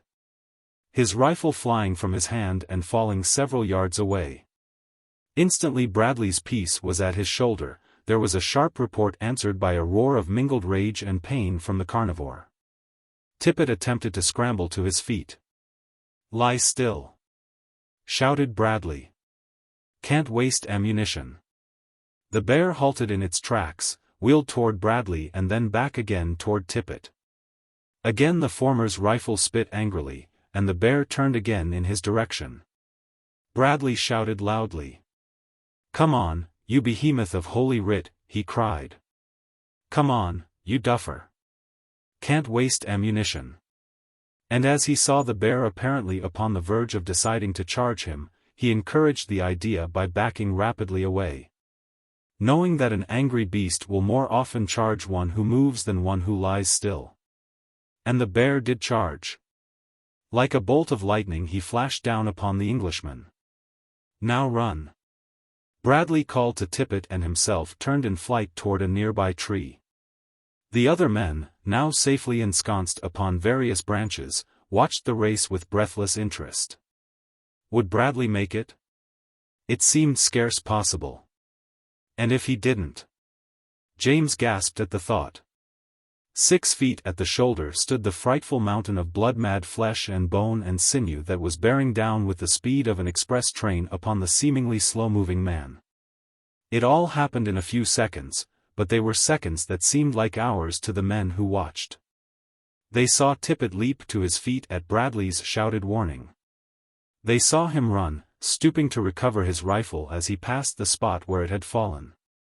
They saw him glance back toward Bradley, and then they saw him stop short of the tree that might have given him safety and turn back in the direction of the bear. Firing as he ran, Tippet raced after the great cave bear, the monstrous thing that should have been extinct ages before, ran for it and fired even as the beast was almost upon Bradley. The men in the trees scarcely breathed. It seemed to them such a futile thing for Tippet to do, and Tippet of all men. They had never looked upon Tippet as a coward. There seemed to be no cowards among that strangely assorted company that fate had gathered together from the 4 corners of the earth, but Tippet was considered a cautious man. Overcautious, some thought him. How futile he and his little pop-gun appeared as he dashed after that living engine of destruction. But, oh, how glorious! It was some such thought as this that ran through Brady's mind, though articulated it might have been expressed otherwise, albeit more forcefully. Just then it occurred to Brady to fire and he, too, opened upon the bear, but at the same instant the animal stumbled and fell forward, though still growling most fearsomely. Tippet never stopped running or firing until he stood within a foot of the brute, which lay almost touching Bradley and was already struggling to regain its feet. Placing the muzzle of his gun against the bear's ear, Tippet pulled the trigger. The creature sank limply to the ground and Bradley scrambled to his feet. "Good work, Tippet," he said. "Mightily obliged to you, awful waste of ammunition, really." And then they resumed the march and in 15 minutes the encounter had ceased even to be a topic of conversation. For 2 days they continued upon their perilous way. Already the cliffs loomed high and forbidding close ahead without sign of break to encourage hope that somewhere they might be scaled. Late in the afternoon the party crossed a small stream of warm water upon the sluggishly moving surface of which floated countless millions of tiny green eggs surrounded by a light scum of the same color, though of a darker shade. Their past experience of Caspak had taught them that they might expect to come upon a stagnant pool of warm water if they followed the stream to its source. But there they were almost certain to find some of Caspak's grotesque, man-like creatures. Already since they had disembarked from the U-33 after its perilous trip through the subterranean channel beneath the barrier cliffs had brought them into the inland sea of Caspak. Had they encountered what had appeared to be 3 distinct types of these creatures. There had been the pure apes, huge, gorilla-like beasts, and those who walked, a trifle more erect and had features with just a shade more of the human cast about them. Then there were men like Ahm, whom they had captured and confined at the fort, Ahm, the clubman. Well-known clubman, Tyler had called him. Ahm and his people had knowledge of a speech. They had a language, in which they were unlike the race just inferior to them. And they walked much more erect and were less hairy, but it was principally the fact that they possessed a spoken language and carried a weapon that differentiated them from the others. All of these peoples had proven belligerent in the extreme. In common with the rest of the fauna of Caprona, the first law of nature as they seemed to understand it was to kill, kill, kill. And so it was that Bradley had no desire to follow up the little stream toward the pool near which were sure to be the caves of some savage tribe, but fortune played him an unkind trick. For the pool was much closer than he imagined, its southern end reaching fully a mile south of the point at which they crossed the stream. And so it was that after forcing their way through a tangle of jungle vegetation they came out upon the edge of the pool which they had wished to avoid. Almost simultaneously there appeared south of them a party of naked men armed with clubs and hatchets. Both parties halted as they caught sight of one another. The men from the fort saw before them a hunting party evidently returning to its caves or village laden with meat. They were large men with features closely resembling those of the African Negro, though their skins were white. Short hair grew upon a large portion of their limbs and bodies, which still retained a considerable trace of apish progenitors. They were, however, a distinctly higher type than the Bolu, or clubmen. Bradley would have been glad to have averted a meeting. But as he desired to lead his party south around the end of the pool, and as it was hemmed in by the jungle on one side and the water on the other, there seemed no escape from an encounter. On the chance that he might avoid a clash, Bradley stepped forward with upraised hand. "We are friends," he called in the tongue of Ahm, the Bolu, who had been held a prisoner at the fort. "Permit us to pass in peace. We will not harm you." At this the hatchet men set up a great jabbering with much laughter, loud and boisterous. "No," shouted one, "you will not harm us, for we shall kill you. Come. We kill. We kill." And with hideous shouts they charged down upon the Europeans. "Sinclair, you may fire," said Bradley quietly. "Pick off the leader. Can't waste ammunition." The Englishman raised his piece to his shoulder and took quick aim at the breast of the yelling savage leaping toward them. Directly behind the leader came another hatchet man, and with the report of Sinclair's rifle both warriors lunged forward in the tall grass, pierced by the same bullet. The effect upon the rest of the band was electrical. As one man they came to a sudden halt, wheeled to the east and dashed into the jungle, where the men could hear them forcing their way in an effort to put as much distance as possible between themselves and the authors of this new and frightful noise that killed warriors at a great distance. Both the savages were dead when Bradley approached to examine them, and as the Europeans gathered around, other eyes were bent upon them with greater curiosity than they displayed for the victim of Sinclair's bullet. When the party again took up the march around the southern end of the pool, the owner of the eyes followed them, large, round eyes, almost expressionless except for a certain cold cruelty which glinted malignly from under their pale gray irises. All unconscious of the stalker, the men came, late in the afternoon, to a spot which seemed favorable as a campsite.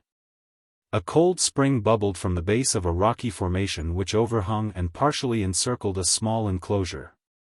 At Bradley's command, the men took up the duties assigned them, gathering wood, building a cook fire and preparing the evening meal. It was while they were thus engaged that Brady's attention was attracted by the dismal flapping of huge wings. He glanced up, expecting to see one of the great flying reptiles of a bygone age, his rifle ready in his hand. Brady was a brave man. He had groped his way up narrow tenement stairs and taken an armed maniac from a dark room without turning a hair, but now as he looked up, he went white and staggered back. "God!" he almost screamed. "What is it?" Attracted by Brady's cry, the others seized their rifles as they followed his wide-eyed, frozen gaze, nor was there one of them that was not moved by some species of terror or awe. Then Brady spoke again in an almost inaudible voice. "Holy Mother, protect us, it's a banshee." Bradley, always cool almost to indifference in the face of danger, felt a strange, creeping sensation run over his flesh, as slowly, not 100 feet above them, the thing flapped itself across the sky, its huge, round eyes glaring down upon them. And until it disappeared over the tops of the trees of a nearby wood, the 5 men stood as though paralyzed, their eyes never leaving the weird shape, nor never one of them appearing to recall that he grasped a loaded rifle in his hands. With the passing of the thing, came the reaction. Tippett sank to the ground and buried his face in his hands. "Oh, Gord," he moaned. "Take me aye from this orful place." Brady, recovered from the first shock, swore loud and luridly. He called upon all the saints to witness that he was unafraid and that anybody with half an eye could have seen that the creature was nothing more than one of them flying alligators that they all were familiar with. "Yes," said Sinclair with fine sarcasm, "we've saw so many of them with white shrouds on them." "Shut up, you fool," growled Brady. If you know so much, tell us what it was after being then. Then he turned toward Bradley. What was it, sir, do you think? He asked. Bradley shook his head. I don't know, he said. It looked like a winged human being clothed in a flowing white robe. Its face was more human than otherwise. That is the way it looked to me. But what it really was I can't even guess, for such a creature is as far beyond my experience or knowledge as it is beyond yours. All that I am sure of is that whatever else it may have been, it was quite material, it was no ghost. Rather just another of the strange forms of life which we have met here and with which we should be accustomed by this time. Tippet looked up. His face was still ashy. "You can't tell me," he cried. "High seen hit. Blime, high seen hit. Hit was ha dead man flyin' through the hair. Didn't high see is haze? Oh, Gord. Didn't high see them? It didn't look like any beast or reptile to me," spoke up Sinclair. "It was lookin' right down at me when I looked up and I saw its face plain as I see yours. It had big round eyes that looked all cold and dead, and its cheeks were sunken in deep, and I could see its yellow teeth behind thin, tight-drawn lips, like a man who had been dead a long while. Sir," he added, turning toward Bradley. "Yes." James had not spoken since the apparition had passed over them, and now it was scarce speech which he uttered, rather a series of articulate gasps. "Yes, dead, a long while. It means something. It come for some one. For one of us. One of us is goin' to die. I'm goin' to die," he ended in a wail. "Come. Come," snapped Bradley. "Won't do. Won't do at all. Get to work, all of you. Waste of time. Can't waste time." His authoritative tones brought them all up standing, and presently each was occupied with his own duties. But each worked in silence and there was no singing and no bantering such as had marked the making of previous camps.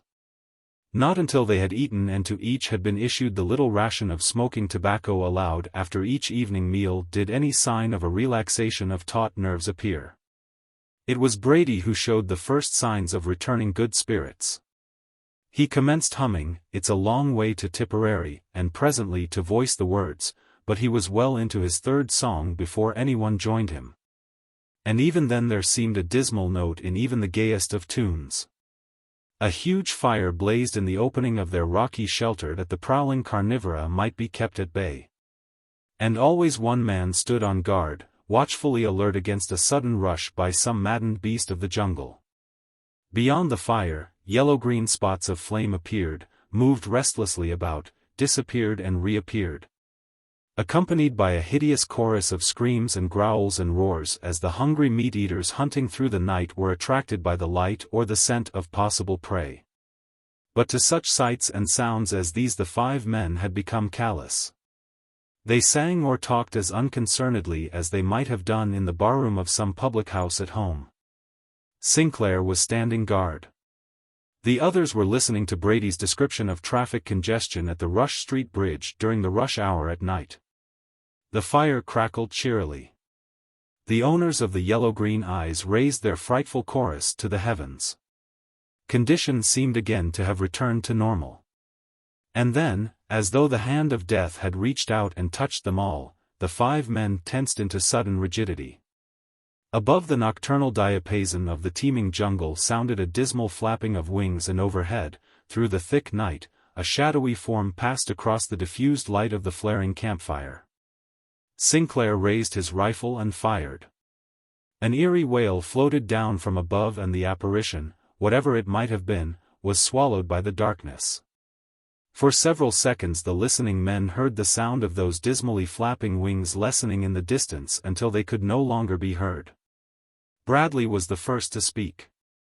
"Shouldn't have fired, Sinclair," he said, "can't waste ammunition." But there was no note of censure in his tone. It was as though he understood the nervous reaction that had compelled the others' act. "I couldn't help it, sir," said Sinclair. Lord, it would take an iron man to keep from shootin' at that awful thing. Do you believe in ghosts, sir? No, replied Bradley. No such things. I don't know about that, said Brady. There was a woman murdered over on the prairie near Brighton. Her throat was cut from ear to ear, and... Shut up, snapped Bradley. My granddaddy used to live down Coppington WI, said Tippett. They were a hold ruined castle on a hill nearby, and at midnight they used to see pale blue lights through the windows and ear. Will you close your hatch? Demanded Bradley.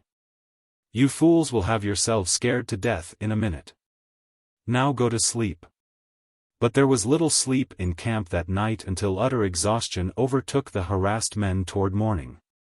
Nor was there any return of the weird creature that had set the nerves of each of them on edge. The following forenoon the party reached the base of the barrier cliffs and for 2 days marched northward in an effort to discover a break in the frowning abutment that raised its rocky face almost perpendicularly above them. Yet nowhere was there the slightest indication that the cliffs were scalable. Disheartened, Bradley determined to turn back toward the fort, as he already had exceeded the time decided upon by Bowen Tyler and himself for the expedition. The cliffs for many miles had been trending in a northeasterly direction, indicating to Bradley that they were approaching the northern extremity of the island. According to the best of his calculations, they had made sufficient easting during the past 2 days to have brought them to a point almost directly north of Fort Dinosaur, and as nothing could be gained by retracing their steps along the base of the cliffs, he decided to strike due south through the unexplored country between them and the fort. That night, September 9, 1916, they made camp a short distance from the cliffs beside one of the numerous cool springs that are to be found within Caspak. Oftentimes close beside the still more numerous warm and hot springs which feed the many pools. After supper the men lay smoking and chatting among themselves. Tippett was on guard. Fewer night prowlers threatened them, and the men were commenting upon the fact that the farther north they had traveled the smaller the number of all species of animals became. Though it was still present in what would have seemed appalling plenitude in any other part of the world. The diminution in reptilian life was the most noticeable change in the fauna of northern Caspak. Here, however, were forms they had not met elsewhere, several of which were of gigantic proportions. According to their custom all, with the exception of the man on guard, sought sleep early, nor, once disposed upon the ground for slumber, were they long in finding it. It seemed to Bradley that he had scarcely closed his eyes when he was brought to his feet, wide awake, by a piercing scream which was punctuated by the sharp report of a rifle from the direction of the fire where Tippett stood guard. As he ran toward the man, Bradley heard above him the same uncanny wail that had set every nerve on edge several nights before, and the dismal flapping of huge wings. He did not need to look up at the white-shrouded figure winging slowly away into the night to know that their grim visitor had returned. The muscles of his arm, reacting to the sight and sound of the menacing form, carried his hand to the butt of his pistol. But after he had drawn the weapon, he immediately returned it to its holster with a shrug. "What for?" he muttered. "Can't waste ammunition." Then he walked quickly to where Tippett lay sprawled upon his face. By this time James, Brady and Sinclair were at his heels, each with his rifle in readiness. "Is he dead, sir?" whispered James as Bradley kneeled beside the prostrate form. Bradley turned Tippett over on his back and pressed an ear close to the other's heart. In a moment he raised his head. "Fainted," he announced. "Get water. Hurry." Then he loosened Tippett's shirt at the throat and when the water was brought, threw a cupful in the man's face. Slowly Tippett regained consciousness and sat up. At first he looked curiously into the faces of the men about him, then an expression of terror overspread his features. He shot a startled glance up into the black void above and then burying his face in his arms began to sob like a child. "What's wrong, man?" demanded Bradley. "Buck up. Can't play crybaby. Waste of energy." "What happened?" "What happened, sir?" wailed Tippett. "Oh, Gord, sir. Hit came back. Hit came for me, sir. Right hit did, sir, strite hat me, sir. Hand with long w'ite, ands it clawed for me. Oh, Gord. Hit almost caught me, sir. Hi am as good as dead, hi am a marked man, that's what hi ham. Hit was a goin' for to carry me horf, sir. Stuff and nonsense, snapped Bradley. Did you get a good look at it? Tippett said that he did, a much better look than he wanted. The thing had almost clutched him, and he had looked straight into its eyes, dead haze in a dead face, he had described them. What was it after bein', do you think? Inquired Brady. Hit was death, moaned Tippett, shuddering, and again a pall of gloom fell upon the little party. The following day Tippett walked as one in a trance. He never spoke except in reply to a direct question, which more often than not had to be repeated before it could attract his attention. He insisted that he was already a dead man, for if the thing didn't come for him during the day he would never live through another night of agonized apprehension, waiting for the frightful end that he was positive was in store for him. I'll see to that, he said, and they all knew that Tippett meant to take his own life before darkness set in. Bradley tried to reason with him, in his short, crisp way, but soon saw the futility of it. Nor could he take the man's weapons from him without subjecting him to almost certain death from any of the numberless dangers that beset their way. The entire party was moody and glum. There was none of the bantering that had marked their intercourse before, even in the face of blighting hardships and hideous danger. This was a new menace that threatened them, something that they couldn't explain, and so, naturally, it aroused within them superstitious fear which Tippett's attitude only tended to augment. To add further to their gloom, their way led through a dense forest, where, on account of the underbrush, it was difficult to make even a mile an hour. Constant watchfulness was required to avoid the many snakes of various degrees of repulsiveness and enormity that infested the wood. And the only ray of hope they had to cling to was that the forest would, like the majority of Caspakian forests, prove to be of no considerable extent. Bradley was in the lead when he came suddenly upon a grotesque creature of titanic proportions. Crouching among the trees, which here commenced to thin out slightly, Bradley saw what appeared to be an enormous dragon devouring the carcass of a mammoth. From frightful jaws to the tip of its long tail it was fully 40 feet in length. Its body was covered with plates of thick skin which bore a striking resemblance to armor plate. The creature saw Bradley almost at the same instant that he saw it and reared up on its enormous hind legs until its head towered a full 25 feet above the ground. From the cavernous jaws issued a hissing sound of a volume equal to the escaping steam from the safety valves of half a dozen locomotives, and then the creature came for the man. "Scatter!" shouted Bradley to those behind him, and all but Tippett heeded the warning. The man stood as though dazed, and when Bradley saw the other's danger, he too stopped and wheeling about sent a bullet into the massive body forcing its way through the trees toward him. The shot struck the creature in the belly where there was no protecting armor, eliciting a new note which rose in a shrill whistle and ended in a wail. It was then that Tippett appeared to come out of his trance, for with a cry of terror he turned and fled to the left. Bradley, seeing that he had as good an opportunity as the others to escape, now turned his attention to extricating himself. And as the wood seemed dense on the right, he ran in that direction, hoping that the close-set boles would prevent pursuit on the part of the great reptile. The dragon paid no further attention to him, however, for Tippett's sudden break for liberty had attracted its attention. And after Tippett it went, bowling over small trees, uprooting underbrush and leaving a wake behind it like that of a small tornado. Bradley, the moment he had discovered the thing was pursuing Tippett, had followed it. He was afraid to fire for fear of hitting the man, and so it was that he came upon them at the very moment that the monster lunged its great weight forward upon the doomed man. The sharp, three-toed talons of the forelimbs seized poor Tippett, and Bradley saw the unfortunate fellow lifted high above the ground as the creature again reared up on its hind legs. Immediately transferring Tippett's body to its gaping jaws, which closed with a sickening, crunching sound as Tippett's bones cracked beneath the great teeth. Bradley half raised his rifle to fire again and then lowered it with a shake of his head. Tippet was beyond succor. Why waste a bullet that Caspak could never replace? If he could now escape the further notice of the monster, it would be a wiser act than to throw his life away in futile revenge. He saw that the reptile was not looking in his direction. And so he slipped noiselessly behind the bole of a large tree and thence quietly faded away in the direction he believed the others to have taken. At what he considered a safe distance he halted and looked back. Half hidden by the intervening trees he still could see the huge head and the massive jaws from which protruded the limp legs of the dead man.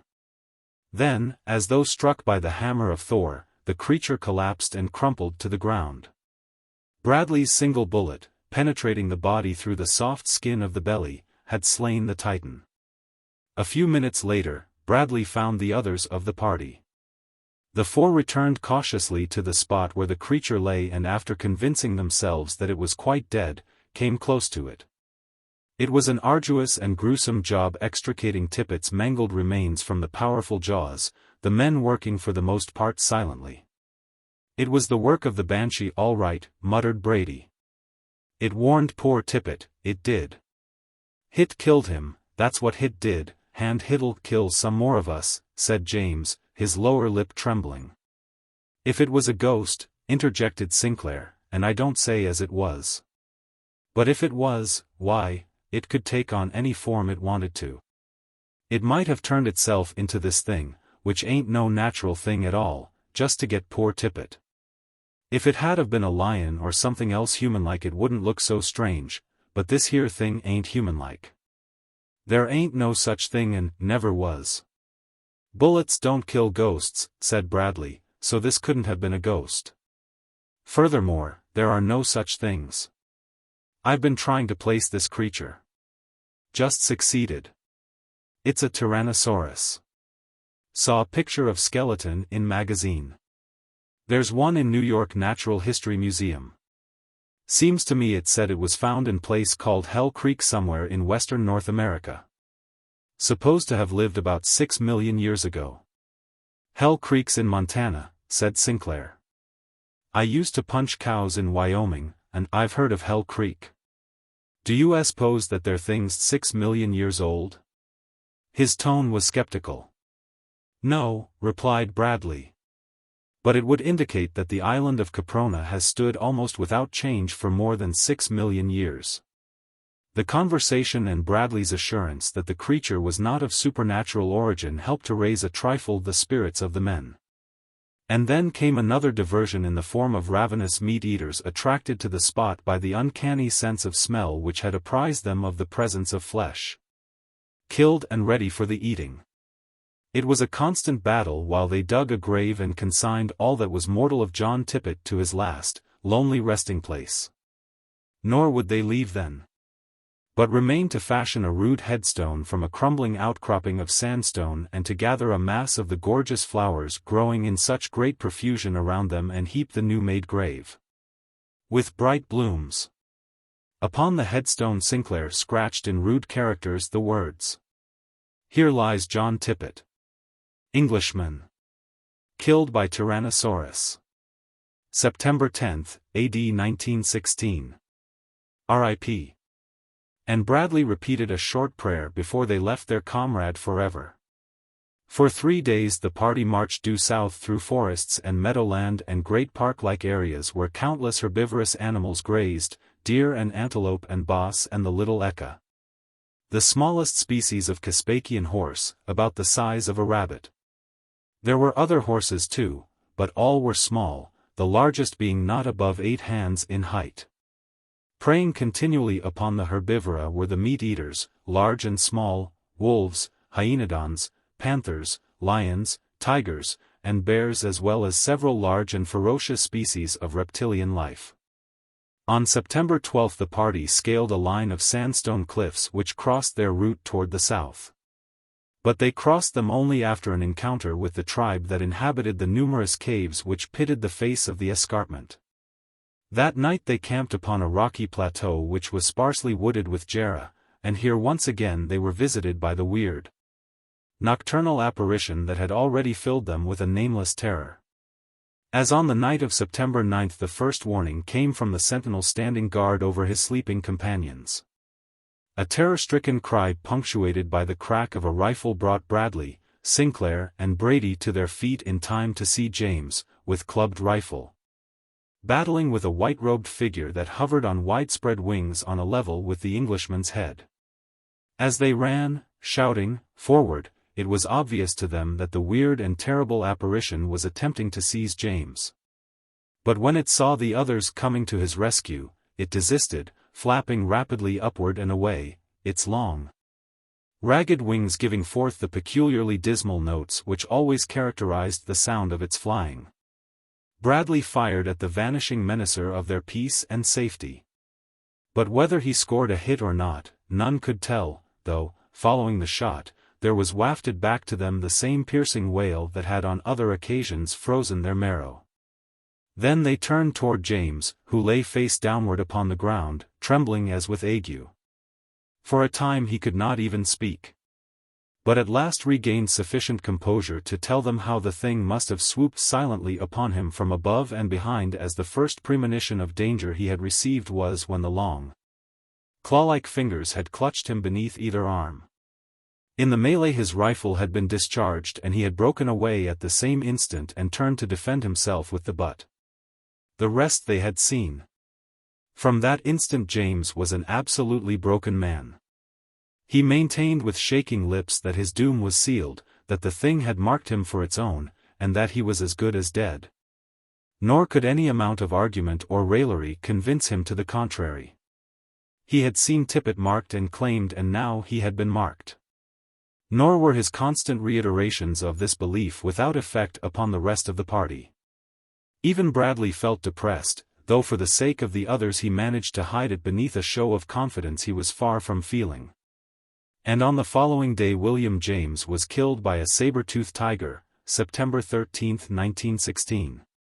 Beneath a jarrah tree on the stony plateau on the northern edge of the Estiolu country in the land that time forgot, he lies in a lonely grave marked by a rough headstone.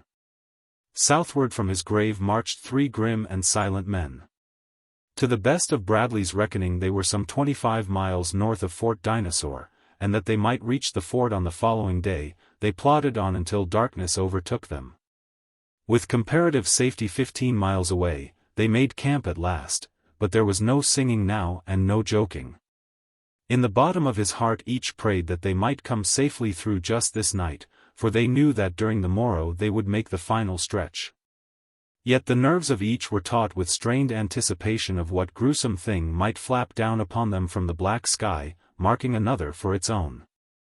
Who would be the next? As was their custom, they took turns at guard, each man doing 2 hours and then arousing the next. Brady had gone on from 8 to 10, followed by Sinclair from 10 to 12, then Bradley had been awakened. Brady would stand the last guard from 2 to 4, as they had determined to start the moment that it became light enough to ensure comparative safety upon the trail. The snapping of a twig aroused Brady out of a dead sleep, and as he opened his eyes, he saw that it was broad daylight and that at 20 paces from him stood a huge lion. As the man sprang to his feet, his rifle ready in his hand, Sinclair awoke and took in the scene in a single swift glance. The fire was out and Bradley was nowhere in sight. For a long moment the lion and the men eyed one another. The latter had no mind to fire if the beast minded its own affairs, they were only too glad to let it go its way if it would. But the lion was of a different mind. Suddenly the long tail snapped stiffly erect, and as though it had been attached to 2 trigger fingers the 2 rifles spoke in unison. For both men knew this signal only too well, the immediate forerunner of a deadly charge. As the brute's head had been raised, his spine had not been visible, and so they did what they had learned by long experience was best to do. Each covered a front leg, and as the tail snapped aloft, fired. With a hideous roar the mighty flesh-eater lurched forward to the ground with both front legs broken. It was an easy accomplishment in the instant before the beast charged, after, it would have been well nigh an impossible feat.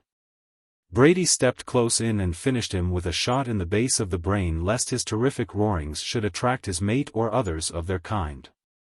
Then the two men turned and looked at one another. "Where is Lieutenant Bradley?" asked Sinclair. They walked to the fire. Only a few smoking embers remained. A few feet away lay Bradley's rifle. There was no evidence of a struggle. The two men circled about the camp twice, and on the last lap Brady stooped and picked up an object which had lain about 10 yards beyond the fire. It was Bradley's cap. Again the two looked questioningly at one another, and then, simultaneously, both pairs of eyes swung upward and searched the sky. A moment later Brady was examining the ground about the spot where Bradley's cap had lain. It was one of those little barren, sandy stretches that they had found only upon this stony plateau. Brady's own footsteps showed as plainly as black ink upon white paper. But his was the only foot that had marred the smooth, windswept surface. There was no sign that Bradley had crossed the spot upon the surface of the ground. And yet his cap lay well toward the center of it. Breakfastless and with shaken nerves the two survivors plunged madly into the long day's march. Both were strong, courageous, resourceful men.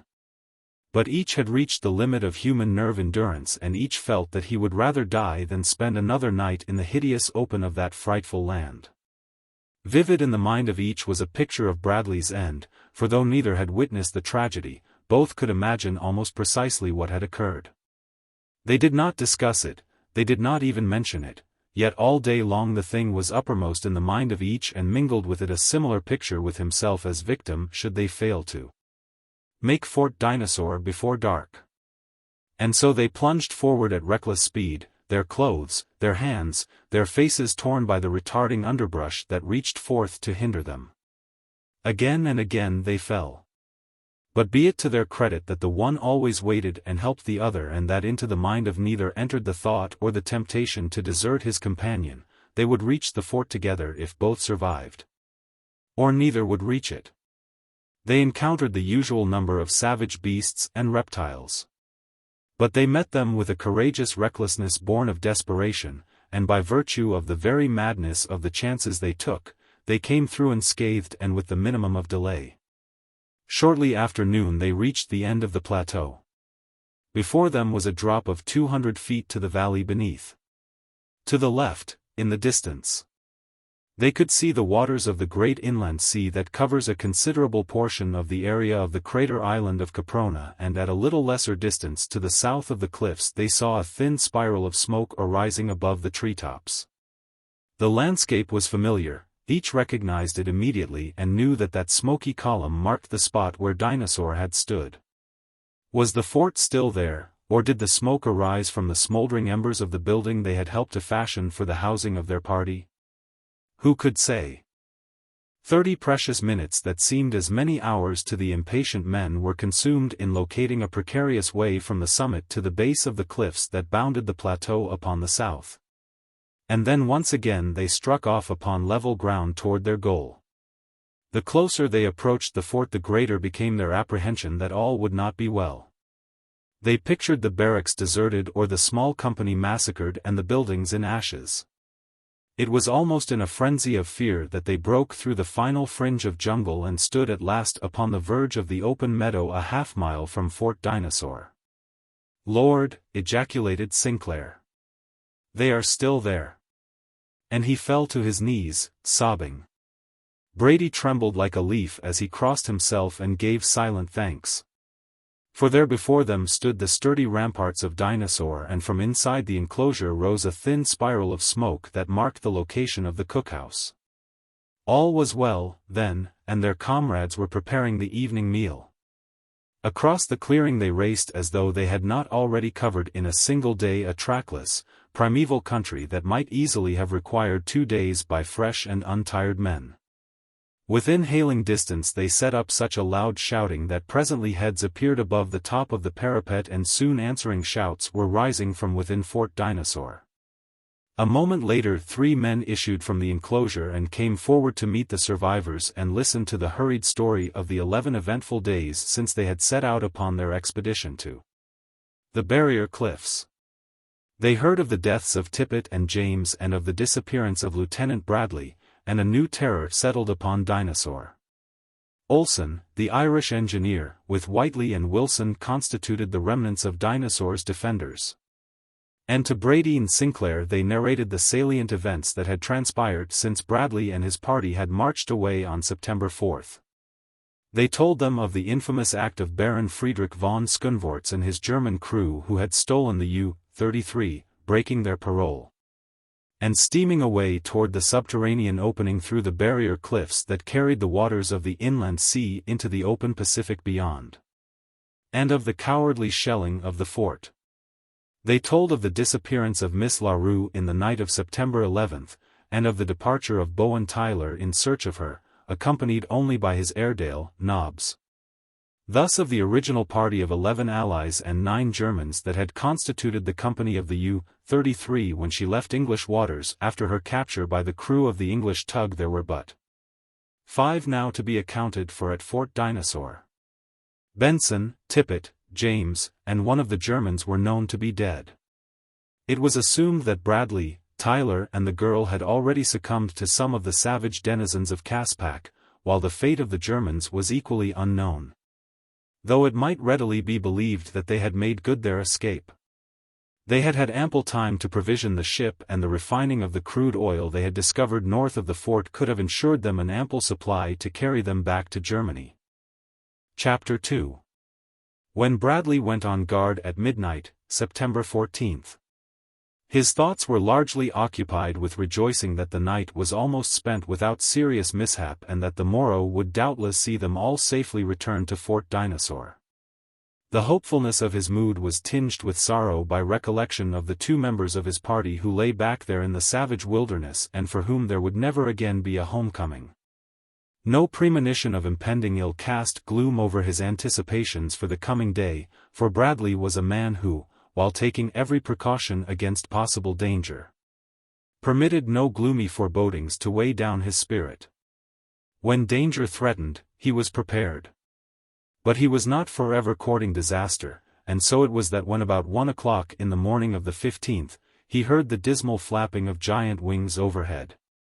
He was neither surprised nor frightened but idly prepared for an attack he had known might reasonably be expected. The sound seemed to come from the south, and presently, low above the trees in that direction, the man made out a dim, shadowy form circling slowly about. Bradley was a brave man, yet so keen was the feeling of revulsion engendered by the sight and sound of that grim, uncanny shape that he distinctly felt the gooseflesh rise over the surface of his body. And it was with difficulty that he refrained from following an instinctive urge to fire upon the nocturnal intruder. Better, far better would it have been had he given in to the insistent demand of his subconscious mentor. But his almost fanatical obsession to save ammunition proved now his undoing. For while his attention was riveted upon the thing circling before him and while his ears were filled with the beating of its wings, there swooped silently out of the black night behind him another weird and ghostly shape. With its huge wings partly closed for the dive and its white robe fluttering in its wake, the apparition swooped down upon the Englishman. So great was the force of the impact and the thing struck Bradley between the shoulders that the man was half stunned. His rifle flew from his grasp. He felt claw-like talons of great strength seize him beneath his arms and sweep him off his feet. And then the thing rose swiftly with him. So swiftly that his cap was blown from his head by the rush of air as he was borne rapidly upward into the inky sky, and the cry of warning to his companions was forced back into his lungs. The creature wheeled immediately toward the east and was at once joined by its fellow, who circled them once and then fell in behind them. Bradley now realized the strategy that the pair had used to capture him and at once concluded that he was in the power of reasoning beings closely related to the human race if not actually of it. Past experience suggested that the great wings were a part of some ingenious mechanical device, for the limitations of the human mind, which is always loath to accept aught beyond its own little experience, would not permit him to entertain the idea that the creatures might be naturally winged and at the same time of human origin.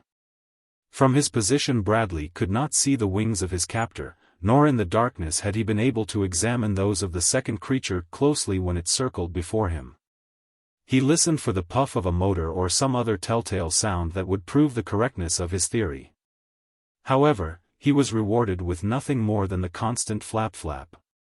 Presently, far below and ahead, he saw the waters of the inland sea, and a moment later he was borne over them.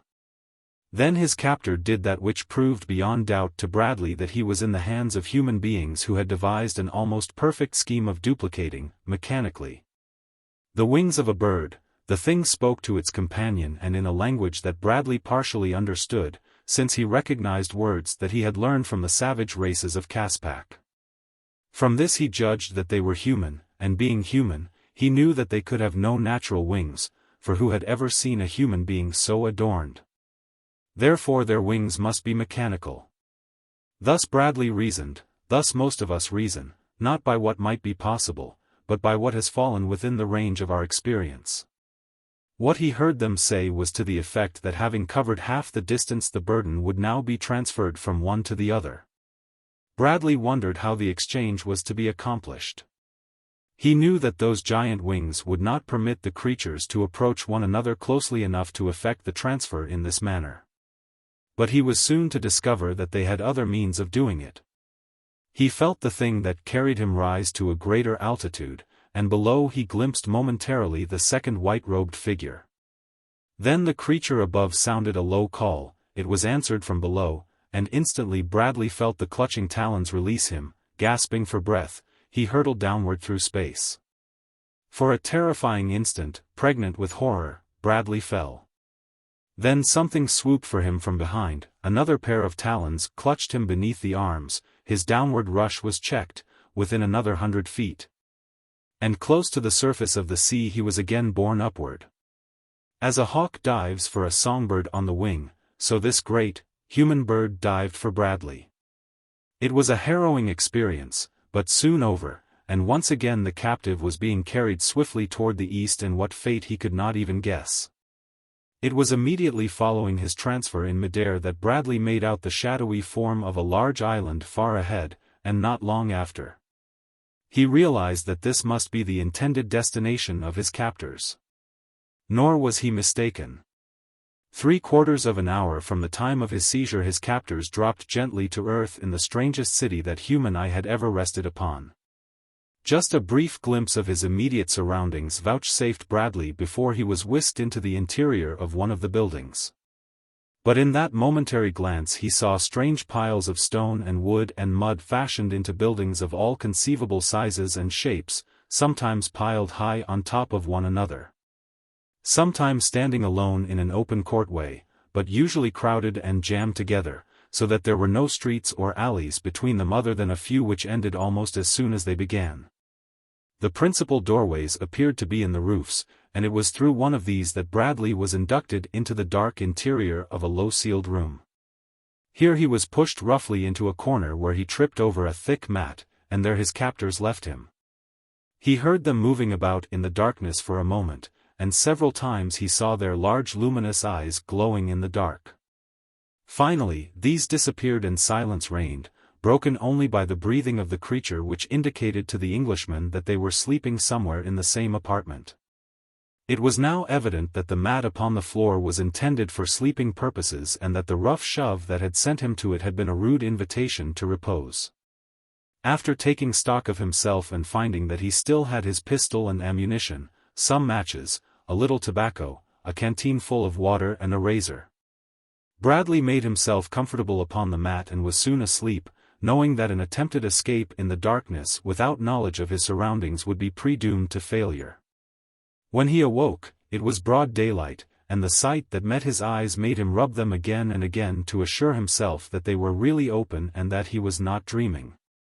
A broad shaft of morning light poured through the open doorway in the ceiling of the room, which was about 30 feet square, or roughly square, being irregular in shape, one side curving outward, another being indented by what might have been the corner of another building jutting into it, another alcoved by 3 sides of an octagon, while the fourth was serpentine in contour. 2 windows let in more daylight, while 2 doors evidently gave ingress to other rooms. The walls were partially sealed with thin strips of wood, nicely fitted and finished, partially plastered, and the rest covered with a fine, woven cloth. Figures of reptiles and beasts were painted without regard to any uniform scheme here and there upon the walls. A striking feature of the decorations consisted of several engaged columns set into the walls at no regular intervals. The capitals of each supporting a human skull, the cranium of which touched the ceiling. As though the latter was supported by these grim reminders either of departed relatives or of some hideous tribal rite, Bradley could not but wonder which. Yet it was none of these things that filled him with greatest wonder, no, it was the figures of the two creatures that had captured him and brought him hither. At one end of the room a stout pole about 2 inches in diameter ran horizontally from wall to wall some 6 or 7 feet from the floor, its end securely set in 2 of the columns. Hanging by their knees from this perch, their heads downward and their bodies wrapped in their huge wings, slept the creatures of the night before, like 2 great, horrid bats they hung, asleep. As Bradley gazed upon them in wide-eyed astonishment, he saw plainly that all his intelligence, all his acquired knowledge through years of observation and experience were set at naught by the simple evidence of the fact that stood out glaringly before his eyes: the creatures' wings were not mechanical devices but as natural appendages, growing from their shoulder blades, as were their arms and legs. He saw, too, that except for their wings the pair bore a strong resemblance to human beings, though fashioned in a most grotesque mold. As he sat gazing at them, one of the two awoke, separated his wings to release his arms that had been folded across his breast, placed his hands upon the floor, dropped his feet and stood erect. For a moment he stretched his great wings slowly, solemnly blinking his large round eyes. Then his gaze fell upon Bradley. The thin lips drew back tightly against yellow teeth in a grimace that was nothing but hideous. It could not have been termed a smile, and what emotion it registered the Englishman was at a loss to guess. No expression whatever altered the steady gaze of those large, round eyes. There was no color upon the pasty, sunken cheeks. A death's head grimaced as though a man long dead raised his parchment-covered skull from an old grave. The creature stood about the height of an average man but appeared much taller from the fact that the joints of his long wings rose fully a foot above his hairless head. The bare arms were long and sinewy, ending in strong, bony hands with claw-like fingers, almost talon-like in their suggestiveness. The white robe was separated in front, revealing skinny legs and the further fact that the thing wore but the single garment, which was of fine, woven cloth. From crown to sole the portions of the body exposed were entirely hairless, and as he noted this, Bradley also noted for the first time the cause of much of the seeming expressionlessness of the creature's countenance: it had neither eyebrows or lashes. The ears were small and rested flat against the skull, which was noticeably round, though the face was quite flat. The creature had small feet, beautifully arched and plump, but so out of keeping with every other physical attribute it possessed as to appear ridiculous. After eyeing Bradley for a moment the thing approached him. "Where from?" it asked. "England," replied Bradley, as briefly. "Where is England and what?" pursued the questioner. "It is a country far from here," answered the Englishman. "Are your people Svajo or Casadalu?" "I do not understand you," said Bradley. "And now suppose you answer a few questions. Who are you? What country is this? Why did you bring me here?" Again the sepulchral grimace. "We are Wairuz, Luata is our father. Caspak is ours. This, our country, is called Uo. We brought you here for, literally, him who speaks for Luata to gaze upon and question. He would know from whence you came and why, but principally if you be Casadalu. And if I am not Cas, whatever you call the bloomin' beast, what of it?" The Wiru raised his wings in a very human shrug and waved his bony claws toward the human skulls supporting the ceiling. His gesture was eloquent, but he embellished it by remarking, "And possibly if you are." "I'm hungry," snapped Bradley. The Wiru motioned him to one of the doors which he threw open, permitting Bradley to pass out onto another roof on a level lower than that upon which they had landed earlier in the morning. By daylight the city appeared even more remarkable than in the moonlight, though less weird and unreal. The houses of all shapes and sizes were piled about as a child might pile blocks of various forms and colors. He saw now that there were what might be called streets or alleys, but they ran in baffling turns and twists, nor ever reached a destination, always ending in a dead wall where some weiroo had built a house across them. Upon each house was a slender column supporting a human skull. Sometimes the columns were at one corner of the roof, sometimes at another, or again they rose from the center or near the center, and the columns were of varying heights, from that of a man to those which rose 20 feet above their roofs. The skulls were, as a rule, painted, blue or white, or in combinations of both colors. The most effective were painted blue with the teeth white and the eye sockets rimmed with white. There were other skulls, thousands of them, tens, hundreds of thousands. They rimmed the eaves of every house, they were set in the plaster of the outer walls, and at no great distance from where Bradley stood rose a round tower built entirely of human skulls. And the city extended in every direction as far as the Englishman could see. All about him wireroos were moving across the roofs or winging through the air. The sad sound of their flapping wings rose and fell like a solemn dirge. Most of them were apparelled all in white, like his captors. But others had markings of red or blue or yellow slashed across the front of their robes. His guide pointed toward a doorway in an alley below them. "Go there and eat," he commanded, "and then come back. You cannot escape. If any question you, say that you belong to Foshbalsoj. There is the way." And this time he pointed to the top of a ladder which protruded above the eaves of the roof nearby. Then he turned and re-entered the house. Bradley looked about him. No, he could not escape, that seemed evident. The city appeared interminable, and beyond the city, if not a savage wilderness filled with wild beasts, there was the broad inland sea infested with horrid monsters. No wonder his captor felt safe in turning him loose in Uo. He wondered if that was the name of the country or the city, and if there were other cities like this upon the island. Slowly he descended the ladder to the seemingly deserted alley which was paved with what appeared to be large, round cobblestones. He looked again at the smooth, worn pavement, and a rueful grin crossed his features. The alley was paved with skulls. The city of human skulls, mused Bradley. They must have been collecting them since Adam, he thought, and then he crossed and entered the building through the doorway that had been pointed out to him.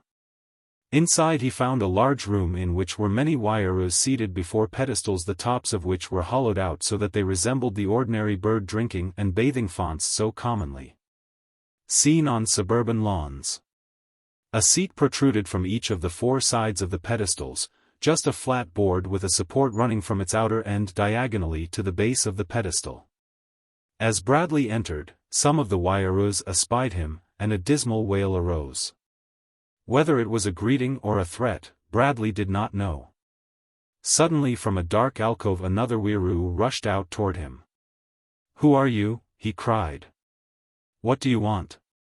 "Foshbalsoj sent me here to eat," replied Bradley. "Do you belong to Foshbalsoj?" asked the other.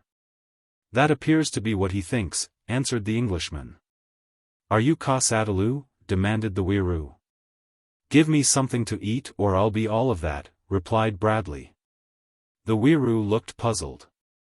"Sit here, Jaolu," he snapped, and Bradley sat down unconscious of the fact that he had been insulted by being called a hyena man, an appellation of contempt in Caspak.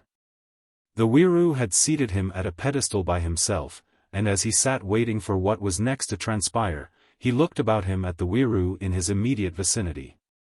He saw that in each font was a quantity of food, and that each weiroo was armed with a wooden skewer, sharpened at one end, with which they carried solid portions of food to their mouths. At the other end of the skewer was fastened a small clamshell.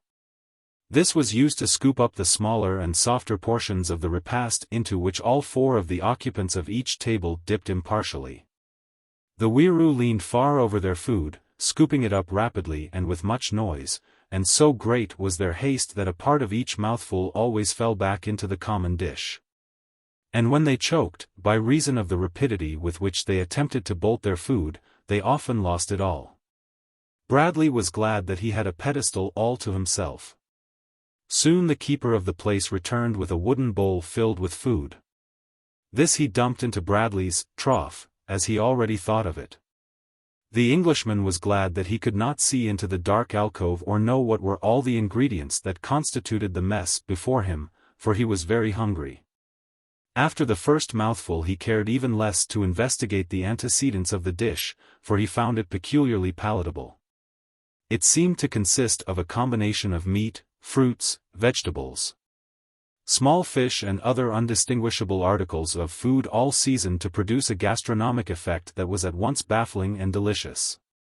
When he had finished, his trough was empty, and then he commenced to wonder who was to settle for his meal. As he waited for the proprietor to return, he fell to examining the dish from which he had eaten and the pedestal upon which it rested. The font was of stone worn smooth by long-continued use. The four outer edges hollowed and polished by the contact of the countless weiroo bodies that had leaned against them for how long a period of time Bradley could not even guess. Everything about the place carried the impression of hoary age. The carved pedestals were black with use, the wooden seats were worn hollow.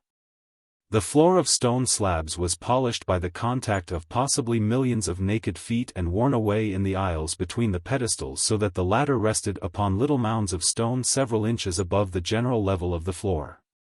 Finally, seeing that no one came to collect, Bradley arose and started for the doorway. He had covered half the distance when he heard the voice of mine host calling to him, "Come back, Jaolu," screamed the weiroo, and Bradley did as he was bid. As he approached the creature which stood now behind a large, flat-topped pedestal beside the alcove, he saw lying upon the smooth surface something that almost elicited a gasp of astonishment from him. A simple, common thing it was. Or would have been almost anywhere in the world but Caspak, a square bit of paper. And on it, in a fine hand, written compactly, were many strange hieroglyphics. These remarkable creatures, then, had a written as well as a spoken language, and besides the art of weaving cloth possessed that of paper-making. Could it be that such grotesque beings represented the high culture of the human race within the boundaries of Caspak? Had natural selection produced during the countless ages of Caspakian life a winged monstrosity that represented the earthly pinnacle of man's evolution? Bradley had noted something of the obvious indications of a gradual evolution from ape to spearman as exemplified by the several overlapping races of Alilus. Clubmen and hatchetmen that formed the connecting links between the two extremes with which he had come in contact. He had heard of the Crolus and the Gallus, reputed to be still higher in the plane of evolution, and now he had indisputable evidence of a race possessing refinements of civilization eons in advance of the spearmen. The conjectures awakened by even a momentary consideration of the possibilities involved became at once as wildly bizarre as the insane imaginings of a drug addict. As these thoughts flashed through his mind, the weiroo held out a pen of bone fixed to a wooden holder and at the same time made a sign that Bradley was to write upon the paper. It was difficult to judge from the expressionless features of the weiroo what was passing in the creature's mind. But Bradley could not but feel that the thing cast a supercilious glance upon him as much as to say, "Of course you do not know how to write, you poor, low creature. But you can make your mark." Bradley seized the pen and in a clear, bold hand wrote, "John Bradley, England." The weiroo showed evidences of consternation as it seized the piece of paper and examined the writing with every mark of incredulity and surprise. Of course it could make nothing of the strange characters. But it evidently accepted them as proof that Bradley possessed knowledge of a written language of his own, for following the Englishman's entry it made a few characters of its own. "You will come here again just before Lua hides his face behind the great cliff," announced the creature, "unless before that you are summoned by him who speaks for Luata. In which case you will not have to eat any more." Reassuring cuss, thought Bradley as he turned and left the building. Outside were several Wairus that had been eating at the pedestals within. They immediately surrounded him, asking all sorts of questions, plucking at his garments, his ammunition belt and his pistol.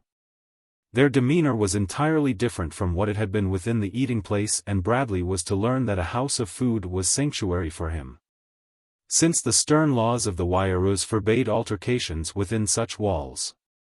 Now they were rough and threatening, as with wings half spread they hovered about him in menacing attitudes, barring his way to the ladder leading to the roof from whence he had descended. But the Englishman was not one to brook interference for long. He attempted at first to push his way past them, and then when one seized his arm and jerked him roughly back, Bradley swung upon the creature and with a heavy blow to the jaw felled it. Instantly pandemonium reigned.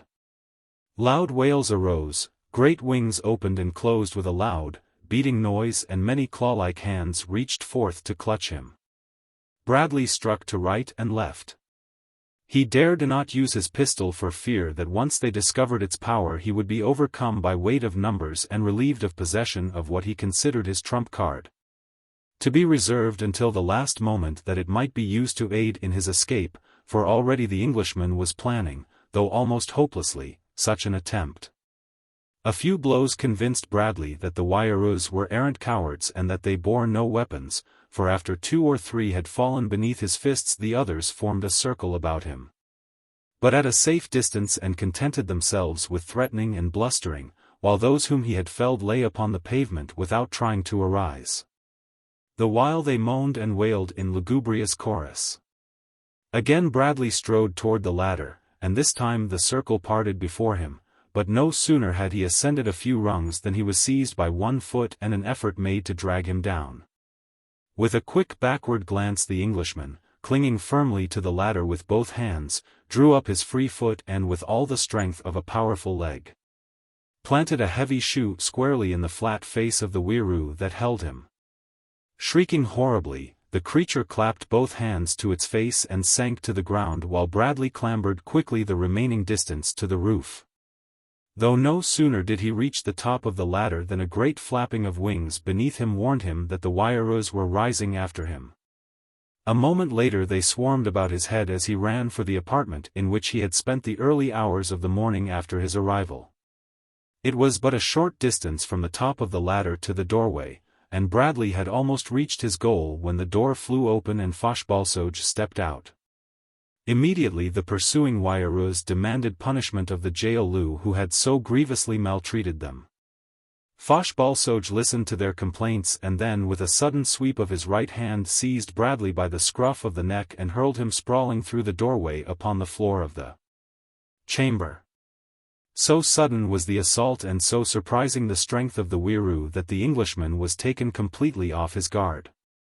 When he arose, the door was closed, and Foshbalsoj was standing over him, his hideous face contorted into an expression of rage and hatred. "Hyena, snake, lizard," he screamed. "You would dare lay your low, vile, profaning hands upon even the lowliest of the Wairus, the sacred chosen of Luata." Bradley was mad, and so he spoke in a very low, calm voice while a half-smile played across his lips but his cold, grey eyes were unsmiling. "What you did to me just now," he said, "I am going to kill you for that," and even as he spoke, he launched himself at the throat of Foshbalsoj. The other Wairu that had been asleep when Bradley left the chamber had departed, and the two were alone. Foshbalsoj displayed little of the cowardice of those that had attacked Bradley in the alleyway, but that may have been because he had so slight opportunity. For Bradley had him by the throat before he could utter a cry and with his right hand struck him heavily and repeatedly upon his face and over his heart, ugly, smashing, short-arm jabs of the sort that take the fight out of a man in quick time. But Foshbalsoj was of no mind to die passively. He clawed and struck at Bradley while with his great wings he attempted to shield himself from the merciless rain of blows, at the same time searching for a hold upon his antagonist's throat. Presently he succeeded in tripping the Englishman, and together the two fell heavily to the floor, Bradley underneath. And at the same instant the Wairu fastened his long talons about the other's windpipe. Foshbalsoj was possessed of enormous strength and he was fighting for his life. The Englishman soon realized that the battle was going against him. Already his lungs were pounding painfully for air as he reached for his pistol. It was with difficulty that he drew it from its holster, and even then, with death staring him in the face, he thought of his precious ammunition. "Can't waste it," he thought. And slipping his fingers to the barrel, he raised the weapon and struck Fochbalsoj a terrific blow between the eyes. Instantly the claw-like fingers released their hold, and the creature sank limply to the floor beside Bradley, who lay for several minutes gasping painfully in an effort to regain his breath. When he was able, he rose, and leaned close over the weiroo, lying silent and motionless, his wings drooping limply in his great, round eyes staring blankly toward the ceiling. A brief examination convinced Bradley that the thing was dead, and with the conviction came an overwhelming sense of the dangers which must now confront him, but how was he to escape? His first thought was to find some means for concealing the evidence of his deed and then to make a bold effort to escape. Stepping to the second door, he pushed it gently open and peered in upon what seemed to be a storeroom. In it was a litter of cloth such as the Wairo's robes were fashioned from, a number of chests painted blue and white, with white hieroglyphics painted in bold strokes upon the blue and blue hieroglyphics upon the white. In one corner was a pile of human skulls reaching almost to the ceiling, and in another a stack of dried weiroo wings. The chamber was as irregularly shaped as the other and had but a single window and a second door at the further end, but was without the exit through the roof and, most important of all, there was no creature of any sort in it. As quickly as possible Bradley dragged the dead weiroo through the doorway and closed the door, then he looked about for a place to conceal the corpse. One of the chests was large enough to hold the body if the knees were bent well up, and with this idea in view Bradley approached the chest to open it. The lid was made in two pieces, each being hinged at an opposite end of the chest and joining nicely where they met in the center of the chest, making a snug, well-fitting joint. There was no lock. Bradley raised one half the cover and looked in. With a smothered "by Jove," he bent closer to examine the contents. The chest was about half filled with an assortment of golden trinkets. There were what appeared to be bracelets, anklets, and brooches of virgin gold. Realizing that there was no room in the chest for the body of the weiroo, Bradley turned to seek another means of concealing the evidence of his crime. There was a space between the chests and the wall, and into this he forced the corpse, piling the discarded robes upon it until it was entirely hidden from sight. But now how was he to make good his escape in the bright glare of that early spring day? He walked to the door at the far end of the apartment and cautiously opened it an inch. Before him and about 2 feet away was the blank wall of another building. Bradley opened the door a little farther and looked in both directions. There was no one in sight to the left over a considerable expanse of rooftop, and to the right another building shut off his line of vision at about 20 feet. Slipping out, he turned to the right and in a few steps found a narrow passageway between 2 buildings. Turning into this he passed about half its length when he saw a weiroo appear at the opposite end and halt. The creature was not looking down the passageway. But at any moment it might turn its eyes toward him, when he would be immediately discovered. To Bradley's left was a triangular niche in the wall of one of the houses, and into this he dodged, thus concealing himself from the sight of the weiroo. Beside him was a door painted a vivid yellow and constructed after the same fashion as the other weiroo doors he had seen. Being made up of countless narrow strips of wood from 4 to 6 inches in length laid on in patches of about the same width, the strips in adjacent patches never running in the same direction. The result bore some resemblance to a crazy patchwork quilt, which was heightened when, as in one of the doors he had seen, contiguous patches were painted different colors. The strips appeared to have been bound together and to the underlying framework of the door with gut or fiber and also glued, after which a thick coating of paint had been applied. One edge of the door was formed of a straight, round pole about 2 inches in diameter that protruded at top and bottom. The projections setting in round holes in both lintel and sill forming the axis upon which the door swung. An eccentric disc upon the inside face of the door engaged a slot in the frame when it was desired to secure the door against intruders. as Bradley stood flattened against the wall waiting for the Weiroo to move on. He heard the creature's wings brushing against the sides of the buildings as it made its way down the narrow passage in his direction. As the yellow door offered the only means of escape without detection, the Englishman decided to risk whatever might lie beyond it, and so, boldly pushing it in, he crossed the threshold and entered a small apartment.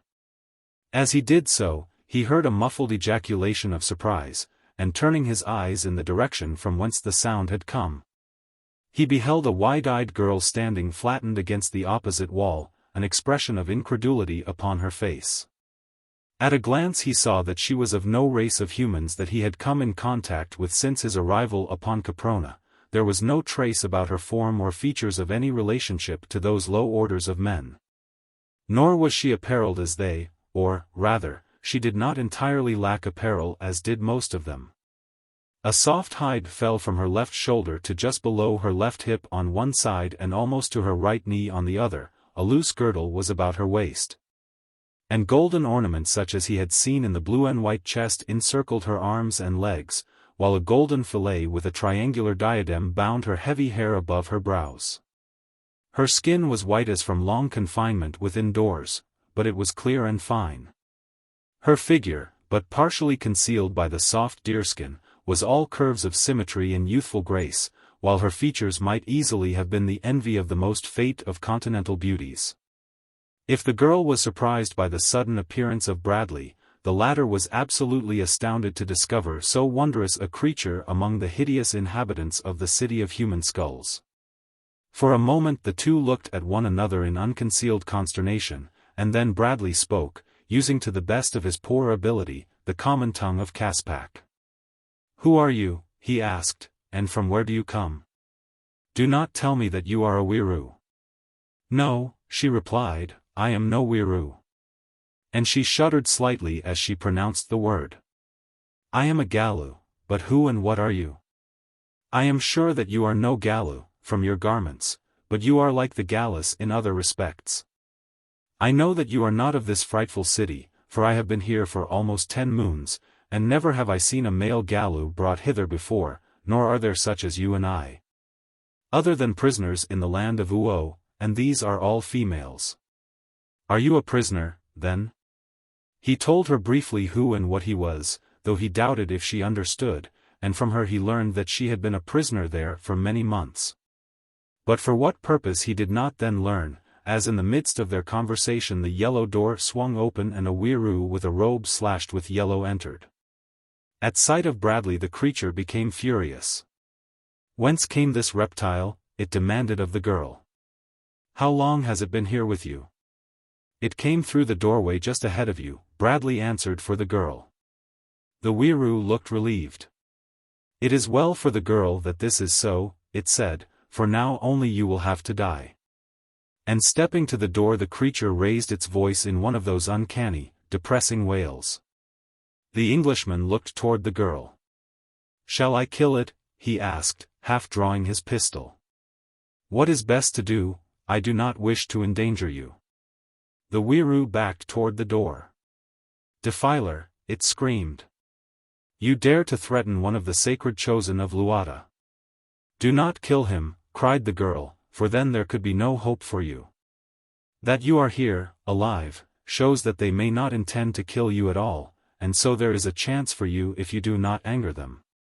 But touch him in violence and your bleached skull will top the loftiest pedestal of Uo." "And what of you?" asked Bradley. "I am already doomed," replied the girl, "I am Kasatalo." Kasatalo. Kasatalu. What did these phrases mean that they were so oft repeated by the denizens of Uo? Lu and Lo, Bradley knew to mean man and woman. Ata was employed variously to indicate life, eggs, young, reproduction and kindred subjects. Kas was a negative, but in combination they were meaningless to the European. "Do you mean they will kill you?" asked Bradley. "I but wish that they would," replied the girl. "My fate is to be worse than death, in just a few nights more, with the coming of the new moon." "Poor she-snake," snapped the Weiroo. "You are to become sacred above all other shes." He who speaks for Luata has chosen you for himself. Today you go to his temple, the Wiru used a phrase meaning literally high place, where you will receive the sacred commands. The girl shuddered and cast a sorrowful glance toward Bradley. Ah, she sighed, if I could but see my beloved country once again. The man stepped suddenly close to her side before the Wiru could interpose and in a low voice asked her if there was no way by which he might encompass her escape. She shook her head sorrowfully. Even if we escape the city, she replied, there is the big water between the island of Uo and the Gala shore. And what is beyond the city, if we could leave it, pursued Bradley. I may only guess from what I have heard since I was brought here, she answered. But by reports and chance remarks I take it to be a beautiful land in which there are but few wild beasts and no men. For only the Wairus live upon this island and they dwell always in cities of which there are 3, this being the largest. The others are at the far end of the island, which is about 3 marches from end to end and at its widest point about 1 march. From his own experience and from what the natives on the mainland had told him, Bradley knew that 10 miles was a good day's march in Caspak. Owing to the fact that at most points it was a trackless wilderness and at all times travelers were beset by hideous beasts and reptiles that greatly impeded rapid progress. The two had spoken rapidly but were now interrupted by the advent through the opening in the roof of several Wairus who had come in answer to the alarm of the yellow slashing had uttered. This Jaolu, cried the offended one, has threatened me. Take its hatchet from it and make it fast where it can do no harm until he who speaks for Luata has said what shall be done with it. It is one of those strange creatures that Foshbalsoj discovered first above the Bandlu country and followed back toward the beginning. He who speaks for Luata sent Foshbalsoj to fetch him one of the creatures, and here it is. It is hoped that it may be from another world and hold the secret of the Kasatalus. The Wairus approached boldly to take Bradley's hatchet from him, their leader having indicated the pistol hanging in its holster at the Englishman's hip. But the first one went reeling backward against his fellows from the blow to the chin which Bradley followed up with a rush and the intention to clean up the room in record time. But he had reckoned without the opening in the roof. 2 were down and a great wailing and moaning was arising when reinforcements appeared from above. Bradley did not see them. But the girl did, and though she cried out a warning, it came too late for him to avoid a large Wiru who dived headforemost for him, striking him between the shoulders and bearing him to the floor. Instantly a dozen more were piling on top of him. His pistol was wrenched from its holster and he was securely pinioned down by the weight of numbers. At a word from the Wiru of the yellow slashing who evidently was a person of authority, one left and presently returned with fiber ropes with which Bradley was tightly bound. Now bear him to the blue place of 7 skulls, directed the chief Wiru, and one take the word of all that has passed to him who speaks for Luata. Each of the creatures raised a hand, the back against its face, as though in salute. One seized Bradley and carried him through the yellow doorway to the roof from whence it rose upon its widespread wings and flapped off across the rooftops of Uo with its heavy burden clutched in its long talons.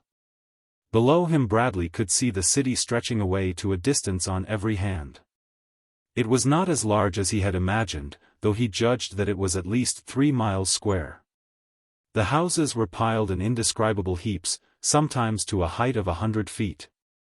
The streets and alleys were short and crooked and there were many areas where buildings had been wedged in so closely that no light could possibly reach the lowest tiers.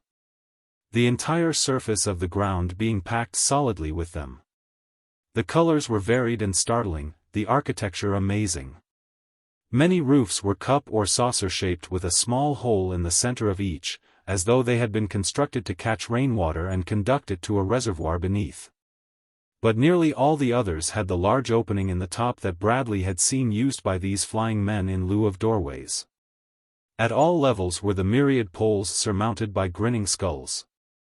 But the 2 most prominent features of the city were the round tower of human skulls that Bradley had noted earlier in the day and another and much larger edifice near the center of the city. As they approached it, Bradley saw that it was a huge building rising 100 feet in height from the ground and that it stood alone in the center of what might have been called a plaza in some other part of the world. Its various parts, however, were set together with the same strange irregularity that marked the architecture of the city as a whole.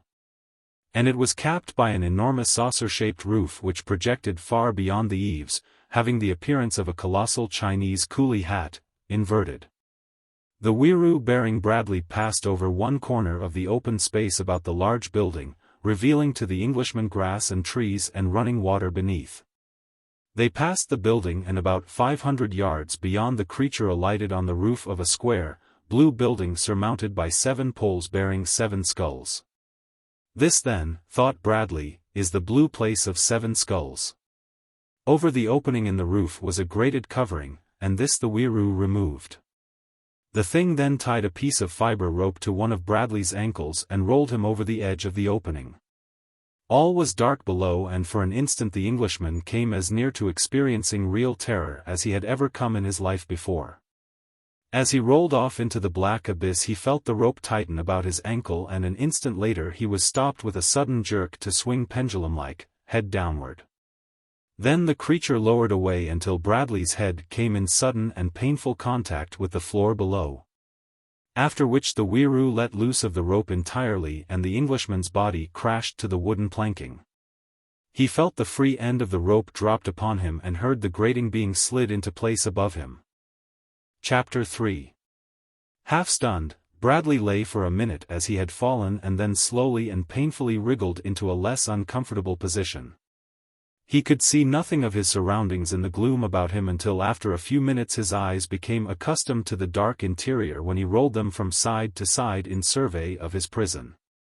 He discovered himself to be in a bare room which was windowless, nor could he see any other opening than that through which he had been lowered.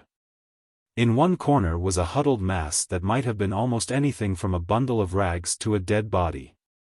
Almost immediately after he had taken his bearings Bradley commenced working with his bonds. He was a man of powerful physique, and as from the first he had been imbued with a belief that the fiber ropes were too weak to hold him. He worked on with a firm conviction that sooner or later they would part to his strainings. After a matter of 5 minutes he was positive that the strands about his wrists were beginning to give, but he was compelled to rest then from exhaustion. As he lay, his eyes rested upon the bundle in the corner, and presently he could have sworn that the thing moved. With eyes straining through the gloom the man lay watching the grim and sinister thing in the corner. Perhaps his overwrought nerves were playing a sorry joke upon him. He thought of this, and also that his condition of utter helplessness might still further have stimulated his imagination. He closed his eyes and sought to relax his muscles and his nerves. But when he looked again, he knew that he had not been mistaken. The thing had moved. Now it lay in a slightly altered form and farther from the wall. It was nearer him. With renewed strength Bradley strained at his bonds, his fascinated gaze still glued upon the shapeless bundle. No longer was there any doubt that it moved. He saw it rise in the center several inches and then creep closer to him. It sank and arose again, a headless, hideous, monstrous thing of menace. Its very silence rendered it the more terrible. Bradley was a brave man, ordinarily his nerves were of steel. But to be at the mercy of some unknown and nameless horror, to be unable to defend himself, it was these things that almost unstrung him, for at best he was only human. To stand in the open, even with the odds all against him, to be able to use his fists, to put up some sort of defense, to inflict punishment upon his adversary, then he could face death with a smile. It was not death that he feared now, it was that horror of the unknown that is part of the fiber of every son of woman. Closer and closer came the shapeless mass. Bradley lay motionless and listened. What was that he heard? Breathing? He could not be mistaken, and then from out of the bundle of rags issued a hollow groan. Bradley felt his hair rise upon his head. He struggled with the slowly parting strands that held him. The thing beside him rose up higher than before, and the Englishman could have sworn that he saw a single eye peering at him from among the tumbled cloth. For a moment the bundle remained motionless, only the sound of breathing issued from it, then there broke from it a maniacal laugh. Cold sweat stood upon Bradley's brow as he tugged for liberation. He saw the rags rise higher and higher above him until at last they tumbled upon the floor from the body of a naked man, a thin, a bony, a hideous caricature of man, that mouthed and mummed and, wobbling upon its weak and shaking legs, crumpled to the floor again, still laughing, laughing horribly. It crawled toward Bradley. "Food! Food!" it screamed. "There is a way out. There is a way out." Dragging itself to his side, the creature slumped upon the Englishman's breast. "Food!" it shrilled as with its bony fingers and its teeth, it sought the man's bare throat. "Food! There is a way out." Bradley felt teeth upon his jugular.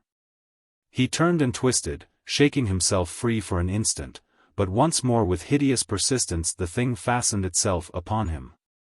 The weak jaws were unable to send the dull teeth through the victim's flesh, but Bradley felt it pawing, pawing, pawing, like a monstrous rat, seeking his life's blood. The skinny arms now embraced his neck, holding the teeth to his throat against all his efforts to dislodge the thing.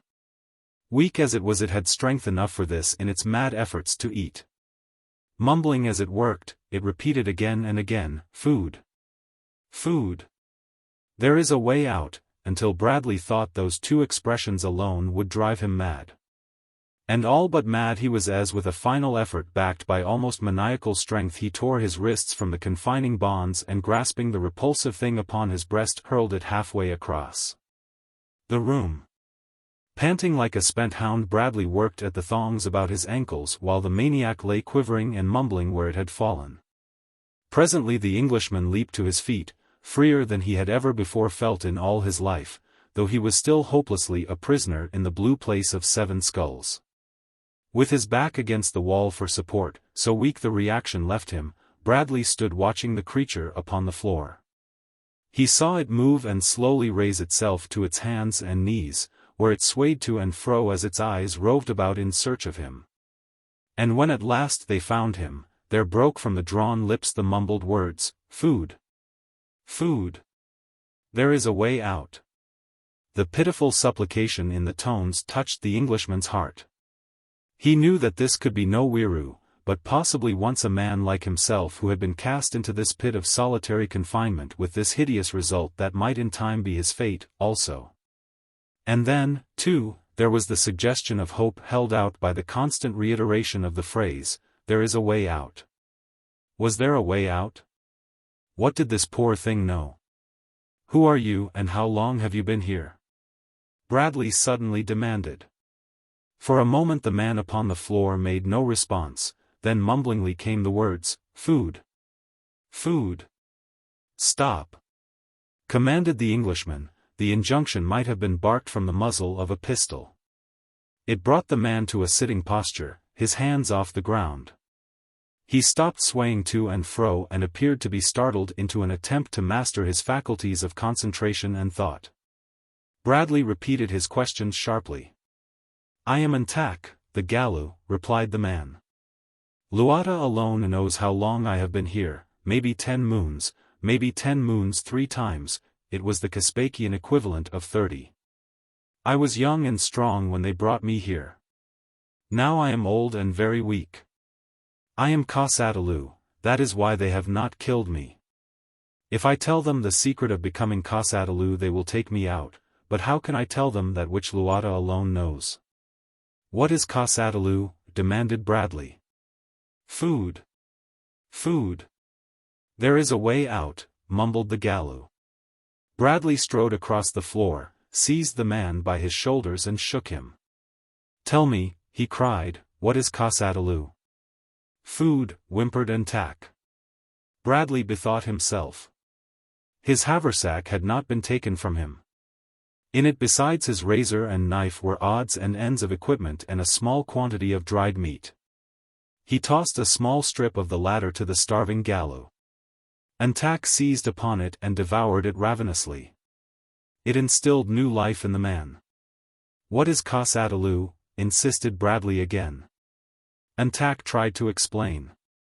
His narrative was often broken by lapses of concentration during which he reverted to his plaintive mumbling for food and recurrence to the statement that there was a way out. But by firmness and patience the Englishman drew out piecemeal a more or less lucid exposition of the remarkable scheme of evolution that rules in Caspak. In it he found explanations of the hitherto inexplicable. He discovered why he had seen no babes or children among the Caspakian tribes with which he had come in contact. Why each more northerly tribe evinced a higher state of development than those south of them. Why each tribe included individuals ranging in physical and mental characteristics from the highest of the next lower race to the lowest of the next higher. And why the women of each tribe immersed themselves each morning for an hour or more in the warm pools near which the habitations of their people always were located. And, too, he discovered why those pools were almost immune from the attacks of carnivorous animals and reptiles. He learned that all but those who were Kasadalu came up Siarsvajo, or from the beginning. The egg from which they first developed into tadpole form was deposited, with millions of others, in one of the warm pools and with it a poisonous serum that the carnivora instinctively shunned. Down the warm stream from the pool floated the countless billions of eggs and tadpoles, developing as they drifted slowly toward the sea. Some became tadpoles in the pool, some in the sluggish stream and some not until they reached the great inland sea. In the next stage they became fishes or reptiles, and Tak was not positive which, and in this form, always developing, they swam far to the south, where, amid the rank and teeming jungles, some of them evolved into amphibians.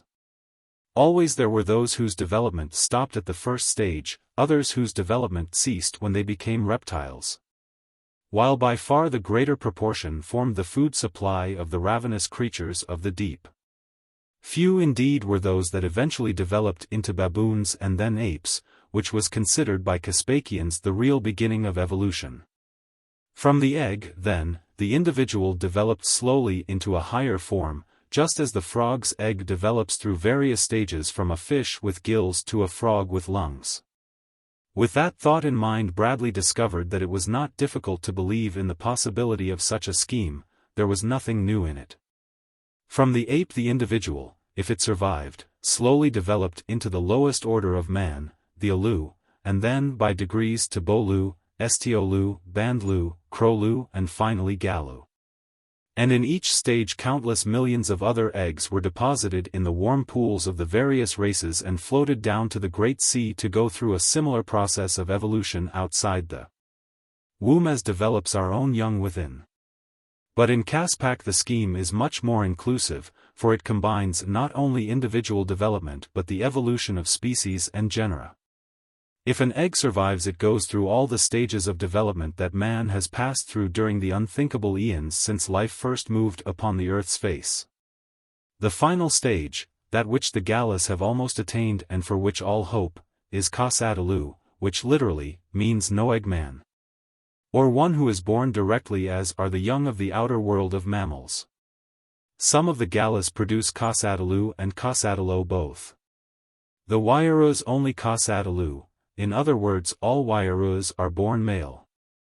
And so they prey upon the Galus for their women and sometimes capture and torture the Galu men who are Kasadalu in an endeavor to learn the secret which they believe will give them unlimited power over all other denizens of Caspak. No Wairus come up from the beginning, all are born of the Wiru fathers and Galu mothers who are Kasadalo. And there are very few of the latter owing to the long and precarious stages of development. 7 generations of the same ancestor must come up from the beginning before a Kasadalu child may be born. And when one considers the frightful dangers that surround the vital spark from the moment it leaves the warm pool where it has been deposited to float down to the sea amid the voracious creatures that swarm the surface and the deeps and the almost equally unthinkable trials of its effort to survive after it once becomes a land animal and starts northward through the horrors of the Caspakian jungles and forests, it is plainly a wonder that even a single babe has ever been born to a Galu woman. 7 cycles it requires before the 7th Galu can complete the 7th danger-infested circle since its first Galu ancestor achieved the state of Galu. For ages before, the ancestors of this first Galu may have developed from a Bandlu or Bolu egg without ever once completing the whole circle, that is from a gallu egg. Back to a fully developed gallu. Bradley's head was whirling before he even commenced to grasp the complexities of Caspakian evolution. But as the truth slowly filtered into his understanding, as gradually it became possible for him to visualize the scheme, it appeared simpler. In fact, it seemed even less difficult of comprehension than that with which he was familiar. For several minutes after Antak ceased speaking, his voice having trailed off weakly into silence, neither spoke again. Then the gallu recommenced his food. Food. There is a way out. Bradley tossed him another bit of dried meat, waiting patiently until he had eaten it, this time more slowly. What do you mean by saying there is a way out? He asked. He who died here just after I came, told me, replied Antak. He said there was a way out, that he had discovered it but was too weak to use his knowledge. He was trying to tell me how to find it when he died. Oh, Luata, if he had lived but a moment more. They do not feed you here? Asked Bradley. No, they give me water once a day, that is all. But how have you lived, then? The lizards and the rats, replied Antak. The lizards are not so bad, but the rats are foul to taste. However, I must eat them or they would eat me, and they are better than nothing, but of late they do not come so often, and I have not had a lizard for a long time. I shall eat though, he mumbled. I shall eat now, for you cannot remain awake forever. He laughed, a cackling, dry laugh. When you sleep, Antak will eat. It was horrible. Bradley shuddered. For a long time each sat in silence. The Englishman could guess why the other made no sound. He awaited the moment that sleep should overcome his victim. In the long silence there was borne upon Bradley's ears a faint, monotonous sound as of running water. He listened intently. It seemed to come from far beneath the floor. What is that noise? He asked. That sounds like water running through a narrow channel. It is the river, replied Antak. Why do you not go to sleep? It passes directly beneath the blue place of 7 skulls. It runs through the temple grounds, beneath the temple and under the city. When we die, they will cut off our heads and throw our bodies into the river. At the mouth of the river await many large reptiles. Thus do they feed. The Wairus do likewise with their own dead, keeping only the skulls and the wings. Come, let us sleep. Do the reptiles come up the river into the city? Asked Bradley. The water is too cold, they never leave the warm water of the great pool, replied Antak. Let us search for the way out, suggested Bradley. Antak shook his head. I have searched for it all these moons, he said. If I could not find it, how would you? Bradley made no reply but commenced a diligent examination of the walls and floor of the room, pressing over each square foot and tapping with his knuckles. About 6 feet from the floor he discovered a sleeping perch near one end of the apartment. He asked Antak about it, but the gallows said that no Wairu had occupied the place since he had been incarcerated there. Again and again Bradley went over the floor and walls as high up as he could reach. Finally he swung himself to the perch, that he might examine at least one end of the room all the way to the ceiling. In the center of the wall close to the top, an area about 3 feet square gave forth a hollow sound when he rapped upon it. Bradley felt over every square inch of that area with the tips of his fingers. Near the top he found a small round hole a trifle larger in diameter than his forefinger, which he immediately stuck into it. The panel, if such it was, seemed about an inch thick, and beyond it his finger encountered nothing. Bradley crooked his finger upon the opposite side of the panel and pulled toward him, steadily but with considerable force. Suddenly the panel flew inward, nearly precipitating the man to the floor. It was hinged at the bottom, and when lowered the outer edge rested upon the perch, making a little platform parallel with the floor of the room. Beyond the opening was an utterly dark void. The Englishman leaned through it and reached his arm as far as possible into the blackness but touched nothing. Then he fumbled in his haversack for a match, a few of which remained to him. When he struck it, Antak gave a cry of terror. Bradley held the light far into the opening before him and in its flickering rays saw the top of a ladder descending into a black abyss below. How far down it extended he could not guess, but that he should soon know definitely he was positive. "You have found it. You have found the way out," screamed Antak. "Oh, Luata. And now I am too weak to go. Take me with you. Take me with you." "Shut up," admonished Bradley. "You will have the whole flock of birds around our heads in a minute, and neither of us will escape. Be quiet, and I'll go ahead. If I find a way out, I'll come back and help you, if you'll promise not to try to eat me up again." "I promise," cried Antak. "Oh, Luata. How could you blame me? I am half crazed of hunger and long confinement and the horror of the lizards and the rats and the constant waiting for death." "I know," said Bradley simply. "I'm sorry for you, old top. Keep a stiff upper lip." And he slipped through the opening, found the ladder with his feet, closed the panel behind him, and started downward into the darkness. Below him rose more and more distinctly the sound of running water. The air felt damp and cool. He could see nothing of his surroundings and felt nothing but the smooth, worn sides and rungs of the ladder down which he felt his way cautiously lest a broken rung or a misstep should hurl him downward. As he descended thus slowly, the ladder seemed interminable and the pit bottomless, yet he realized when at last he reached the bottom that he could not have descended more than 50 feet. The bottom of the ladder rested on a narrow ledge paved with what felt like large round stones, but what he knew from experience to be human skulls. He could not but marvel as to where so many countless thousands of the things had come from, until he paused to consider that the infancy of Caspak dated doubtlessly back into remote ages, far beyond what the outer world considered the beginning of earthly time. For all these eons the Wairus might have been collecting human skulls from their enemies and their own dead, enough to have built an entire city of them.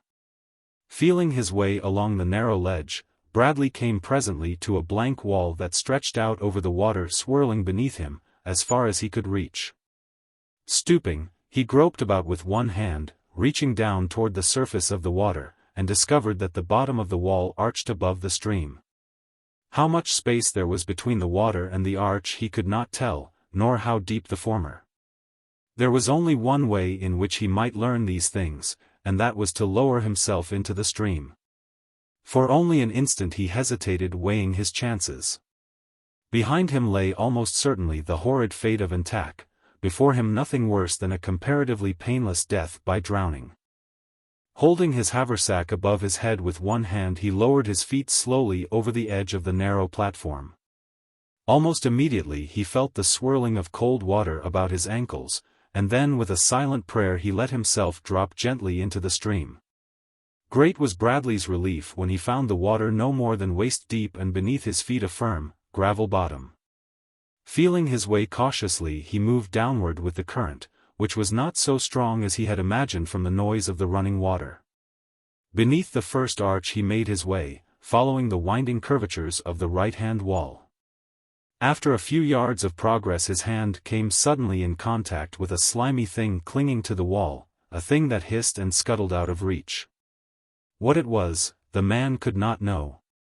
But almost instantly there was a splash in the water just ahead of him and then another. On he went, passing beneath other arches at varying distances, and always in utter darkness. Unseen denizens of this great sewer, disturbed by the intruder, splashed into the water ahead of him and wriggled away. Time and again his hand touched them, and never for an instant could he be sure that at the next step some gruesome thing might not attack him. He had strapped his haversack about his neck, well above the surface of the water, and in his left hand he carried his knife. Other precautions there were none to take. The monotony of the blind trail was increased by the fact that from the moment he had started from the foot of the ladder he had counted his every step. He had promised to return for Antak if it proved humanly possible to do so, and he knew that in the blackness of the tunnel he could locate the foot of the ladder in no other way. He had taken 269 steps, afterward he knew that he should never forget that number, when something bumped gently against him from behind. Instantly he wheeled about and with knife ready to defend himself stretched forth his right hand to push away the object that now had lodged against his body. His fingers feeling through the darkness came in contact with something cold and clammy. They passed to and fro over the thing until Bradley knew that it was the face of a dead man floating upon the surface of the stream. With an oath he pushed his gruesome companion out into midstream to float on down toward the great pool and the awaiting scavengers of the deep. At his 413th step another corpse bumped against him. How many had passed him without touching he could not guess. But suddenly he experienced the sensation of being surrounded by dead faces floating along with him, all set in hideous grimaces. Their dead eyes glaring at this profaning alien who dared intrude upon the waters of this river of the dead, a horrid escort, pregnant with dire forebodings and with menace. Though he advanced very slowly, he tried always to take steps of about the same length. So that he knew that though considerable time had elapsed, yet he had really advanced no more than 400 yards when ahead he saw a lessening of the pitch darkness. And at the next turn of the stream his surroundings became vaguely discernible. Above him was an arched roof and on either hand walls pierced at intervals by apertures covered with wooden doors. Just ahead of him in the roof of the aqueduct was a round, black hole about 30 inches in diameter. His eyes still rested upon the opening when there shot downward from it to the water below the naked body of a human being which almost immediately rose to the surface again and floated off down the stream. In the dim light Bradley saw that it was a dead weiroo from which the wings and head had been removed. A moment later another headless body floated past, recalling what Antak had told him of the skull-collecting customs of the weiroo. Bradley wondered how it happened that the first corpse he had encountered in the stream had not been similarly mutilated. The farther he advanced now, the lighter it became. The number of corpses was much smaller than he had imagined, only 2 more passing him before, at 600 steps, or about 500 yards, from the point he had taken to the stream. He came to the end of the tunnel and looked out upon sunlit water, running between grassy banks. One of the last corpses to pass him was still clothed in the white robe of a weiroo, blood-stained over the headless neck that it concealed. Drawing closer to the opening leading into the bright daylight, Bradley surveyed what lay beyond. A short distance before him a large building stood in the center of several acres of grass and tree-covered ground, spanning the stream which disappeared through an opening in its foundation wall. From the large saucer-shaped roof and the vivid colorings of the various heterogeneous parts of the structure he recognized it as the temple past which he had been born to the blue place of 7 skulls. To and fro flew weirus, going to and from the temple. Others passed on foot across the open grounds, assisting themselves with their great wings, so that they barely skimmed the earth. To leave the mouth of the tunnel would have been to court instant discovery and capture. But by what other avenue he might escape, Bradley could not guess, unless he retraced his steps up the stream and sought egress from the other end of the city. The thought of traversing that dark and horror-ridden tunnel for perhaps miles he could not entertain. There must be some other way. Perhaps after dark he could steal through the temple grounds and continue on downstream until he had come beyond the city. And so he stood and waited until his limbs became almost paralyzed with cold, and he knew that he must find some other plan for escape. A half-formed decision to risk an attempt to swim under water to the temple was crystallizing in spite of the fact that any chance weiroo flying above the stream might easily see him. When again a floating object bumped against him from behind and lodged across his back. Turning quickly he saw that the thing was what he had immediately guessed it to be, a headless and wingless weiroo corpse. With a grunt of disgust he was about to push it from him when the white garment enshrouding it suggested a bold plan to his resourceful brain. Grasping the corpse by an arm he tore the garment from it and then let the body float downward toward the temple. With great care he draped the robe about him. The bloody blotch that had covered the severed neck he arranged about his own head. His haversack he rolled as tightly as possible and stuffed beneath his coat over his breast. Then he fell gently to the surface of the stream and lying upon his back floated downward with the current and out into the open sunlight. Through the weave of the cloth he could distinguish large objects. He saw a wieroo flap dismally above him, he saw the banks of the stream float slowly past. He heard a sudden wail upon the right-hand shore, and his heart stood still lest his ruse had been discovered. But never by a move of a muscle did he betray that aught but a cold lump of clay floated there upon the bosom of the water, and soon, though it seemed an eternity to him, the direct sunlight was blotted out, and he knew that he had entered beneath the temple. Quickly he felt for bottom with his feet and as quickly stood erect, snatching the bloody, clammy cloth from his face. On both sides were blank walls and before him the river turned a sharp corner and disappeared. Feeling his way cautiously forward he approached the turn and looked around the corner. To his left was a low platform about a foot above the level of the stream, and onto this he lost no time in climbing, for he was soaked from head to foot, cold and almost exhausted.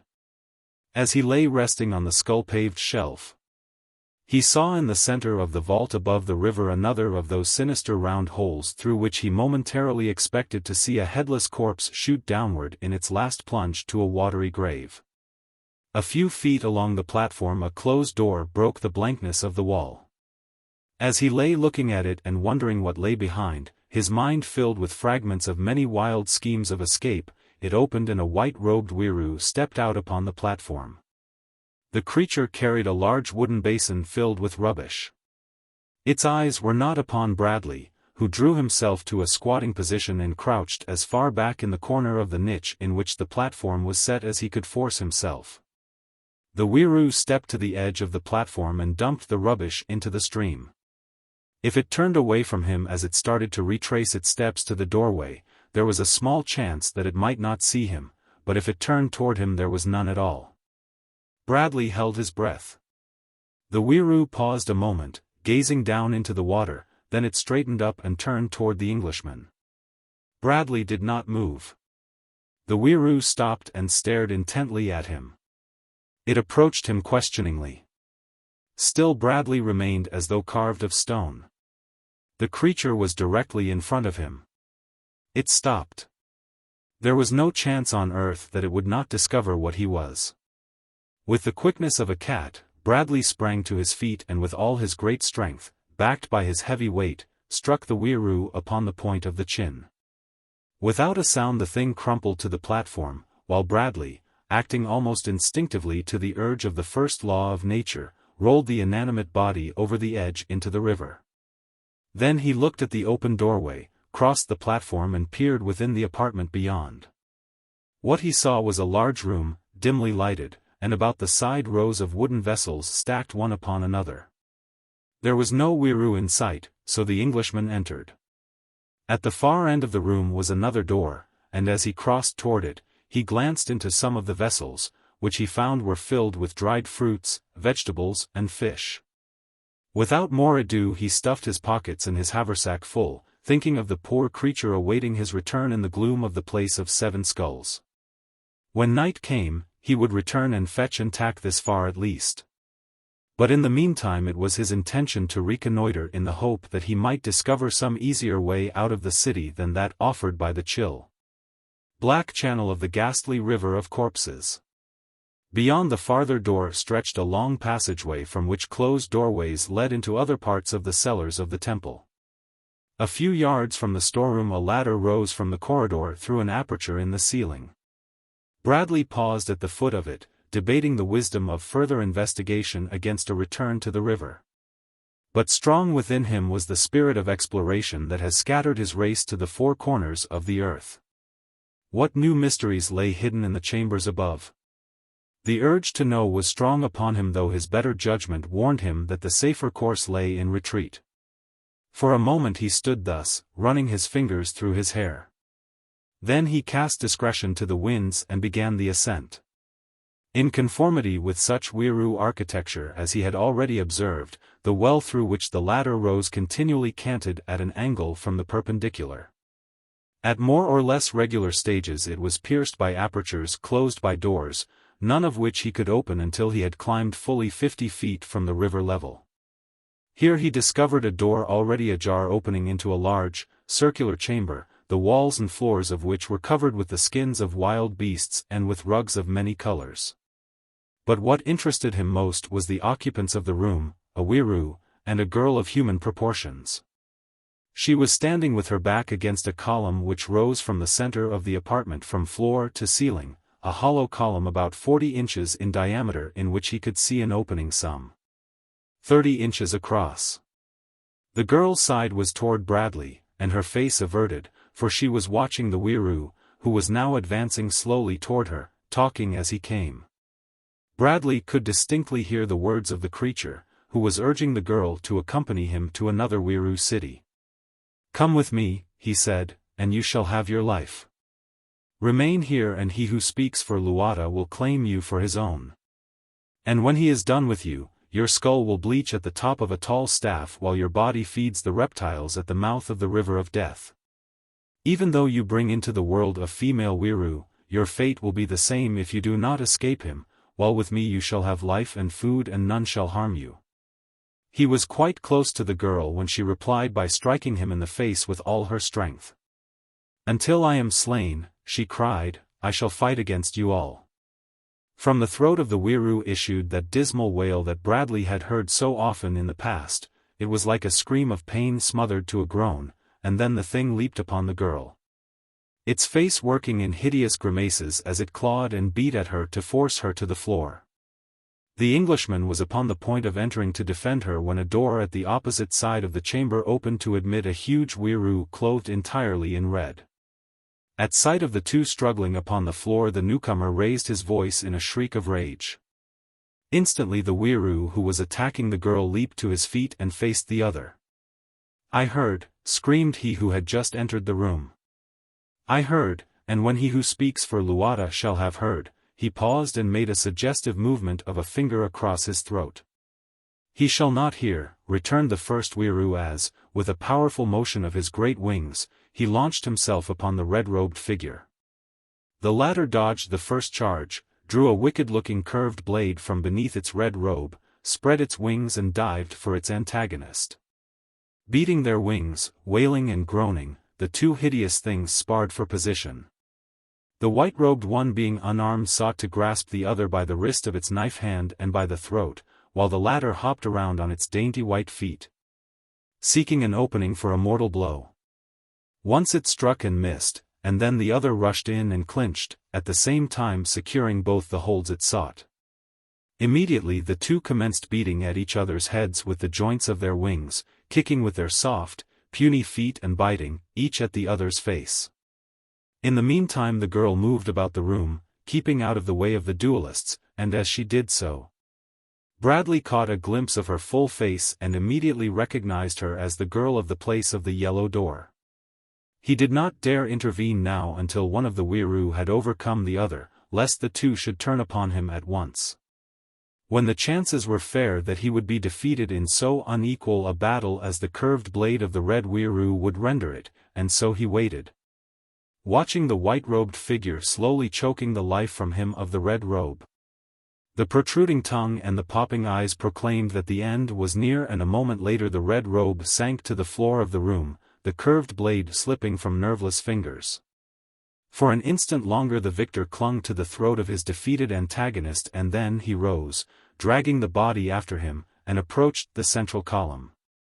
Here he raised the body and thrust it into the aperture where Bradley saw it drop suddenly from sight. Instantly there flashed into his memory the circular openings in the roof of the river vault and the corpses he had seen drop from them to the water beneath. As the body disappeared, the weiroo turned and cast about the room for the girl. For a moment he stood eyeing her. "You saw," he muttered, "and if you tell them, he who speaks for Luata will have my wings severed while still I live, and my head will be severed and I shall be cast into the river of death. For thus it happens even to the highest who slay one of the red robe. You saw, and you must die," he ended with a scream as he rushed upon the girl. Bradley waited no longer. Leaping into the room he ran for the weiroo, who had already seized the girl, and as he ran, he stooped and picked up the curved blade. The creature's back was toward him as, with his left hand, he seized it by the neck. Like a flash the great wings beat backward as the creature turned, and Bradley was swept from his feet, though he still retained his hold upon the blade. Instantly the weiroo was upon him. Bradley lay slightly raised upon his left elbow, his right arm free, and as the thing came close, he cut at the hideous face with all the strength that lay within him. The blade struck at the junction of the neck and torso and with such force as to completely decapitate the weiroo. The hideous head dropping to the floor and the body falling forward upon the Englishman. Pushing it from him, he rose to his feet and faced the wide-eyed girl. "Luata," she exclaimed. "How came you here?" Bradley shrugged. "Here I am," he said. "But the thing now is to get out of here, both of us." The girl shook her head. "It cannot be," she stated sadly. "That is what I thought when they dropped me into the blue place of 7 skulls, replied Bradley. "Can't be done. I did it, here. You're musing up the floor something awful, you." This last to the dead weiroo as he stooped and dragged the corpse to the central shaft, where he raised it to the aperture and let it slip into the tube. Then he picked up the head and tossed it after the body. "Don't be so glum," he admonished the former as he carried it toward the well, "smile." "But how can he smile?" questioned the girl, a half-puzzled, half-frightened look upon her face. "He is dead." "That's so," admitted Bradley, "and I suppose he does feel a bit cut up about it." The girl shook her head and edged away from the man, toward the door. "Come," said the Englishman. "We've got to get out of here. If you don't know a better way than the river, it's the river then." The girl still eyed him askance. But how could he smile when he was dead? Bradley laughed aloud. "I thought we English were supposed to have the least sense of humor of any people in the world," he cried, "but now I've found one human being who hasn't any.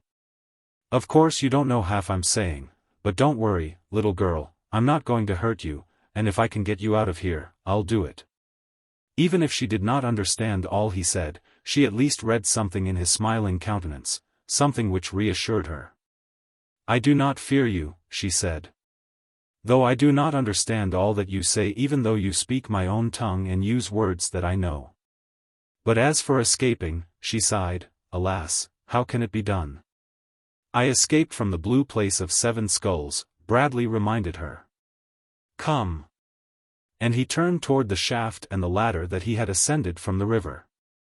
"We cannot waste time here." The girl followed him, but at the doorway both drew back, for from below came the sound of someone ascending. Bradley tiptoed to the door and peered cautiously into the well. Then he stepped back beside the girl. "There are half a dozen of them coming up, but possibly they will pass this room." "No," she said, "they will pass directly through this room. They are on their way to him who speaks for Luata. We may be able to hide in the next room, there are skins there beneath which we may crawl. They will not stop in that room. But they may stop in this one for a short time, the other room is blue." "What's that go to do with it?" demanded the Englishman. "They fear blue," she replied. "In every room where murder has been done you will find blue, a certain amount for each murder. When the room is all blue, they shun it. This room has much blue, but evidently they kill mostly in the next room, which is now all blue." "But there is blue on the outside of every house I have seen," said Bradley. "Yes," assented the girl, "and there are blue rooms in each of those houses. When all the rooms are blue, then the whole outside of the house will be blue, as is the blue place of 7 skulls. There are many such here." "And the skulls with blue upon them?" inquired Bradley. "Did they belong to murderers?" "They were murdered, some of them. Those with only a small amount of blue were murderers, known murderers. All Wairoos are murderers. When they have committed a certain number of murders without being caught at it, they confess to him who speaks for Luata and are advanced. After which they wear robes with a slash of some color, I think yellow comes first. When they reach a point where the entire robe is of yellow, they discard it for a white robe with a red slash. And when one wins a complete red robe, he carries such a long, curved knife as you have in your hand. After that comes the blue slash on a white robe, and then, I suppose, an all-blue robe. I have never seen such a one." As they talked in low tones, they had moved from the room of the death shaft into an all-blue room adjoining, where they sat down together in a corner with their backs against a wall and drew a pile of hides over themselves. A moment later they heard a number of Waiarus enter the chamber. They were talking together as they crossed the floor, or the two could not have heard them. Halfway across the chamber they halted as the door toward which they were advancing opened and a dozen others of their kind entered the apartment. Bradley could guess all this by the increased volume of sound and the dismal greetings. But the sudden silence that almost immediately ensued he could not fathom, for he could not know that from beneath one of the hides that covered him protruded one of his heavy army shoes, or that some 18 large Waiarus with robes either solid red or slashed with red or blue were standing gazing at it. Nor could he hear their stealthy approach. The first intimation he had that he had been discovered was when his foot was suddenly seized, and he was yanked violently from beneath the hides to find himself surrounded by menacing blades. They would have slain him on the spot had not one clothed all in red held them back, saying that he who speaks for Luata desired to see this strange creature. As they led Bradley away, he caught an opportunity to glance back toward the hides to see what had become of the girl, and, to his gratification, he discovered that she still lay concealed beneath the hides. He wondered if she would have the nerve to attempt the river trip alone and regretted that now he could not accompany her. He felt rather all in, himself, more so than he had at any time since he had been captured by the Waiaru, for there appeared not the slightest cause for hope in his present predicament. He had dropped the curved blade beneath the hides when he had been jerked so violently from their fancied security. It was almost in a spirit of resigned hopelessness that he quietly accompanied his captors through various chambers and corridors toward the heart of the temple. Chapter 4.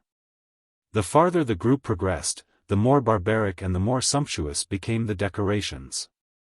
Hides of leopard and tiger predominated, apparently because of their more beautiful markings, and decorative skulls became more and more numerous.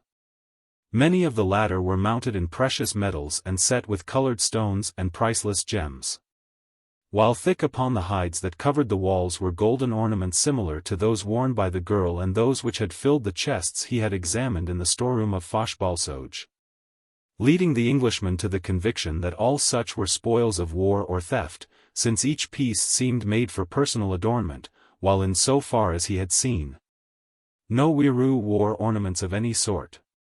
And also as they advanced the more numerous became the Waiarus moving hither and thither within the temple. Many now were the solid red robes and those that were slashed with blue, a veritable hive of murderers. At last the party halted in a room in which were many Waiarus who gathered about Bradley questioning his captors and examining him and his apparel. One of the party accompanying the Englishman spoke to a Waiaru that stood beside a door leading from the room. "Tell him who speaks for Luata," he said, "that Foshbalsoj we could not find, but that in returning we found this creature within the temple, hiding. It must be the same that Foshbalsoj captured in the Estiolu country during the last darkness. Doubtless he who speaks for Luata would wish to see and question this strange thing." The creature addressed turned and slipped through the doorway, closing the door after it, but first depositing its curved blade upon the floor without. Its post was immediately taken by another, and Bradley now saw that at least 20 such guards loitered in the immediate vicinity. The doorkeeper was gone but for a moment, and when he returned, he signified that Bradley's party was to enter the next chamber. But first each of the Waiarus removed his curved weapon and laid it upon the floor. The door was swung open, and the party, now reduced to Bradley and 5 Waiarus, was ushered across the threshold into a large, irregularly shaped room in which a single giant Waiaru whose robe was solid blue sat upon a raised dais.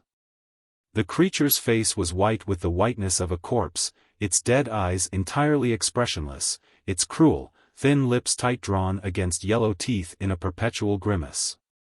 Upon either side of it lay an enormous, curved sword, similar to those with which some of the other Waiarus had been armed, but larger and heavier. Constantly its claw-like fingers played with one or the other of these weapons.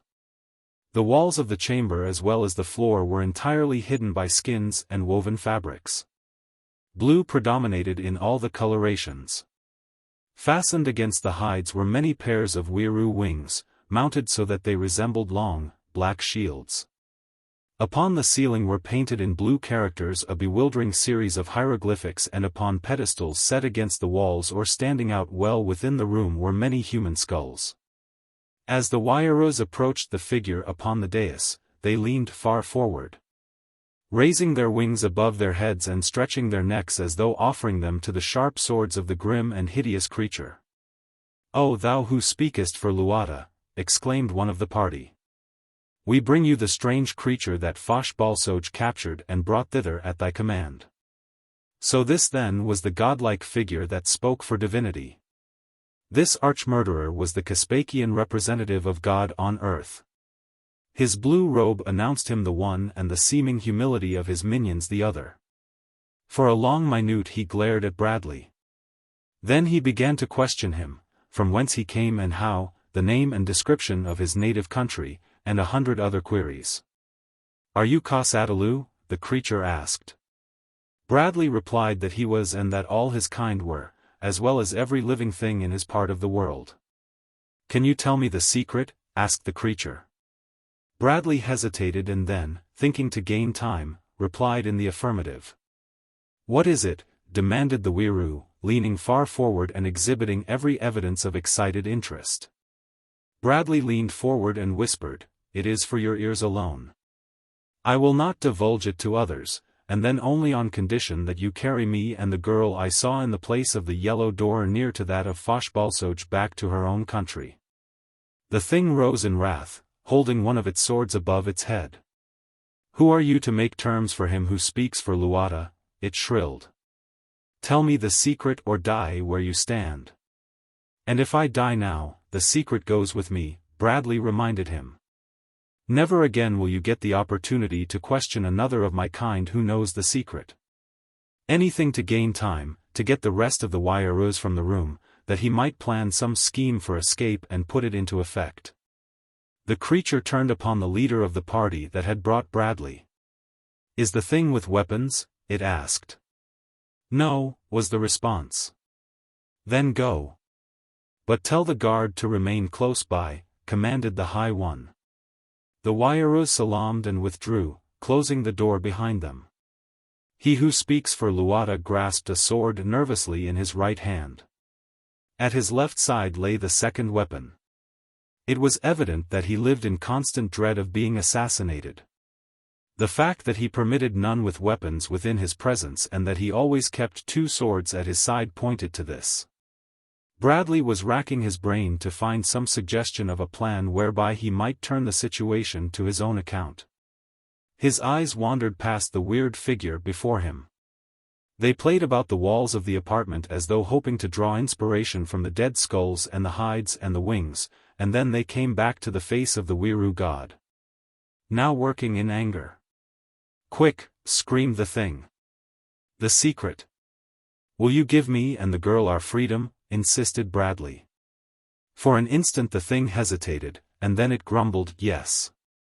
At the same instant Bradley saw 2 hides upon the wall directly back of the dais separate and a face appear in the opening. No change of expression upon the Englishman's countenance betrayed that he had seen aught to surprise him. Though surprised he was, for the face in the aperture was that of the girl he had but just left hidden beneath the hides in another chamber. A white and shapely arm now pushed past the face into the room, and in the hand, tightly clutched, was the curved blade, smeared with blood. That Bradley had dropped beneath the hides at the moment he had been discovered and drawn from his concealment. "Listen, then," said Bradley in a low voice to the weiroo. "You shall know the secret of Cos-Ata-Lu as well as do I, but none other may hear it. Lean close, I will whisper it into your ear." He moved forward and stepped upon the dais. The creature raised its sword ready to strike at the first indication of treachery, and Bradley stooped beneath the blade and put his ear close to the gruesome face. As he did so, he rested his weight upon his hands, one upon either side of the Waiaro's body, his right hand upon the hilt of the spare sword lying at the left of him who speaks for Luata. "This then is the secret of both life and death," he whispered. And at the same instant he grasped the weiroo by the right wrist and with his own right hand swung the extra blade in a sudden vicious blow against the creature's neck before the thing could give even a single cry of alarm. Then without waiting an instant Bradley leaped past the dead god and vanished behind the hides that had hidden the girl. Wide-eyed and panting the girl seized his arm. "Oh, what have you done?" she cried. "He who speaks for Luata will be avenged by Luata. Now indeed must you die. There is no escape, for even though we reached my own country Luata can find you out." "Bosh!" exclaimed Bradley, and then, "But you were going to knife him yourself." "Then I alone should have died," she replied. Bradley scratched his head. "Neither of us is going to die," he said. "At least not at the hands of any god. If we don't get out of here though, we'll die right enough. Can you find your way back to the room where I first came upon you in the temple?" "I know the way," replied the girl, "but I doubt if we can go back without being seen. I came hither because I only met Waiarus who knew that I am supposed now to be in the temple. But you could go elsewhere without being discovered." Bradley's ingenuity had come up against a stone wall. There seemed no possibility of escape. He looked about him. They were in a small room where lay a litter of rubbish, torn bits of cloth, old hides, pieces of fiber rope. In the center of the room was a cylindrical shaft with an opening in its face. Bradley knew it for what it was. Here the archfiend dragged his victims and cast their bodies into the river of death far below. The floor about the opening in the shaft and the sides of the shaft were clotted thick with a dried, dark brown substance that the Englishman knew had once been blood. The place had the appearance of having been a veritable shambles. An odor of decaying flesh permeated the air. The Englishman crossed to the shaft and peered into the opening. All below was dark as pitch, but at the bottom he knew was the river. Suddenly an inspiration and a bold scheme leaped to his mind. Turning quickly he hunted about the room until he found what he sought, a quantity of the rope that lay strewn here and there. With rapid fingers he unsnarled the different lengths, the girl helping him, and then he tied the ends together until he had 3 ropes about 75 feet in length. He fastened these together at each end and without a word secured one of the ends about the girl's body beneath her arms. "Don't be frightened," he said at length, as he led her toward the opening in the shaft. "I'm going to lower you to the river, and then I'm coming down after you. When you are safe below, give 2 quick jerks upon the rope.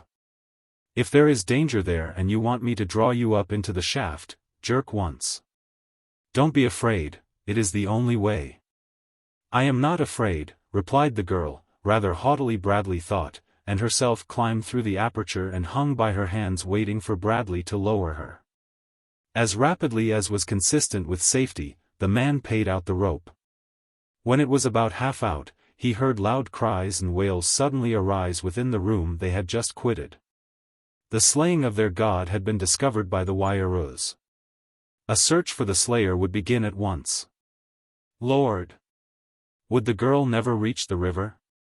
At last, just as he was positive that searchers were already entering the room behind him, there came 2 quick tugs at the rope. Instantly Bradley made the rest of the strands fast about the shaft, slipped into the black tube and began a hurried descent toward the river. An instant later he stood waist-deep in water beside the girl. Impulsively she reached toward him and grasped his arm. A strange thrill ran through him at the contact. But he only cut the rope from about her body and lifted her to the little shelf at the river's side. "How can we leave here?" she asked. "By the river," he replied. "But first I must go back to the blue place of 7 skulls and get the poor devil I left there. I'll have to wait until after dark, though, as I cannot pass through the open stretch of river in the temple gardens by day." "There is another way," said the girl. "I have never seen it. But often I have heard them speak of it, a corridor that runs beside the river from one end of the city to the other. Through the gardens it is below ground. If we could find an entrance to it, we could leave here at once. It is not safe here, for they will search every inch of the temple and the grounds. "Come," said Bradley. "We'll have a look for it, anyway." And so saying he approached one of the doors that opened onto the skull-paved shelf. They found the corridor easily, for it paralleled the river, separated from it only by a single wall. It took them beneath the gardens in the city, always through inky darkness. After they had reached the other side of the gardens, Bradley counted his steps until he had retraced as many as he had taken coming down the stream. But though they had to grope their way along, it was a much more rapid trip than the former. When he thought he was about opposite the point at which he had descended from the blue place of 7 skulls, he sought and found a doorway leading out onto the river. And then, still in the blackest darkness, he lowered himself into the stream and felt up and down upon the opposite side for the little shelf and the ladder. 10 yards from where he had emerged he found them, while the girl waited upon the opposite side. To ascend to the secret panel was the work of but a minute. Here he paused and listened lest a weiroo might be visiting the prison in search of him or the other inmate, but no sound came from the gloomy interior. Bradley could not but muse upon the joy of the man on the opposite side when he should drop down to him with food and a new hope for escape. Then he opened the panel and looked into the room. The faint light from the grating above revealed the pile of rags in one corner, but the man lay beneath them. He made no response to Bradley's low greeting. The Englishman lowered himself to the floor of the room and approached the rags. Stooping, he lifted a corner of them. Yes, there was the man asleep. Bradley shook him. There was no response. He stooped lower and in the dim light examined and tack, then he stood up with a sigh. A rat leaped from beneath the coverings and scurried away. "Poor devil," muttered Bradley. He crossed the room to swing himself to the perch preparatory to quitting the blue place of 7 skulls forever. Beneath the perch he paused. "I'll not give them the satisfaction," he growled. "Let them believe that he escaped." Returning to the pile of rags he gathered the man into his arms. It was difficult work raising him to the high perch and dragging him through the small opening and thus down the ladder. But presently it was done, and Bradley had lowered the body into the river and cast it off. "Goodbye, old top," he whispered. A moment later he had rejoined the girl and hand in hand they were following the dark corridor upstream toward the farther end of the city. She told him that the Wairoos seldom frequented these lower passages, as the air here was too chill for them. But occasionally they came, and as they could see quite as well by night as by day, they would be sure to discover Bradley and the girl. "If they come close enough," she said, "we can see their eyes shining in the dark. They resemble dull splotches of light. They glow, but do not blaze like the eyes of the tiger or the lion." The man could not but note the very evident horror with which she mentioned the creatures. To him they were uncanny. But she had been used to them for a year almost, and probably all her life she had either seen or heard of them constantly. "Why do you fear them so?" he asked. "It seems more than any ordinary fear of the harm they can do you." She tried to explain, but the nearest he could gather was that she looked upon the Weiroo almost as supernatural beings.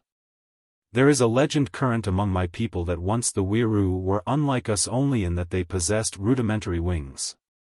They lived in villages in the Galu country, and while the two peoples often warred, they held no hatred for one another. In those days each race came up from the beginning and there was great rivalry as to which was the higher in the scale of evolution. The Weiroo developed the first Kasatalu, but they were always male, never could they reproduce woman. Slowly they commenced to develop certain attributes of the mind which, they considered, placed them upon a still higher level and which gave them many advantages over us. Seeing which they thought only of mental development, their minds became like stars and the rivers, moving always in the same manner, never varying. They called this Tasad, which means doing everything the right way, or, in other words, the Weiroo way. If foe or friend, right or wrong, stood in the way of Tasad, then it must be crushed. Soon the Galus and the lesser races of men came to hate and fear them. It was then that the Wairoos decided to carry Tasad into every part of the world. They were very warlike and very numerous, although they had long since adopted the policy of slaying all those among them whose wings did not show advanced development. It took ages for all this to happen. Very slowly came the different changes, but at last the Waiarus had wings they could use. But by reason of always making war upon their neighbors they were hated by every creature of Caspak, for no one wanted their Tasad. And so they used their wings to fly to this island, and the other races turned against them and threatened to kill them all. So cruel had they become and so bloodthirsty that they no longer had hearts that beat with love or sympathy. But their very cruelty and wickedness kept them from conquering the other races, since they were also cruel and wicked to one another, so that no Wiru trusted another. Always were they slaying those above them that they might rise in power and possessions, until at last came the more powerful than the others with a Tasad all his own. He gathered about him a few of the most terrible Waiarus, and among them they made laws which took from all but these few Waiarus every weapon they possessed. Now their Tasad has reached a high plane among them. They make many wonderful things that we cannot make. They think great thoughts, no doubt, and still dream of greatness to come, but their thoughts and their acts are regulated by ages of custom. They are all alike, and they are most unhappy. As the girl talked, the two moved steadily along the dark passageway beside the river. They had advanced a considerable distance when there sounded faintly from far ahead the muffled roar of falling water, which increased in volume as they moved forward until at last it filled the corridor with a deafening sound. Then the corridor ended in a blank wall, but in a niche to the right was a ladder leading aloft, and to the left was a door opening onto the river. Bradley tried the ladder first, and as he opened it, felt a heavy spray against his face. The little shelf outside the doorway was wet and slippery, the roaring of the water tremendous. There could be but one explanation: they had reached a waterfall in the river, and if the corridor actually terminated here, their escape was effectually cut off, since it was quite evidently impossible to follow the bed of the river and ascend the falls. As the ladder was the only alternative, the two turned toward it and, the man first, began the ascent, which was through a well similar to that which had led him to the upper floors of the temple. As he climbed, Bradley felt for openings in the sides of the shaft, but he discovered none below 50 feet. The first he came to was ajar, letting a faint light into the well. As he paused, the girl climbed to his side, and together they looked through the crack into a low-ceiled chamber in which were several Galu women and an equal number of hideous little replicas of the full-grown Waiarus with which Bradley was not quite familiar. He could feel the body of the girl pressed close to his tremble as her eyes rested upon the inmates of the room. And involuntarily his arm encircled her shoulders as though to protect her from some danger which he sensed without recognizing. "Poor things," she whispered. "This is their horrible fate, to be imprisoned here beneath the surface of the city with their hideous offspring whom they hate as they hate their fathers. A Wiru keeps his children thus hidden until they are full-grown lest they be murdered by their fellows. The lower rooms of the city are filled with many such as these." Several feet above was a second door beyond which they found a small room stored with food in wooden vessels. A grated window in one wall opened above an alley, and through it they could see that they were just below the roof of the building. Darkness was coming, and at Bradley's suggestion they decided to remain hidden here until after dark and then to ascend to the roof and reconnoiter. Shortly after they had settled themselves they heard something descending the ladder from above. They hoped that it would continue on down the well and fairly held their breath as the sound approached the door to the storeroom. Their hearts sank as they heard the door open and from between cracks in the vessels behind which they hid saw a yellow-slashed Wiru enter the room. Each recognized him immediately, the girl indicating the fact of her own recognition by a sudden pressure of her fingers on Bradley's arm. It was the Wiru of the yellow slashing whose abode was the place of the yellow door in which Bradley had first seen the girl. The creature carried a wooden bowl which it filled with dried food from several of the vessels, then it turned and quit the room. Bradley could see through the partially open doorway that it descended the ladder. The girl told him that it was taking the food to the women and the young below, and that while it might return immediately, the chances were that it would remain for some time. "We are just below the place of the yellow door," she said. It is far from the edge of the city, so far that we may not hope to escape if we ascend to the roofs here. I think, replied the man, that of all the places in Uo this will be the easiest to escape from. Anyway, I want to return to the place of the yellow door and get my pistol if it is there. It is still there, replied the girl. I saw it placed in a chest where he keeps the things he takes from his prisoners and victims. Good, exclaimed Bradley. Now come, quickly. And the two crossed the room to the well and ascended the ladder a short distance to its top, where they found another door that opened into a vacant room, the same in which Bradley had first met the girl. To find the pistol was a matter of but a moment's search on the part of Bradley's companion, and then, at the Englishman's signal, she followed him to the yellow door. It was quite dark without as the two entered the narrow passage between two buildings. A few steps brought them undiscovered to the doorway of the storeroom where lay the body of Foshbalsoj. In the distance, toward the temple, they could hear sounds as of a great gathering of Waiarus, the peculiar, uncanny wailing rising above the dismal flapping of countless wings. They have heard of the killing of him who speaks for Luata, whispered the girl. Soon they will spread in all directions searching for us. And will they find us? As surely as Lua gives light by day, she replied, and when they find us, they will tear us to pieces, for only the Waiarus may murder, only they may practice tasad. But they will not kill you, said Bradley. You did not slay him. It will make no difference, she insisted. If they find us together they will slay us both. Then they won't find us together, announced Bradley decisively. You stay right here, you won't be any worse off than before I came, and I'll get as far as I can and account for as many of the beggars as possible before they get me. Goodbye. You're a mighty decent little girl. I wish that I might have helped you. No, she cried. Do not leave me. I would rather die. I had hoped and hoped to find some way to return to my own country. I wanted to go back to Antak, who must be very lonely without me, but I know that it can never be. It is difficult to kill hope, though mine is nearly dead. Do not leave me. Antak. Bradley repeated. You loved a man called Antak? Yes, replied the girl. Antak was away, hunting, when the Wiru caught me. How he must have grieved for me. He also was Kasadalu, 12 moons older than I, and all our lives we have been together. Bradley remained silent. So she loved Antak. He hadn't the heart to tell her that Antak had died, or how. At the door of Foshbalsoj's storeroom they halted to listen. No sound came from within, and gently Bradley pushed open the door. All was inky darkness as they entered, but presently their eyes became accustomed to the gloom that was partially relieved by the soft starlight without.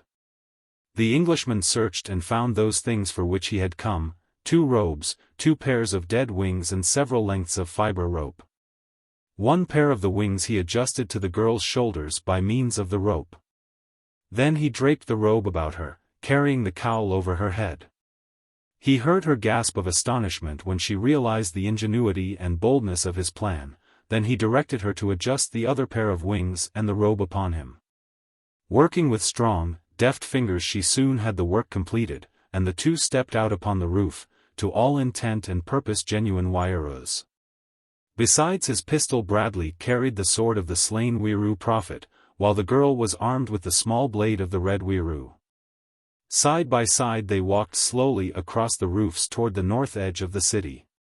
Waiarus flapped above them and several times they passed others walking or sitting upon the roofs. From the temple still rose the sounds of commotion, now pierced by occasional shrill screams. The murderers are abroad, whispered the girl. Thus will another become the tongue of Luata. It is well for us, since it keeps them too busy to give the time for searching for us. They think that we cannot escape the city, and they know that we cannot leave the island. And so do I. Bradley shook his head. If there is any way, we will find it, he said. There is no way, replied the girl. Bradley made no response, and in silence they continued until the outer edge of roofs was visible before them. "We are almost there," he whispered. The girl felt for his fingers and pressed them. He could feel hers trembling as he returned the pressure, nor did he relinquish her hand, and thus they came to the edge of the last roof. Here they halted and looked about them. To be seen attempting to descend to the ground below would be to betray the fact that they were not Waiaros. Bradley wished that their wings were attached to their bodies by sinew and muscle rather than by ropes of fiber. A Wieroo was flapping far overhead. Two more stood near a door a few yards distant. Standing between these and one of the outer pedestals that supported one of the numerous skulls, Bradley made one end of a piece of rope fast about the pedestal and dropped the other end to the ground. Outside the city. Then they waited. It was an hour before the coast was entirely clear, and then a moment came when no Wieroo was in sight. "Now," whispered Bradley.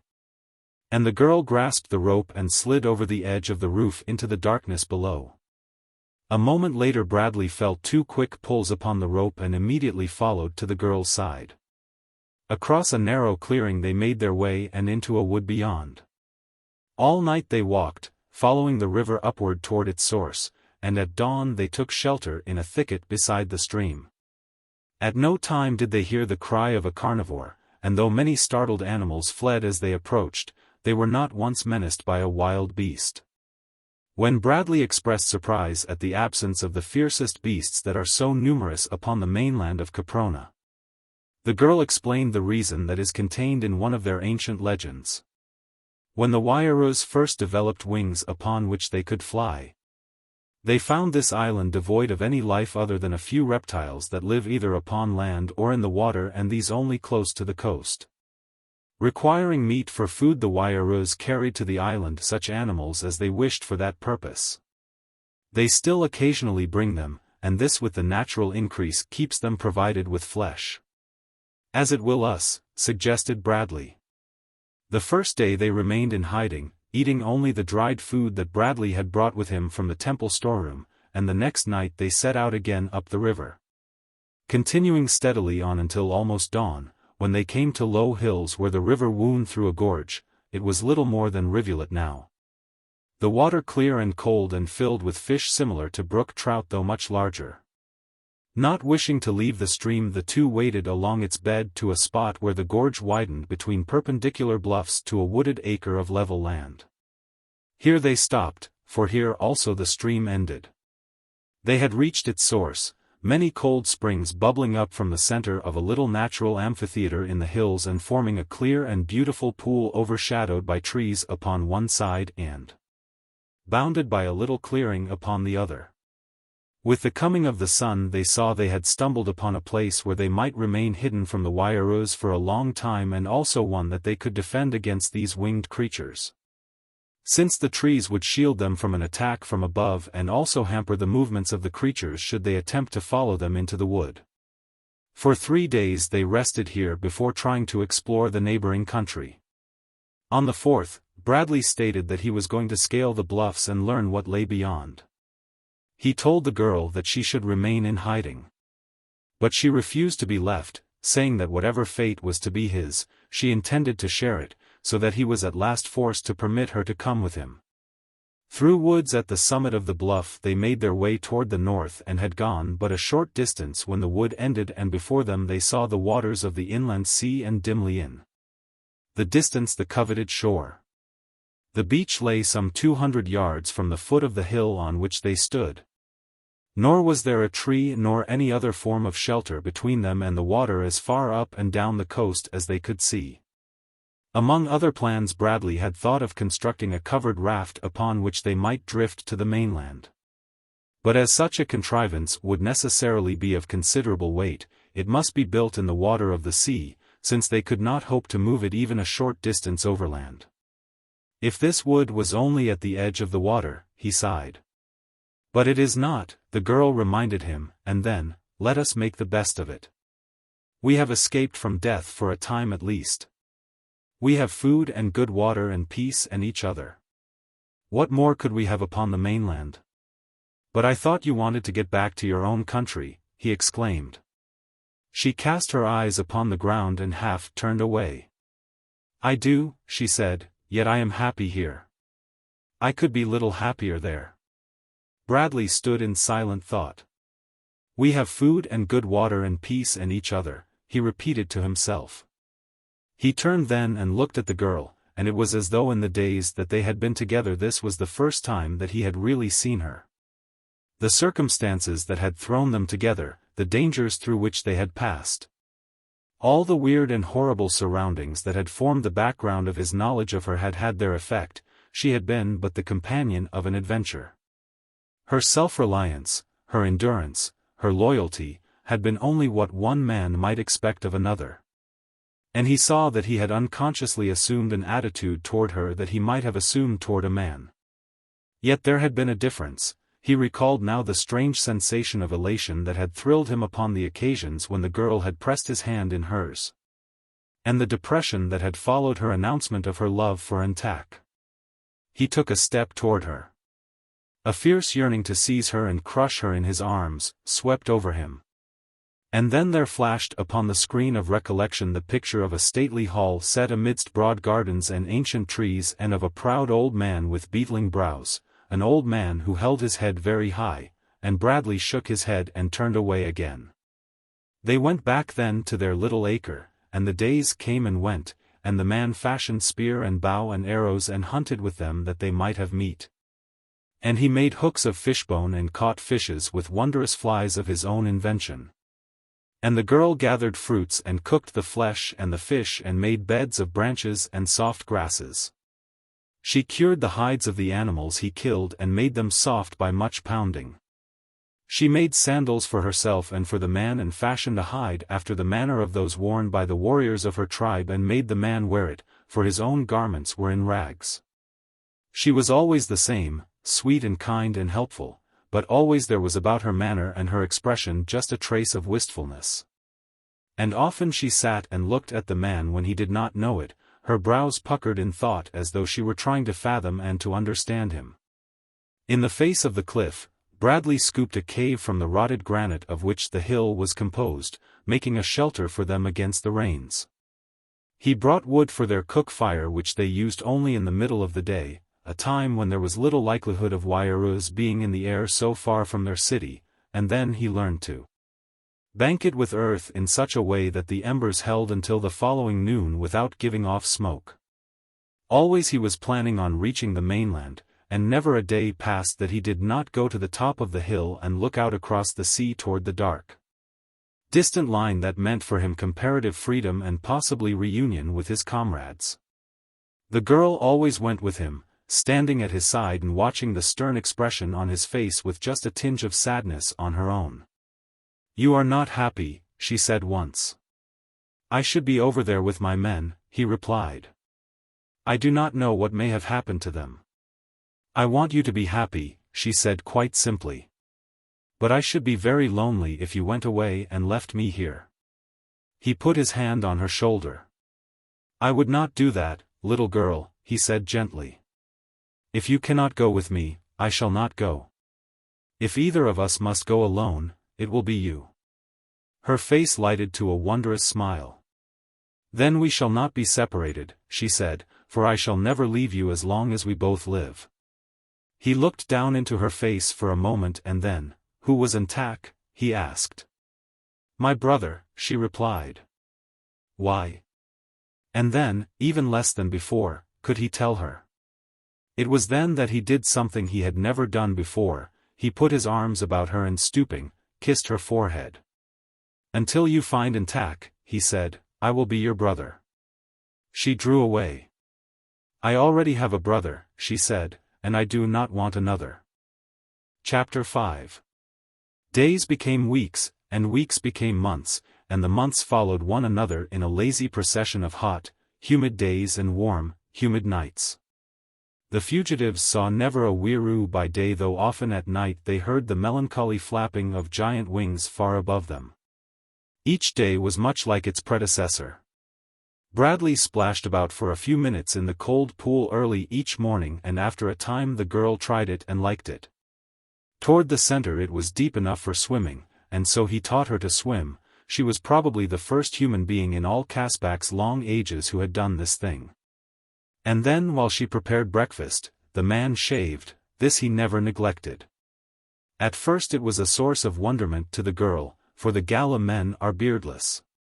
When they needed meat, he hunted, otherwise he busied himself in improving their shelter, making new and better weapons. Perfecting his knowledge of the girl's language and teaching her to speak and to write English, anything that would keep them both occupied. He still sought new plans for escape, but with ever-lessening enthusiasm, since each new scheme presented some insurmountable obstacle. And then one day as a bolt out of a clear sky came that which blasted the peace and security of their sanctuary forever. Bradley was just emerging from the water after his morning plunge when from overhead came the sound of flapping wings. Glancing quickly up, the man saw a white-robed Weiroo circling slowly above him. That he had been discovered he could not doubt, since the creature even dropped to a lower altitude as though to assure itself that what it saw was a man. Then it rose rapidly and winged away toward the city. For 2 days Bradley and the girl lived in a constant state of apprehension, awaiting the moment when the hunters would come for them. But nothing happened until just after dawn of the 3rd day, when the flapping of wings apprised them of the approach of Weiroo. Together they went to the edge of the wood and looked up to see 5 red-robed creatures dropping slowly in ever-lessening spirals toward their little amphitheater. With no attempt at concealment they came, sure of their ability to overwhelm these 2 fugitives.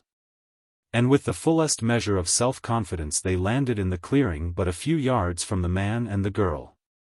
Following a plan already discussed, Bradley and the girl retreated slowly into the woods. The Weiroo advanced, calling upon them to give themselves up, but the quarry made no reply. Farther and farther into the little wood Bradley led the hunters, permitting them to approach ever closer. Then he circled back again toward the clearing, evidently to the great delight of the Weiroo, who now followed more leisurely, awaiting the moment when they should be beyond the trees and able to use their wings. They had opened into semicircular formation now with the evident intention of cutting the 2 off from returning into the wood. Each Weiroo advanced with his curved blade ready in his hand, each hideous face blank and expressionless. It was then that Bradley opened fire with his pistol, 3 shots, aimed with careful deliberation, for it had been long since he had used the weapon. And he could not afford to chance wasting ammunition on misses. At each shot a Weiroo dropped, and then the remaining 2 sought escape by flight, screaming and wailing after the manner of their kind. When a Weiroo runs, his wings spread almost without any volition upon his part.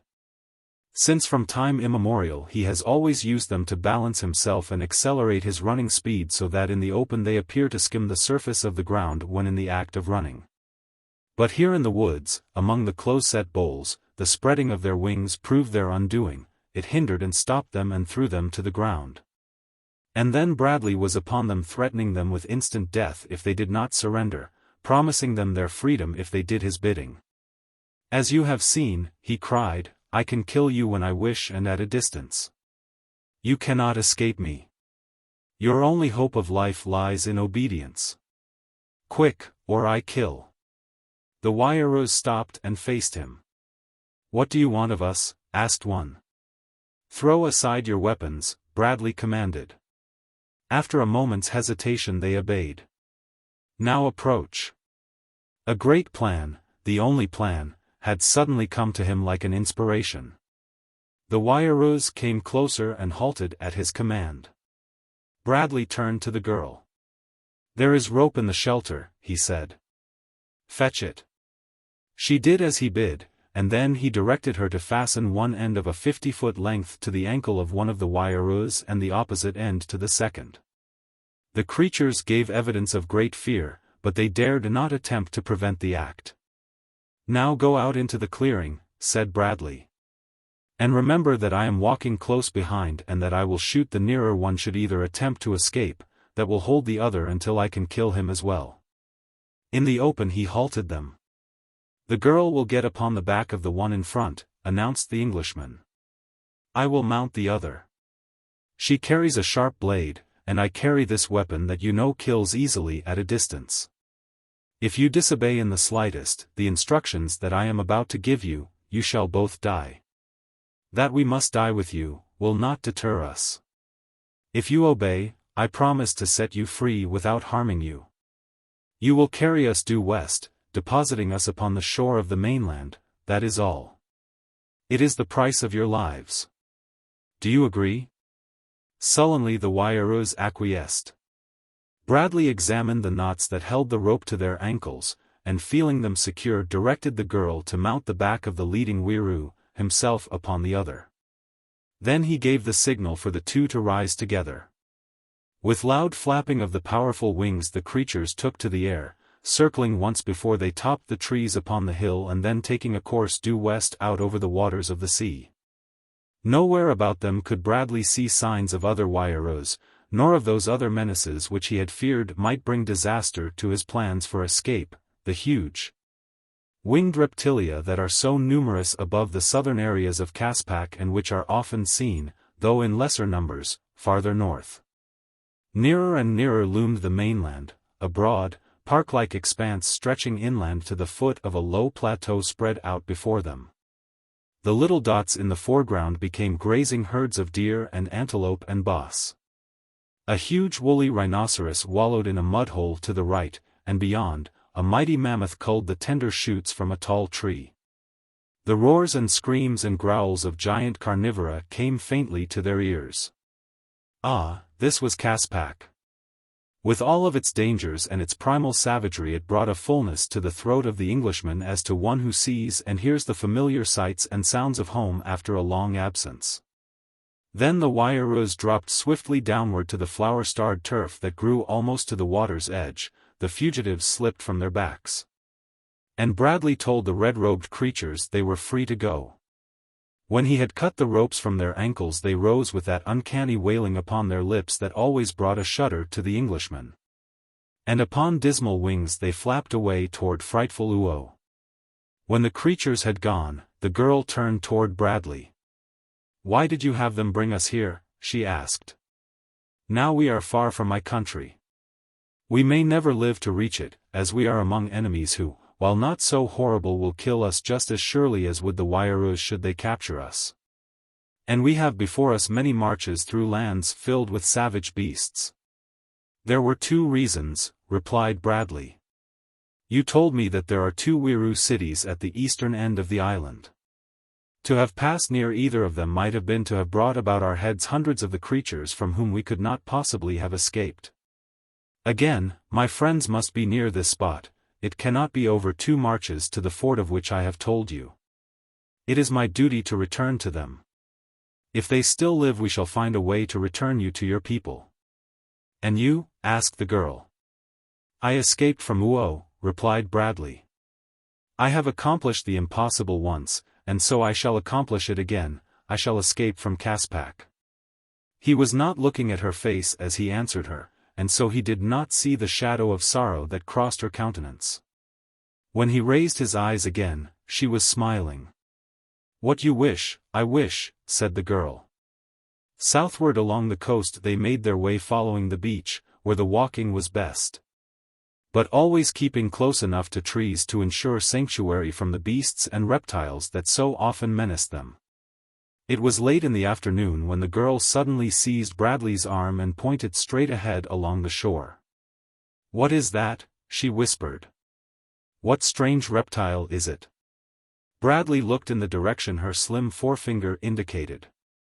He rubbed his eyes and looked again, and then he seized her wrist and drew her quickly behind a clump of bushes. "What is it?" she asked. "It is the most frightful reptile that the waters of the world have ever known," he replied. "It is a German U-boat." An expression of amazement and understanding lighted her features. "It is the thing of which you told me," she exclaimed, "the thing that swims under the water and carries men in its belly." "It is," replied Bradley. "Then why do you hide from it?" asked the girl. "You said that now it belonged to your friends." "Many months have passed since I knew what was going on among my friends," he replied. "I cannot know what has befallen them. They should have been gone from here in this vessel long since, and so I cannot understand why it is still here. I am going to investigate first before I show myself. When I left, there were more Germans on the U-33 than there were men of my own party at the fort. And I have had sufficient experience of Germans to know that they will bear watching, if they have not been properly watched since I left. Making their way through a fringe of wood that grew a few yards inland, the two crept unseen toward the U-boat, which lay moored to the shore at a point which Bradley now recognized as being near the oil pool north of Dinosaur. As close as possible to the vessel they halted, crouching low among the dense vegetation, and watched the boat for signs of human life about it. The hatches were closed, no one could be seen or heard.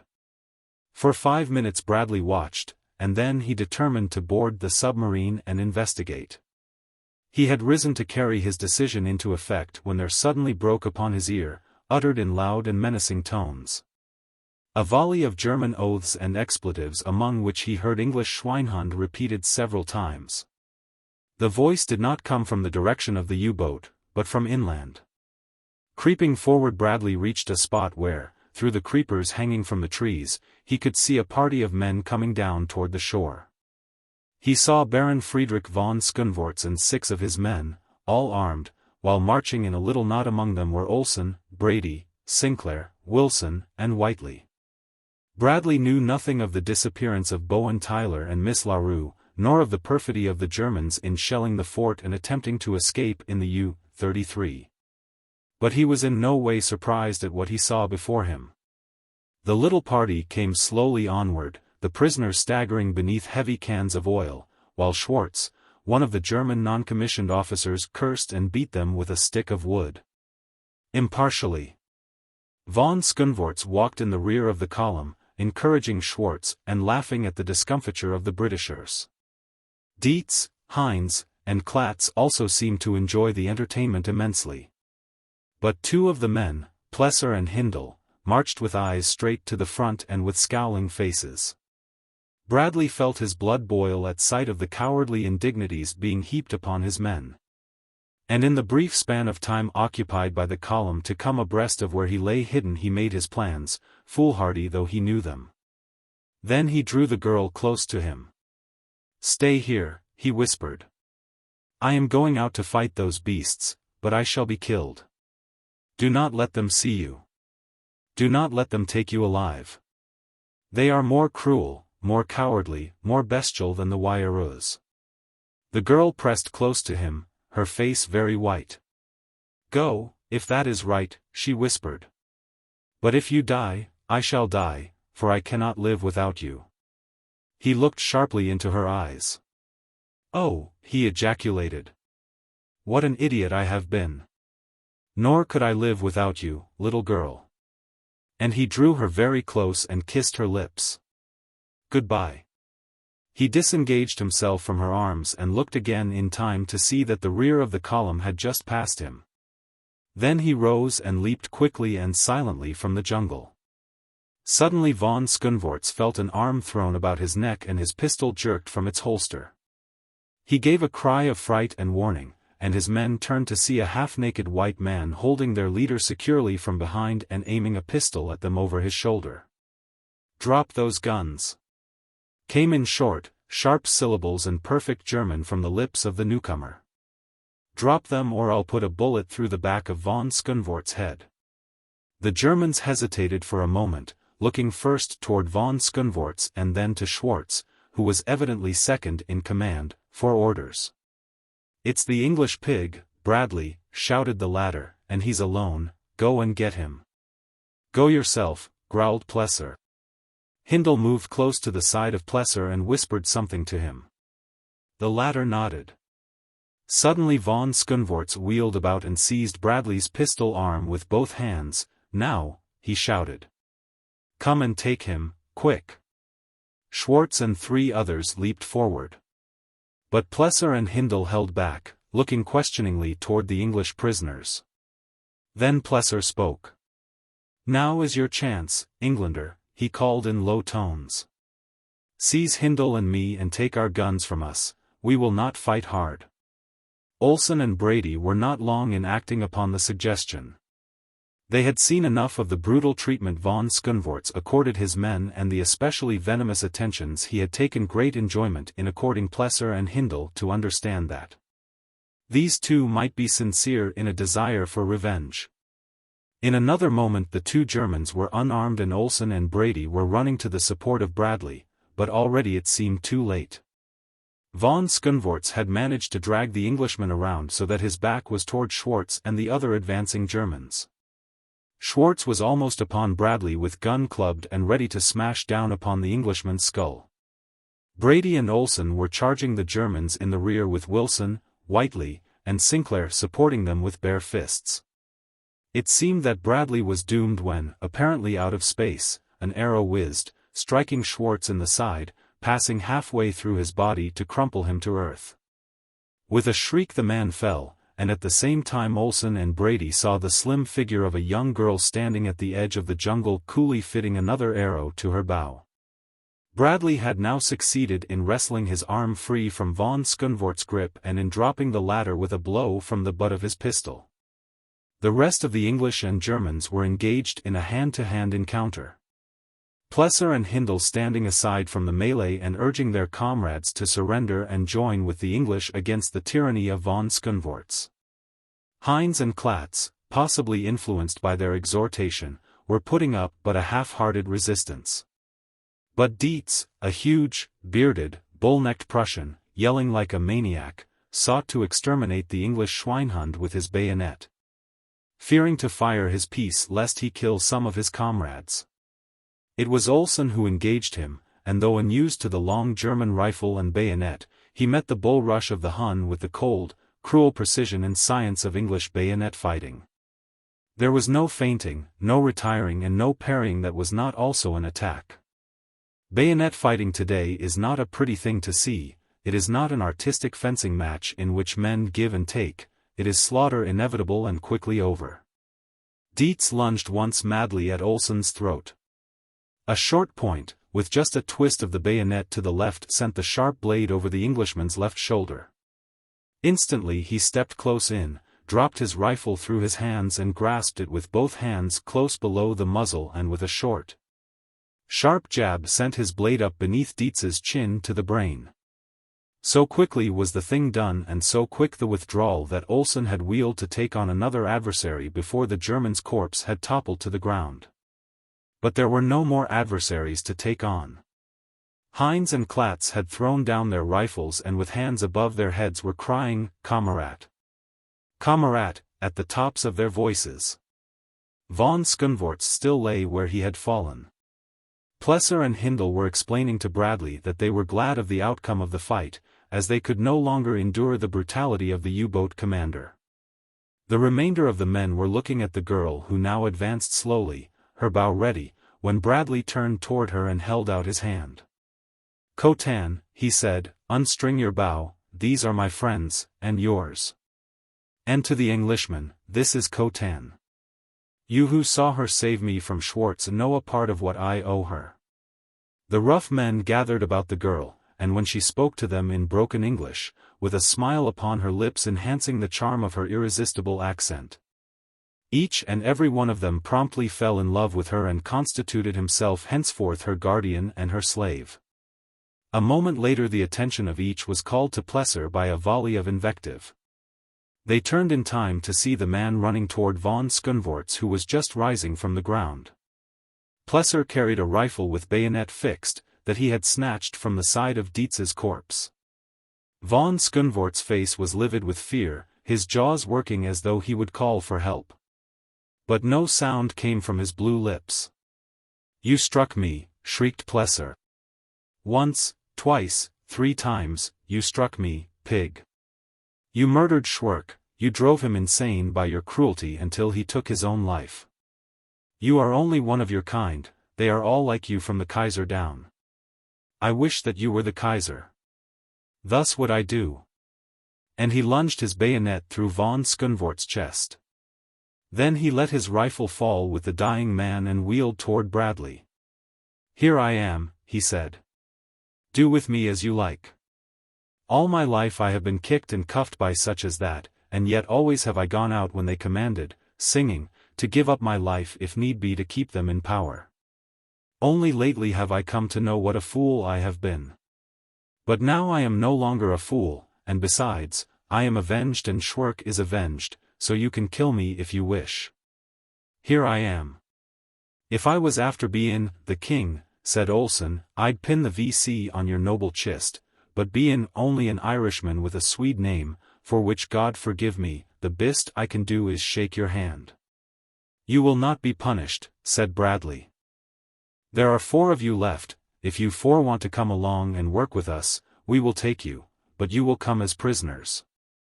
It suits me, said Plesser. Now that the captain-lieutenant is dead you need not fear us. All our lives we have known nothing but to obey his class. If I had not killed him, I suppose I would be fool enough to obey him again, but he is dead. Now we will obey you, we must obey someone. And you? Bradley turned to the other survivors of the original crew of the U-33. Each promised obedience. The 2 dead Germans were buried in a single grave, and then the party boarded the submarine and stowed away the oil. Here Bradley told the men what had befallen him since the night of September 14th when he had disappeared so mysteriously from the camp upon the plateau. Now he learned for the first time that Bowen J. Tyler, Jr., and Miss LaRue had been missing even longer than he and that no faintest trace of them had been discovered. Olsen told him of how the Germans had returned and waited in ambush for them outside the fort, capturing them that they might be used to assist in the work of refining the oil and later in manning the U-33.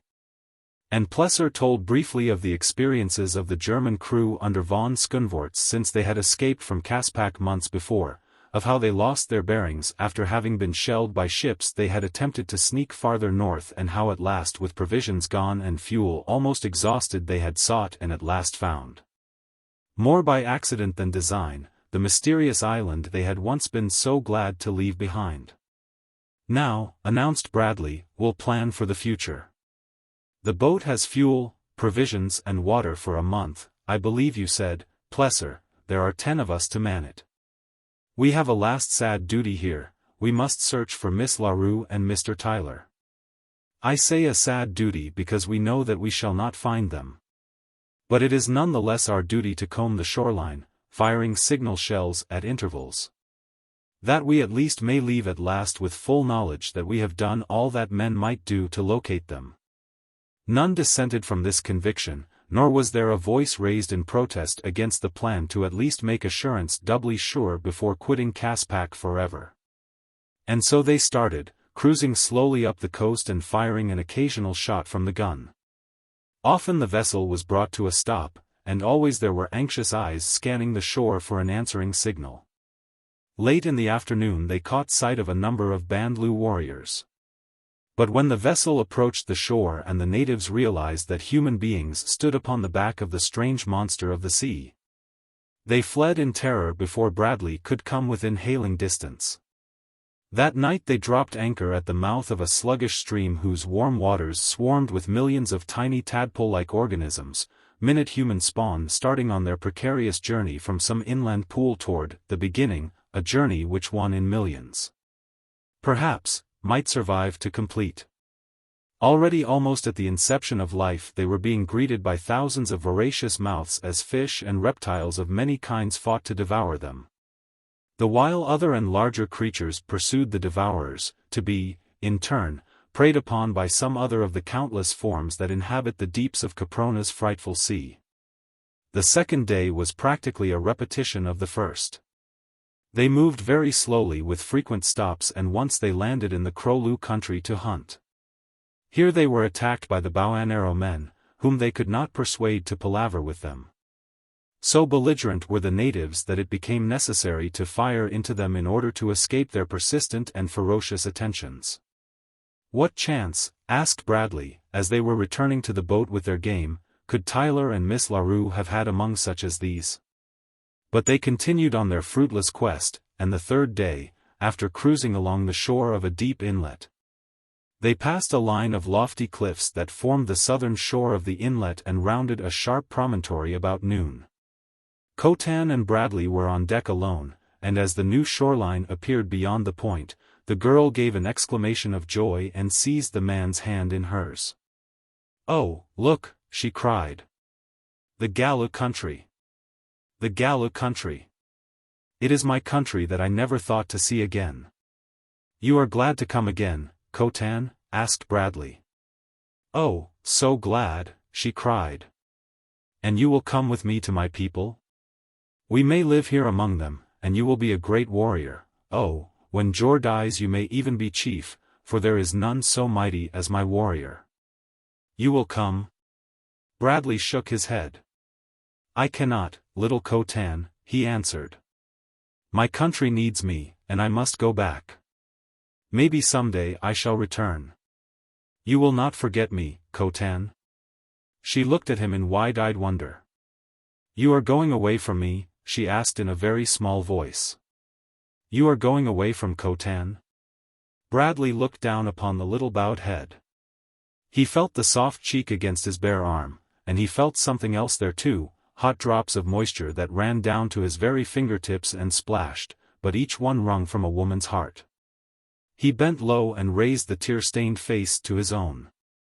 "No, Cotan," he said, "I am not going away from you, for you are going with me. You are going back to my own country to be my wife. Tell me that you will, Cotan." And he bent still lower yet from his height and kissed her lips. Nor did he need more than the wonderful new light in her eyes to tell him that she would go to the end of the world with him if he would but take her. And then the gun crew came up from below again to fire a signal shot, and the two were brought down from the high heaven of their new happiness to the scarred and weather-beaten deck of the U-33. An hour later the vessel was running close in by a shore of wondrous beauty beside a park-like meadow that stretched back a mile inland to the foot of a plateau when Whiteley called attention to a score of figures clambering downward from the elevation to the lowland below. The engines were reversed and the boat brought to a stop while all hands gathered on deck to watch the little party coming toward them across the meadow. "They are Galus," cried Cotan. "They are my own people. Let me speak to them lest they think we come to fight them. Put me ashore, my man, and I will go meet them." The nose of the U-boat was run close into the steep bank. But when Cotan would have run forward alone, Bradley seized her hand and held her back. "I will go with you, Cotan," he said, and together they advanced to meet the oncoming party. There were about 20 warriors moving forward in a thin line, as our infantry advance as skirmishers. Bradley could not but notice the marked difference between this formation and the mob-like methods of the lower tribes he had come in contact with, and he commented upon it to Cotan. "Galu warriors always advance into battle thus," she said. "The lesser people remain in a huddled group where they can scarce use their weapons, though while they present so big a mark to us that our spears and arrows cannot miss them. But when they hurl theirs at our warriors, if they miss the first man, there is no chance that they will kill someone behind him. Stand still now," she cautioned, "and fold your arms. They will not harm us then." Bradley did as he was bid, and the two stood with arms folded as the line of warriors approached. When they had come within some 50 yards, they halted and one spoke. "Who are you and from whence do you come?" he asked, and then Cotan gave a little, glad cry and sprang forward with outstretched arms. "Oh, Tan," she exclaimed. "Do you not know your little Cotan?" The warrior stared, incredulous, for a moment, and then he, too, ran forward and when they met, took the girl in his arms. It was then that Bradley experienced to the full a sensation that was new to him, a sudden hatred for the strange warrior before him and a desire to kill without knowing why he would kill. He moved quickly to the girl's side and grasped her wrist. "Who is this man?" he demanded in cold tones. Cotan turned a surprised face toward the Englishman and then of a sudden broke forth into a merry peal of laughter. "This is my father, Bradley," she cried. "And who is Bradley?" demanded the warrior. "He is my man," replied Cotan simply. "By what right?" insisted Tan. And then she told him briefly of all that she had passed through since the Wairus had stolen her and of how Bradley had rescued her and sought to rescue Antak, her brother. "You are satisfied with him?" asked Tan. Yes, replied the girl proudly. It was then that Bradley's attention was attracted to the edge of the plateau by a movement there, and looking closely he saw a horse bearing two figures sliding down the steep declivity. Once at the bottom, the animal came charging across the meadowland at a rapid run. It was a magnificent animal, a great bay stallion with a white blazed face and white forelegs to the knees, its barrel encircled by a broad single of white. And as it came to a sudden stop beside Tan, the Englishman saw that it bore a man and a girl, a tall man and a girl as beautiful as Cotan. When the girl espied the latter, she slid from the horse and ran toward her, fairly screaming for joy. The man dismounted and stood beside Tan. Like Bradley, he was garbed after the fashion of the surrounding warriors, but there was a subtle difference between him and his companion. Possibly he detected a similar difference in Bradley, for his first question was, "From what country?" and though he spoke in Gallo, Bradley thought he detected an accent. "England," replied Bradley. A broad smile lighted the newcomer's face as he held out his hand. "I am Tom Billings of Santa Monica, California," he said. "I know all about you, and I'm mighty glad to find you alive." "How did you get here?" asked Bradley. "I thought ours was the only party of men from the outer world ever to enter Caprona." "It was, until we came in search of Bowen J. Tyler, Jr.," replied Billings. "We found him and sent him home with his bride, but I was kept a prisoner here." Bradley's face darkened. Then they were not among friends after all.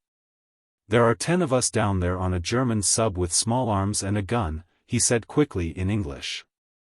"It will be no trick to get away from these people." "You don't know my jailer," replied Billings, "or you'd not be so sure. Wait, I'll introduce you." And then turning to the girl who had accompanied him, he called her by name. "Ajor," he said, "permit me to introduce Lieutenant Bradley, Lieutenant, Mrs. Billings, my jailer." The Englishman laughed as he shook hands with the girl. "You are not as good a soldier as I," he said to Billings. "Instead of being taken prisoner myself, I have taken one, Mrs. Bradley. This is Mr. Billings." Ajor, quick to understand, turned toward Cotan. "You are going back with him to his country?" she asked. Cotan admitted it. "You dare?" asked Ajor. "But your father will not permit it." "Jor, my father, High Chief of the Gallus, will not permit it, for like me you are Cosatalo." "Oh, Cotan, if we but could! How I would love to see all the strange and wonderful things of which my Tom tells me." Bradley bent and whispered in her ear. "Say the word and you may both go with us." Billings heard and speaking in English, asked Ajor if she would go. "Yes," she answered, "if you wish it. But you know, my Tom, that if Jor captures us, both you and Cotan's man will pay the penalty with your lives. Not even his love for me nor his admiration for you can save you." Bradley noticed that she spoke in English, broken English like Cotan's but equally appealing. "We can easily get you aboard the ship," he said, "on some pretext or other, and then we can steam away. They can neither harm nor detain us, nor will we have to fire a shot at them." And so it was done, Bradley and Cotan taking Ajor and Billings aboard to show them the vessel, which almost immediately raised anchor and moved slowly out into the sea. "I hate to do it," said Billings. "They have been fine to me. Jor and Tan are splendid men and they will think me an ingrate. But I can't waste my life here when there is so much to be done in the outer world." As they steamed down the inland sea past the island of Uo, the stories of their adventures were retold. And Bradley learned that Bowen Tyler and his bride had left the Gallo country but a fortnight before, and that there was every reason to believe that the Toreador might still be lying in the Pacific not far off the subterranean mouth of the river which emitted Caprona's heated waters into the ocean. Late in the second day, after running through swarms of hideous reptiles, they submerged at the point where the river entered beneath the cliffs and shortly after rose to the sunlit surface of the Pacific. But nowhere as far as they could see was sign of another craft. Down the coast they steamed toward the beach where Billings had made his crossing in the hydroaeroplane, and just at dusk the lookout announced a light dead ahead. It proved to be aboard the Toreador, and a half-hour later there was such a reunion on the deck of the trim little yacht as no one there had ever dreamed might be possible. Of the Allies there were only Tippett and James to be mourned, and no one mourned any of the Germans dead nor Benson, the traitor, whose ugly story was first told in Bowen Tyler's manuscript. Tyler and the rescue party had but just reached the yacht that afternoon. They had heard, faintly, the signal shots fired by the U-33 but had been unable to locate their direction, and so had assumed that they had come from the guns of the Toreador. It was a happy party that sailed north toward sunny, Southern California. The old U-33 trailing in the wake of the Toreador and flying with the latter the glorious stars and stripes beneath which she had been born in the shipyard at Santa Monica.